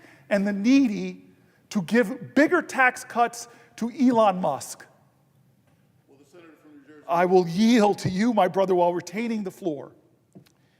You know, this is the reason why every Sunday and every weekend when I leave here, I return not only to Georgia, but I return to my pulpit. And some folk ask, well, why do you continue to lead Ebenezer Church? I return to my pulpit every Sunday because, notwithstanding wonderful people like you, I don't want to spend all my time talking to politicians. I'm afraid I might accidentally become one. And so I want to connect and check in with ordinary folks because I was focused on this health care issue long before I came to the Congress. Dr. King said that of all the injustices, inequality in health care, he said, is the most shocking and the most inhumane. I read that last night, Pastor. I read that last night. The most shocking and the most inhumane. And it's the reason why, as a pastor, inspired by Dr. King, leading the congregation that Dr. King led, way back in 2014, when the Affordable Care Act was passed, were you here? You came after it. I came after. You came right after that. I got arrested in the governor's office in Georgia fighting for health care. I didn't know you were a two-time arrestee, man. I got a long record, brother. But all for good trouble, good All trouble. for good trouble. Good trouble. Good trouble. And we had a 1960 sit-in in the governor's office. Waves of us got arrested. They arrested one wave, and then another wave came, and another wave came. And we were trying to get Georgia to expand Medicaid. Yes, I remember that. We had passed the Affordable Care Act here, but Georgia was digging in its heels and saying, no, we're not going to expand Medicaid. And so when I got here, Senator Klobuchar, I made it a priority of mine to get incentives for Georgia to expand Medicaid. And you remember, I went to our caucus. Yes. And I said, look, Georgia and about 9, then 10 other states have not expanded. They should have done it a long time ago. Let's see if we can make it even easier for them. And as a freshman senator, I was able to convince our caucus to give $14.5 billion for non-expansion states, which includes $2 billion just for Georgia to incentivize Medicaid expansion. Why? So that working people in the gap, people who literally go to work every day, can get health care. Georgia has left that $2 billion sitting on the table and almost 600,000 Georgians in the gap. The governor's plan has literally enrolled a whopping 6,500 people in health care. But we've got nearly 600,000 people in the gap. And this is not theoretical stuff. Every time I talk about this, I have to talk about Heather Payne. Because Heather Payne is a resident of Dalton, Georgia. She spent her career taking care of others. She's a traveling nurse.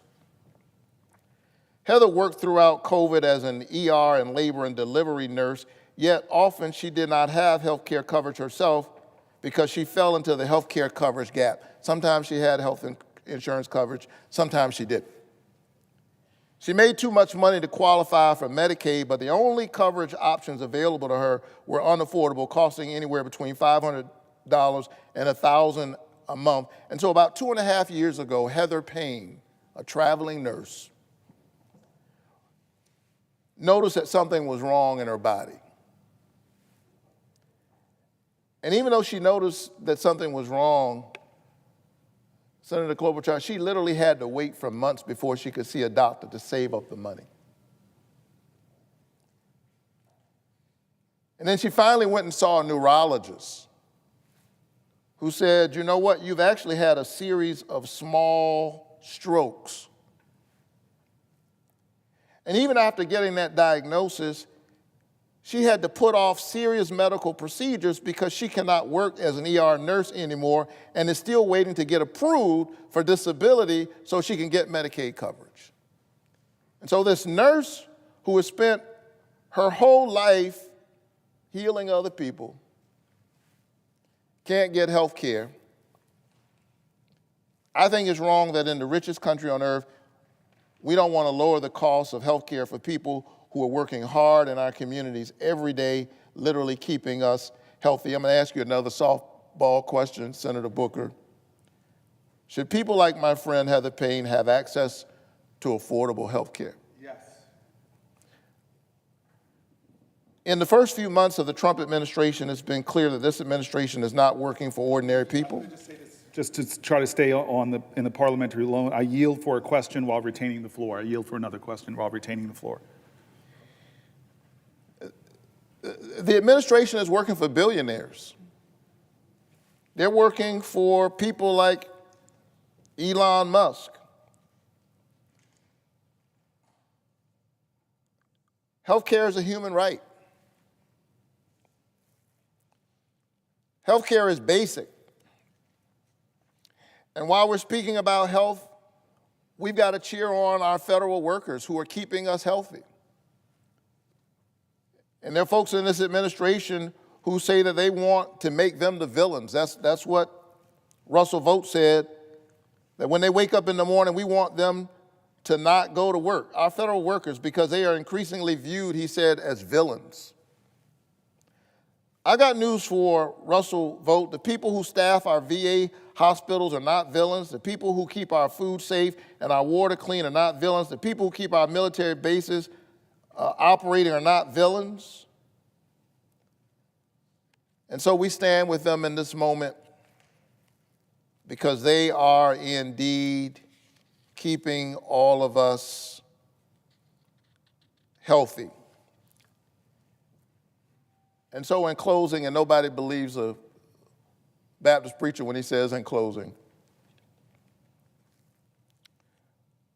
let me say that, again, you're doing holy work here, brother, by holding this floor. You are literally holding vigil for our nation. We are beset by the politics of fear. The scripture tells us that perfect love casts out all fear. We are witnessing again this ugly game, the politics of us and them. And there are a lot of folk who, because so much of what has been going on in our nation across Republican and Democratic administrations, let's be honest, has not been working for ordinary people. And the gap between the haves and the have-nots has gotten larger and larger. And when people are vulnerable, sometimes they give in to the politics of fear, somebody telling them that they've got all the answers. And so we saw this in this last cycle. We're seeing it in this moment in our country, the politics of us and them. And sadly, hardworking, working-class people are waking up this morning and they're discovering that they thought they were in the us. And they're discovering that they're in the them, that the them is larger than they thought. And so we've got to hold vigil for each other, for workers, for women, for immigrants, for immigrant families, for our sisters and our brothers, red, yellow, brown, black, and white, for the aging who need Social Security, for the working poor who need Medicaid, for those who are seeking asylum and they just need a dignified path, for those who've been working here for years and they need a dignified path to citizenship. We've got to hold vigil for each other. And so thank you for this work. This is not the end, but the beginning. The struggle continues. Dr. King said that the true measure of a person is not where he stands in moments of comfort and convenience, but where he stands in moments of challenge and controversy. So thank you for praying for this nation with your lips and with your legs. And I'm going to ask you one last question. Do you intend to keep praying? Amen. Hallelujah. Yes, I do. Thank you for that question. I know there's going to be a question coming to me. I just want to say, pray Isaiah 40:31 for me. I think you know what that is. Got it. I'm going to ordain this man. All right.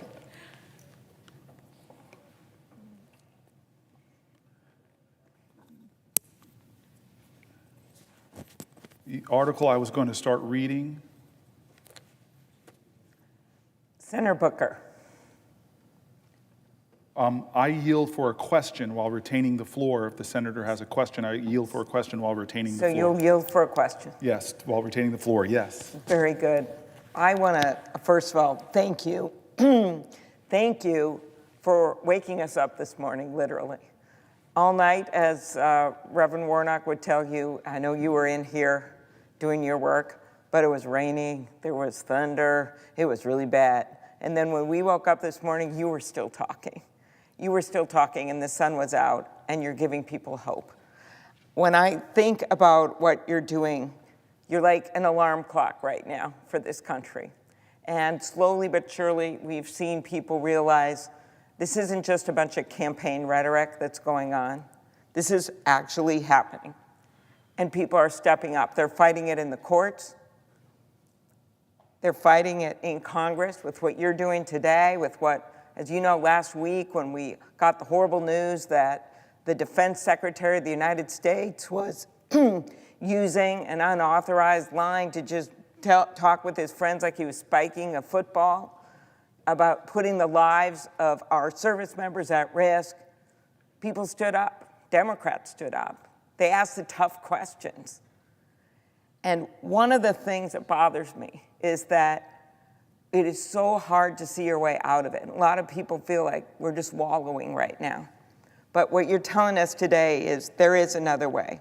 Because if we just wallow, these guys are going to continue to cut kids' cancer treatment. If we just wallow, they're going to cut Medicaid when 1 out of 2 seniors in my state who are in assisted living are on Medicaid.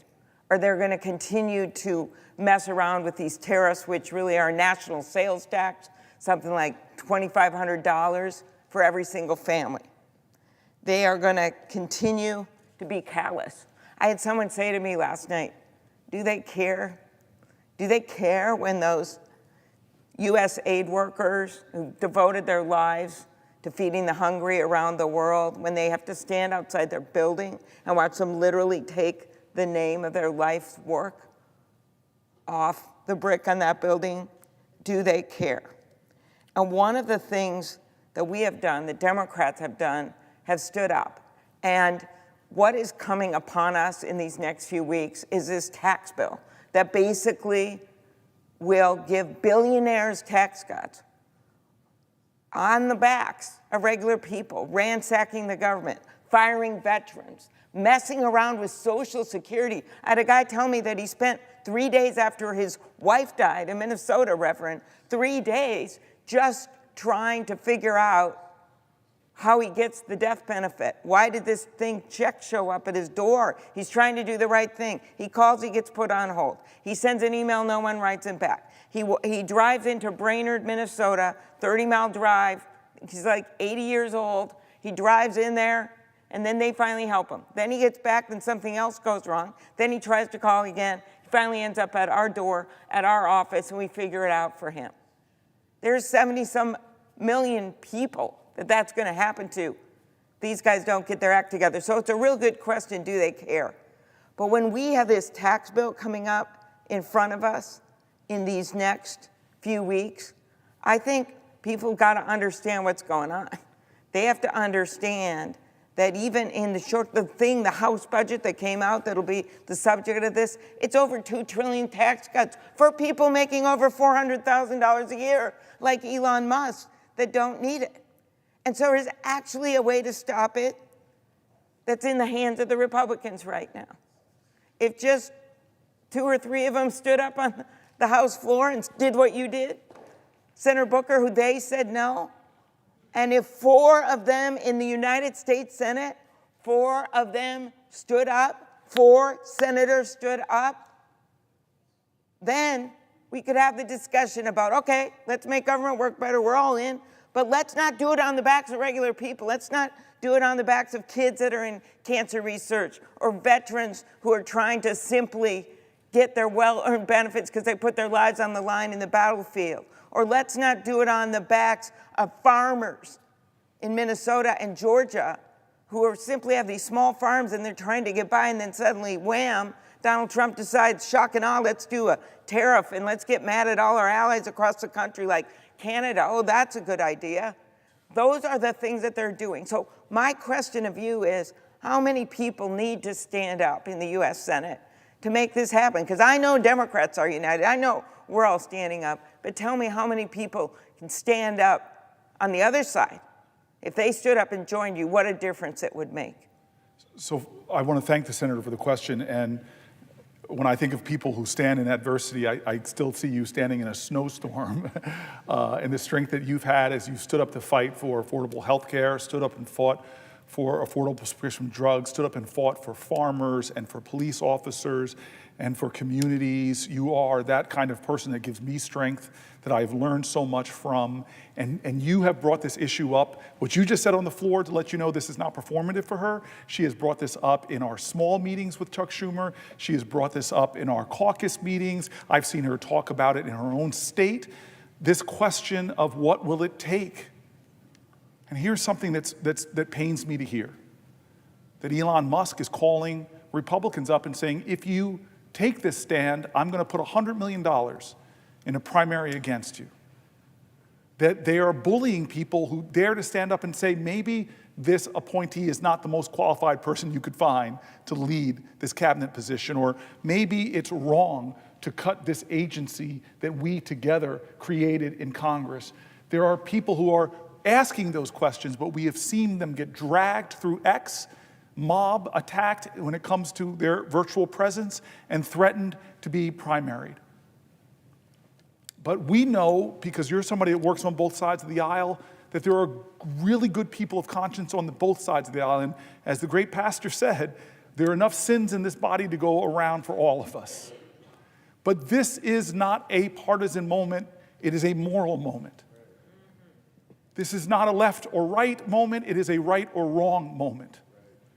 We have a president that is shredding the very agencies that Americans who are struggling are relying on, working people that over the last 71 days are finding higher prices, that are finding housing prices going up. Farmers in my state too, it's our 4th largest industry. I've had farmers though come to me as far away as Texas and tell me that they're clawing back these contracts that we've already relied on to buy things already, and now you're putting me in a situation where I might lose my farm. You see veterans who come to our offices. I know they come to your office, Senator Klobuchar.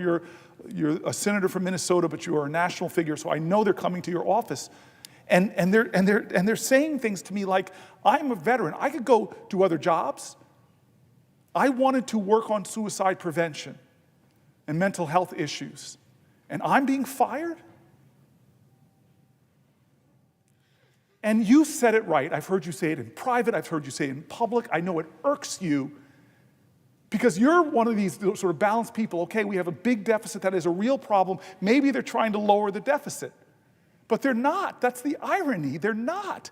They're about to explode trillions of dollars, most of which disproportionately will go to the wealthiest people, as you've been pointing out in our private phone calls over and over again, Senator Klobuchar. And so your question to me is spot on. It's spot on. And it's why I am standing here right now at the top of another hour because of what you are saying relentlessly, persistently, and unyieldingly. Why are we hurting Americans from our farmers? We just talked about rural hospitals here for about 20, 30 minutes and what the threats are to them. We talked about rural social security centers and the threats that are to them. We talked about communities all over our country who are being hurt. And your question, why? To give tax breaks that will disproportionately go to the wealthiest Americans who, you and I are not those people that demonize wealth. We don't demonize success. I want more people to start businesses. I want more people to dream of moving on up like the Jeffersons. I want more people to have that vision. I am not one of those people that are going to be mad at you because you're very successful. I'm going to be one of those people that says, you don't need more tax cuts. And we as a society have an obligation to each other, to those farmers, to those rural folks, to the cops I stood with at the funeral of one of their colleagues in Newark 2 weeks ago. We have an obligation to them to help them get equipment, to protect themselves. This country cannot do something that is so monumentally, fiscally irresponsible. Who was the one person in the House that voted, a Republican that voted against it, a guy named Massey? And I watched it. I had to smile and laugh because he said the quiet part out loud. He's sitting there looking at something. I saw him in an interview, and he says, by their own numbers, this doesn't add up. They're adding to our deficit by the trillions. He stayed true to his principles. What happened to all those mighty deficit hawks in the House of Representatives on the Republican side that caved to the pressure of a president? I'm so happy you asked it in the right fashion, as I yield for a question while retaining the floor. Very good. That was perfect. So I think one of the things you talked about was just this deficit and what's happening and what we're seeing with their proposal right now that's going to come right before us. By some estimates, it's going to add $37 trillion, $37 trillion in 30 years as we go ahead. I mean, I literally cannot believe that, when in fact we could step back now and we could say, what things can we do? What things can we do on the tax code? Because there's a whole lot of things we can do to strengthen Social Security, strengthen what we have in our government. And what really, when you step back and look at the economy, and I heard this the other day on a business channel, just about a month or two ago, man, we were coming out strong. We are a country that came out of the pandemic in a stronger way than so many other countries did around the world. We're ready. Inflation was at least steady, and it was starting to come down here. And now all of a sudden, we see chaos is up, corruption is up, and yes, costs are up. Ask anyone at the grocery store. And one of the problems when you look at what we could be doing to address the debt is that the proposals out there are just going to make it worse. That means more interest payments. That means more interest payments on the backs of regular people, and that means less we can do to help them as we look at what's happening right now. And one of the things you raised, Senator Booker, which I appreciate how much you know about this, is just this prescription drug negotiation and Medicare. So what do we finally do? So decades before you or Senator Murphy or Senator Warnock got here, before I got to this place, they made a sweetheart deal with the pharmaceutical companies, and they actually baked in so that they didn't have to negotiate prices for 73 million people. And anything. They could just charge whatever they wanted for these prescription drugs. What happens? Well, guess what happens? Suddenly, the drugs for our seniors are 2 to 1 what they are in places like Canada, our neighbor, our friend. 2 to 1 what they are over there. You got people driving up to Canada from Minnesota because we can see Canada from our porch. And they are like going up there trying to get less expensive drugs. And then they figured, what's going on? So a whole bunch of people started to say, let's look at this. It took years to get this done. Finally, we passed a bill it said they've got to negotiate. And we took the first 10 drugs. And the last administration got to pick those drugs, and they picked blockbuster drugs. Drugs like Eliquis, drugs like Xarelto, drugs like Januvia, Jardiance. I memorize them because I can always find people that take them. I don't make them raise their hand, say they take them. But these are blockbuster drugs. And they reduced the price by like 70% for our seniors. That's going to kick in soon. But not if this administration messes it up. And for we have seen from everything from, giving signal lines about secret battle plans to reporters to deciding they're going to shut down the people that worked on protecting our nuclear facilities, and oops, we made a mistake. Or how about when they said, okay, we want to do something about avian flu, but we're going to fire all the people that work at, oh, no, we're going to fire them back. We're going to hire them back. That's what's been going on right now. So when I look at this really complicated prescription drug negotiation where you're taking on some of the biggest companies in the world, I say to myself, okay, so our Secretary of Health, Kennedy, he won't even agree, and when he's asked under oath if he's going to keep this up. They fired a bunch of people that would work on it. They haven't shown they're going to keep this negotiation going. Meanwhile, we've got put in place a $2,000 cap for our seniors out of pocket on drug costs under Medicare. That's really good. We put in place that insulin limit on $35 a month, and we thank Reverend Warnock, and we thank you, Senator Booker, Senator Murphy, everyone that worked on that. We got that in place. So now we got the big thing, which is the negotiation of all these drugs, because 15 more drugs are coming their way for negotiation. Again, blockbuster drugs, Ozempic, blockbuster drugs. Those drugs are coming their way for negotiation, but they have not committed to do that. They have not committed to do that. And even if they did commit to do it, do they even have the people to negotiate to take on these major companies? So my question of you, Senator Booker, after being up all night, after getting us through the storm of last night and into the bright sunshine of today, after holding the floor all this time, I can't even imagine how much your feet must hurt, but those feet hurting is nothing compared, which is why you're doing it, to how the rest of the people in this country right now feel and how they're hurting. My question is, how can they move forward without trying to save money for the people of this country? Because what I see happening, and there's so many signs, you see it every single day, when they are getting rid of some of these people that work on it, then you're not going to be able to get the Social Security for my friend that I met from Cross Lake, Minnesota. Then you're not going to be able to get that stuff done. But I think as we look at those cuts, it's not just the word cuts. What effect does it have on real people when they can't get their services? When our veterans, who also have complex ways that they've got to deal with the government, when they have no one answering the phone, when they've gotten rid of veterans who've actually done the work. So my question here is, for people to translate this into the real world, is what is all this going to mean for people in the real world, what they're doing right now? I love, thank you for the question, Senator Klobuchar. I love that you're bringing back to real people and what effect it's having. And what you're spelling out is something that's really important. There's a strategy that they have expressly said. They want to overwhelm you, not us. They want to overwhelm the American people. They want to flood the zone. And so I see a whole bunch of doing things to distract us.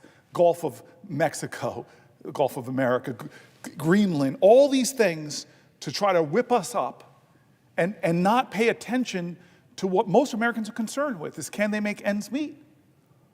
Even the big reconciliation bill that they're going to try to do, that we have to find a way to appeal to a small group of Republican congresspeople to stop, of cutting $880 million out of Medicaid. We went through in great detail at length last night why that's bad, but you are pointing to something even more insidious. As that big thing is going on, they actually are cutting the support to get more people signed up with the ACA. Already happened. Make it harder to sign up for the ACA. They've already cut the tax credits that are helping people that are in the ACA get resources to help with their health care costs. They're going after these things. Here's one that you know really well. They're going after, as we talk about all of these parents struggling with children and family members with chronic diseases, we know one of the things that help people with chronic diseases is having access to fresh, healthy foods, but they're cutting access to that for our kids going to school. This administration has not only overseen in 71 days a rise in inflation, a rise in the cost of groceries, a lowering of people's 401ks with the stock market going down. It's not only bringing economic chaos, but they are already hurting people on their basic delivery of their services, from taking thousands of jobs out of Social Security, making it harder for people who have some problem to get it solved, to the VA, to the ACA.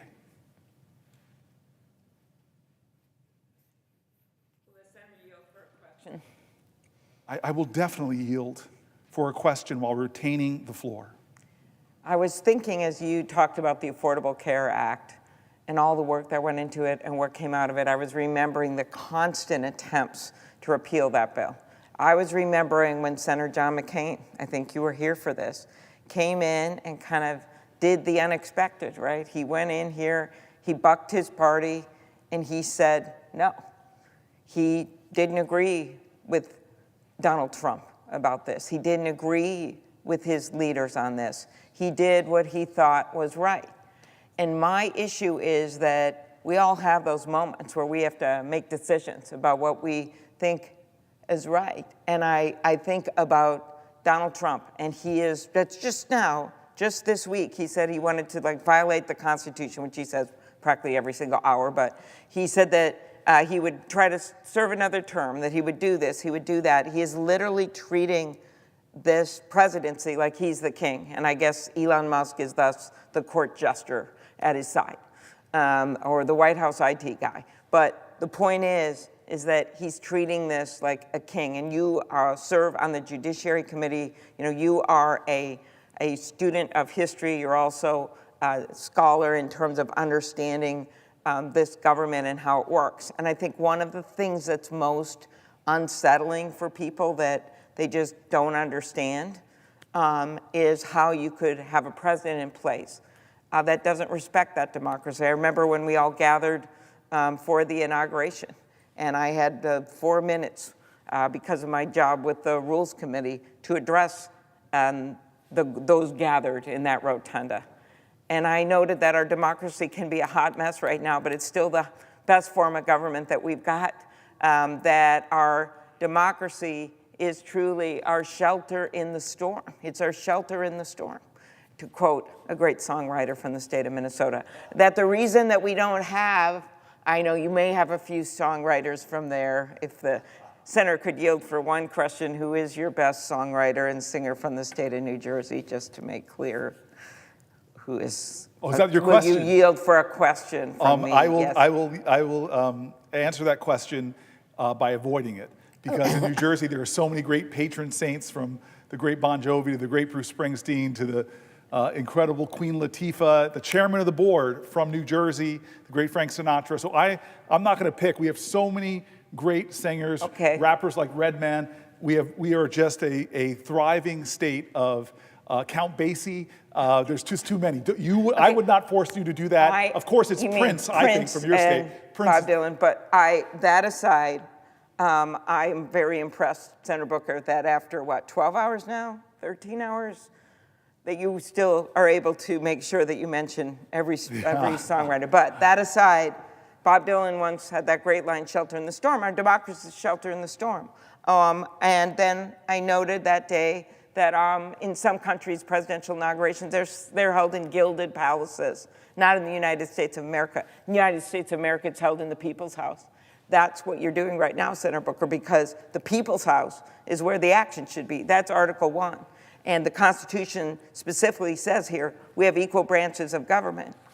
And the final thing is that the power in that rotunda that day, and this is where we get into Donald Trump thinking he's king, the power of that rotunda didn't come from the people in there, it came from outside, came from the people. So that's why you see the people standing up right now, our constituents, going to these town halls, standing up, breaking the phone lines in the U.S. Senate, sending in the emails with their stories that we are able, that you've heard the senators and you have read on the Senate floor about things that have happened to your constituents. So that's the power from the outside. So the question that I ask of you is just tell me what you think people can do when you've got a president in there that, he thinks he is king. And he thinks that a democracy is just something that he can just shove aside and say whatever he wants and break whatever rule that people depend on, that they depend on to be able to vote, to be able to participate and have their case made.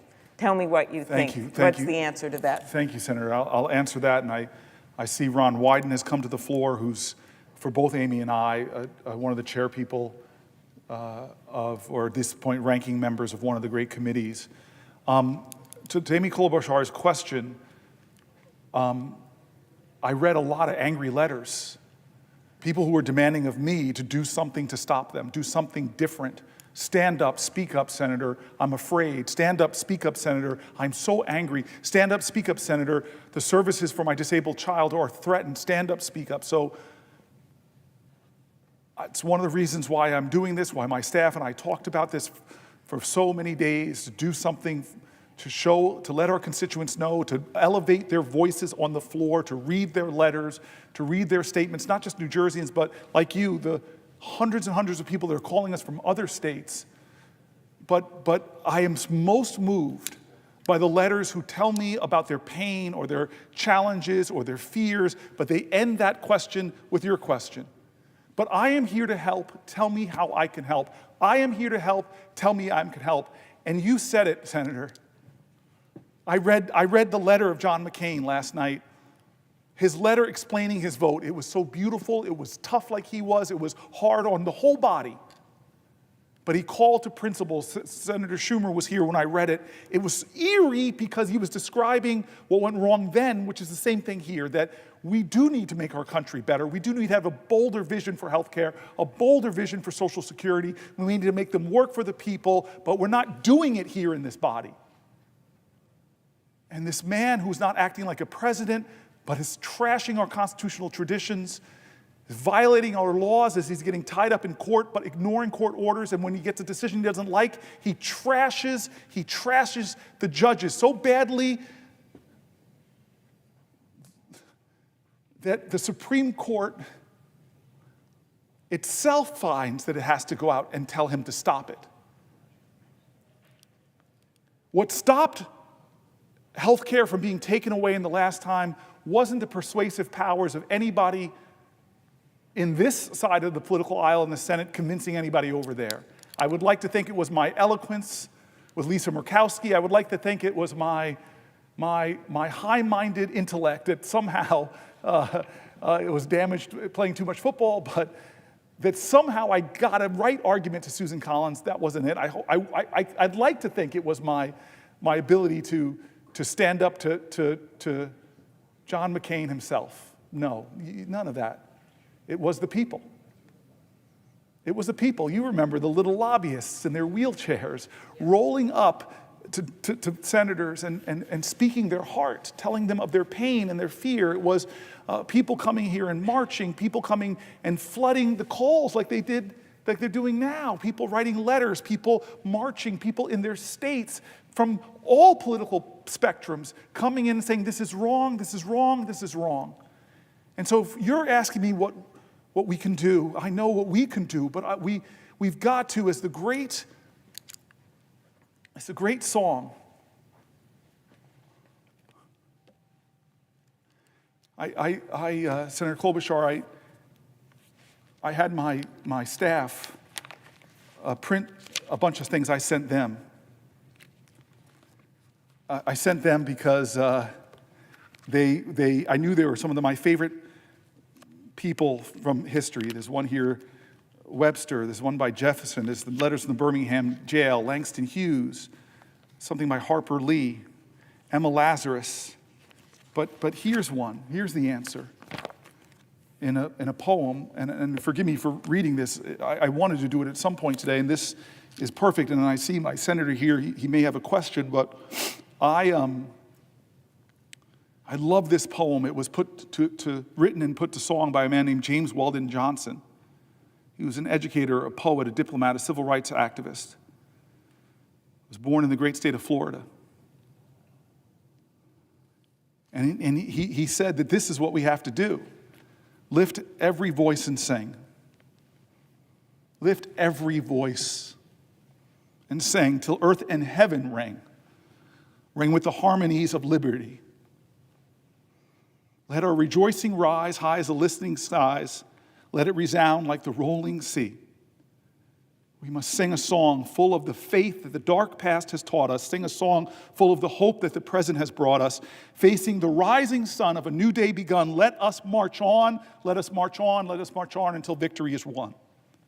It doesn't ignore the wretchedness of our history. It speaks to the truth and the excitement and the hope about that past and the virtues that our ancestors gave us. He goes on, stony the road we trod, bitter the chastening rod, felt in the days when hope unborn had died. Yet with a steady beat have not our weary feet come to the place for which our fathers sighed. We have come over away with the tears, which tears have been watered. We have come treading our path through the blood of the slaughtered, out of the gloomy past, till now we stand at last where the white gleam of the bright stars is cast. The last stanza. God of our weary years, God of our silent tears, thou who hast brought us thus far on the way, thou who hast by thy might led us into the night, keep us forever in the path, we pray, lest our feet stray from the places, our God, where we met thee, lest our hearts, drunk with the wine of the world, we forget thee. Shadow beneath thy hand, may we forever stand, true to our God and true to this native land. What can we do is do like our ancestors did. What can we do? Do like the people who never gave up, who, even when this country that they loved didn't love them back, they kept fighting and kept pushing. And we know that, Senator Klobuchar, because we've witnessed that. In my time in the Senate with you, we've seen the most amazing, shocking moments within the Bergefeld case at the Supreme Court, recognizing the humanity, the dignity, and the equal rights of LGBTQ Americans to have love and marry. We've seen fights in this time that we've been here, where we've seen victories on health care that made such a difference in people's lives. We've seen the fights while we've been here, some of the most painful moments where we've seen the arc of the moral universe bent, not by the people here, not by the people in this body. You think we got suffrage because a bunch of men on the Senate floor said, okay, guys, come on, put your hands in here. Ready? Give women the right to vote on 3. Ready? Break. That's not how it happened. It's not how it happened. It happened because the power of the people is greater than the people in power. You think we got civil rights because one day Strom Thurmond, after filibustering for 24 hours, you think we got civil rights because he came to the floor one day and said, I've seen the light. Let those Negro people have the right to vote. No, we got civil rights because people marched for it, sweat for it, and John Lewis bled for it. And so I'm scared too. But fear is a necessary precondition to courage. I am angry too. But my mom told me, never let your anger consume you. Channel it, fuel it, so it can help your love be greater and stronger. Amy Klobuchar, that's what this moment needs. And our job in this body is to be truth tellers. Our job, just as you said so brilliantly, is to elevate the voices of the people of the country, because you're right, Amy Klobuchar, this is the people's house. It's Article 1 of the Constitution, and it's under assault. Article 1 is under assault. Our spending powers, or budgetary powers, the power to establish agencies like the Department of Education and USAID. It's under assault by a president that doesn't respect this document. And how do we stop them? I'm sorry to say we hold powerful positions. We are elected by great states, but we're in the minority right now, and you spelled it out at the beginning of your questions to me. It will take 3 people of conscience on that side. It will take 4 here. I'm going back to my book because there's somebody that you know. I don't know if my staff put it in at the last moment. Yes, they did. Margaret Chase Stevens, who you know. Margaret Chase Smith, excuse me. A U.S. Senator from Maine, a Republican. When a demagogue had rose in the land exploiting people's fear, deporting Jews who were not citizens of this country because they were accusing them of being communists, at a time that this body was being twisted and contorted to the will of a demagogue, where nobody had the courage to stand up. It was a woman from the Republican Party that stood, I don't know, somewhere in this body. Her feet might have been tired, her heart might have been hurt, she might have been afraid of the consequences to stand up to people preaching the Red Scare. But this woman in this body, rare thing in those years, this woman in this body who are founders, those imperfect geniuses that wrote this Constitution, the woman in this body who wasn't imagined by our founders, thank God they called upon us to make a more perfect union. and generations of activists finally made it real that women could serve in this body, she had the courage, the audacity to call her own party to task. I read her words. She said, "I don't believe that the Republican Party is any sense a party of fear, but I do believe that the Republican Party has made an alliance with the four horsemen of fear. The fear of communists, the fear of labor unions, the fear of the future, the fear of progress. I think it's high time that we remembered that we have sworn to uphold and defend the Constitution," she continues. "I think it's time that we remembered that the Constitution, as amended, speaks not only of the freedom of speech, but also the freedom of trial by jury." This great senator, this great Republican said, whether it is criminal prosecutions in a court or character prosecution in the Senate, there is little political distinction when the life of a person has been ruined.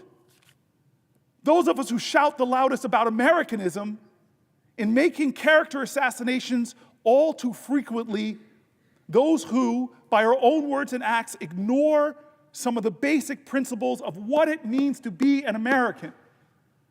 The right to criticize without thinking the president is going to drag you from the Oval Office for criticizing him. The right to hold unpopular beliefs. That if you have beliefs that I find contemptible, it doesn't mean that I can disappear you from a city street. She goes on, the right to protest, that just for assembling and speaking up, that's not a right to cut hundreds of millions of dollars to that university's science funding. The right to independent thought.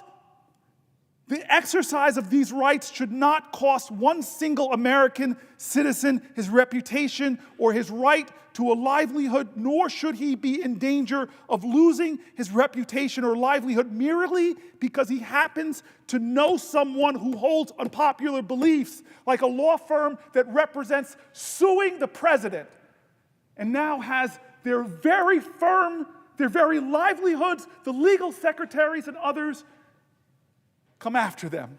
Margaret Chase Smith goes on to call her party to be a woman of conscience, to stand up and say, I quote, "The American people are sick and tired of being afraid to speak their minds, lest they be politically smeared as communists or fascists by their opponents. Freedom of speech," she says, "is not what it used to be in America. It has been so abused by some that it is not exercised by others. So dear God, if I stand up in this body and say it is wrong to put Pete Hegseth in the cabinet as Secretary of Defense because he's unqualified, look at a Signal chat to see how unqualified he is." Margaret Chase Smith continues, "As a Republican, I say to my colleagues on this side of the aisle that the Republican Party faces challenges today that is not unlike the challenges it faced by Lincoln back in the day. The Republican Party so successfully met that challenge that it emerged from the Civil War as the champion of a united nation. In addition to being the party which unrelentingly fought loose spending and loose programs. I doubt if the Republican Party could do so simply because I do not believe the American people will uphold any political party that puts political exploitation above the national interests. Surely we Republicans are not so desperate for victory. I do not want to see the Republican Party win that way. While it might be a fleeting victory for the Republican Party, it would be a more lasting defeat for the American people," she says. "Surely it would ultimately be suicide for the Republican Party and the two-party system itself that has protected American leaders' liberties from the dictatorship of a one-party system."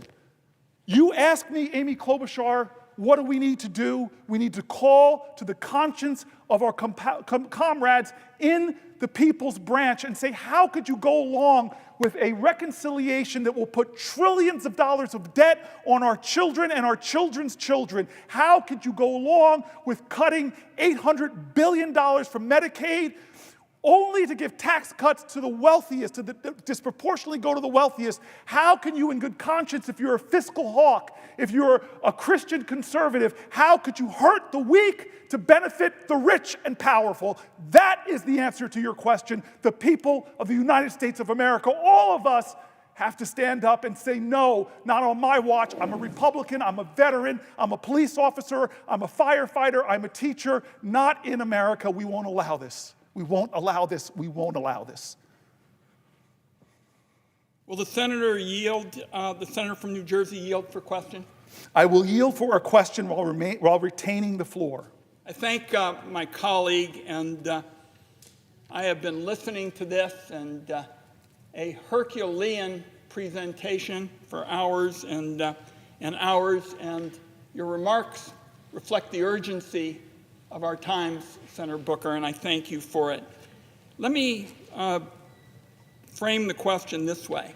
I hold open to all town hall meetings in every county in my state each year. I've had more than 1,100 of them, and since Donald Trump took office, what we have seen in these town hall meetings is fear and terror, and I might add, record turnouts. You know, I was in a small town in Central Oregon recently, Sisters. We had almost 1,400, people here. And what people asked about, and you've touched on this morning, is of course Medicaid and Social Security, because these are programs involving health care and retirement that are really the connective tissue between the government and our people. And these programs make it possible for people to pay for essentials. They're not going to fancy places. They're buying groceries, they're paying rent, they're buying medicine. We had one separate town hall meeting, I say to my colleague, just with federal employees whose goal is to get out in the woods and help prevent fire in Oregon. I organized this meeting. They too are terrified. They've dedicated their lives to trying to help. Now, we serve the American people. And I'm telling you, I've seen service in action over the last few hours with your reflecting the urgency of our times. Our salaries are paid for by taxpayers, and I'm particularly troubled by the fact that we're getting all these reports that many senators are saying, I'm not going to do town hall meetings. They're on the other side of the aisle. As I said, I've had 1,100 of them, 10 of them so far this year. Seems to me that's refusing to answer to constituents. And you've been here all night, and you're setting a very clear example about what it means to push back against authoritarianism. So just like I have town hall meetings, my question to my friend from New Jersey is, what are you hearing from home? Pretty straightforward question, but it sure as heck is what the times are all about, because people are saying, what are you doing back there? What's important to you? And I talk about town meetings. I had a town hall, I say to my friend during the speech that was made on the floor of the House, I had 30,000 people participating. That's a lot for my small state. So I know what I'm doing, and I think the American people would like to hear a bit about what my colleague is hearing from his state and why it's so important that he's out here mopping his brow today, trying to stay on his feet, making the case for the urgency of our time. What are you hearing? Thank you, Senator. I'm hearing a lot of fear, a lot of anger. I'm hearing heads of hospitals say that this is outrageous, the threats to our hospitals in New Jersey. I'm hearing heads of critical health services tell me what the Medicaid cuts will mean to their organizations. I'm hearing from Catholic priests that are doing extraordinary things in service of their communities. I'm hearing from citizens who are veterans, who got fired from their jobs. I'm hearing from people, as I read letters from people who work in the Social Security agency, and what the chaos that's been created and the lack of the deteriorating service to seniors. I've heard from seniors who are terrified about what's being done to Social Security and how it might affect their lives. I'm hearing demands from our constituents, people demanding, Senator, that we do something about the outrages they're seeing. And I think that when I hear New Jerseyans, by larger and larger numbers, and I'll be back in my state, I know we were planning meetings and a town hall and a lot more this weekend. But I have to say, now more than ever, we need more of it. We need more of it. And one of the reasons I'm here is because I want to elevate those voices of my constituents. I want to tell the stories that my constituents are writing in about, and lift their voices and tell them that they're seen, they're heard. I've been going through section by section, as you pointed out, Social Security, section on healthcare, section on education and the Department of Education and that work that it does. I've been going point by point through. This is the agenda. I didn't know how much of I can get through. But we laid it out. We have binders for each one of these issues. Immigration, we went through. We have housing, the environment, farmers and food, veterans, the corruption that's been normalized by this president, the rule of law, public safety, all of the ways that we know that there is a crisis in our country, and we as a nation need to be more attuned to it and doing more to meet this crisis, to rise up and defend our country, defend our well-being. And all while things are happening that you know. You're the chairman of the Finance Committee, and you have these insights. We've talked about them, about what's about to happen in this reconciliation process. I mean, that's one of the most stunning things that's almost immediate on this floor. I think we're going to see about the tariffs tomorrow and see how far the president will go, but we do know whatever it is, it's going to affect prices that are going to continue to go up for Americans as inflation has continued to go up for Americans. As the stock market has continued to go down, as people's 401ks have lost so much money, the uncertainty I'm hearing from businesses in New Jersey, the chaos that they feel about the economy, the consumer confidence in this country has gone way down. If you ask the question, are you better off than you were 71 days ago? Not many Americans would say that they're better off. Their costs are higher, their groceries are higher. They're soon to see everything from car prices to food go higher. Their retirement security is under attack. Their health care is under attack. They're losing their Department of Education. They're less safe from infectious diseases abroad. There's so many things that we have to talk to and try to stop. And you're our leader on the Finance Committee, and you know that the tax thing they're trying to run through this now, I'm trying to get my head wrapped around these wacky parliamentary things that even the podcasts I listen to in the morning to inform me say they even spoke about this years and years ago, but they said, oh, this is too crazy, we can't do this. To try to tell the American people somehow that the trillions of dollars of tax cuts that we're going to give disproportionately to the wealthiest people of all, oh, there's nothing to see here that has a zero impact on the budget, so we can do it through reconciliation. That is the biggest hocus pocus, manufactured artifice that I've ever seen to obscure the truth in America. That what the Republicans are trying to do is cut massively into health care for Americans in order to give tax cuts to the wealthiest, disproportionately to the wealthiest who don't need it, and to drive up the deficits, making our children and our children's children have a more dangerous economy and higher debt payments to make, debt payments that will skyrocket higher than any expense the government makes.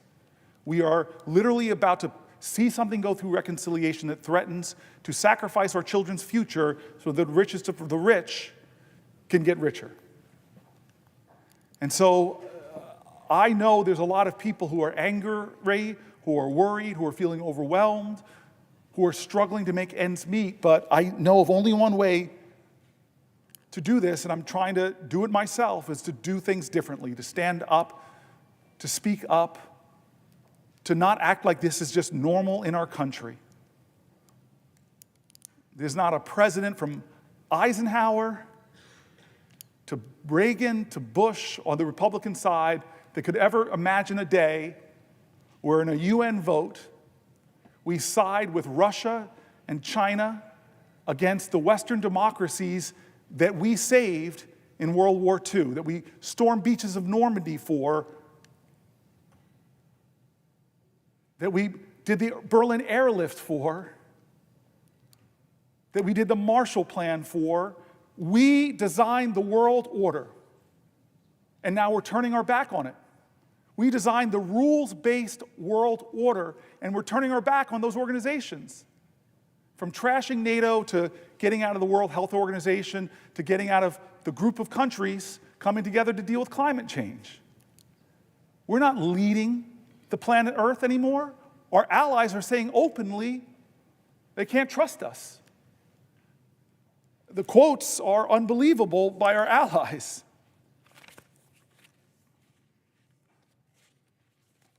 Generations of Americans all know one thing: Russia is our adversary. This principle was reinforced after Russia's brutal and unprovoked invasion of Ukraine in February of 2022.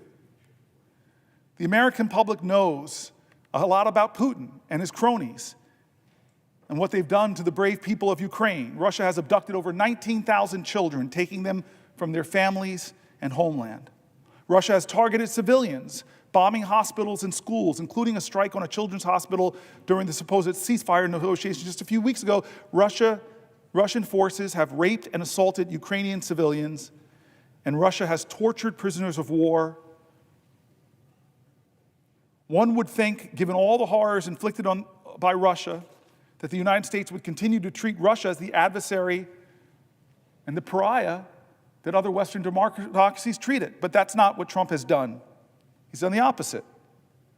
On the third anniversary of Russia's unprovoked invasion of Ukraine, the Trump administration joined Russia and North Korea in voting against a UN resolution condemning the invasion that has killed over 12,000 Ukrainian civilians and injured 30,000. Imagine that. I had the foreign minister of a great ally in NATO in my office looking at me and saying, basically, what the heck? My friend Chris Murphy on the floor, we sit close to each other. He's further up the dais than me in foreign relations, and this stuff is insanity. Here's NBC News. President Donald Trump has said Ukraine, not Russia, started the war. He called Ukrainian President Volodymyr Zelensky not Vladimir Putin. He called Zelensky a dictator. Meanwhile, Trump's administration is standing down on a suite of tough anti-Kremlin policies.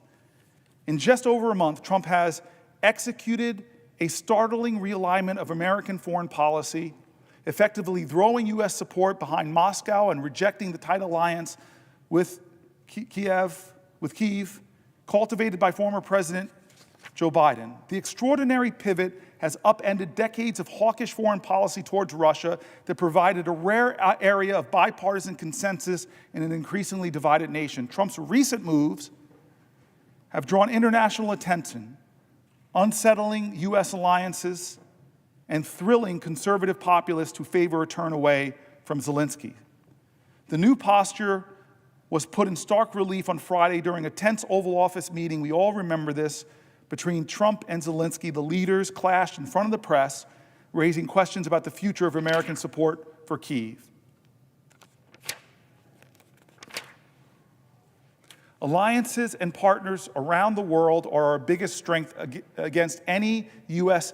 adversary or competitor, from China to Russia to Iran to North Korea. We are the strongest nation on the planet Earth, but our strength is multiplied and magnified when we stand in alliance with those nations that share our values and are bonded to us and are committed to us. In fact, the only time Article 5 in the United Nations, that article that says that if one person in NATO is attacked, everyone is attacked, and they all join together, that one time it happened was 9/11, when our NATO allies stood up with America.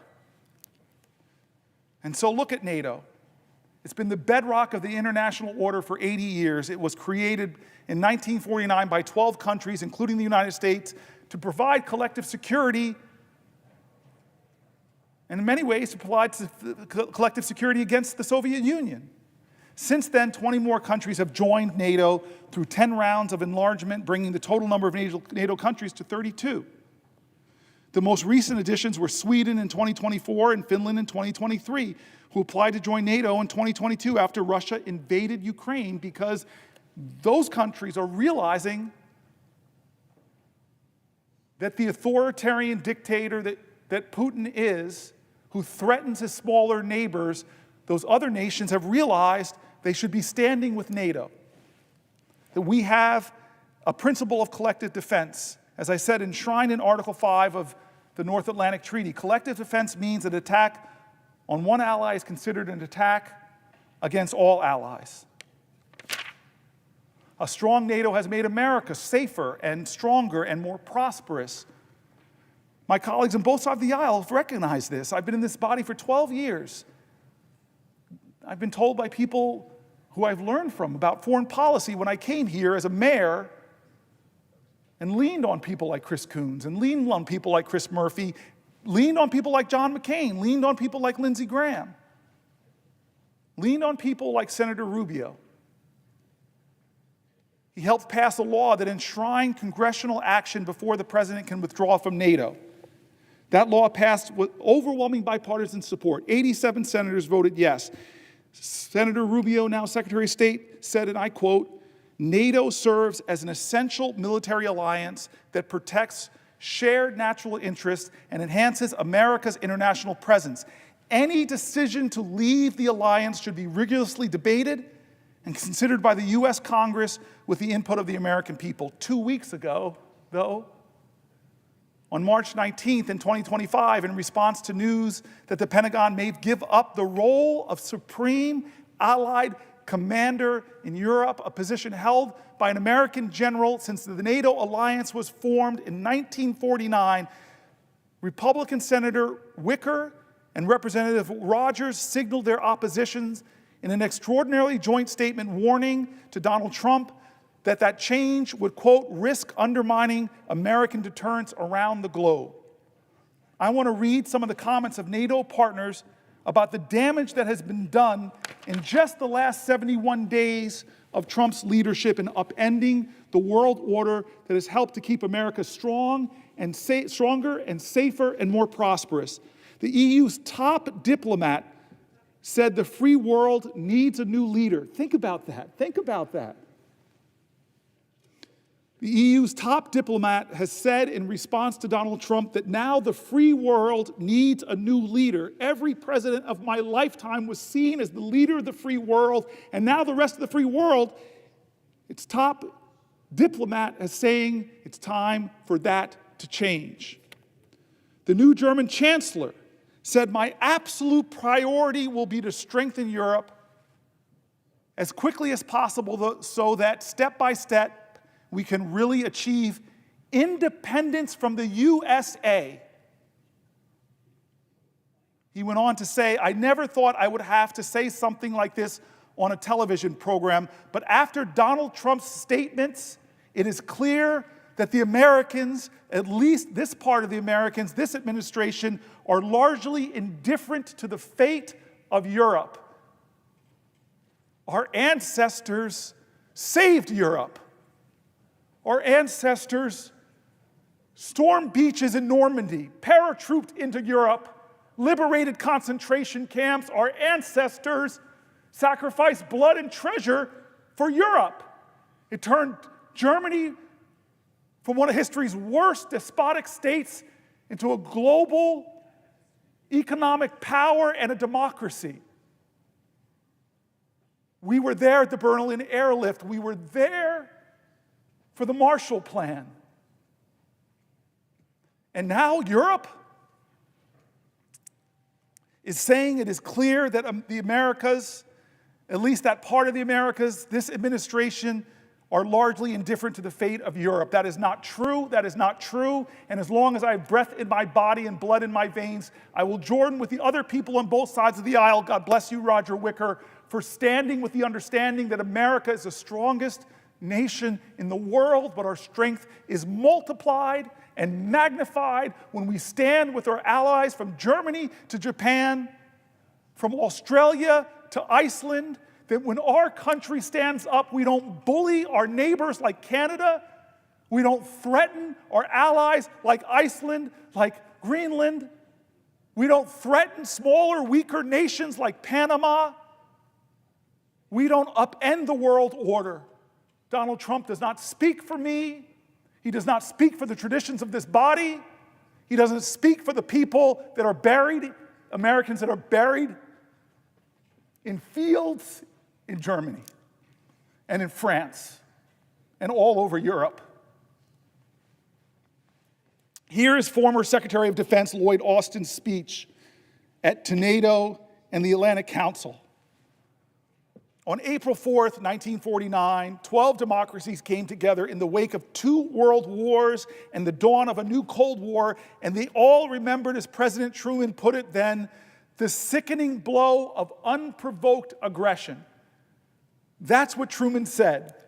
They were coming together against the sickening blow of unprovoked aggression. You hear that, Putin?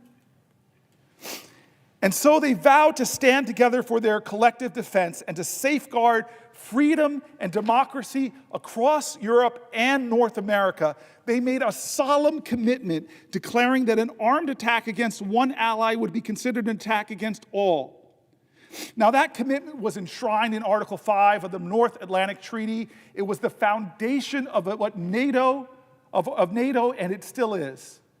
And on that bedrock, we have built the strongest and most successful defense alliance in all of human history, and I'll say one of the most prosperous blocks of democratic countries. Throughout the Cold War, NATO deterred Soviet aggression against Western Europe and prevented a Third World War. In the 1990s, NATO used air power to stop ethnic cleansing in Bosnia and Herzegovina and in Kosovo. And the day after September 11th, 2001, when al-Qaeda terrorists attacked our country, including slamming a plane into the Pentagon not far from here, NATO invoked Article 5 for the first and only time in history. Will the senator yield for a question? I yield for a question while retaining the floor. I yield to one of my best friends in the Senate. I yield to one of the smartest guys I know. I yield to the guy who handed me the chairmanship of the committee that oversaw world public health and Africa, and still reminds me that he knows more Swahili than I'll ever know. I yield to the guy who, when he speaks up in the Senate, people on both sides of the aisle listen. I yield to my friend who has real friendships, who when I came to and said, we are seeing the worst famines on the planet Earth, that Joe Biden didn't put enough money into the world feeding programs, he went to another appropriator over there, another friend of ours, Lindsey Graham, and together we got billions of dollars of more that saved hundreds of thousands of lives. You are a prince of a man. You are my friend. You are somebody that is a hero who folks don't know their name in the countries that you have affected with your strength on foreign policy. Dear God, my friend, I yield the floor for a question while retaining the floor. I ask my friend... Excuse me, I'm going to say that correctly. I yield for a question while retaining the floor. I do not yield the floor. I ask my friend and colleague from New Jersey if he is familiar with Psalm 30, verse 5. Not at this moment. And if not, I offer to repeat it because I think it speaks to this moment. Weeping may endure for a night, but joy comes in the morning. Now, this is a holy month. It is the month of Lent. It is the month of Ramadan. It is the period of reflection preceding Passover. And my question to my colleague is rooted in a scripture in the Torah, in the Psalms, forgive me, known to both of us, one widely engaged in these days. Weeping may endure for a night, but joy comes in the morning. This is a reminder both of the possibility of redemption, of the urgency of hope, and of your night-long sacrifice on this floor. let me ask, if I might, two more questions of my friend and colleague. To my colleague from New Jersey, are you familiar with a front page story on the Washington Post entitled, "Trump's USAID Cuts Cripple American Response to Myanmar Earthquake," an article running today in the Washington Post? I have not read the paper to this day, but I had suspected that that might be the case, given that my colleague from New Jersey has dedicated his night to standing tall and fighting hard to make sure that the people of the United States know what is going on. And I'll share with you just for a moment that it hurt my heart to watch the national evening news last night and see a Chinese humanitarian emergency response team celebrated as they pulled survivors out of the earthquake rubble in Myanmar. It did not hurt my heart that there are Chinese nationals providing emergency relief, but it hurt my heart that exactly those people who are the very best in the world at responding to humanitarian crises, exactly those people had just received termination letters, and their work with USAID had just been suspended. Normally, in every humanitarian crisis I've known in my lifetime, the first in are the men and women of USAID and the U.S. Armed Forces. Whether a tsunami, a tornado, wildfires, or an earthquake, we had world-leading humanitarian response capabilities. And I think it is a tragedy that we have not. I think it is a tragedy, and it is reflected in both this article that I've asked my colleague about and in the response of the world, that we have created an enormous opening for the PRC to come in and do what we previously did so well. Let me ask another question, if I might, of my colleague. Are you familiar with what has just happened to food banks all over our nation in terms of an announcement about impending deliveries of badly needed surplus food? This, I suspect, will be the focus of your future comments on agriculture, but I mention it as something that has impacted my state, and I suspect yours as well. Well, first of all, I want to stay disciplined. When you ask me a question, to yield for a question, I want to say I yield for a question while retaining the floor. And I want to say to the colleague, I'm familiar with some of this, but if as a part of a question to me and not anything resembling a colloquy, I will yield for a question while retaining the floor if you have another question. To my colleague, are you familiar with an article, USDA halts millions of dollars worth of deliveries to food banks? I'm pretty sure I am. I am. I will simply then ask my colleague a question. Therefore, if you were going to ask me a question, I yield for a question while retaining the floor. To my colleague, I ask the question, are you familiar with the cuts that have been imposed to the U.S. Department of Agriculture, suspending hundreds of millions of meals to Americans in need, and the justification for that being offered? I am familiar. I've mentioned it earlier in this last 15 hours. So thank you. Last question. I yield for a question while retaining the floor. To my colleague from New Jersey, I ask the question, are you familiar with when, whether, and why NATO has invoked Article 5 and how the service and the sacrifice that followed reinforces exactly the point I believe my colleague was beginning to speak to, which is the common cause and the common purpose shown by all of our NATO allies in America's greatest moment of need in recent decades after the attacks of 9/11. I am very familiar with that. It haunts me that when America was in crisis, I live 11 miles from ground zero. And to my colleague, are you aware which of our European NATO allies lost per capita the highest number of their soldiers in combat serving alongside American service members? A nation I visited, a nation whose service members I visited, a nation that is today aggrieved by comments made recently. Are you familiar with our trusted ally, Denmark? Yes, I am that country that has shed more blood than any of our allies, side by side, fighting with America, is Canada. Is Canada. Denmark. Oh, it's Denmark. Denmark lost per capita, I believe. Excuse me. Let me simply ask of my colleague one more question. Thank you very much. I yield for a question while retaining the floor.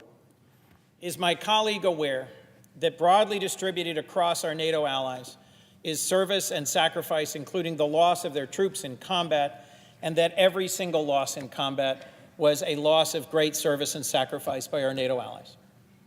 Yes, I am familiar, and I'm grateful for you making those points as we threaten Greenland and Denmark and try to bully them in a way that, with rhetoric that fashions more after the behavior of Vladimir Putin's threatening before the Ukrainian invasion, as opposed to what allies do, who are grateful for shared sacrifice, who are grateful for shared honor, who are grateful for shared prosperity.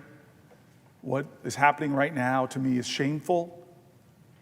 How we're treating our allies is unacceptable, and the tariffs that will be imposed will indeed hurt Canada and other NATO allies, but they will hurt us in the long run more, not only in the immediacy of the driving up of prices for Americans. What the president is doing as he turns his back on Republican traditions and American and Democratic traditions, it's going to hurt us more as a nation in the long run, as other countries look to other places for leadership of the free world. Will my colleague yield for another question? I yield for a question while retaining the floor. Is my colleague familiar with the testimony of General Jim Mattis, a decorated 4-star Marine Corps general who served as Secretary of Defense in the previous Trump administration, who testified about what the consequences would be if we were to defund development and diplomacy? I hope that the colleague of mine, who again has been a mentor, a friend on all things foreign policy, my belief is that he's referring to when General Mattis sat before the United States Senate and said very pointedly, if you cut the foreign aid, if you cut organizations like USAID, if you cut the programs of the State Department, then buy me more bullets. Will my colleague yield for a final question? I yield for a question while retaining the floor. Does my colleague have an opinion about whether it strengthens or harms America in our national security to have an earned reputation as a nation of compassion, a nation that comes to the aid of those suffering through humanitarian disasters, a nation of compassion that provides health care and access for retirement in decency, a nation that cares for the least of these on the margins of the world and that has a just and inclusive society at home? Does my colleague have an opinion about whether it strengthens or weakens our nation at home and abroad to earn a reputation for compassion and reliability, or instead to deserve a reputation for unreliability and cruelty? So this is the powerful thing about my friend, who I went with on my first trip to the continent of Africa as a senator. And I remember flying in to Zimbabwe. The leader of that country had passed away. And you always correct me on my pronunciation, so I'm going to try my best. Mnangagwa. Mnangagwa, yes. Mnangagwa, thank you, sir. Mnangagwa. The alligator, it was his reputation, had taken over as his leadership. And we, this bipartisan merry group of senators, were going there to sit in a unified, bipartisan way and say to this new leader, you need to honor democratic principles, you need to honor free and fair elections, that we want to be your partner, we want to be your friend, but it's time for a new, peaceful, democratic Zimbabwe. And as we landed, I don't know if you remember, he was landing too in the airport, and he was coming from China. He was coming from China, who has different values. than we have. In fact, you and I both see now all over the continent of Africa a competition. We come with USAID, we come with PEPFAR, we come with a program called AGOA, helping with economic development. We come with scientists that stand in the breach against the worst infectious diseases. One of the most courageous things I saw Chris Coons do in my life was when the Ebola scare was happening about 8 years ago, and was starting to show up on our shores. You did something that people were afraid to do. You went to Africa to visit with the people from our country that are there fighting Ebola. You had to come in quarantine when you came back to make sure you didn't have it. It was amazing because you were going there to say to the world, I, Chris Coons, Senator for Delaware, here, but America is here. America knows that an infectious disease anywhere is a threat to public health everywhere. America knows that when it comes to the globe, Martin Luther King was right in his spiritual proclamation in the letters from the Birmingham jail that we are all caught in an inescapable network of mutuality, tied in a common garment of destiny, that injustice anywhere is a threat to justice everywhere. I have been to where you've been, from Kenya and Tanzania, to traveling with you to Ouagadougou. You used to make me smile when I used to say the capital of Burkina Faso. Ouagadougou, my friend. There's a word I learned from a language, the Bantu language. It basically roughly translates into this: I am because we are. I am because we are. America has learned the power of soft power. General Mattis knew much cheaper investment, much more success. String of successes that we've had in the last 25 years have been with our soft power, not with our 20-year wars in places like Iraq and Afghanistan. General Mattis knew that. He gave wisdom. He said, do not cut the State Department. Do not cut USAID. They are making an invaluable contribution to fighting terrorism, to fighting instability, to spreading democracy, to fighting infectious diseases, where we go and stand. But now we're shrinking, we're retreating, we're pulling back, we're cutting aid. And when crises are happening like we're seeing in Myanmar right now, we don't even have the personnel to be there to help people. But you know who does? China. And they show up and they leverage influence. You and I know this in the continent of Africa. They're here, take our money, be in debt to us now, and we have control. By the way, we want a military port here, like they have right next to us in Djibouti.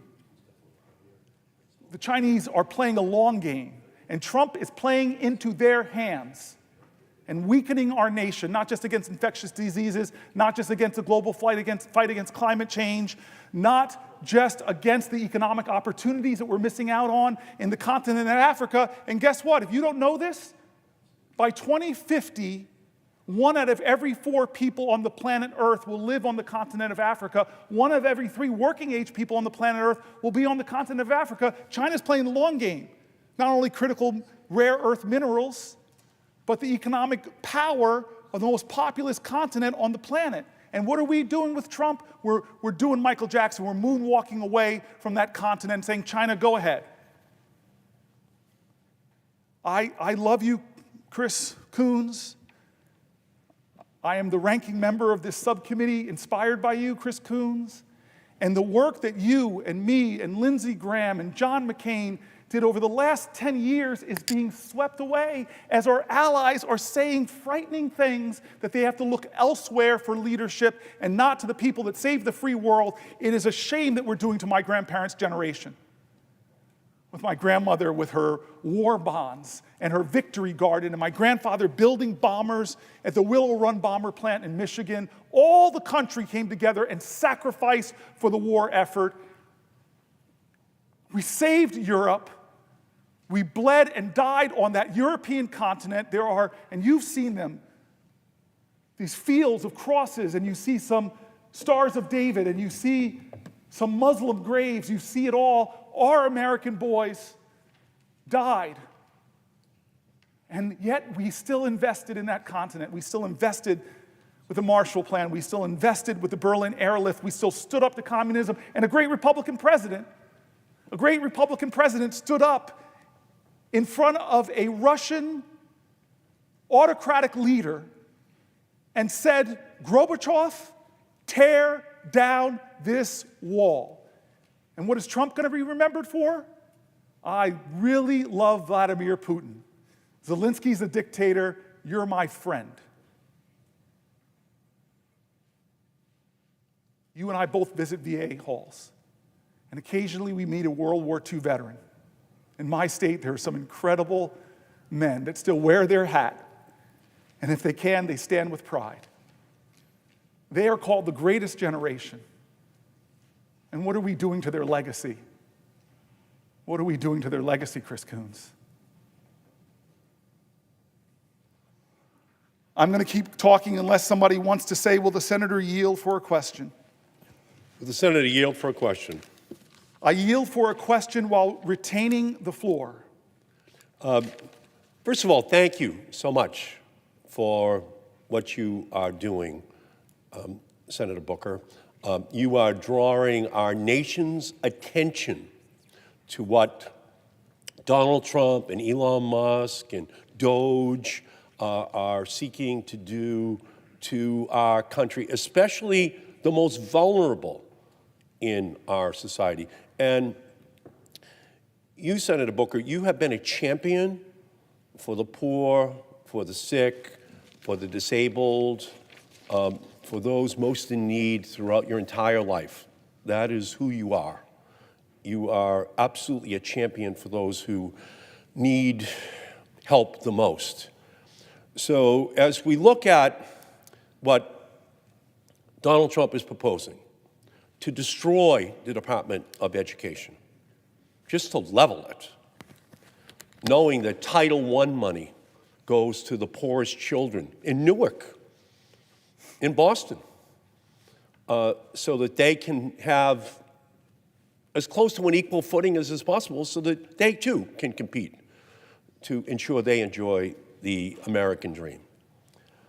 To gut Medicaid, knowing that there's 338,000 people just in Massachusetts alone who are on disabilities, who need Medicaid in order to deal with those afflictions which their families need a little bit of help to deal with.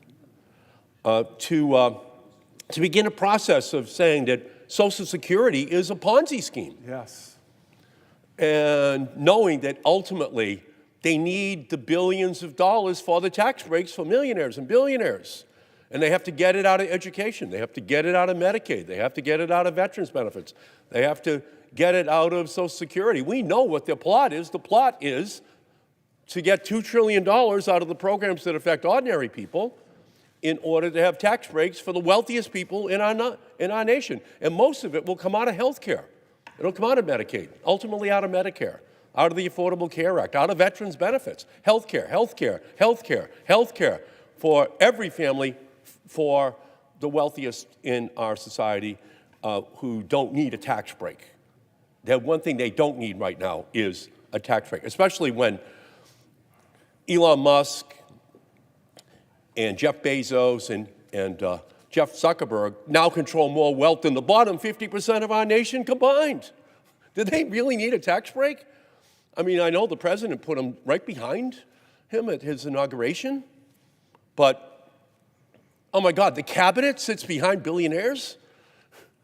The founding fathers are spinning in their graves, thinking about how they've inverted what is supposed to be the way in which our government, our country works. So I thank you for your incredible leadership. You are putting the spotlight on what is going wrong in this country right now, this oligarchy seeking to take over our nation. So I thank the senator for what he is doing. It is just so consistent with his whole life, what he stands for on this on the floor of the Senate today, a conscience for the nation. So can the senator tell the Senate today, the nation, what this could mean if we continue down this path of Donald Trump and Elon Musk and Doge for those families who need help the most in our society? I so appreciate the senator, and I want to tell folks, when I wrote my book, I thought I knew this man here, but I did a lot about environmental justice in my book. I did about a lot of these toxic chemicals out there that are threatening our people. And I came to the Senate one day, so humbled, because I told him I knew you as my colleague. We both got here around the same time, but I had no idea of the kind of things you did in the United States House of Representatives, how many bills that made a difference for people's lives in Boston and in Newark and Camden and Passaic. You are one of the people that, after a few years here, I discovered in 2015, writing my book, how amazing your career is. And now, having served in the Senate about the same amount of time, I am so grateful for you. And you have been so consistent in why you came here, not forgetting the people you've been fighting for your whole career. And so your question is right aligned with that point. It was said earlier about this humanity's biggest fight, humanity's biggest consistent theme, us versus them or just us. I don't like when we pit one group in this country against another group. It's not us versus the billionaires or us versus the Republicans. It's understanding what is best for we the people. How can we create a more perfect union? And I will tell you this right now. We are a union in trouble compared to our global peers. We have higher disease rates, higher diabetes rates, higher cancer rates, higher maternal mortality rates, higher premature birth rates, higher infant mortality rates. There are so many things going on in this country that should not go on. But yet we are a nation of utter abundance. We are a nation of incredible wealth and resources. And we've proven in our past to be a nation of incredible vision. And that's why I don't understand why we are playing so small, why we have a president that is playing so small.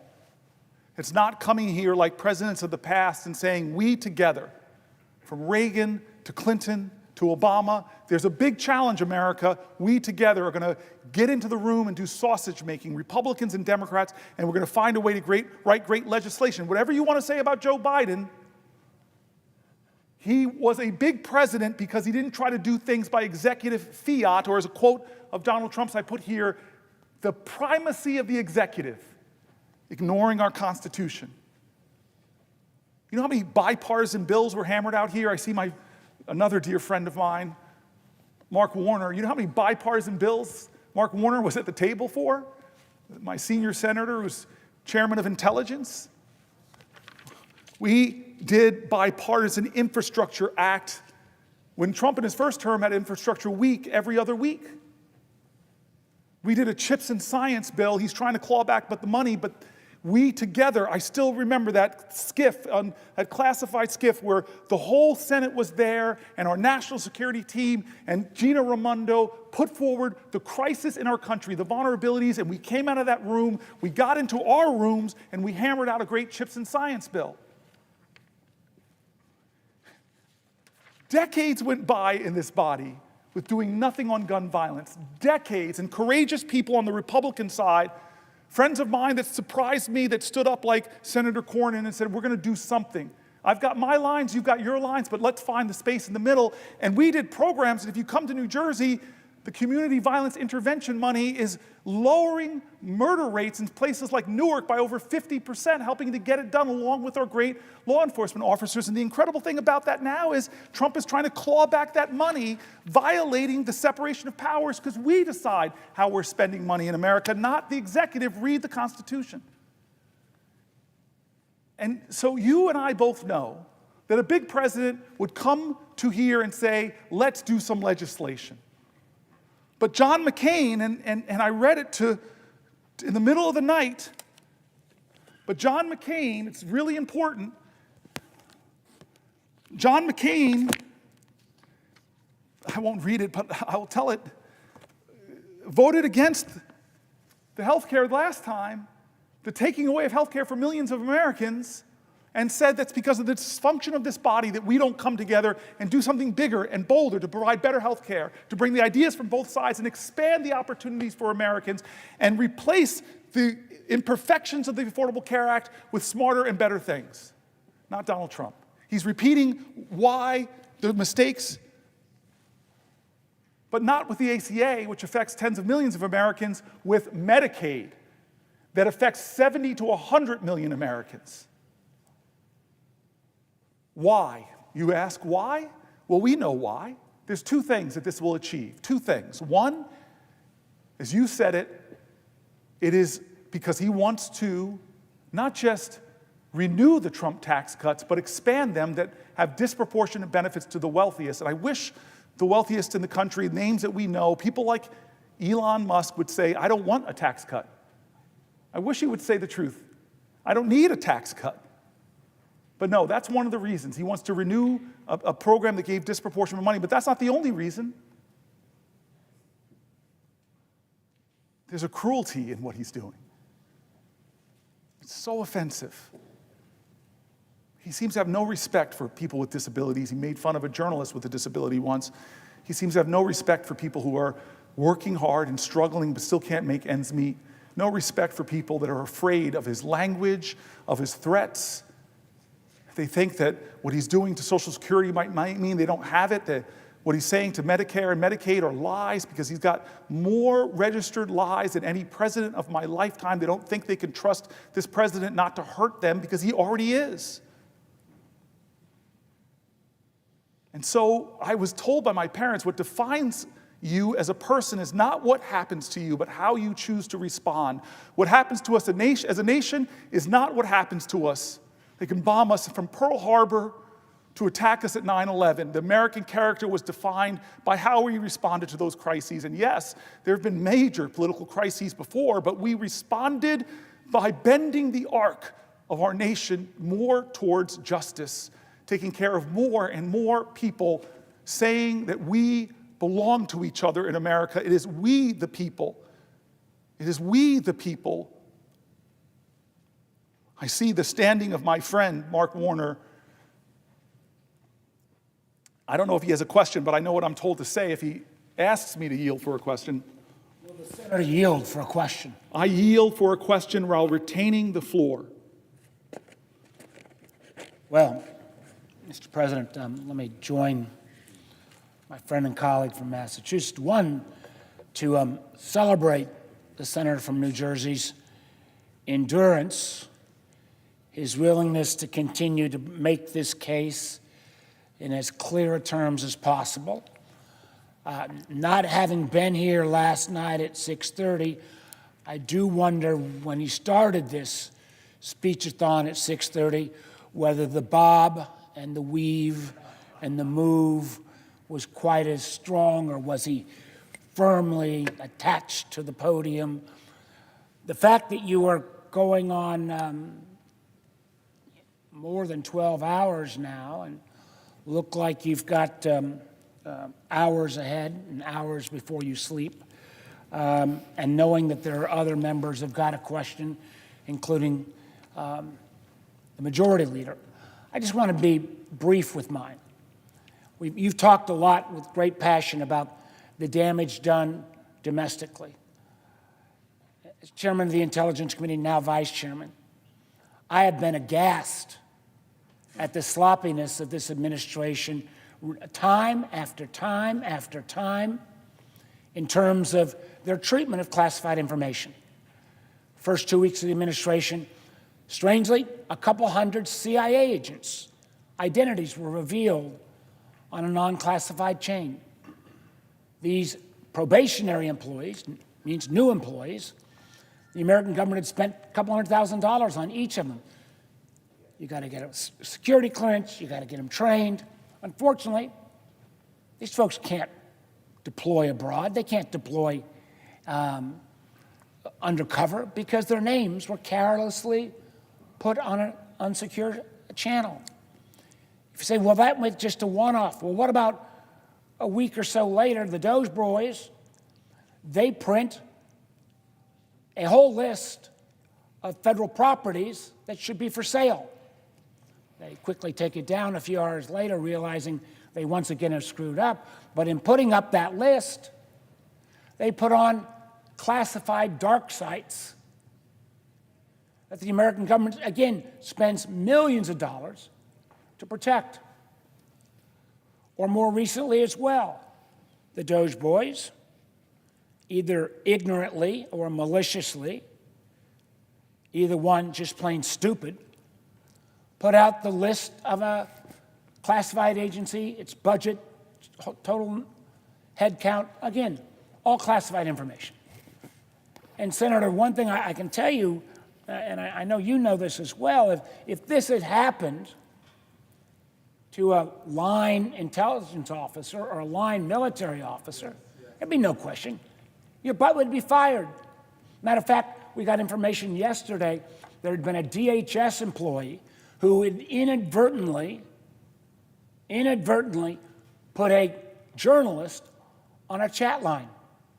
Guess what happened? The guy's fired. So when it came to this incident, now called Signalgate, or Signalgate fiasco, where you've got the leading members of this administration debating where and how we should bomb the Houthis, including specific information of who will be hit and when. Senator Booker, I was down in Hampton Roads this weekend. These were the communities that surround the Norfolk Naval Station. Norfolk Naval Station is where the Truman, the aircraft carrier, has been deployed from. It is the aircraft carrier that the flights that attacked the Houthis flew off of. I can tell you one thing, Senator Booker, these people were pissed off that there'd been this level of carelessness about their loved ones that if it had gotten in the wrong hands, would have cost American lives. So, Senator Booker, as you put down the litanies of all of the challenges that have been raised by this administration, I'll ask you a simple question. Do you agree that this pattern, not one-off, pattern of sloppiness endangers our national security? Yes, absolutely, yes. I love that you gave that litany, Senator. I have benefited from your leadership on the Intel Committee. You are one of the people that when things go down on the planet Earth, you're one of the small handful of people with the highest security clearance here, you know, before rank and file senators do. And we've had so many conversations about threat matrices and what our enemies are doing. You've sent me to the SCIF and say, I can't talk to you about this. Go down in the SCIF and ask for the information and help me to fill out my understanding of national security threats. I am stunned by this president. All that I've read in the SCIFs about what Russia is doing to this country, I am stunned and angry by this president and what he is doing to us by cozying up to Putin and turning his back on our allies. But the sloppiness, the unqualified leaders that he's put in place, it has caused us to be more at risk. And the Signalgate, you said it. If that had happened under any other president, Republican or Democrat, whoever controlled the Senate would have hearings. They would want to know, was this pattern in practice? Did these signal conversations happen before and we only know about this one because it's somehow you pulled in a journalist? Well, that's a violation of the law because they're disappearing messages. We're destroying government documents that the executive branch has a legal obligation. And the classified materials, putting it out there, first saying, oh, there was nothing classified about that, lying, and then they put out the actual, said, okay, if there's nothing classified, they released the whole thing. And to the wisdom of people like you, and again, more wisdom and experience at Intel than me, it's clearly that was sensitive, probably classified, but we should be having hearings and accountability. I keep going back to how this document is being undermined and attacked by this president. And one of the powers and responsibilities that we swore to uphold, every one of us swore to uphold this, was that we are to be a check on the administration. Before I yield to the next question from Senator Schumer, I want to talk about Senator Schumer. I just want to say something, get it off my chest. Senator Murphy, we've passed the 15-hour mark. I want to thank Senator Murphy in particular because he's been with me the whole night. He hasn't left my side. And in some ways, the debt's repaid. We passed 15 hours because we called Chuck Schumer 9 years ago. 9 years ago. I remember exactly where I was standing when three of us were on the phone and we asked Chuck to help us for you to take the floor right down there and do a filibuster. We didn't know how long it was going to last, but I committed to you that I would be your aide de camp. 15 hours you stood, Chris Murphy, saying that this nation shouldn't do business as usual for the Pulse massacre. And the leader of the Senate 9 years ago said, I support you guys, go ahead. And so one of the first people I called, Senator Schumer, and talked to about this actually was Murphy. And he did full circle for me and has been with me the whole 15 hours. His debt is paid, but I got fuel in the tank, man. And the only reason you stopped wasn't because you couldn't go on anymore. It was because we got a concession from Mitch McConnell. We got a concession to get 2 votes on common sense gun safety that Republicans had put forward, like universal background checks in the past, but we lost that vote. But in both occasions, 9 years apart, once where Murphy was the principal, and now here, we had a leader that said, yeah, how can I help? And so I want to thank Senator Schumer before I suspect he might ask me to yield for a question for being a friend, a partner, and one of the first people I turned to with this idea and that encouraged me to go for it, Cory. And so thank you, Chuck Schumer. Would the senator yield for a question? I yield for a question while retaining the floor. And I have 2 questions, frankly, one on Medicaid cuts, which we talked about last night, and one on tariffs. But first, let me say before I get to this question, your strength, your fortitude, your clarity has just been nothing short of amazing. And all of America is paying attention to what you're saying. All of America needs to know there's so many problems, the disastrous actions of this administration in terms of how they're helping only the billionaires and hurting average families. You have brought that forth with such clarity. People from one end of America to the other admire you. Our whole caucus is behind you, and we admire your stamina, your strength, your passion, your intelligence. The list of adjectives could go on. My question first relates to the Medicaid cuts.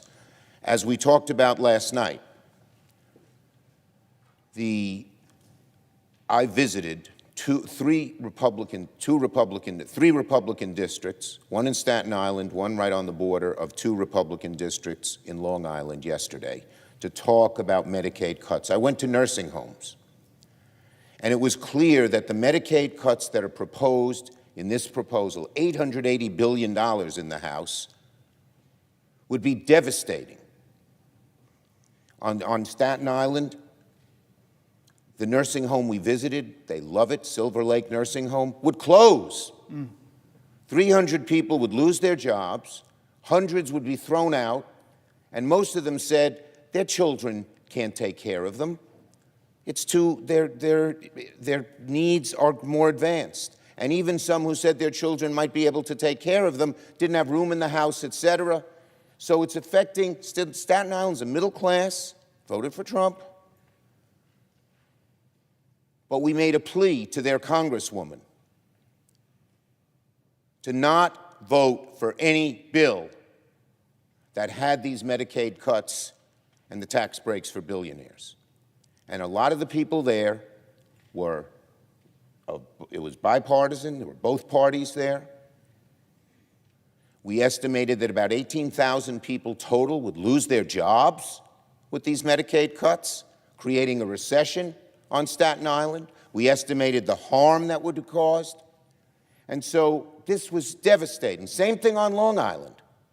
Again, Republican areas with Republican congresspeople who hold the balance. If those 3 congresspeople alone would say, I'm not voting for a bill that cuts Medicaid to give tax breaks for the billionaires, the bill would fail. So, and I know that you in New Jersey and my colleagues in Massachusetts, Connecticut, and elsewhere are doing the same thing, congressmen and senators, and I've talked to Leader Jeffries, and he's doing the same with his folks. So my question to you is very simple. If these people in New Jersey, in New York, across America, are kicked out of nursing homes, of assisted living facilities, of healthcare facilities, what would they do? How could they, and how does the senator, with his passion and everything else, feel when the only reason they're doing this is give tax breaks to the wealthiest of Americans? Would you please answer my question, sir? Yes, I will, Leader Schumer. I earlier, or late last night rather, I read dozens and dozens and dozens of letters from terrified people. The stories were heartbreaking as people rendered their pride and gave us insights into the more painful aspects of their lives. I got emotional over one about a person talking about being diagnosed with Parkinson's and know that the disease would get more and more debilitating, like I saw with my father, and demand more and more help, and she was paranoid that the burden on her family, that they couldn't afford it. I had this one amazing letter about a person that said they were the sandwich generation, 2 90-something-year-old parents they were taking care of, and 2 adult men, children with disabilities. And for all of these people, like you saw in the nursing homes, Medicaid wasn't a plus or some kind of abundance heaped upon their lives. It helped them keep the fragile financial world they were living in stable. And then not just an $880 billion cut, Senator Schumer, but even just a half of that or a quarter of that would cut services that would pull apart their whole lives, their ability to care for their loved ones, their ability to still work. One person just said, just the transportation we get through Medicaid for my disabled child is the link that holds it all together. And callously and cruelly, they're talking about this, not in any kind of insightful way, not any kind of, well, here's we can make it more efficient and actually help to keep, none of that kind of thought or logic of bringing in experts, because we read page after page after page of rural hospital leaders, of urban hospital leaders, and more and more and more. So your question is clearly that it is this crazy scheme right now to expand the Trump tax cuts that overwhelmingly, disproportionately go to the wealthiest of us in America who need not our help, that would still yet expand the deficit by trillions of dollars, which means your children, and I know how proud of a grandfather you are, your grandchildren would have to pay for that debt. They're stealing from your grandchildren so that the wealthiest amongst us could get bigger tax cuts, and at the same time, taking away medical coverage from the most vulnerable. What is that? It's not who we are. It's not who we are, America. And as much as people, thousands descended on this to save the ACA, Medicaid affects millions and millions of more people. Wake up. They're coming after a vital program for American expectant mothers, for American children, for American disabled, for the seniors like the ones you visited. No, I have one more thing to get off my chest, sir, and this is a little lighter. You heaped so many kind things on me. I don't know if you realize that never before in the history of America has a man from Brooklyn said so many complimentary things about a man from Newark. But I would remind my colleague that we are both New York Giants fans. Who play where? In New Jersey. This is not a colloquy. I hold the floor. I do not yield. Brooklyn stole the Nets. It's an injustice from Newark. They stole the Nets. I do not yield the floor for a rebuttal. And the Giants and the Jets play in New Jersey. There's only one football team in New York, and that's the Bills. I do not yield, but I do love and respect. But when I got the floor, I don't have to yield. This is the one time in my life I get the last word with my much more senior, much wiser friend and senator who's my colleague. I do have another question on an unrelated subject. On a different subject. Unrelated subject. Okay, unrelated. But I will say, as long as he gives me that commitment, I yield for a question while retaining the floor. First, let me say before I ask my question, go Bills. Second, given the 15 hours which you've shown such amazing strength of an all-American athlete who could probably, given what you've shown tonight, be a star on our Giants. But, so I will not even try to rebut where the Giants are. But I will ask you this question, second. And just going back to before I get to tariffs, one of the leading hospitals in New York told me if there were only a 20% cut of Medicaid, less deep than they showed, that they would close. They're the only cancer care place in the Bronx, 1.3 million people, and they give great care. They're the only one. They would close. So the devastation of these cuts, the American people should realize, is just enormous from one end of the country to the other. In middle-class communities and upper-middle-class communities like Long Island, middle-class like Staten Island, poor communities like the Bronx. But on tariffs, let me ask a question. So here we are, right on the edge of April 2nd. Today's April Fool's Day, but the tariffs that the President is proposing, unfortunately, are not part of an April Fool's trick. They're real and they're devastating. And my question to my colleague, with these tariffs, which is estimated would cost the American family $6,000 more on average, would raise costs on everything across the board, and would throw devastation into our economy. Look at the stock market. It goes down when Trump's serious about tariffs, and it goes up when he says, well, maybe he's not so serious. And with the chaos that is caused, so businesses, which love certainty, small businesses, medium-sized businesses, large businesses, need certainty. So my questions are these. Does the great senator and great Giants fan from New Jersey agree that prices could go way up, all the way up to as much as $6,000? And does he agree that the chaos from Trump's tariffs is discombobulating the economy in very serious ways? And again, does he agree that the reason that they seem to be doing this, they count the revenues? This guy Navarro seems to have no sense of reality, and yet he seems to be in charge.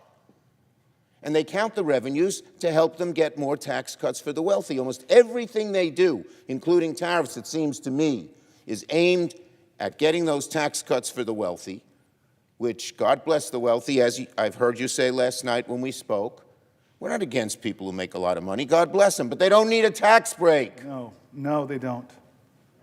They should realize the beauty of America helped them become or stay billionaires. The money we invested in education, in roads, in schools, in helping kids get food makes a better workforce. So my question to my colleague on these tariffs, A, does he agree that it could raise the price on an average family thousands of dollars? It's estimated $6,000.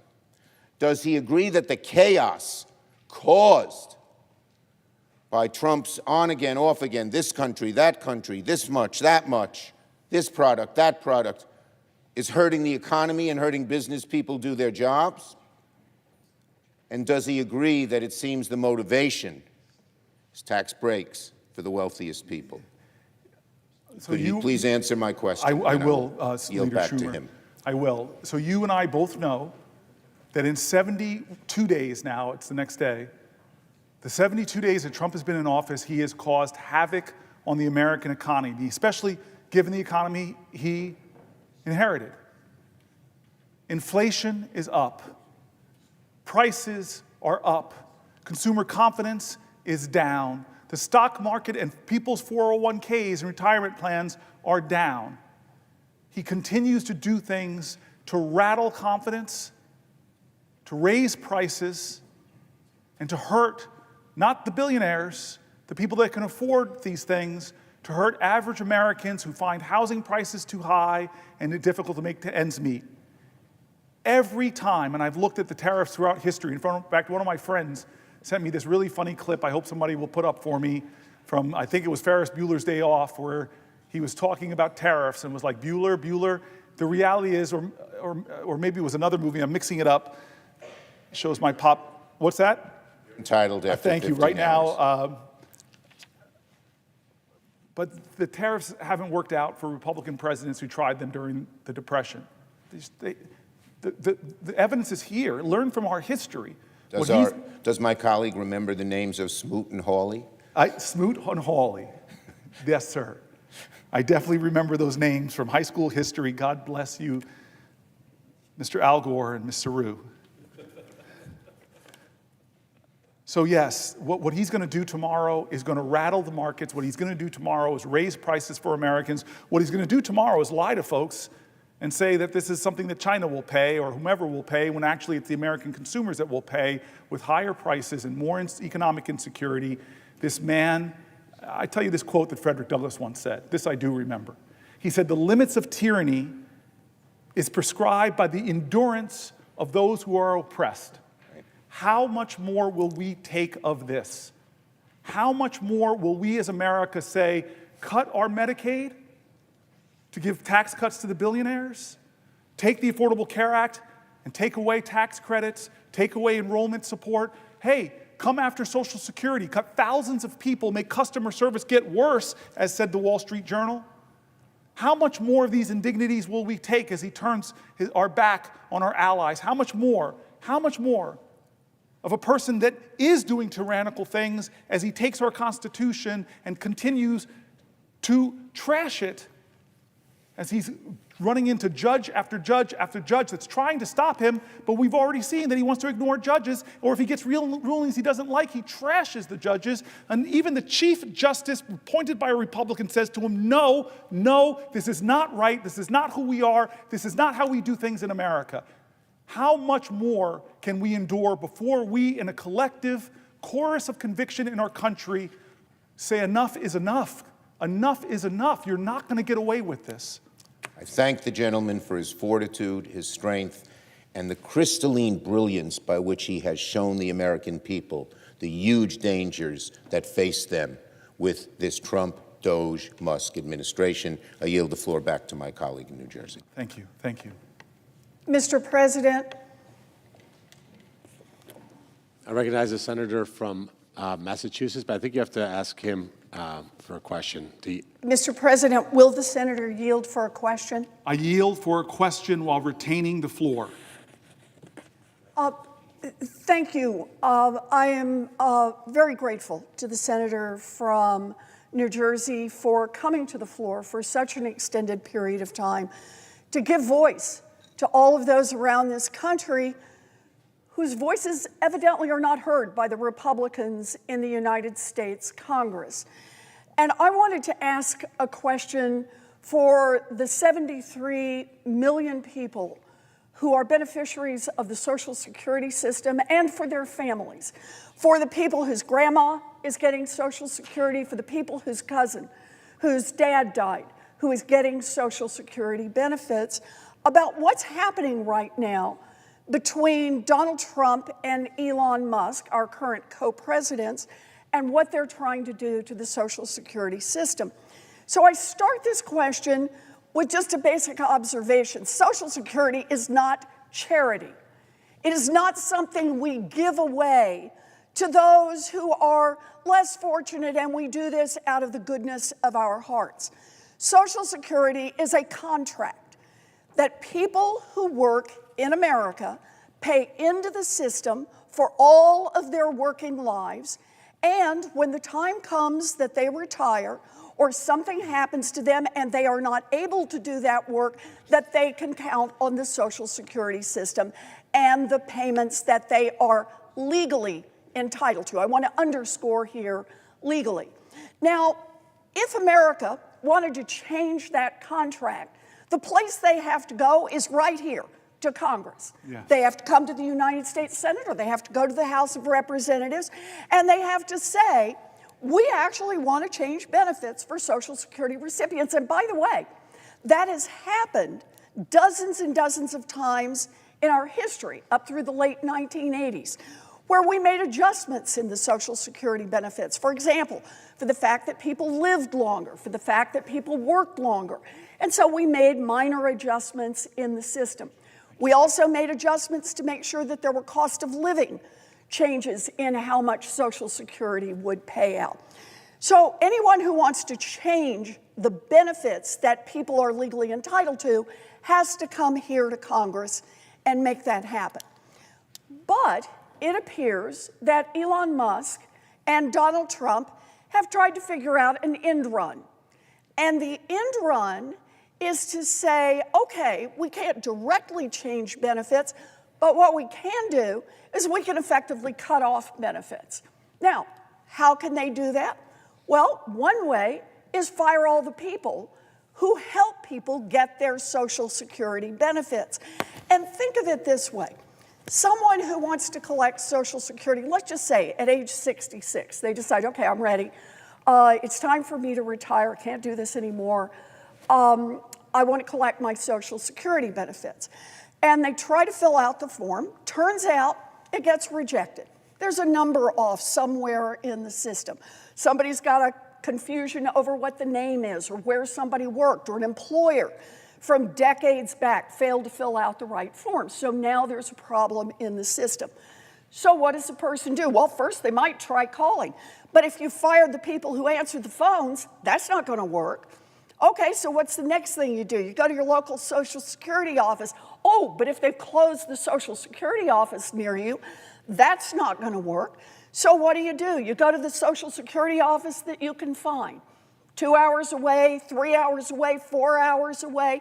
Finally, get to that Social Security office, and when you get there, if they fired most of the people, you may encounter, 2 people working the desk to help straighten out problems, and a line that's 50 people long. By the way, these come from real stories. People are telling what's happening out there. So, by the time the day is over, our example here hasn't even made it to the front of the line. So, doesn't get the question answered, doesn't get the problem resolved. Has to go back home again, has to find somebody who can maybe take him to the Social Security office that's hours away and start this process over and over and over.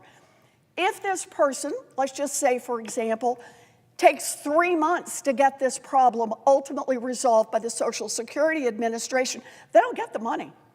That money is lost. It just simply is gone. They do not get the money they are legally entitled to, and they have no right to go back and collect it, even pointing out that it was Social Security's error. So failure to correct these errors or to give people an opportunity to correct these errors is effectively the same as having cut their benefits. And you do that for 1% of the people, drive up your error rate. You do that for 5% of the people. You do that for 10% of the folks who are getting Social Security. And man, those cuts really start to add up. They really start to add up for the people whose benefits are cut. They really start to add up for Donald Trump and for Elon Musk. But let's look at another possibility here, and that is just simply delay. Checks don't go out on time.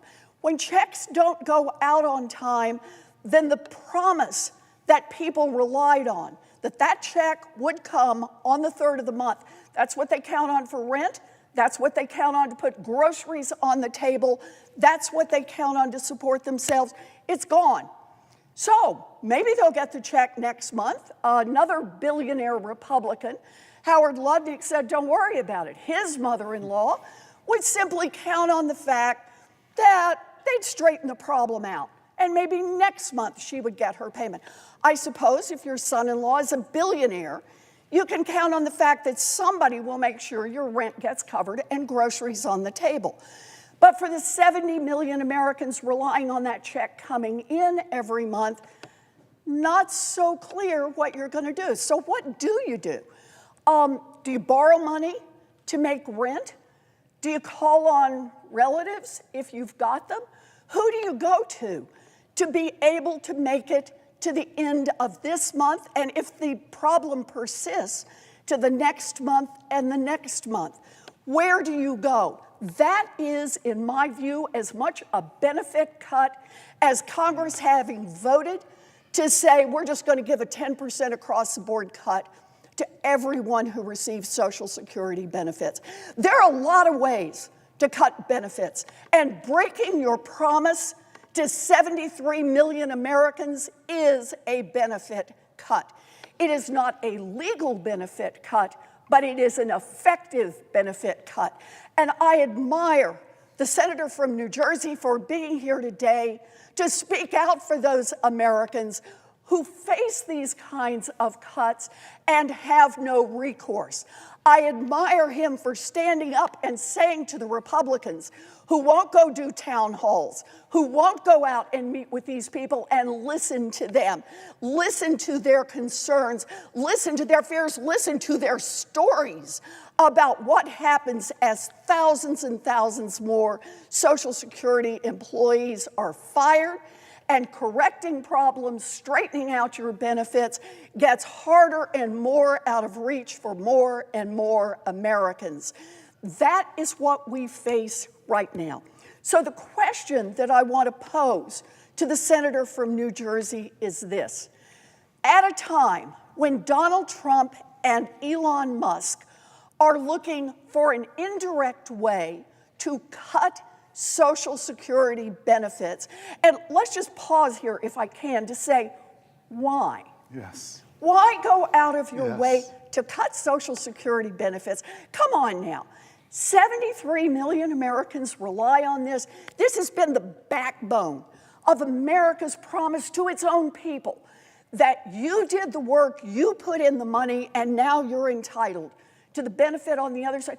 Why are they doing this? Because they want to reduce the amount of money that is available for Social Security and instead take that money over so that they can advance tax cuts for billionaires and billionaire corporations. They're just trying to grease the skids here for the billionaires to get even richer and ask the 73 million Americans who rely on Social Security to pay for it out of their own hides. So the question I have for the senator from New Jersey is, when Elon Musk and Donald Trump are determined to try to use a backdoor way to cut Social Security benefits, A, are they acting legally? And B, how do we put a stop to this? Yeah, amen, amen. You know, Reverend Warnock was here earlier and was preaching and quoting scripture, but you are preaching a gospel of truth, my friend, from a civic gospel that speaks to the cares and the concerns of the American hope and the American dream and the American Constitution, because you and I both know the answer to the question. I have to say, for folks who are watching, she is the great senator from Massachusetts, but she used to be a professor in New Jersey. She was a Rutgers professor. I was listening to her way before I got to the Senate, when she was fighting for the CFPB, when she was fighting so people would not be taken advantage, was establishing the first ever agency whose sole purpose is to stand up to big banks, to big corporate powers, and defend people, an institution that got billions and billions of dollars back into the pockets of the American consumer. And what did Donald Trump and Doge do to an institution that we set up in Congress in a bipartisan way? They did something that is against the Constitution and went after to hack it to pieces so that it's no more. But add insult to injury, down here, we just had a vote on overdraft fees that was stunning to me because there was just no defense of it. It was a clear thing. Some of the big banks said, you know what, we don't need those usury fees, it's actually wrong. Some of the big banks just stood up and said, did the right thing, but a handful of others were still taking advantage of people, and this Senate got to vote, which side are you on? And we failed. So your question is right. You detail what is right, how people are getting hurt already, how the benefits of Social Security are already being affected, how rural places, Social Security offices are being closed already. And the question of why, under the guise of efficiency, but you're hurting our elders who deserve dignity in their retirement. It's stunning to me, Senator Warren, stunning to me that we're actually even having this discussion and having this debate when there's been not one congressional hearing about what Elon Musk is doing. The letters I read earlier about Social Security were painful because people wanted to know what was being done with their most confidential and private information. I want to continue because we were working through national security, and given the time, I want to rush to just read some stories of voices. I wanted to come to the floor and read people's voices, elevate voices. And so here's a voice, a statement from Julia Hurley from Bergen County, New Jersey. Thank you, Julia, I see you.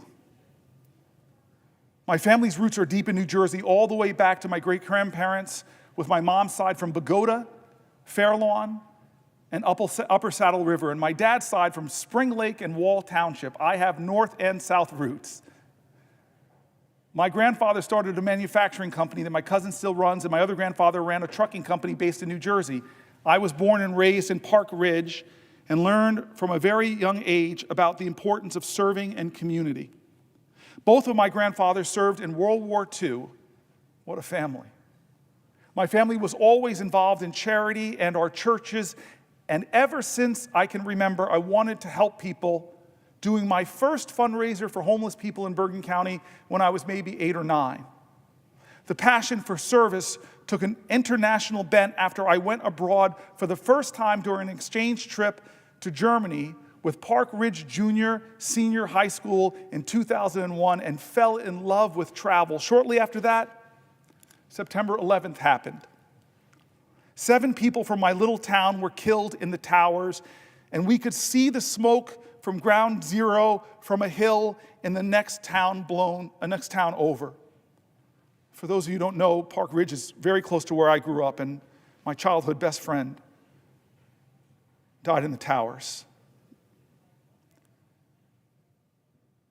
This was when I learned how my little suburban bubble could be impacted by things worlds away. I became obsessed with trying to help and wanting to drive a career that would be in service to my country and people elsewhere so that we would be more inclined, so those people would be more inclined to work with us than against us. I went on to study diplomacy and international relations at Seton Hall University, graduating magna cum laude and determined to work for the State Department at some point. My 15-year winding career path after that took me into the advocacy space and onto humanitarian and peace-building work in Gaza with the UN, as well as in Tunisia and Egypt. In 2022, after a year as a policy advisor with the International Committee of the Red Cross, I was recruited to join USAID. And I couldn't have been more excited. This was a dream job, an opportunity to serve my country and impact policy in a real way, sharing what I had learned from working abroad and at home to shape U.S. foreign policy and efforts to advance development and humanitarian assistance on the ground. I was eventually promoted to a senior policy advisor role in USAID's Office of Policy, where I was developing policy that was shaping the way USAID worked, trying to break down silos across the agency to be more effective and efficient in our response to some of the toughest crises in the world. I got the opportunity to not only prepare talking points for high-level events and for our leadership, but even brief the administrator a couple times. That all came crashing down around January 28th as my colleagues began being terminated and furloughed.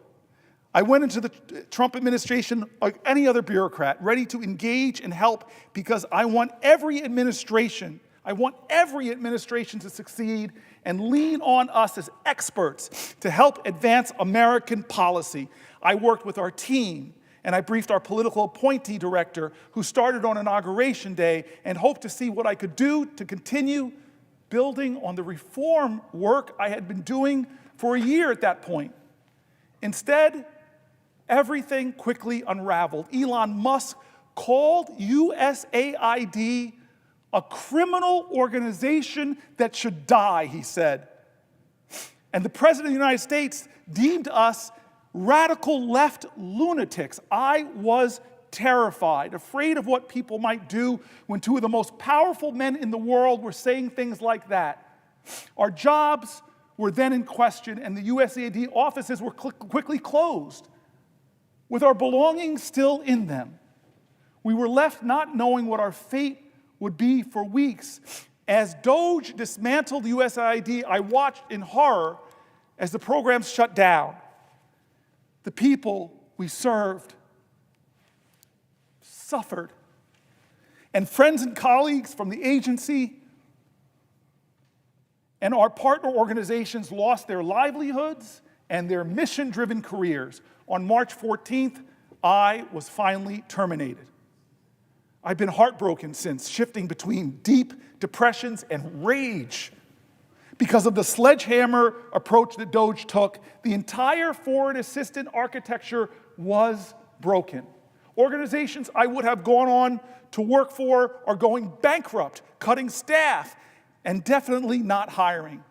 I spent 15 years building up this career that I loved beyond words. Every time I would leave my late father while he was dying in a hospital in 2012, he would tell me to go save the world. This wasn't just a career. It was a calling to serve. I have no idea what I will do next. In some ways, I feel lucky because I got married last May, God bless you, and am on my husband's health insurance, thank God. But he also works for the government, and he could be riffed with a moment's notice. I also have a supportive family who will help me if it really gets bad. But the uncertainty has probably been one of the most painful parts of all of this, not knowing what will come next and just fearing it will be worse than the day before. All we wanted to do was serve. I want to say thank you to Julia Hurley from Bergen County, my home county in New Jersey. Thank you for your voice. Thank you for laying your pain plain and your anger, making it real in my heart as I know it's in yours. I stand for you today. Personal statement from Catherine Baker from Neptune, New Jersey. I have been furloughed from my job at USAID implementing partner since February 14th, 2025. I have 13 years experience supporting USAID contractors in business development and recruitment efforts, mostly in conflict and post-conflict settings. The following is how I got here today. I was born in Neptune and raised there until I went to college. My father is a lifelong Neptune resident whose Jersey roots date all the way back to the early 1700s. Wow. When my Scottish ancestors came here in search of religious freedom and economic opportunity to help build much of what is Gloucester and Mercer counties. My mother is an immigrant born in Cory, Venezuela, to refugees escaping fascism bombs and economic ruin in Spain and Sicily. Every summer, my mom and I traveled to Venezuela to see her mother, my aunts and uncles, and countless cousins. Cory, the capital of Venezuela's state, responsible for most of oil refining, sits on the Caribbean coast and is about 15 minutes plane ride from Aruba, surrounded by sand dunes. Our family friends lived in homes with dirt floors, corrugated aluminum roofs, and a hose out back you would use to shower while fending off the chickens that roamed freely. Cory is a city in constant drought. We would get water every other day, and you'd use a trash bin filled with water and a ladle to shower on your non-water days. Cory, as you could imagine, couldn't be more different from Neptune, New Jersey. I went to St. James Elementary and Red Bank Catholic High School in Red Bank from kindergarten through 12th grade. If 13 years of Catholic school teaches you anything, it's the importance of taking care of one another, especially those that are suffering from poverty, famine, and disease. I remember being given a small carton small cartons when we were tasked with filling with spare change so that we could ship them off to some faraway place where we were told stories of children just like us who were facing unimaginable hardships. I was so moved by the notion that a child, not so different from myself, didn't have enough to eat or had lost their parents in a conflict I couldn't begin to understand. My senior year at RBC, I took a class called Globalization and Social Justice.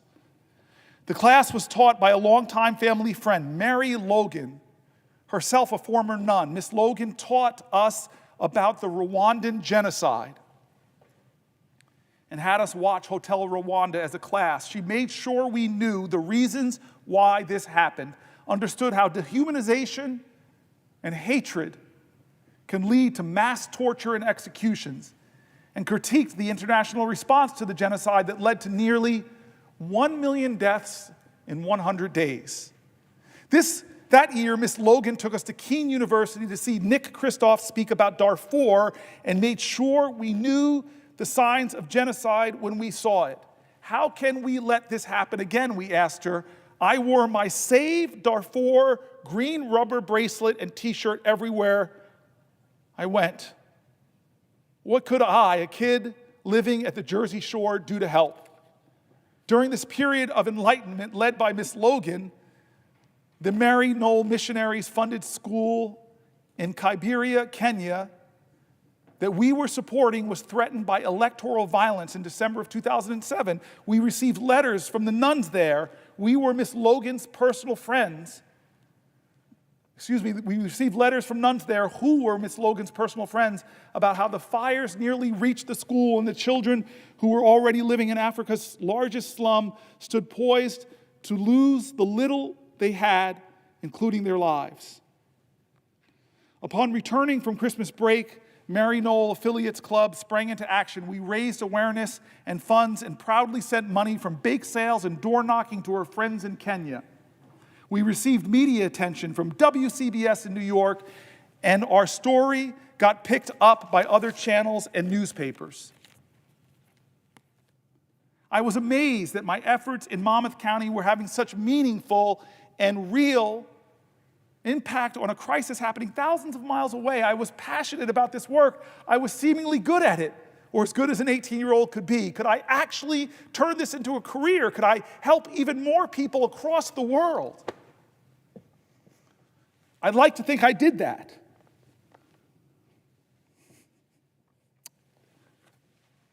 I'd like to think I did that.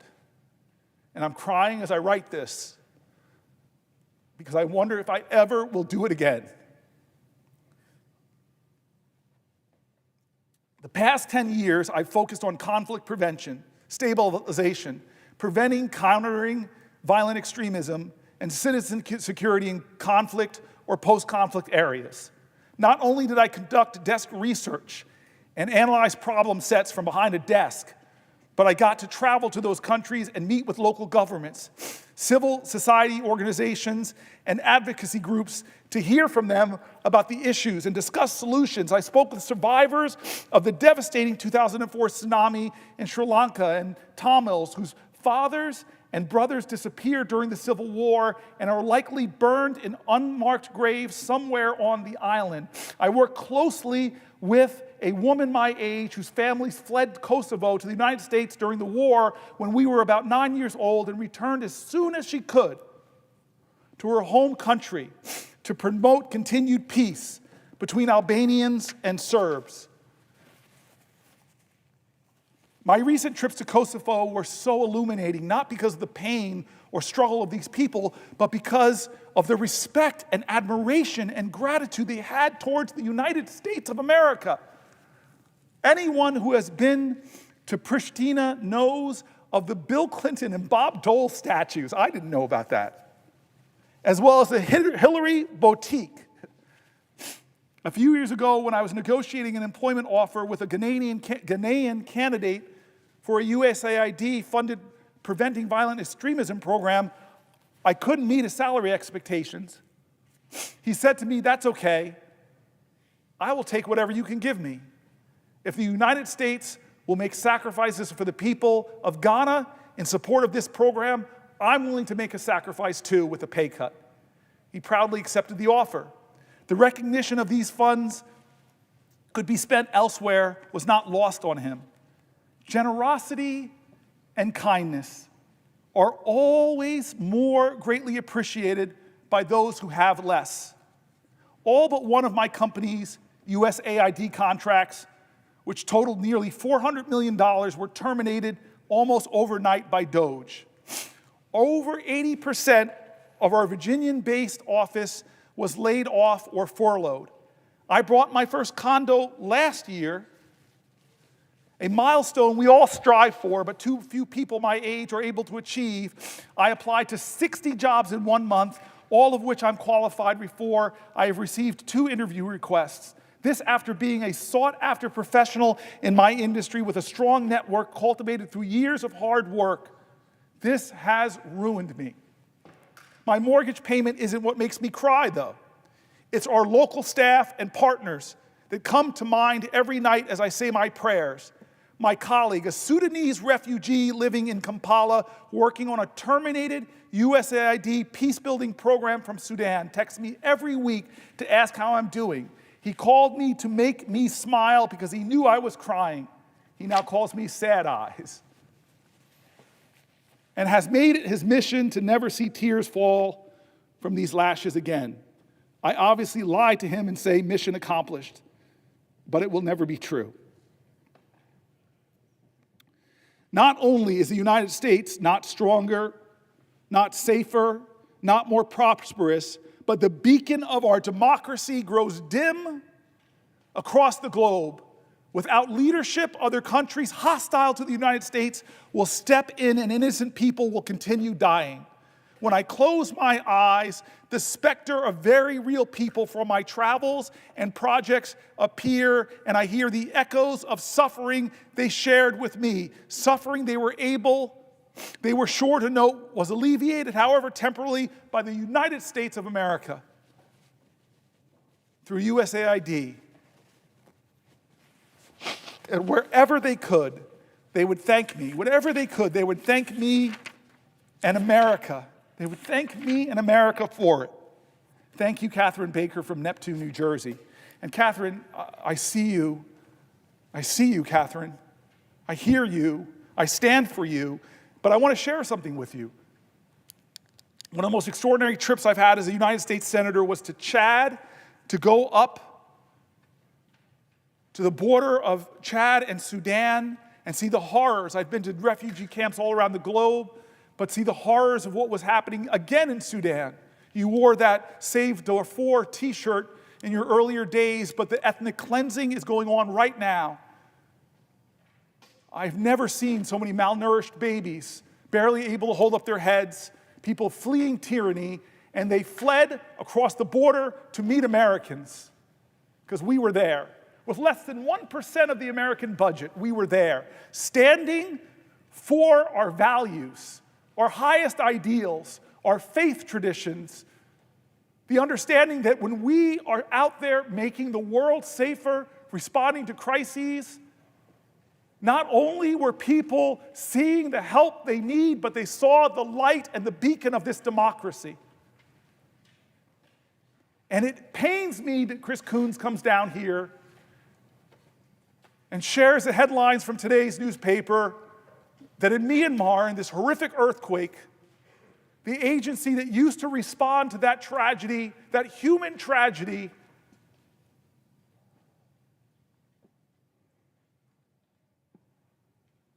doesn't have the resources. America's not there. It's a void. And then Chris Coons says in the article I'm surely to read today or tomorrow whenever I can't stand anymore, he says, who fills that vacuum? Who showed up?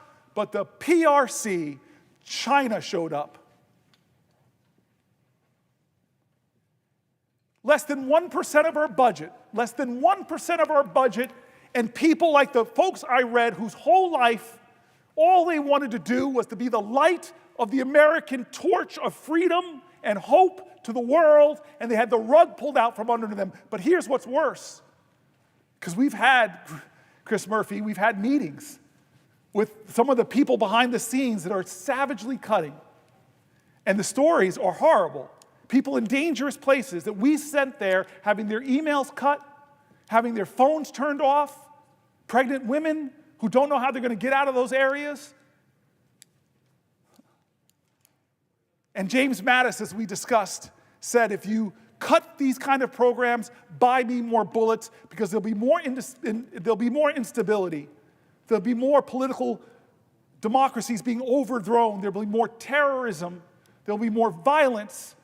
And we are old enough as a nation in 250 years to know that if we don't meet these terrors abroad, they will visit us at home. As Chuck Schumer said, I was there watching the towers come down.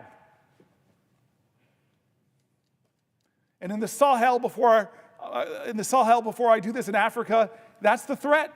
In Togo, in Ghana, in Benin, the northern parts of the country, they're fighting terrorism. Oh, God, yes, I will. I yield for a question while retaining the floor. Chris Murphy. We have a few more colleagues who are going to join us before the top of the hour. But I just wanted you to round this out and ask you the question this way. Often when we talk about the withdrawal of USAID from the world, the withdrawal of the United States from international bodies like the WHO, the beneficiary is China. But I think you were hinting, as you talked about the African continent, that the threat is much broader than that, because USAID is not just doing counter-China programming, it's also doing counter-extremism programming. In Lebanon, for instance, it's doing the primary work to push back against Hezbollah's political influence there. It's doing work to counter Russian influence around its periphery. And so isn't it the case, Senator Booker, that as USAID is pulled off the playing field for reasons we still don't understand, that it is all of our adversaries, state adversaries and non-state adversaries, who are tragically celebrating at this opening that we have given them to gain additional influence? Senator Murphy, that is correct. You've been one of the most articulate voices for this decision. I shouldn't even call it decision, this reckless trashing of USAID, this vilification of the proud men and women that stand in Ebola outbreak, that stand against terrorism, that stand against hardships and ethnic cleansing, that stand against malnutrition. You're so good at pointing out that those are American interests, and that not to do that makes this a more dangerous and unsafe world. A world where countries like ours want to lob missiles into Yemen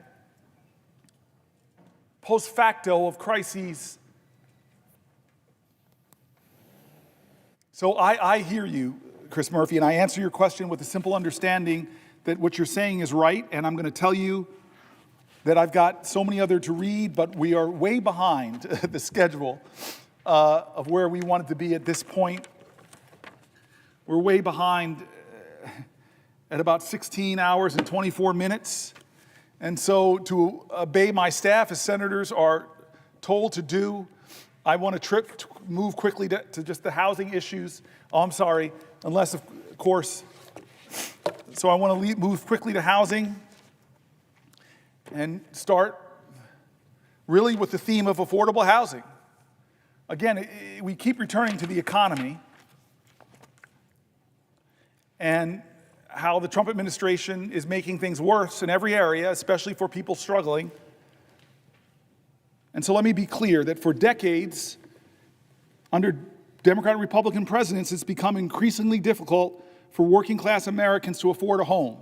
In recent years, this nationwide housing affordability crisis for so many Americans has nearly reached a breaking point.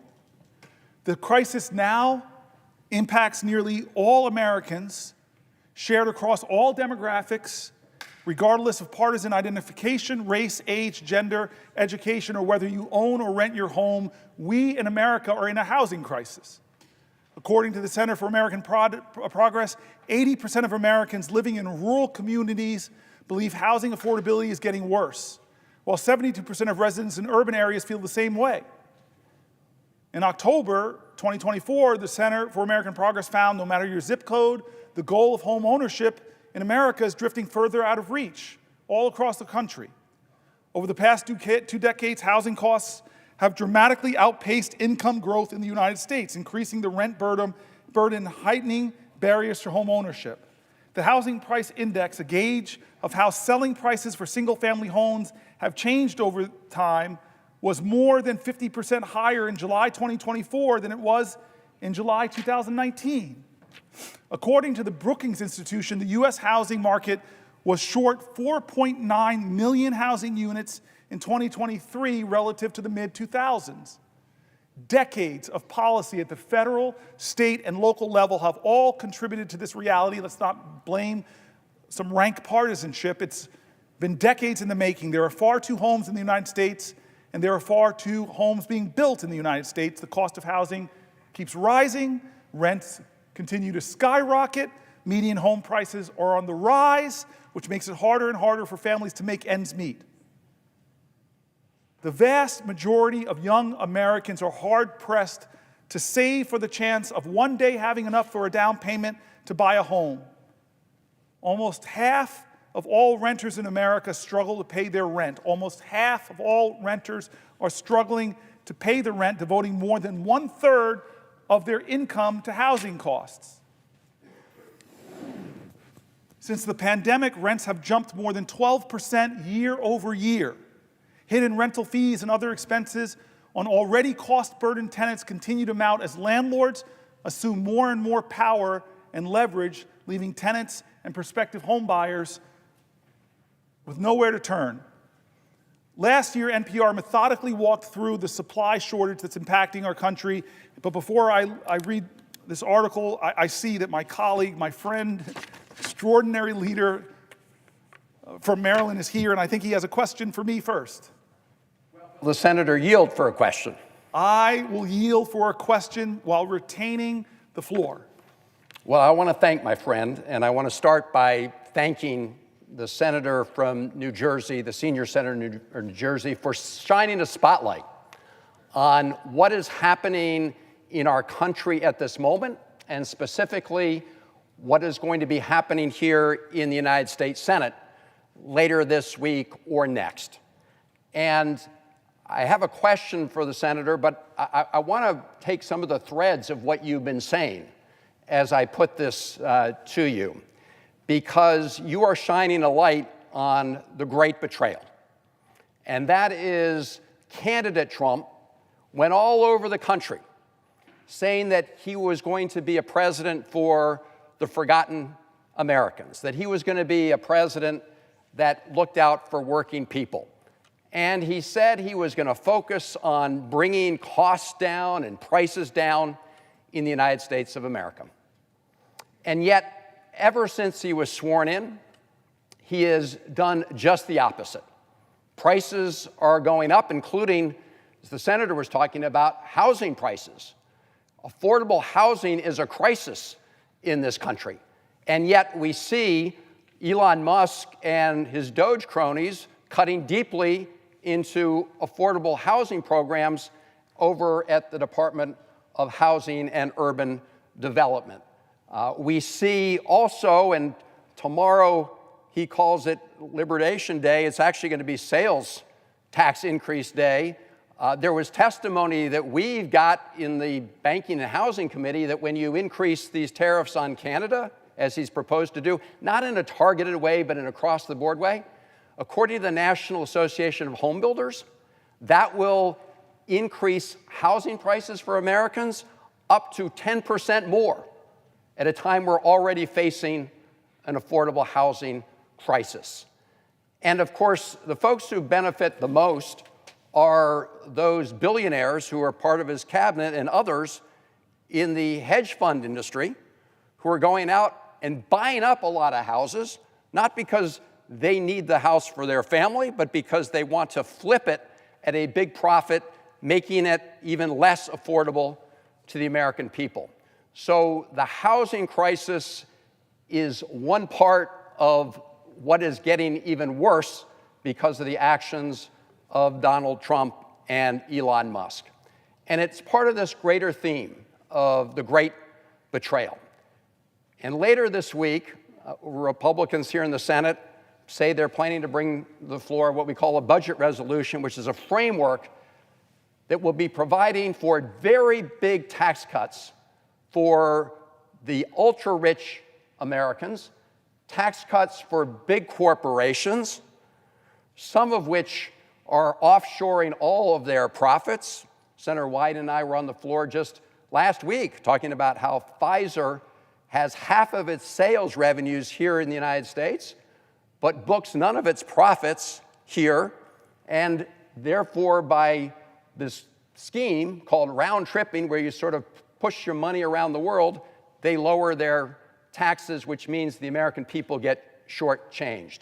So all of this is part of a scheme to provide tax cuts for the very wealthy at everybody else's expense.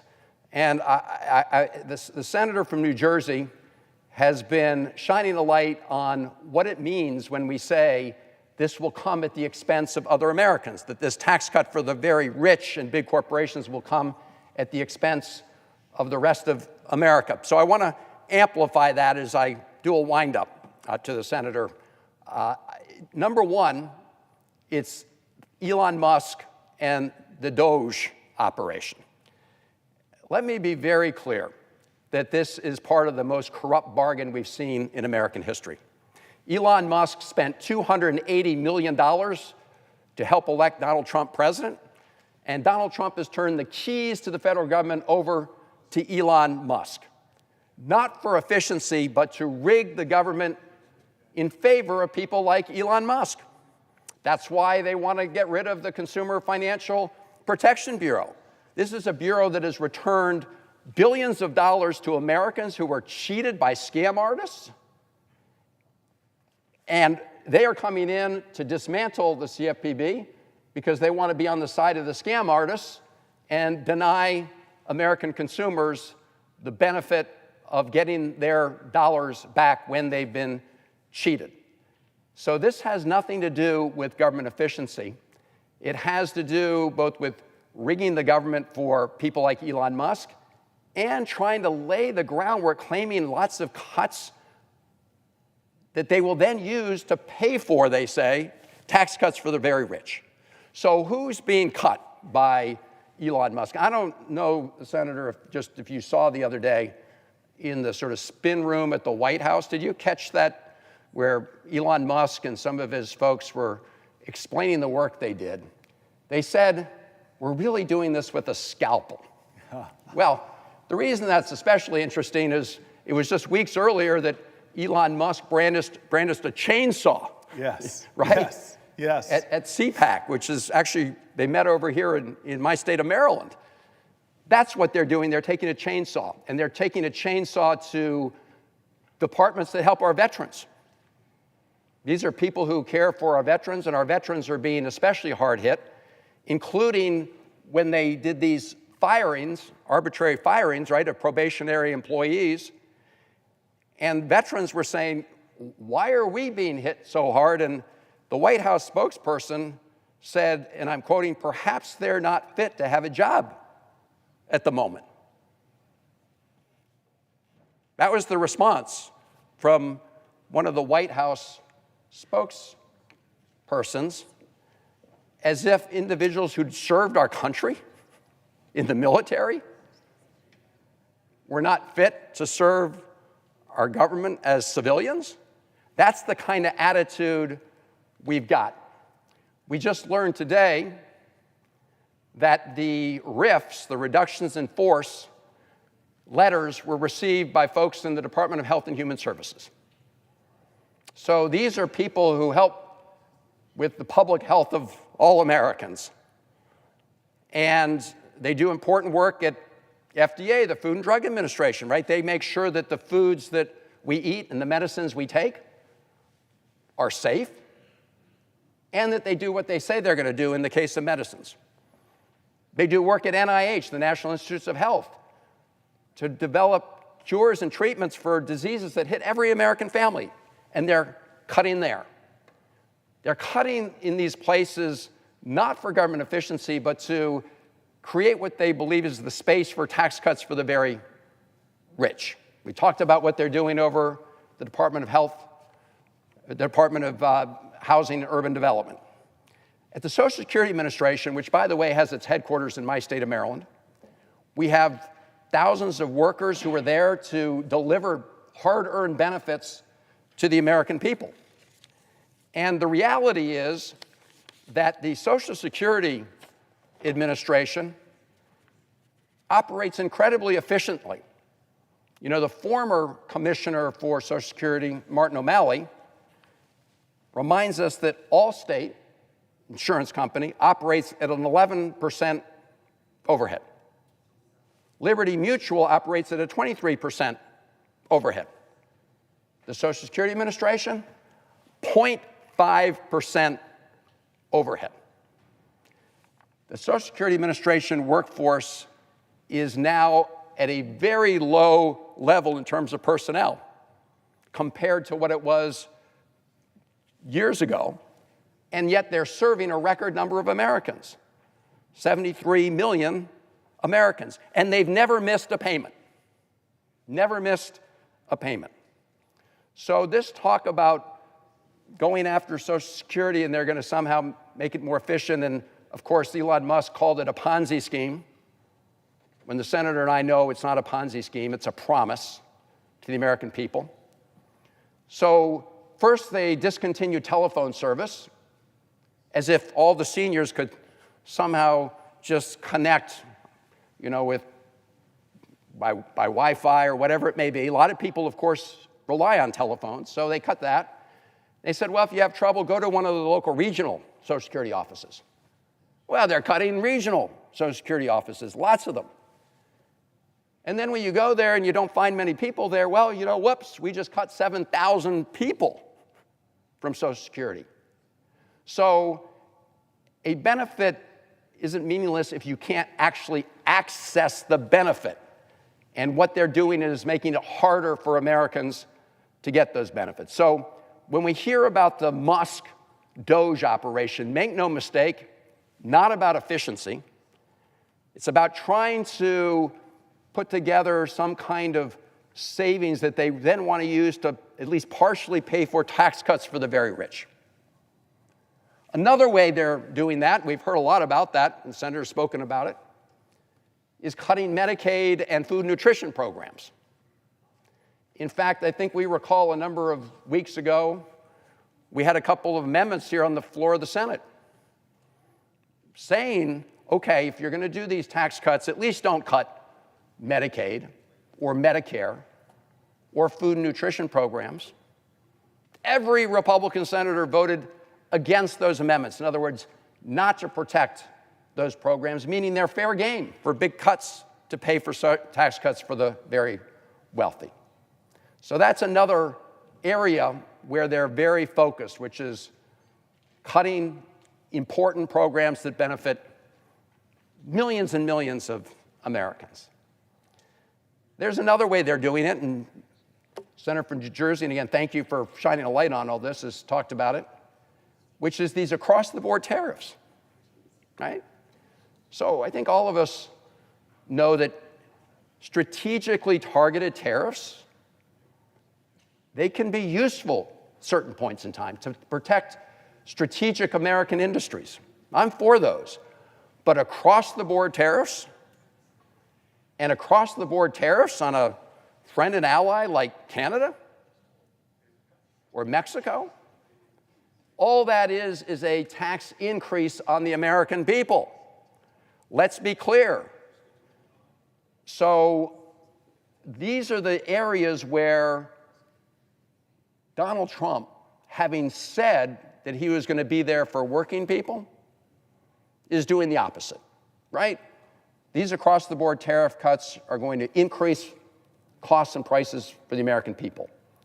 Cutting Medicaid and food nutrition programs is going to hurt the very people that Donald Trump on the campaign trail said he was fighting for.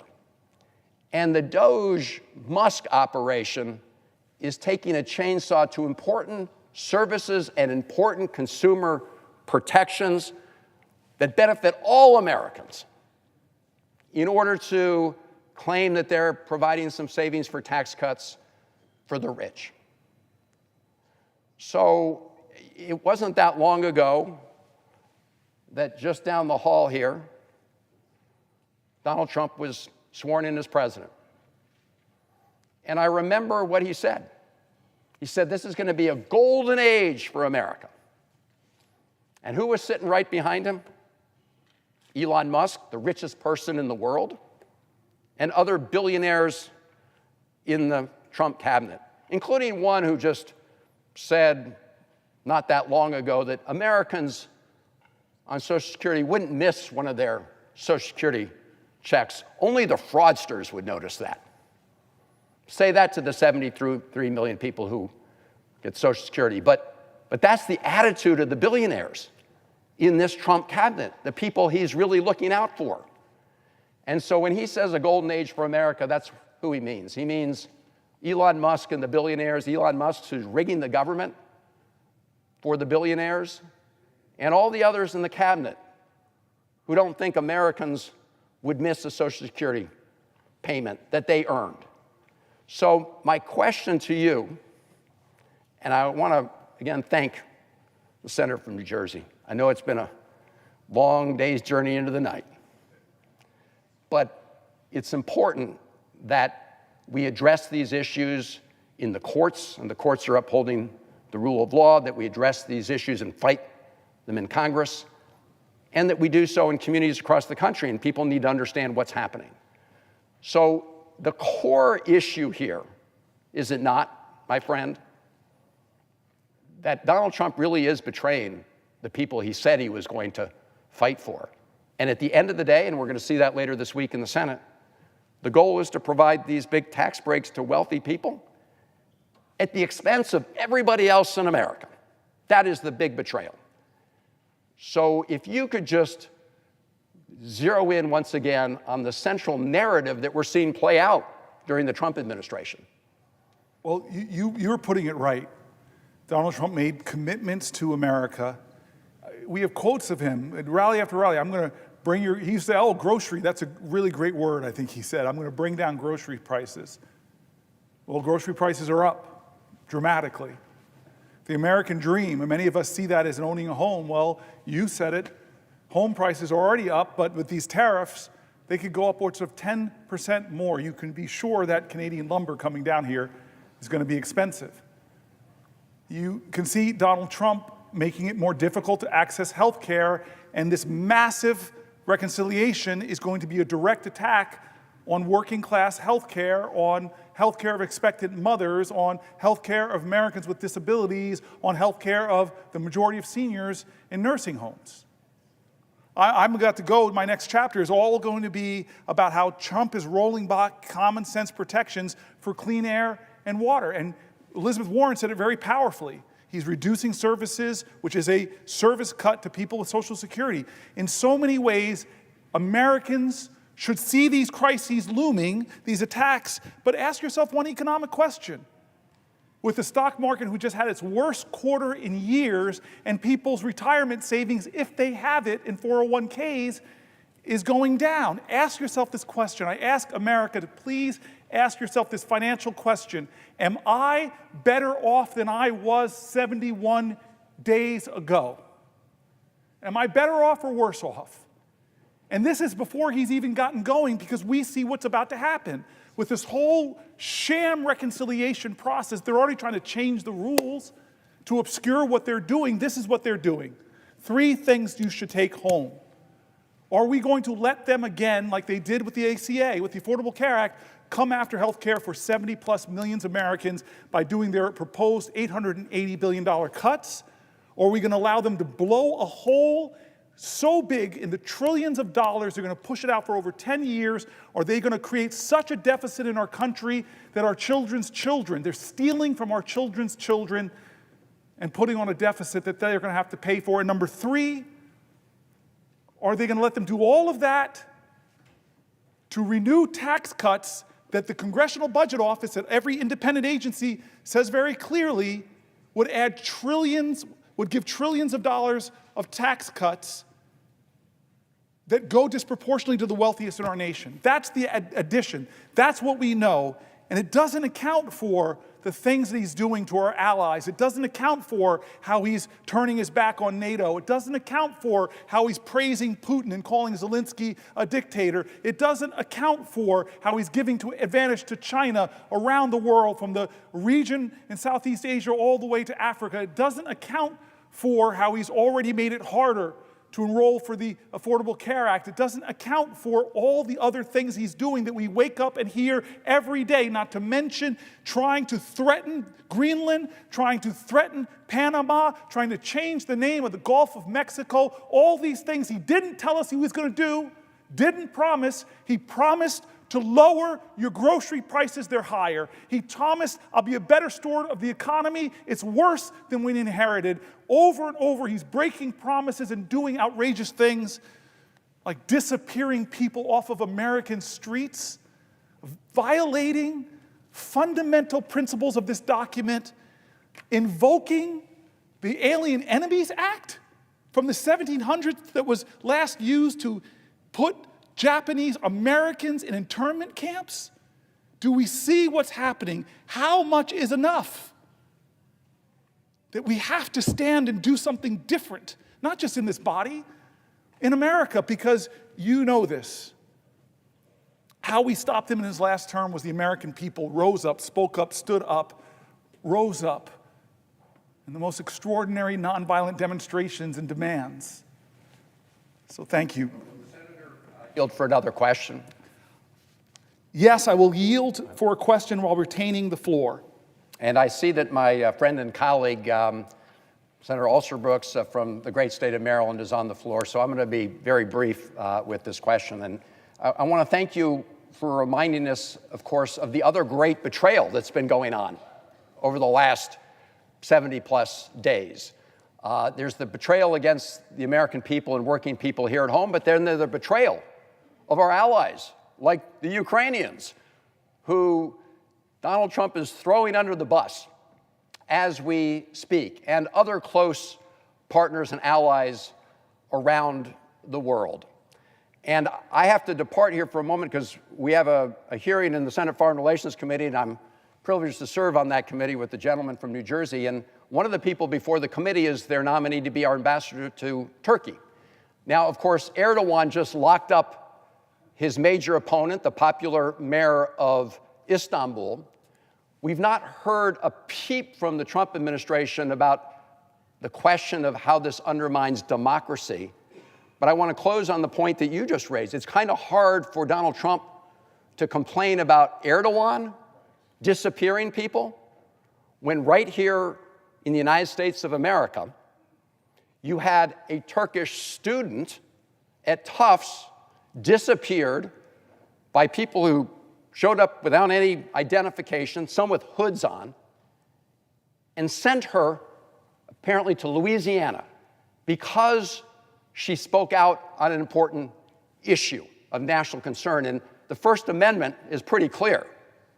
You can engage in controversial speech that someone may like or dislike, but you're protected, and that includes everybody here in America, because that's an important value to us. Apparently, it's not an important value to Donald Trump, who, like Erdogan, essentially wants to whisk away anybody who disagrees with him. I thank, again, the senator from New Jersey and just ask him to elaborate on that. But I also see my friend and colleague, the senator from Maryland. Answer to your question, then, which is the irony that this president is remaining quiet about folks that are violating international law in many ways. So I think it's absurd, and you're right, it's another betrayal. Will the senator yield for a question? I yield for a question while retaining the floor. First, I'd like to commend my colleague. I want to thank you, first of all, for your spiritual obedience. I want to thank you so much as well for your commitment and your dedication. And want to thank you as well for your courageous leadership. I want to thank you also, Senator Booker, for your recognition of the times that we are living in. These are times that we will recount, our children will recount, And I think all of those of good conscience who watch during this time and say nothing will also be held to account. As the senator has eloquently remarked, these are not normal times. We're watching an administration that is drunk with vengeance, hatred, and surrounded by incompetent people who are taking callous actions, who are inhumane, and because of their incompetence are making costly mistakes that will harm the American people and denigrate the hardworking people of this country by proposing tax cuts. And these tax cuts are not designed to help the average American person. They are designed to help billionaires. And they're doing so by firing thousands of middle-class workers and more. What we are seeing before our eyes is not only unconscionable, we know as well that it is deeply immoral, that it is inhumane, it is wicked. We are seeing with glee the actions of people who are so happy to tear down, but I am watching and waiting to see what it is they intend to build in this country. And in your remarks over these hours, you have made that plain for the American people to see. You've uplifted the stories of everyday people.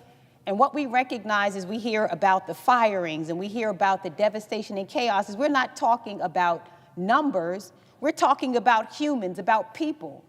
These are our friends. These are our family members. These are our neighbors. These are our church friends. These are our colleagues who this administration has harmed. And so my question today centers around the topic of housing. We have a housing crisis in this country. That's no secret. And in fact, we recognize that through the actions of this administration, what is harmful will be exacerbated. Maryland is nearly 100,000 housing units short, and as you know, it is both about an affordability and a supply problem. We need to make home ownership, which is part of the American dream, and how the average American builds wealth in this country accessible to more Americans. I think about my parents, Mr. Senator, who married at 21 and 22 years old, and at the time that they married, although my father was a car salesman and selling newspapers and my mother was a receptionist, 5 years into their marriage, they could afford to buy a home. This is no longer the expectation of the average American family. My own 19-year-old daughter doesn't have the realistic hope that she can follow even her grandparents. This problem affects red states and it affects blue states, which is the theme that you have hit on in all of these hours of speaking. When this president acts against the interest of the middle class, we recognize that he is not just harming Democrats as he intends, but unfortunately, his actions harm everyday Americans. It affects those who voted for him, it affects those who didn't vote for him, and it affects those who did not vote at all. He's harming Republicans too. He's harming Americans. And so this administration is slashing funding and personnel at the very agencies that are tasked with addressing this crisis. He is illegally firing HUD employees. And this administration has stalled millions of dollars in previously allocated funding intended to help those who need affordable housing. And again, his actions are so indiscriminate, so immoral, so callous, so heartless, that he is impacting the very people who supported him, as well as those who didn't. This administration has effectively ended enforcement of the Fair Housing Act, one of the most important American civil rights laws. This administration is considering privatizing the Federal Housing Finance Agency, which guarantees over half of the U.S. mortgage market. And to make matters worse, this administration is proposing sweeping tariffs on our allies, driving up the cost of home construction. And let's be clear, absolutely none of this will help to build homes. None of this will make home ownership more accessible to Marylanders or Americans. And in fact, we understand that it is not the intention of this administration to do so. It's for the billionaires to be able to afford their tax cuts. And so I've heard from people all across my state, blue areas, red areas, purple areas, every area, who are concerned about this. And so I have a question for you, and I want to thank you as I ask the question for sacrificing your own body today to bring attention to this. What are you seeing in the state of New Jersey about how this administration's unconscionable actions are making housing less affordable and home ownership less accessible. The Senator, I want to thank her for the question. I want to thank her for being my colleague, but more important than even being my friend, she is a spiritual sister of mine and was very kind to me when I was telling her that I was going to do this, and gave me so much encouragement and prayer, and I just love you and I'm grateful. And you read a litany of things. I had a whole section, a whole binder that my staff told me to skip and go to this one about all the things, going in deep and depth to all the things the Trump administration is doing to make housing more unaffordable, more inaccessible, more expensive, more discrimination in housing, which we know is still a problem, more challenges, more pain heaped upon rural areas, and more complications and problems for building affordable housing in all areas. It is so frustrating to me that this is a problem. We cannot lay the crisis of housing at one administration in the United States. We need to have bold visions and ideas to address this. I am so excited about this next generation of Americans that are rising up with bold visions. I want to give a shout out to Ezra Klein. His book is a must-read, Abundance. This is a vision of doing great things again, of building housing, of redeeming the American dream. But to have a president that is dead set on, for the next 4 years, to do the kind of things that you made a litany of, and now, tomorrow, is going to bring tariffs that are going to raise the price even more of housing, is outrageous. Where are his promises to make this country more affordable and more accessible? And you heard the data that I read about we have so many millions of Americans, close to the majority of renters now spend more than a third of their income on rent, which is a very definition our government has of housing insecurity. So it should anger people in this country. Even if you own your home, have paid off your mortgage, you should be angry about what they're doing to the American dream, and that there's no bold ideas coming from this administration to help. In fact, they're hurting. They're hurting. So thank you very much to my colleague. Thank you for giving me strength as you did in prayer. And I just thank you for the question that should anger people, that should inspire people, that should activate people, that should engage people, that should demand from us that we take our country away from those who want to do so much harm. I want to start by reading until someone, I know the prayer. I'm going to keep going. I want to talk about environmental protections and how this country is becoming less safe for people with emphysema or with asthma, because Donald Trump is rolling back common sense environmental protections, threatening our children's future and hurting our nation's economy. Energy costs in America are continuing to rise, making it harder and harder for working families to pay their bills. And at a time that we should be investing in clean energy, this administration is canceling projects that would create more jobs for Americans and lower energy prices. He claims he supports an all-of-the-above strategy, but that's clearly not what we're seeing. And there's too much silence about it. All Americans, regardless of where you're born, we deserve safe drinking water, clean air, and an equal opportunity for a healthy and fulfilling life. President Trump promised America the cleanest air and the cleanest water, but on entering office, he immediately instructed the EPA, the Environmental Protection Agency, to cut a long list of common sense environmental protections. This administration is rolling back efforts to reduce emissions from power plants. He's letting polluters pollute our air more. That affects the health of Americans. It drives up aggravating the rates of asthma and emphysema, weakening rules that keep our rivers and our water systems clean as well.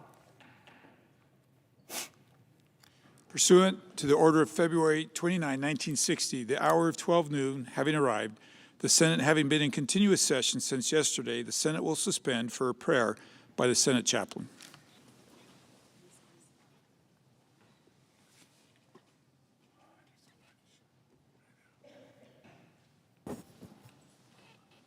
Let us pray. Lord of hosts, you have done great things for us. filling our hearts with determination to do your will.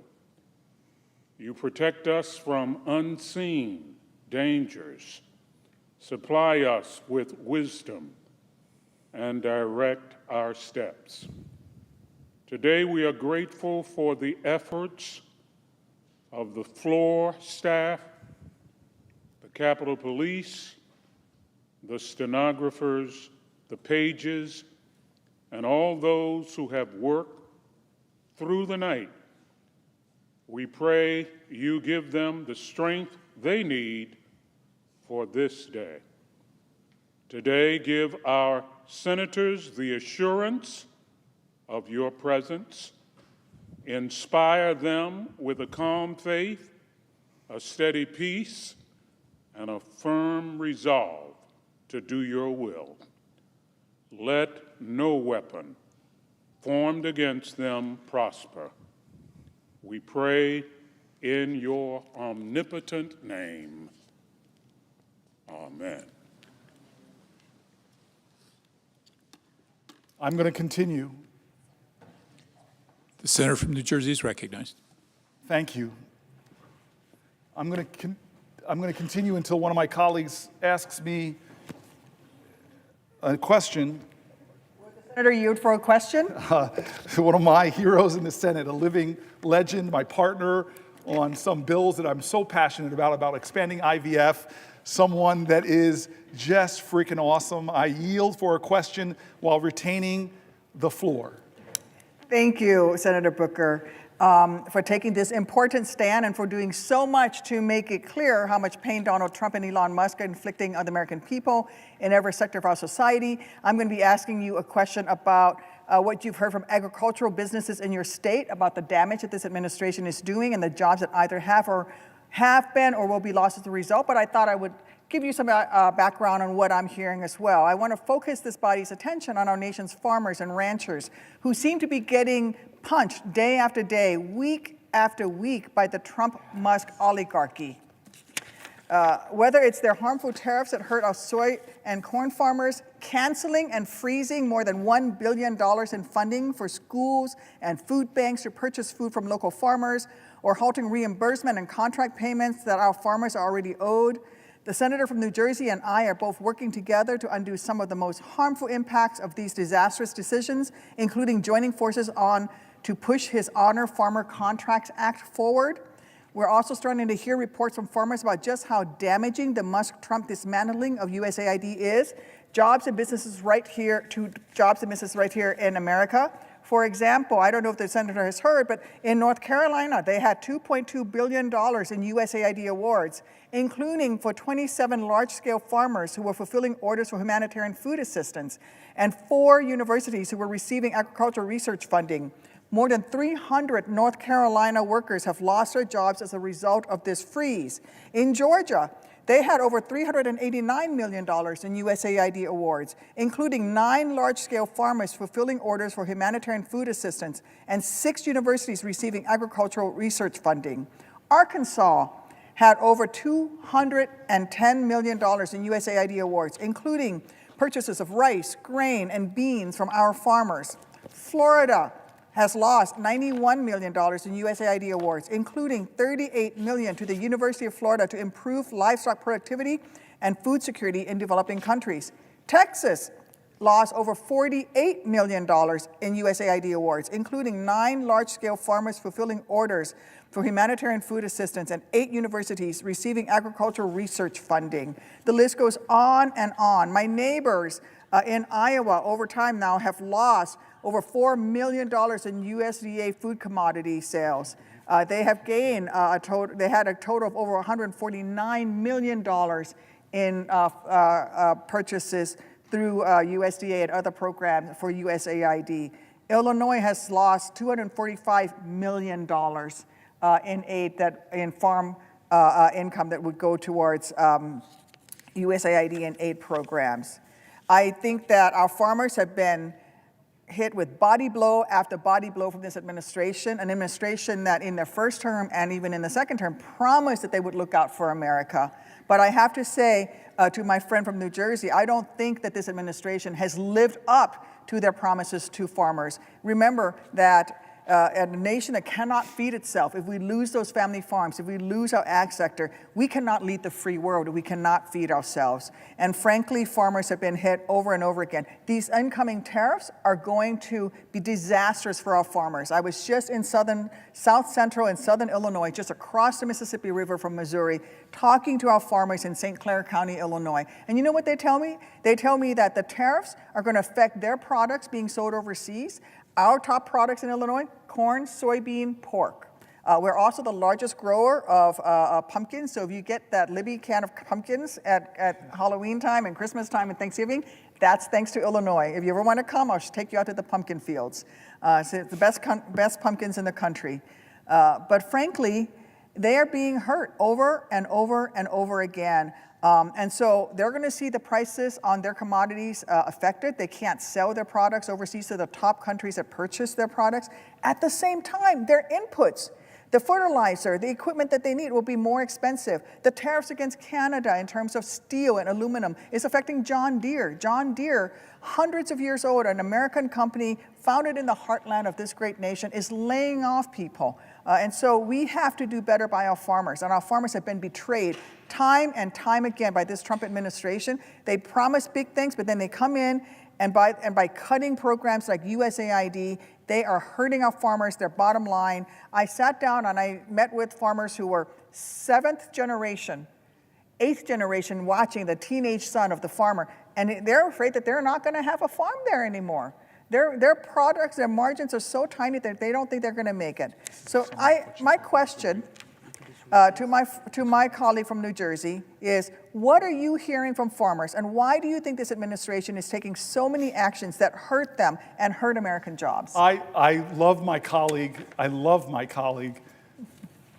how she's been standing up quite figuratively time and time again on issues. She's really inspired me. I've told folks that on social media I have been celebrating, elevating, liking her content. Thank you. She is truly fierce and is a voice that gives me strength. And today she's asking me about one of my favorite subjects.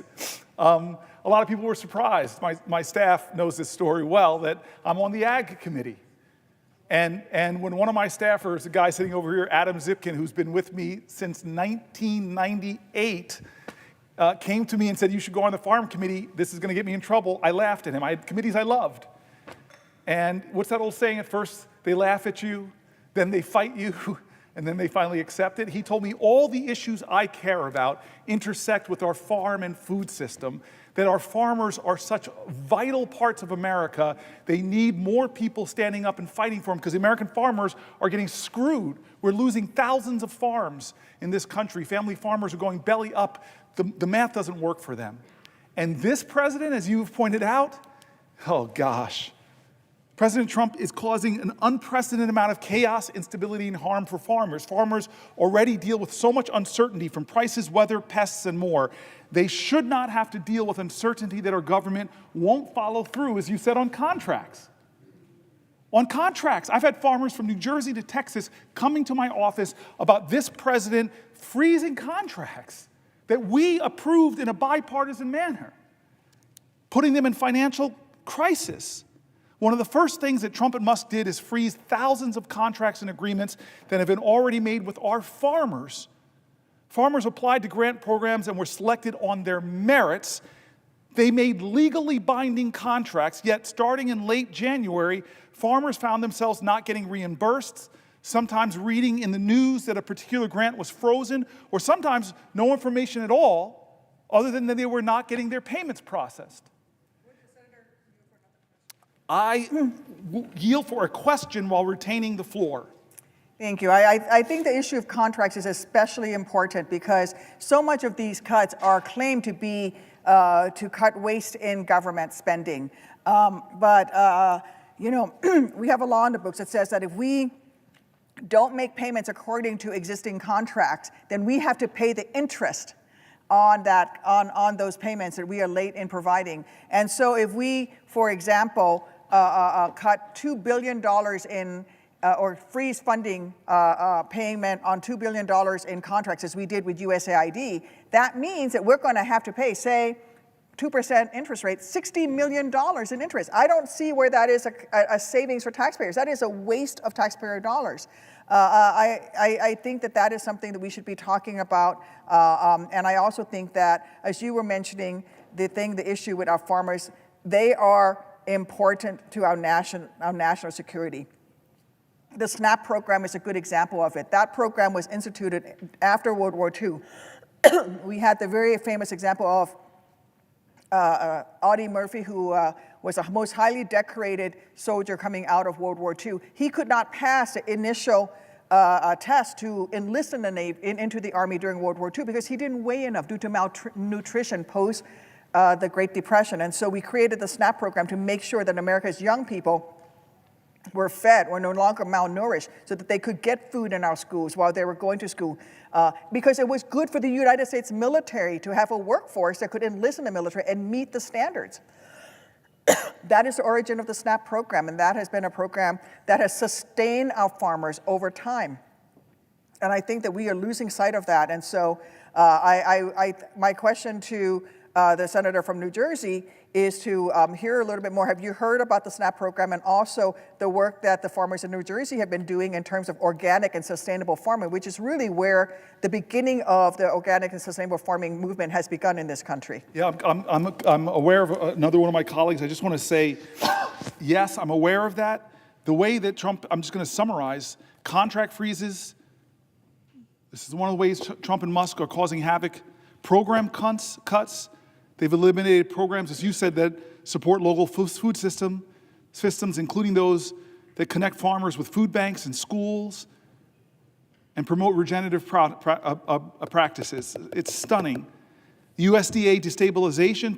Trump and Musk have laid off USDA employees, closed USDA offices, hindering the agency's ability to provide essential services to farmers. Tariff policies. Trump's tariff policies implemented without consultation with or support from farmers will increase farmer costs and consumer food prices. And finally, general chaos, which seems to be something, as you're pointing out, that they're very good at.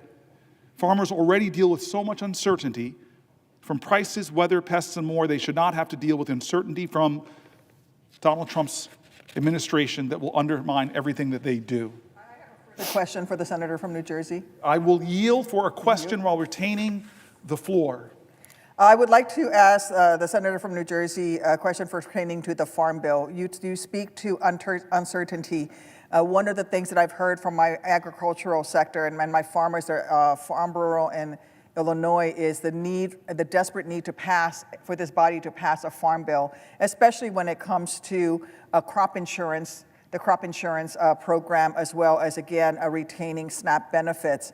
I do think that crop insurance is something that our farmers care deeply about. It is a tool that they use to make sure that they are able to survive when there are bad crop years, whether that is through disease, whether that is through drought or floods. Our farmers certainly, this is a program for them to sustain themselves and be able to look out for themselves. So it is a personal responsibility on the part of farmers. It is especially important for young farmers who are just starting out. Those margins are so tiny. And when you take away the commodity program and the USAID, when you take away SNAP program, and then you don't provide them with crop insurance, you're going to lose those family farms. And what's going to happen? Large agribusinesses are going to take over, and they don't have the well-being of the American people at their heart.